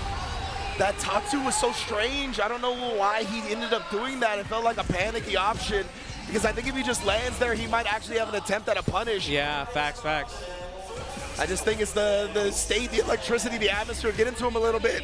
That's usually the case, I feel like Ryukichi. He's like, he plays so well in the beginning, but it gets kind of like finicky towards the end. No bite from Kobayan there. But he's stuck in the corner at this point. Oh, nice whip punish sweep right there. Yeah. And again, set up by that backdash. He was trying to take the hit, but guess what? This is guaranteed DI right here. Look at this, assassinating that drive gauge. This guaranteed stand fierce. Yeah, now we're going to close it out. We're going to take the round, double drive rush combo. Doesn't even need to spend any meter. Ryukichi back on match point. Just like that. But this is when the pressure gets the highest, right? You're only 1 round away. Nice job stuffing the heavy. Oh, I like the frame kill. Dash, not a punish counter. Yeah. Still gets a short though. Okay, back. No, forward throw. Spine buster. Spine buster plus 30. Oh my God. The hiccup firm again from the health stab. But still, even the target combo is good damage. Okay, back throw right there. Wow, Kobayan. Stamina punch again. Not enough, but 1 hit away. This is the hardest for Zangief to close out. Just getting 1 hit. Yeah. I'm going to see the light kick. No, he's actually just trying to reach with the crouch medium. No whip punish on the stand fierce, though. Yo, he is drive rushing. Yeah, he's going in. He's going in with the drive rushes right now. Trying to take those ankles out. out. Oh my God. What a Yo, fierce. Kobayan is playing impatient at this point, I feel like. He doesn't know. A little bit. Just walk him down a little bit. There you go. Yeah, just walk him down. He was thirsty. He was a little bit thirsty for the kill. But that's it. Last game, last round. Full bar on both sides here. Good punish on stand. We're using the stand medium kick. Because if you do sweep and you're not on it, you get punish counter from Ken back. Yeah. Oh, speaking of standing round. He's super far away, so he just takes the target combo as the follow-up. Oh, God. Catches Kobayan. String him up. Yep, string him up. We're going to see the backdash from Kobayan. We've seen it a lot in the corner. He does have level 3, but is he going to use the threat, though? Oh, man, it's so scary. The heavy punch through the fireball. Oh, my God. Oh, he's too far to combo. Okay. We're so close. No, no lariat. Oh, the falling button catches him trying to walk him down. Yeah, doesn't fall for the shimmy from Ryukichi. He just needs 1 confirmed level 3, 1 stand light kick as well, too. Kobayan doesn't want to give it to him. And he kept that string tight, right? The 3 jabs to push him out of level 3 range. Yes. Very smart. Oh my God, Kobayan. You know Ryukichi's not going to give you the level 3 just from a drive rush, so you have to somehow land it from a jump or from a combo. Oh! And Ryukichi catches the whip punish, that light kick meant doom. He's going to get his revenge match against Meta RD in Grand Finals. Oh man, I was gonna say it was literally so scary because it was whoever got the next whiff punish. Like you better hit the right button there, and it was Ryukichi who got the low forward whiff punish on the stand short from Kobayan. Oh man, you don't. That's the worst because you're so close. Yeah. I mean, that's when you know how bad he wants it, 100%. and that's the heart of a champion right there, right? Yes. Just happy that Kobayan's back, baby. Yeah, I'm a huge fan of players that wear their emotions on their sleeves, that show their vulnerabilities. We saw when he was winning, he was doing the same thing, right? Popping out, beating his chest, screaming in the crowd. So yeah, when a big L happens like that, I definitely feel it. Big ups to Kobayan. I'm sure he's going to be the MVP for damn near everybody at this tournament regardless. Yeah, I mean, his back was against the wall, and he made the comeback, and he got the first game, or first round in the last game. It's just, it was so close to him, and I know it hurt so much more because you were so close. Yeah. But regardless, really, really great performance by him. I mean, you're talking about Zangief that went through so many bad matchups just to get it all the way here. Top 3 Evo Japan 2025. And it played out how you said, Sherry. He beat all these bad matchups. We got to a matchup that a lot of people theorize is good for Geef, and that's the one he loses. But that's just a testament to Ryukichi's performance right there. Amazing stuff from everybody in this top 8 so far and beyond. And now we get that run back in grand finals. I can't believe we're one match away just from ending everything. Yeah, right? that's the entire tournament. Entire tournament, 3 days worth of just fighting games, right? Fighting games, everybody just coming, buying merch and everything, and now one more match, right? Like 6,800 players. Do you That's know insane. how many players that is? They were running like 20-minute pools, 20-minute rounds to get all the way here. This is the last set of the night, of the weekend, of the event. Man, speaking of sets, look at this, man. Kobayan, I feel like Kobayan was like playing so well too. The crazy part is we didn't see too many like backdashes from Ryukichi in neutral. He just like kind of fought. Yeah, he did. Right? He just kind of fought, and it worked out. He actually did a lot defensively, so he actually punished Kobayan quite a couple times. Yeah, it was mainly way more off like block strings rather than like trying to call things out in the neutral. Like when it was neutral, he was willing to sit there, stand fear, stand light kick, stand or crouch medium kick. A lot of these things where he was confident in beating Zangief to the punch. And I tell you what, that takes some cojones, bro. Yeah. Like it is very scary to just play it in the neutral with Zangief as Ken. Like this last sequence too, just a backdash. Oh, that was so good. Oh my goodness. Yeah, I felt like it was a little thirsty. You know, the one thing the Kobayan probably didn't do as much, maybe because Ken has a reversal, he didn't do drive rush, delay, crouch, medium kick a lot against Ryukichi. Man, and I believe, I forgot about that, I believe the top 2 qualify to EWC as well. So maybe that's why he was so close. He's like, yeah, I think that might be part of it. Because Kobayan, he did go to the LCQ for EWC last year. Oh, he and did. He didn't make it. Oh. He lost to Dual Kevin. So that is probably why, one of the reasons he took that extra hard as well. Yes, indeed. So, I mean, congrats to Mena RD and Ryukichi. Obviously going to be going to World Esports World Cup. But we also need to crown a Evo Japan proper champion here. And Ryukichi's going to get his chance one more time at Mena RD. And, of course, Mena RD, reigning defending champion. 3 wins away from going back-to-back. Back-to-back. I mean, we already have a back-to-back winner. ET was one King of Fighters. Yep. He won last year, so we might have a second back-to-back, 2-time Evo champion for Mena RD, or first-time Evo champion Ryukichi. Yeah. Like, Ryukichi is putting Japan on his back right now. Of course, Mena just representing North America. This would be incredible to see, and even their winner set was pretty close. And we saw the Zangief come out from Mena, then we saw the Blanca. Yeah. Blanca definitely seemed a bit more comfortable against Ryukichi. So I'm wondering how it's going to go here, because Mena is sitting in winners in grand finals. So I'm sure he's not feeling like pressure. He's feeling pressure, but not as much as Ryukichi, because Rangchu got one chance. I feel like there's no pressure at all on Mena, and he's going to pick Blanca and just might smoke him. Mena, to me, he's built for these moments. You know that's what I what mean? I'm saying. So, like, the pressure, I think it is there, but the way he processes it, it's just very different from a lot of other people, right? So I think he's kind of comfortable with that pressure. Yeah. When pressure is supposed to make you uncomfortable. Yeah. And that's why he's so successful in damn near everything he does. Yeah, you can really see in his play, there's a lot of times that you see, like, in the clutch moments, he always clutches it out. There's like no hesitation. There's no doubt in his mind. Whatever decision, right or wrong, he is committed to that decision already in his mind. Man, oh man.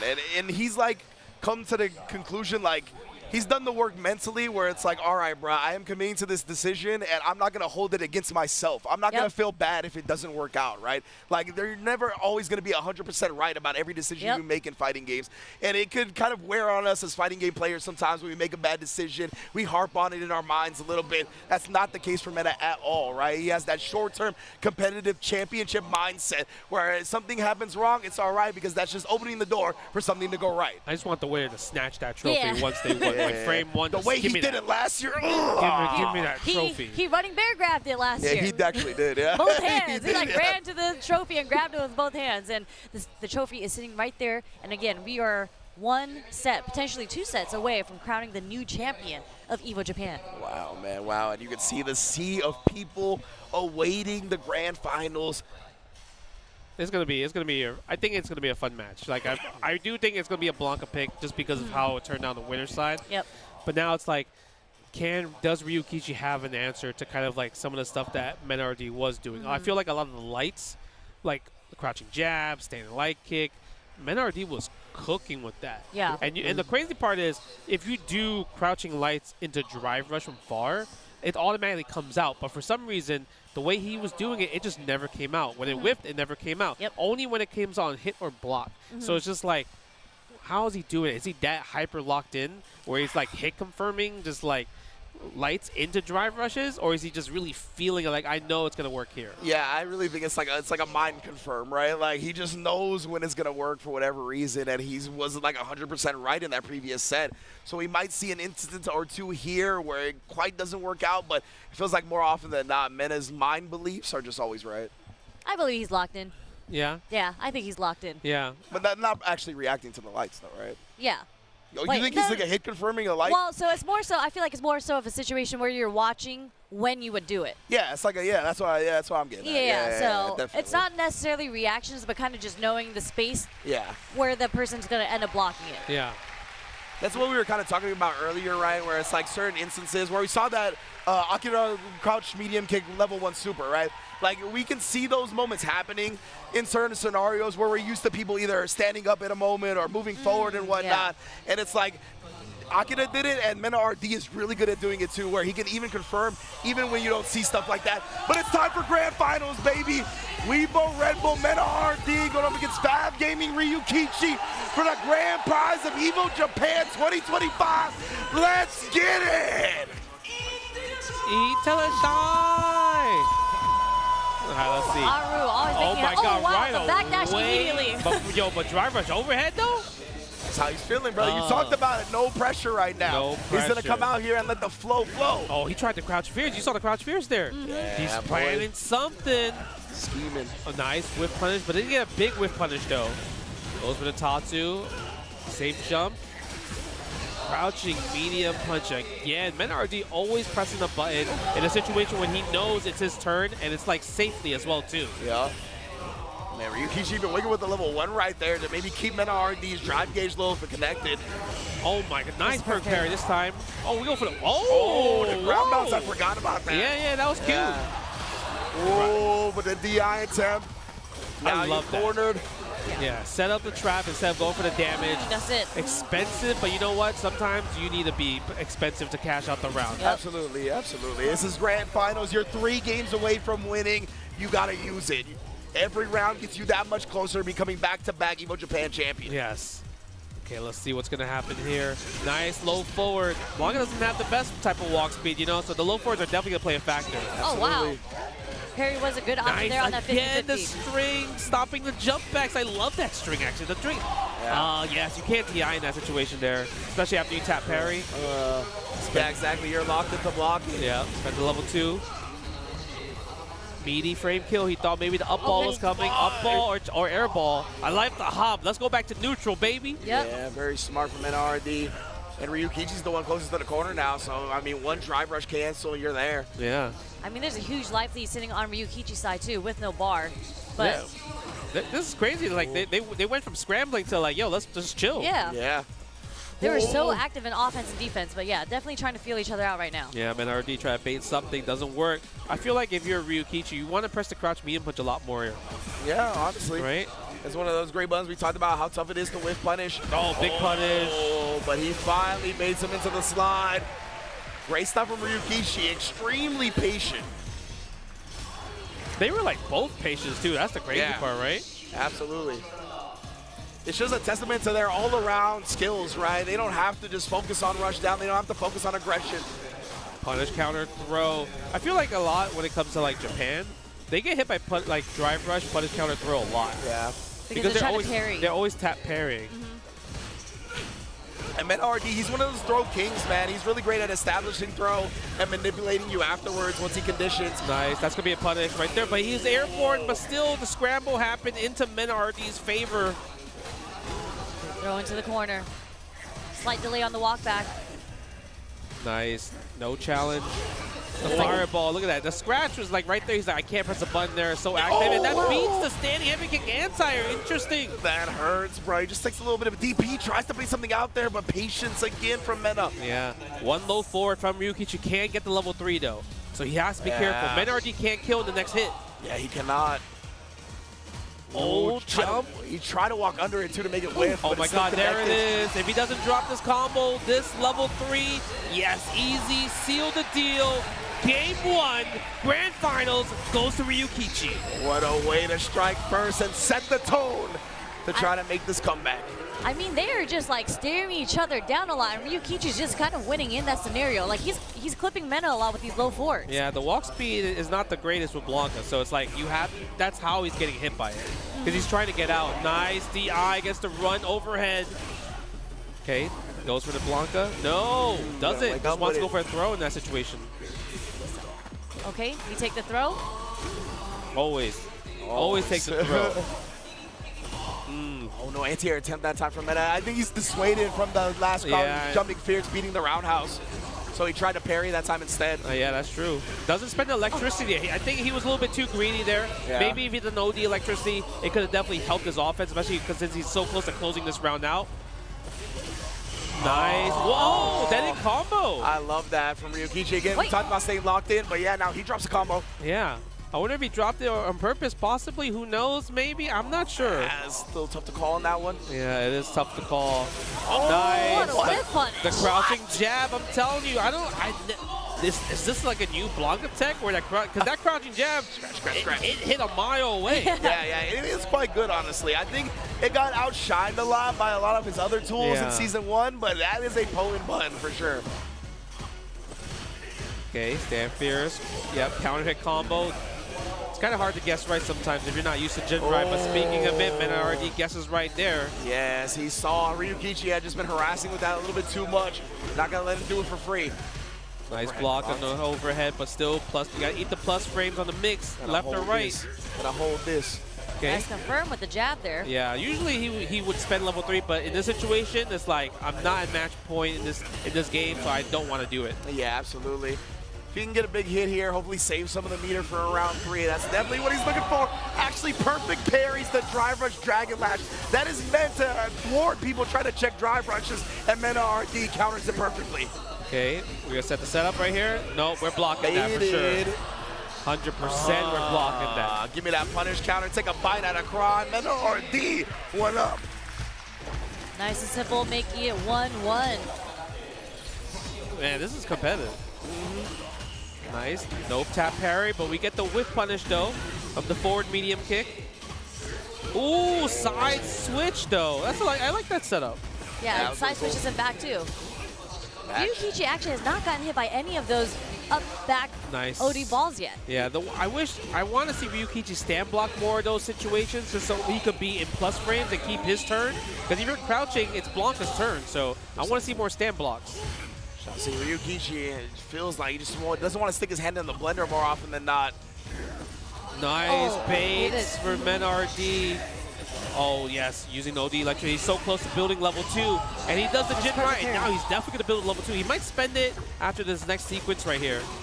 See, is Meta going to be willing to put the DI out? He's going to threaten with it. He's just going to let the doll loom in the shadows. Look at this. Oh, the cross up. Back to the original side for one more. Jungle Mena RD with a lead in the set. Yeah, Mena was just like, you ain't blocking this. If you remember the winners final set, he got hit by all the hop cross-ups from Ryuki. He's not ready for those situations in particular. Yeah, you do have the option like parry to nullify the cross-ups, right? But again, the Blanca is a little bit of an Oh my underrepresented God, character. yo, he tried something. He wanted a Riot hard combo right there. Yeah, that juggle would have been Nice okay. DP, that was so close too. Stand light kick, side switch, do we spend it? Yes, we do. Let's attack the drive gauge. Get some time to breathe and think about some of the decisions, what we want to do next. Yeah, put your opponent low, get yourself back in the green. That government bailout. Shout out Slogan Sama. Oh my The perfect God. parry. Oh no, no punish though. No. Nice, goes for the throw right there. Wake up something? No, not yet. Oh my God, no whip punish on the sweep though. We can afford that. We can afford a drive rush cancel. Oh, he tried. He wanted the DP on the other side. We didn't find it. We got a parry though. Yes, we're spending all the cash on the drive gauge right here. No meter spent. We're seeing something so similar to what happened in the winners. There's so many perfect parries that are happening right now, even in the neutral. They're tapping. These fellas are locked in, man. Like him trying to like walk under and get that DP on the other side of the rainbow ball was very impressive. He didn't get it, but I saw him. Okay, level 2 right here. Activate Blanca-chan, let her rip. I mean, that's a gamble for sure, but it worked out because now that level 2 is not a factor anymore. Oh my God, yeah, too far. Oh yeah. Again, gets the drive rush throw. Takes the throw this time around. No whip punish again. A punish counter sweep would have done amazing things there. Yeah. Stand jab, getting the punish counter there. And Mena was so low on drive, he didn't want to just buffer the driver's cancel behind it, right? It would have put him on like a pixel of drive left. Oh my God, the crouching jab. If he believed in it, it would have killed. The scratching, I'm it's on look at that, door, scratch, scratch, scratch. He's tapping on the door. Maybe that's the answer to this matchup. You just got to scratch his foot. Bro, look at that, man. Nails, bro. I'm trying to make those holes in the shoes. Again, bro. Yeah, they're never ready for that. The thing is, I'm surprised because Ryukichi, he has a DP character, so DPOS will blow that up every single time, right? Absolutely. I mean, Blanca does have the hop through, but you got to make him show you that, right? You can't just keep getting bullied by this. Nice. Gets the punish counter a little bit too close for comfort. Yeah, now Ryukichi is going to have an opportunity. He's got the stage position. Oh, no, the empty jump. He was too late on the DP. Yeah, super late. Drive rush again. These throws are catching on. Perfect parry, though. Goes for a side switch. There we go. What's the forward? Drive rush. Up ball, though. Spending 2 bars, a bit expensive. Nice. Oh, the cross spears. Oh, that's what I'm talking about. That's what I'm talking about. Yes, we saw that. Ryukichi. But he's spending a lot right here. A little bit too close. Again, the light, checking the pressure, but the reverse so fierce. That's another popular Ken option. Ryukichi. No, Mena's like, yeah, okay, that was cool. Yeah, all right. I mean, that was really sick. I'm still match game, you not. Oh my God. Okay, drive rush. No, a little bit too far for the second crouching medium kick there. Yeah. Activate level 2 lightning beast. We're taking you to the corner. My little toy's about to come play. Yeah, and getting lightning beast this early is great for Mena because that means he might be able to build some meter back to it if he doesn't kill him too quickly. Nice. Dragon Laugh flame right there. And that was actually really, really smart from Mena because he realized that you kept waking ODDP in the same scenario. Wow, we are just playing some Street Fighter 6. They are both ready to swing right now. This is slugfest. Yeah. Standing heavy kick again. Should good counter poke in. Oh, my perfect parry. Walk up perfect parry on that. I'm surprised It's he did the ridiculous. step kick instead of corner carry. Oh, nice. He jumps out, but he gets the anti-air anyway and catches him trying to reach Mena RD on championship point. Oh my God, is Mena RD gonna be your back-to-back Evo Japan 2025 Street Fighter 6 champion? There it is, DPOS. Finally, the first one in the set. Called for it, Justin. Needed to represent it. Yes. Oh, but man, now will Mena do the hop next time he does it? We might see the hop next time. And I love these light confirms. The light confirms are really stopping Ryukichi a lot. And there's a crouch strong confirm there into the drive rush. Yeah. Big buffer. Wow. And Mena's building his next level 2 right now. We're gonna get it next situation. This is a guess for game, everybody. You in better this guess right. scenario, this install, he has to survive this level 2 install. If he doesn't, it is game over for Ryukichi. Legitimately here. And again, he's trying to bait something out. He's not even using the Lightning Beast follow-ups. Oh, he got headed in the air. Takes the hit. We didn't spend the bar yet. Yeah, tries to bait something, but Mena RD doesn't need to. He can afford to take a throw there. Showing so much respect, the fireball. He's trying to scratch. Ryukichi needs to somehow land the CA right here, though. I love that fireball, too, because it was as Mena's meter was running out. But Mena now one hit away. Oh, and there it is. Mena RD, back-to-back Evo Japan Street Fighter 6 champion. Kaba just came out of nowhere. He just popped up on the screen on stage with him. Bro, he's like, where's my hat? Yeah, for real. He's like, yo. He's like, yo, get my hat, get my hat. He was like, Red Bull wants me to wear this. Put this on. Yo, But Mena RD, go for it, Sherry. Beautiful, beautiful play from Mena RD there, just taking it with the crouch jab, just scratching at his feet. And that was the very last sequence, actually catching the starter frames of the OD fireball from Ryukichi. Yep, man. Incredible stuff, too. And that's when we saw more often than not Ryukichi trying to rely on the fireball when it was a little bit coming down to the wire, right? He didn't want to commit to anything too scary, too committal that perhaps could get him punished. And, of course, Mena RD still being into that punch. And you called it, Justin. That crouch jab, man, it goes far, bro. So, again, combine that with the extended hurt box of a fireball, got the trade for the championship, baby. Man. But even honestly, until the end, Ryukichi was making super sick decisions too. Like as Lightning Beast was about to run out, he threw the fireball just in case he tried to use that last Blanca ball to impose his will with the Lightning Beast.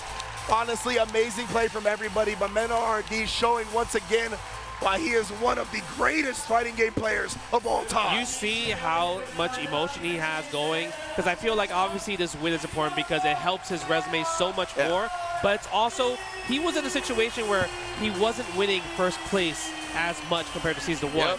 So this really helped, kind of like gave him the confidence boost of going forward to the next season of Street Fighter 6. And now he gets to pretty much play the rest of 2025 without much pressure. Like he's qualified for EWC, qualified for a CPT Capcom Cup.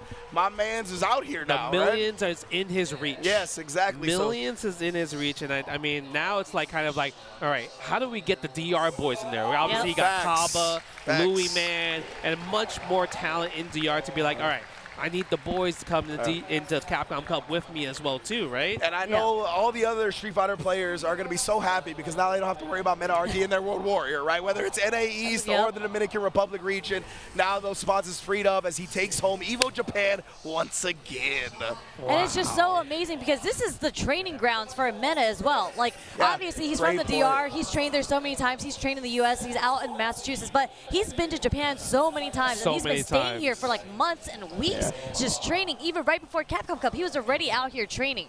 So this is also his training grounds. Yeah, this has become another home for him. We see him, he tweets all the time in full Japanese, right? He wants to connect with the community. And the community here has embraced him as one of their own as well. It's an incredible connection. Yeah, I mean, when it comes to just like playing Street Fighter and you want to get better, coming to Japan, just playing ranked match, it's the most fun. Like I feel like when I play ranked match in Japan, I could just sit there for the whole day. Because you fight so many different players, you fight all these legendary players that you normally don't get to fight in general, right? It's amazing. And look at that. Look at Kaba supporting the boy right here. Yeah, I want to see where he bursts on the stage. Yeah! Oh, Nah, he got it. Yeah! The hop-ups, the DR flag. Once again, back-to-back. Yo, where's my beanie? Where's the beanie, bro? Get the beanie. Yo, you know what the crazy part was? He started like rubbing his hands like, yo, where is it for mad long? Like, he's like, it's somewhere over here. I got to fix it. Oh, man, all the adrenaline running through his system at that point. Holy. No, but we love that in the community. We love it when your homies hop on stage with you just to celebrate your win with you, because we know Kaba was grinding through the trenches too. He was also in this tournament. I think he got top 16. Yeah, he got like 17th, I believe. Yeah. He was also doing really good. One of the best players in the world. I mean, he's also an SFL world champion, right, with Team Bandits. So I'm just curious to see what Mena's going to do next. Yeah, like, I mean, we know Bandits, not Bandits, we have Blink Respawn coming up, so that is a tournament DR. I'm sure he's going to focus on that, but I feel like at this point, Mena can be like, I'm just going to stay in Japan for like 3 more months to train. Why not? I was going to say, he's going to continue his tour of the Major League Baseball parks, bro. That's on his mind now. That's true. You don't even got to worry about qualifying for major events. I mean, if he wanted to, he can just kind of just go to other premieres and ruin other people's days. Absolutely. Ruin the competition, make it easier for him. I don't doubt that he's he's going to do that, right? I definitely think he's going to show up, and maybe not at every single one of them, but a majority, I'd say. Yeah, but I wouldn't necessarily say it's a gatekeep. Obviously, is what's going to happen. But, you know, we don't want one of those situations where you qualify already, and then you're just like, I'm good for the rest of the year. And you don't practice, like, you kind of chill, take a back seat until it gets closer to Capcom Cup and you start grinding. Men is just that not that type of player. Absolutely like, he is not, 100% a competitive player. He's still going to be going out to these tournaments. You want to make sure you stay warm, especially with the Season 3 update coming out with Elena. I'm pretty sure he's switching to Elena. That is one of his favorite characters of all time. That was his main in 4. Yeah, I guess that's where his head is at, right? Whatever Season 3 is going to bring, he's going to try to master that as quickly as possible and stay in pristine shape for the World Championships coming up. Yeah, because usually it's going to be a shake-up when it comes to a new season. Yeah. Right? Obviously, characters will get these changes. We don't know how strong they are. It might be massive changes. Seems like there's like stipulation where there's going to be system changes where people are already reporting. Who knows? It could be copium. Who knows? Yeah. So we just have to wait from Capcom to see what's going to happen. And that's all coming out on June 5th. Maybe we'll get some info before then, but that is when everything will be live, right? Elena, the balance patch, all that. And the World Warrior Japan starts on June 6th, right after that, right? Because we saw that slide earlier. We did see that slide earlier. That's so good for Mena because now he doesn't have to worry about how he's going to adapt to Season 3 changes because he's good. He could take his time. Yeah, exactly. He could take his time, precisely, yeah. And to be fair, that is also, there is one more spot, one more big tournament coming up on this patch with Combo Breaker, right? So we are also going to get that before we go full on into Season 3. 2 weeks to Combo Breaker. And then we do have Shanghai, what's it called? Asia? ACL. Yeah, that's a for EWC qualifier. correct? Yep, that's next week in Shanghai. I believe Punk is going out I know to that. Punk's going. I'm not sure if Mena RD is going or who else Nephew's is going. Oh, okay. Oh, yeah. cool. I mean, usually I think if you're a foreigner, you're probably going to be like, all right, I'm going to go Japan to Shanghai. Yep. Yeah, It's so close, right? It's like, I think it's like a, 3, 4, 5 hour Yeah, and you flight get to stay in around there. Japan for an extra couple days before you go to over to China, so it's an easy trip. Easy trip. It makes sense, right? Obviously, the importance of trying to get these qualifiers because it's not just like Capcom Cup anymore. It's EWC as well too, right? Both tournaments are life-changing money. Yeah. So you have to enter these tournaments and just like go to them and try your best to qualify. Exactly. That's the most important part.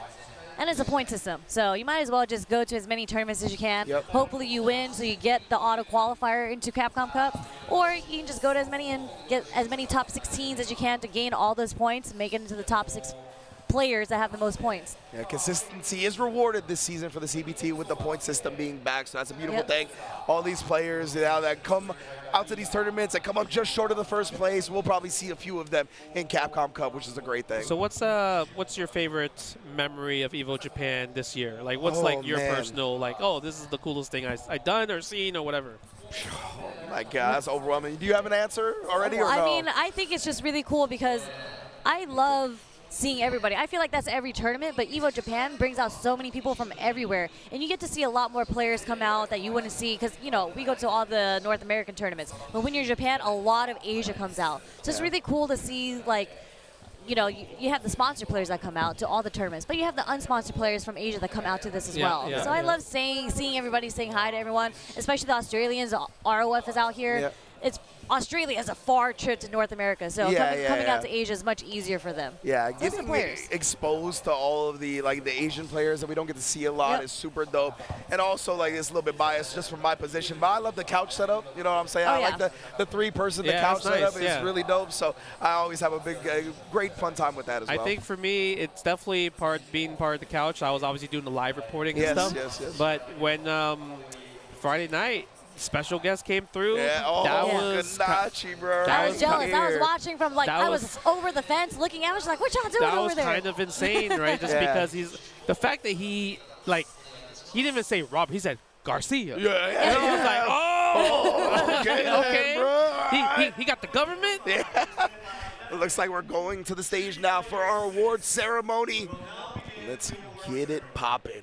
Look at this, man. This was an amazing top 8. And like you mentioned, there's over 6,800 participants. Ridiculous. There, and at least minimum 200 of these players could have been in this situation right here. Yeah, at least legit, 200. Legit, bro. Like, it's amazing how good so many people are at Street Fighter 6. And, of course, in addition to everybody getting a medal, the top 3 are also going to get some sticks.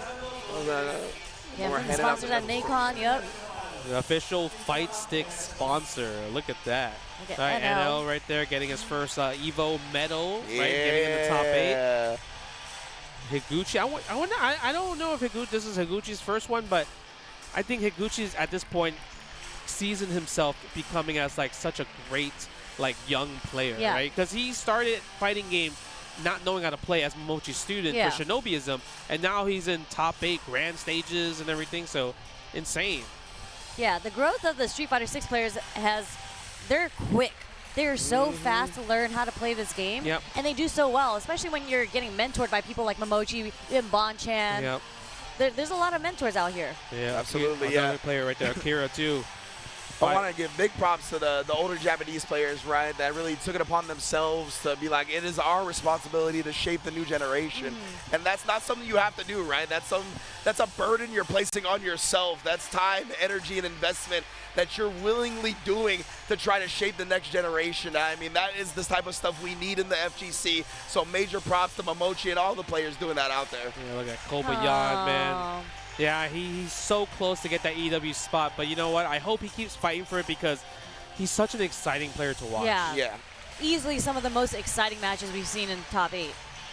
Look at that, Ryukichi getting second place, and now our grand champion, back-to-back, Evo Japan champion for Street Fighter 6. You can hear the crowd just cheering for Men-RD. That's the coolest thing about Japan. They're not just country biased. Absolutely. They love every player. They're like, yo, you love the game, we love you. Yeah. And you know what's godlike about Meta? I just remembered yesterday I saw him, and then we were walking by because he had just qualified. I said, congratulations on qualifying. He looked at me, he said, congratulate me when I win tomorrow. Ooh. That's fire. Yeah. I was like, okay, I got you, man. Look at that. That's the type he is, though, right? Yeah. He's had a lot of success. He knows nothing satisfies him unless it's first place. Look at that. Look at Straight that. up. You see the sticks from Nacon, the second place sticks to Ryukichi for the silver. And now we're going to see the Men-RD first place Nacon joystick right here. There it is. The Ocean Gold. The pad player with the arcade stick, you know what I'm saying? Yeah, man, it's a good trophy. Absolutely. Beautiful, beautiful. Hopefully you got room in your luggage. Look at that. You can see he's trying not the tears to come out a little the bit. eyes glistening for sure. Holding them back. Obviously, the emotions of the moment are incredible.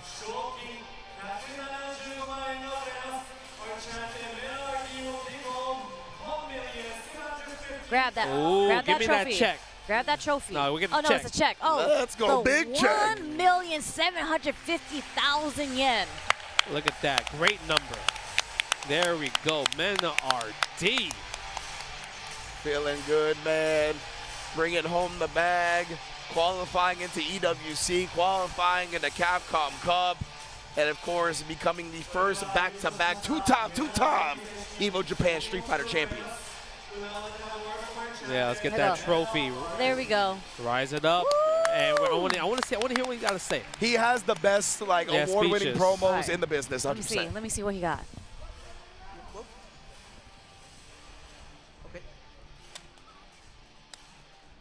Okay.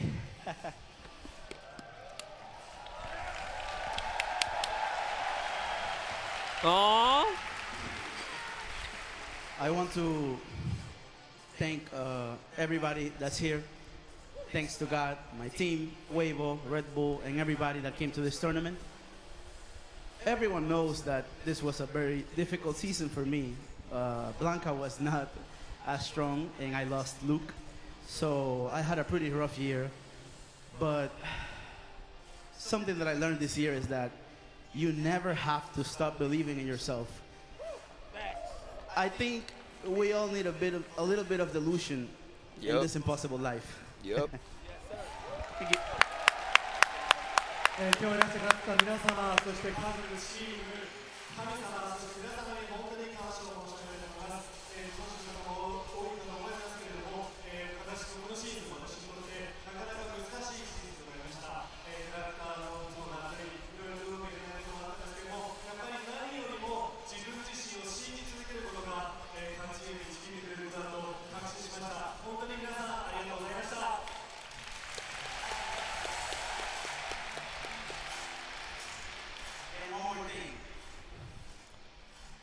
Umehara-san. Oh! You want that Please first tell attempt. me when. I'm waiting for you. Thank you. He wants that first to 10. Yeah, boy.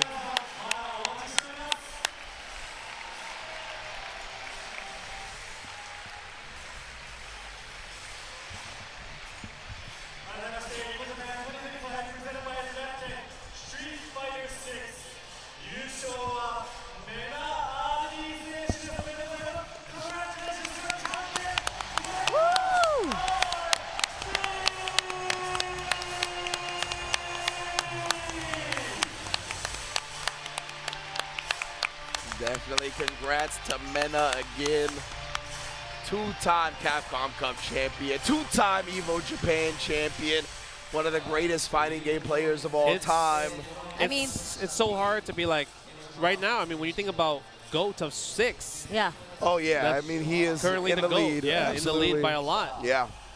Man, I love the messages always as well. He always delivers something that is really food for thought after the tournament. And I love the delusion line, you know what I mean? That's where the self-belief always starts, is with yourself. So I'm really touched by that. Oh, no, you're good, Ridge. I know you love hearing the players that have, like, you know, I mean, you could tell he's about the passion. He came from, you know, DR. It's not like the place where it's like you're born with a silver spoon in your mouth, right? He worked hard to get out of that situation, to put himself on the map, to put his family on the map, to put his community on the map. And, I mean, we all seen the story from 5 to 6. Like, I remember the first time I ever seen him, he was a random dude, came in with Kaba to SCR, and just like, he lost the tournament. Hey, anyone want a money match, right?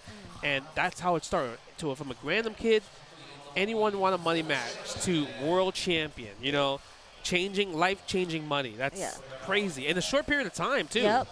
Insane. It's literally like the Cinderella story, like you said. It's like I saw him at SDR for the first time too, and then it was him and a couple like Dominican players that came out, and they were money matching a whole bunch, and I was like, who is this kid? He was a child. And then he was just like, oh, he was explaining to me the story. You know, they saved so much money to make it out. And what's up to Tasty Steve and Yipes, of course. But yeah, he was just like, we saved so much money to come out to these tournaments. We don't got sponsors like that, right? And then they had the money match to get their money back. Yeah. And they were winning in the money matches. They just haven't had the chance to like fully win the major tournament yet. Yes. And they started saving all this money to go. They were at final round also, just the crew, just supporting this kid. And all of a sudden you see all that work, all that community effort behind him come in, and you see him win Capcom Cup from the Dominican Republic, defeating Tokido. It was just like such a outright performance. Yeah. 2 sets. Yeah. And then what did he do with that Capcom Cup winning? He invested it back into his scene, right? Yep. He invested it back into the DR to make sure everybody else get risen up. I don't even know what I'm saying right now, but, you know, rise the community up along with him. And then it goes even beyond that, right? Where last year he placed himself into one of the hardest regions in the world for World Warrior in NA East just to free up another spot from his home country, right? I mean, the dude is a consummate professional, I think, a great role model for anybody in the FGC. Man, look at that. It's beautiful. Setting history. This tournament made history. Like your first time, 2-time Evo Japan back-to-back champion. Yampy getting 9th. That was such a sick performance. But I believe we're about to have a presentation. I'm curious because, I mean, this guy, he won the Canon Award last year from Evo Japan.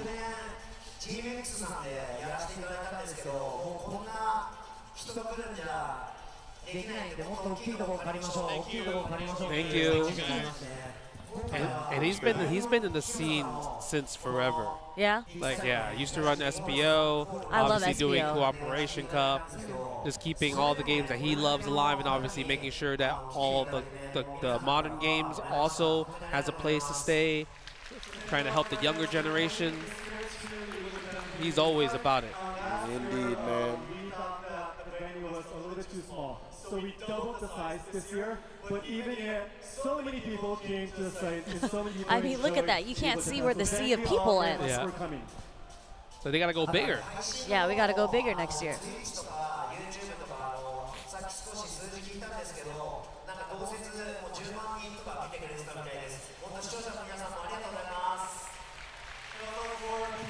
Live stream, I was looking at the figures for Twitch and YouTube, and there's about more than 100,000 people watching. So everybody watching at home, thank you very much as well.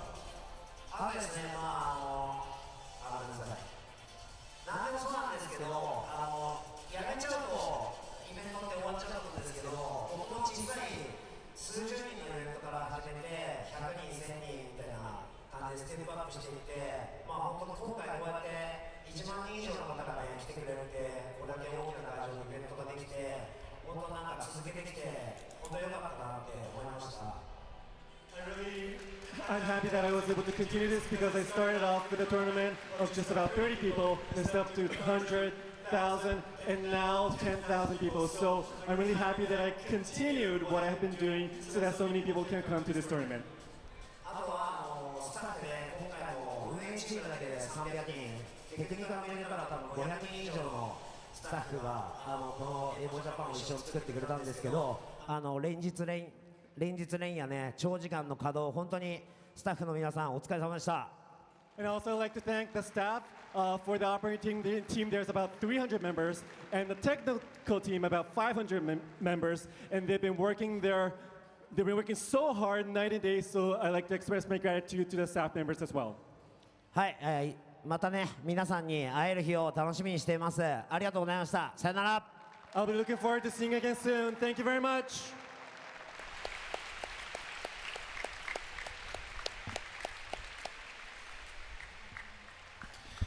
Oh man, oh man, oh man. You good, Ridge? What an event, brother. Yeah, it's 3 days of just constant fighting game action, right? And it's just like for everything. So it's like record-breaking, the biggest Evo Japan up to this date. Yeah. Oh, they're doing the photo with the sea of people. The sea of hands? Yeah, what a sea of hands. Oh man, I want to be in that sea. When's the last time we did the Shoryuken, bro? It's been a while, definitely. It's been a while, yeah. That was a great picture. Yeah. Yeah, big ups to everybody that came out to Evo Japan. Again, a gigantic tournament. Beautiful. He's like, come on, are you ready? Are you done taking the picture yet? Who's taking the picture? Oh, hold on, we got a video. You saw the transition, though? Oh, okay. Oh, wait. Transition back to us. That's what we're talking about. English broadcasting. Let's go. Oh, but man. that's what's up. It's a compilation video of everything that happened this weekend, I guess. Okay. But but overall, Evo Japan has been amazing. 3 days worth. I think a lot of people had a lot of fun, right? And I mean, if you guys enjoyed it, make sure you guys get your tickets now because the next one is Evo Las Vegas. When is registration closed? I believe June 9th. June 9th. And obviously, we're going to have all the amazing games. Street Fighter 6, like you saw, Tekken 8, and you know we got some new games as well too. They have Marvel 2, right? Gonna be there as the retro title, and obviously official for Fatal Fury City of the Wolves. Gonna be an official tournament there. So lots of stuff. So make sure you guys register now. Subscribe to all the Evo channels, and if you can't make it there, Evo France in October in Nice, and that's the first time. They also gonna have Hunter x Hunter debuting as an official Evo game, and also the return of Dragon Ball Fighter. That's right. Yeah, so, France loves Dragon Ball, baby. do. So if it's gonna be anywhere, it's gonna be at Evo Nice. Yes, that's gonna be awesome. So hopefully you guys enjoyed just chilling with us for the last 3 days, right, of just Evo commentating. Shout outs to Wooly and Reggie as well too, absolutely. for just kind of watching the VODs and reacting to everything, right? So it's kind of almost like a 24-hour stream. But let us know if you guys enjoyed this. And other than that, we're tired, we're hungry. And hopefully we will see you at Evo Las Vegas. See you guys there.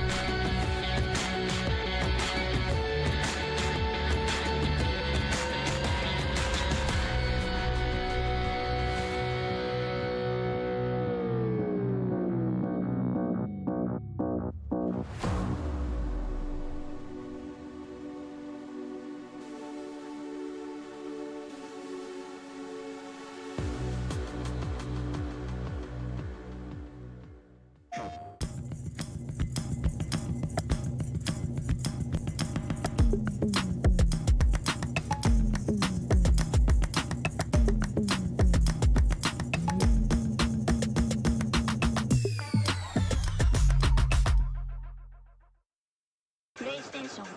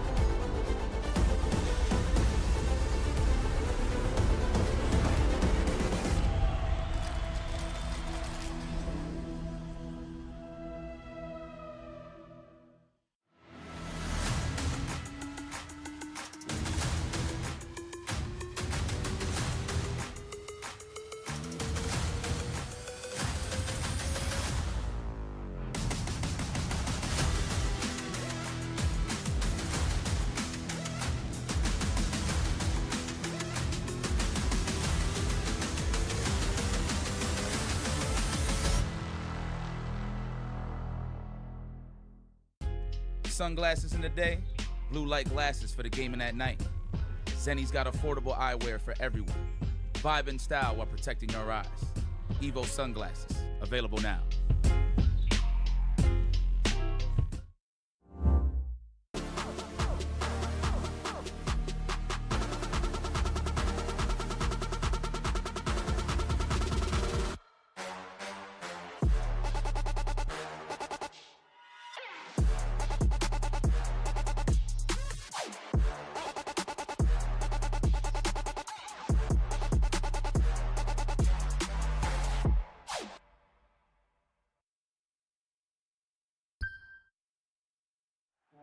Hey, what's up, everybody? Welcome to Evolution.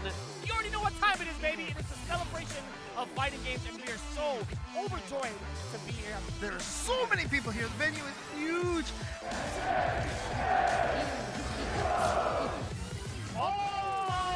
He juggles Nitro!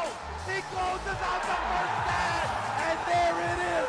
Punk gets his retribution! This is the spectacle of fighting games.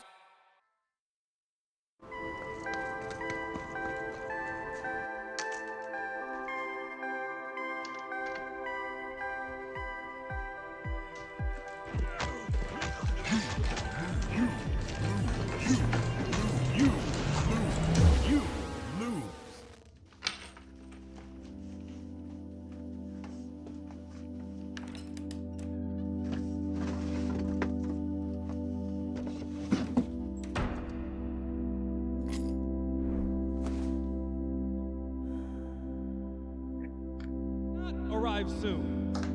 However, they are arriving now.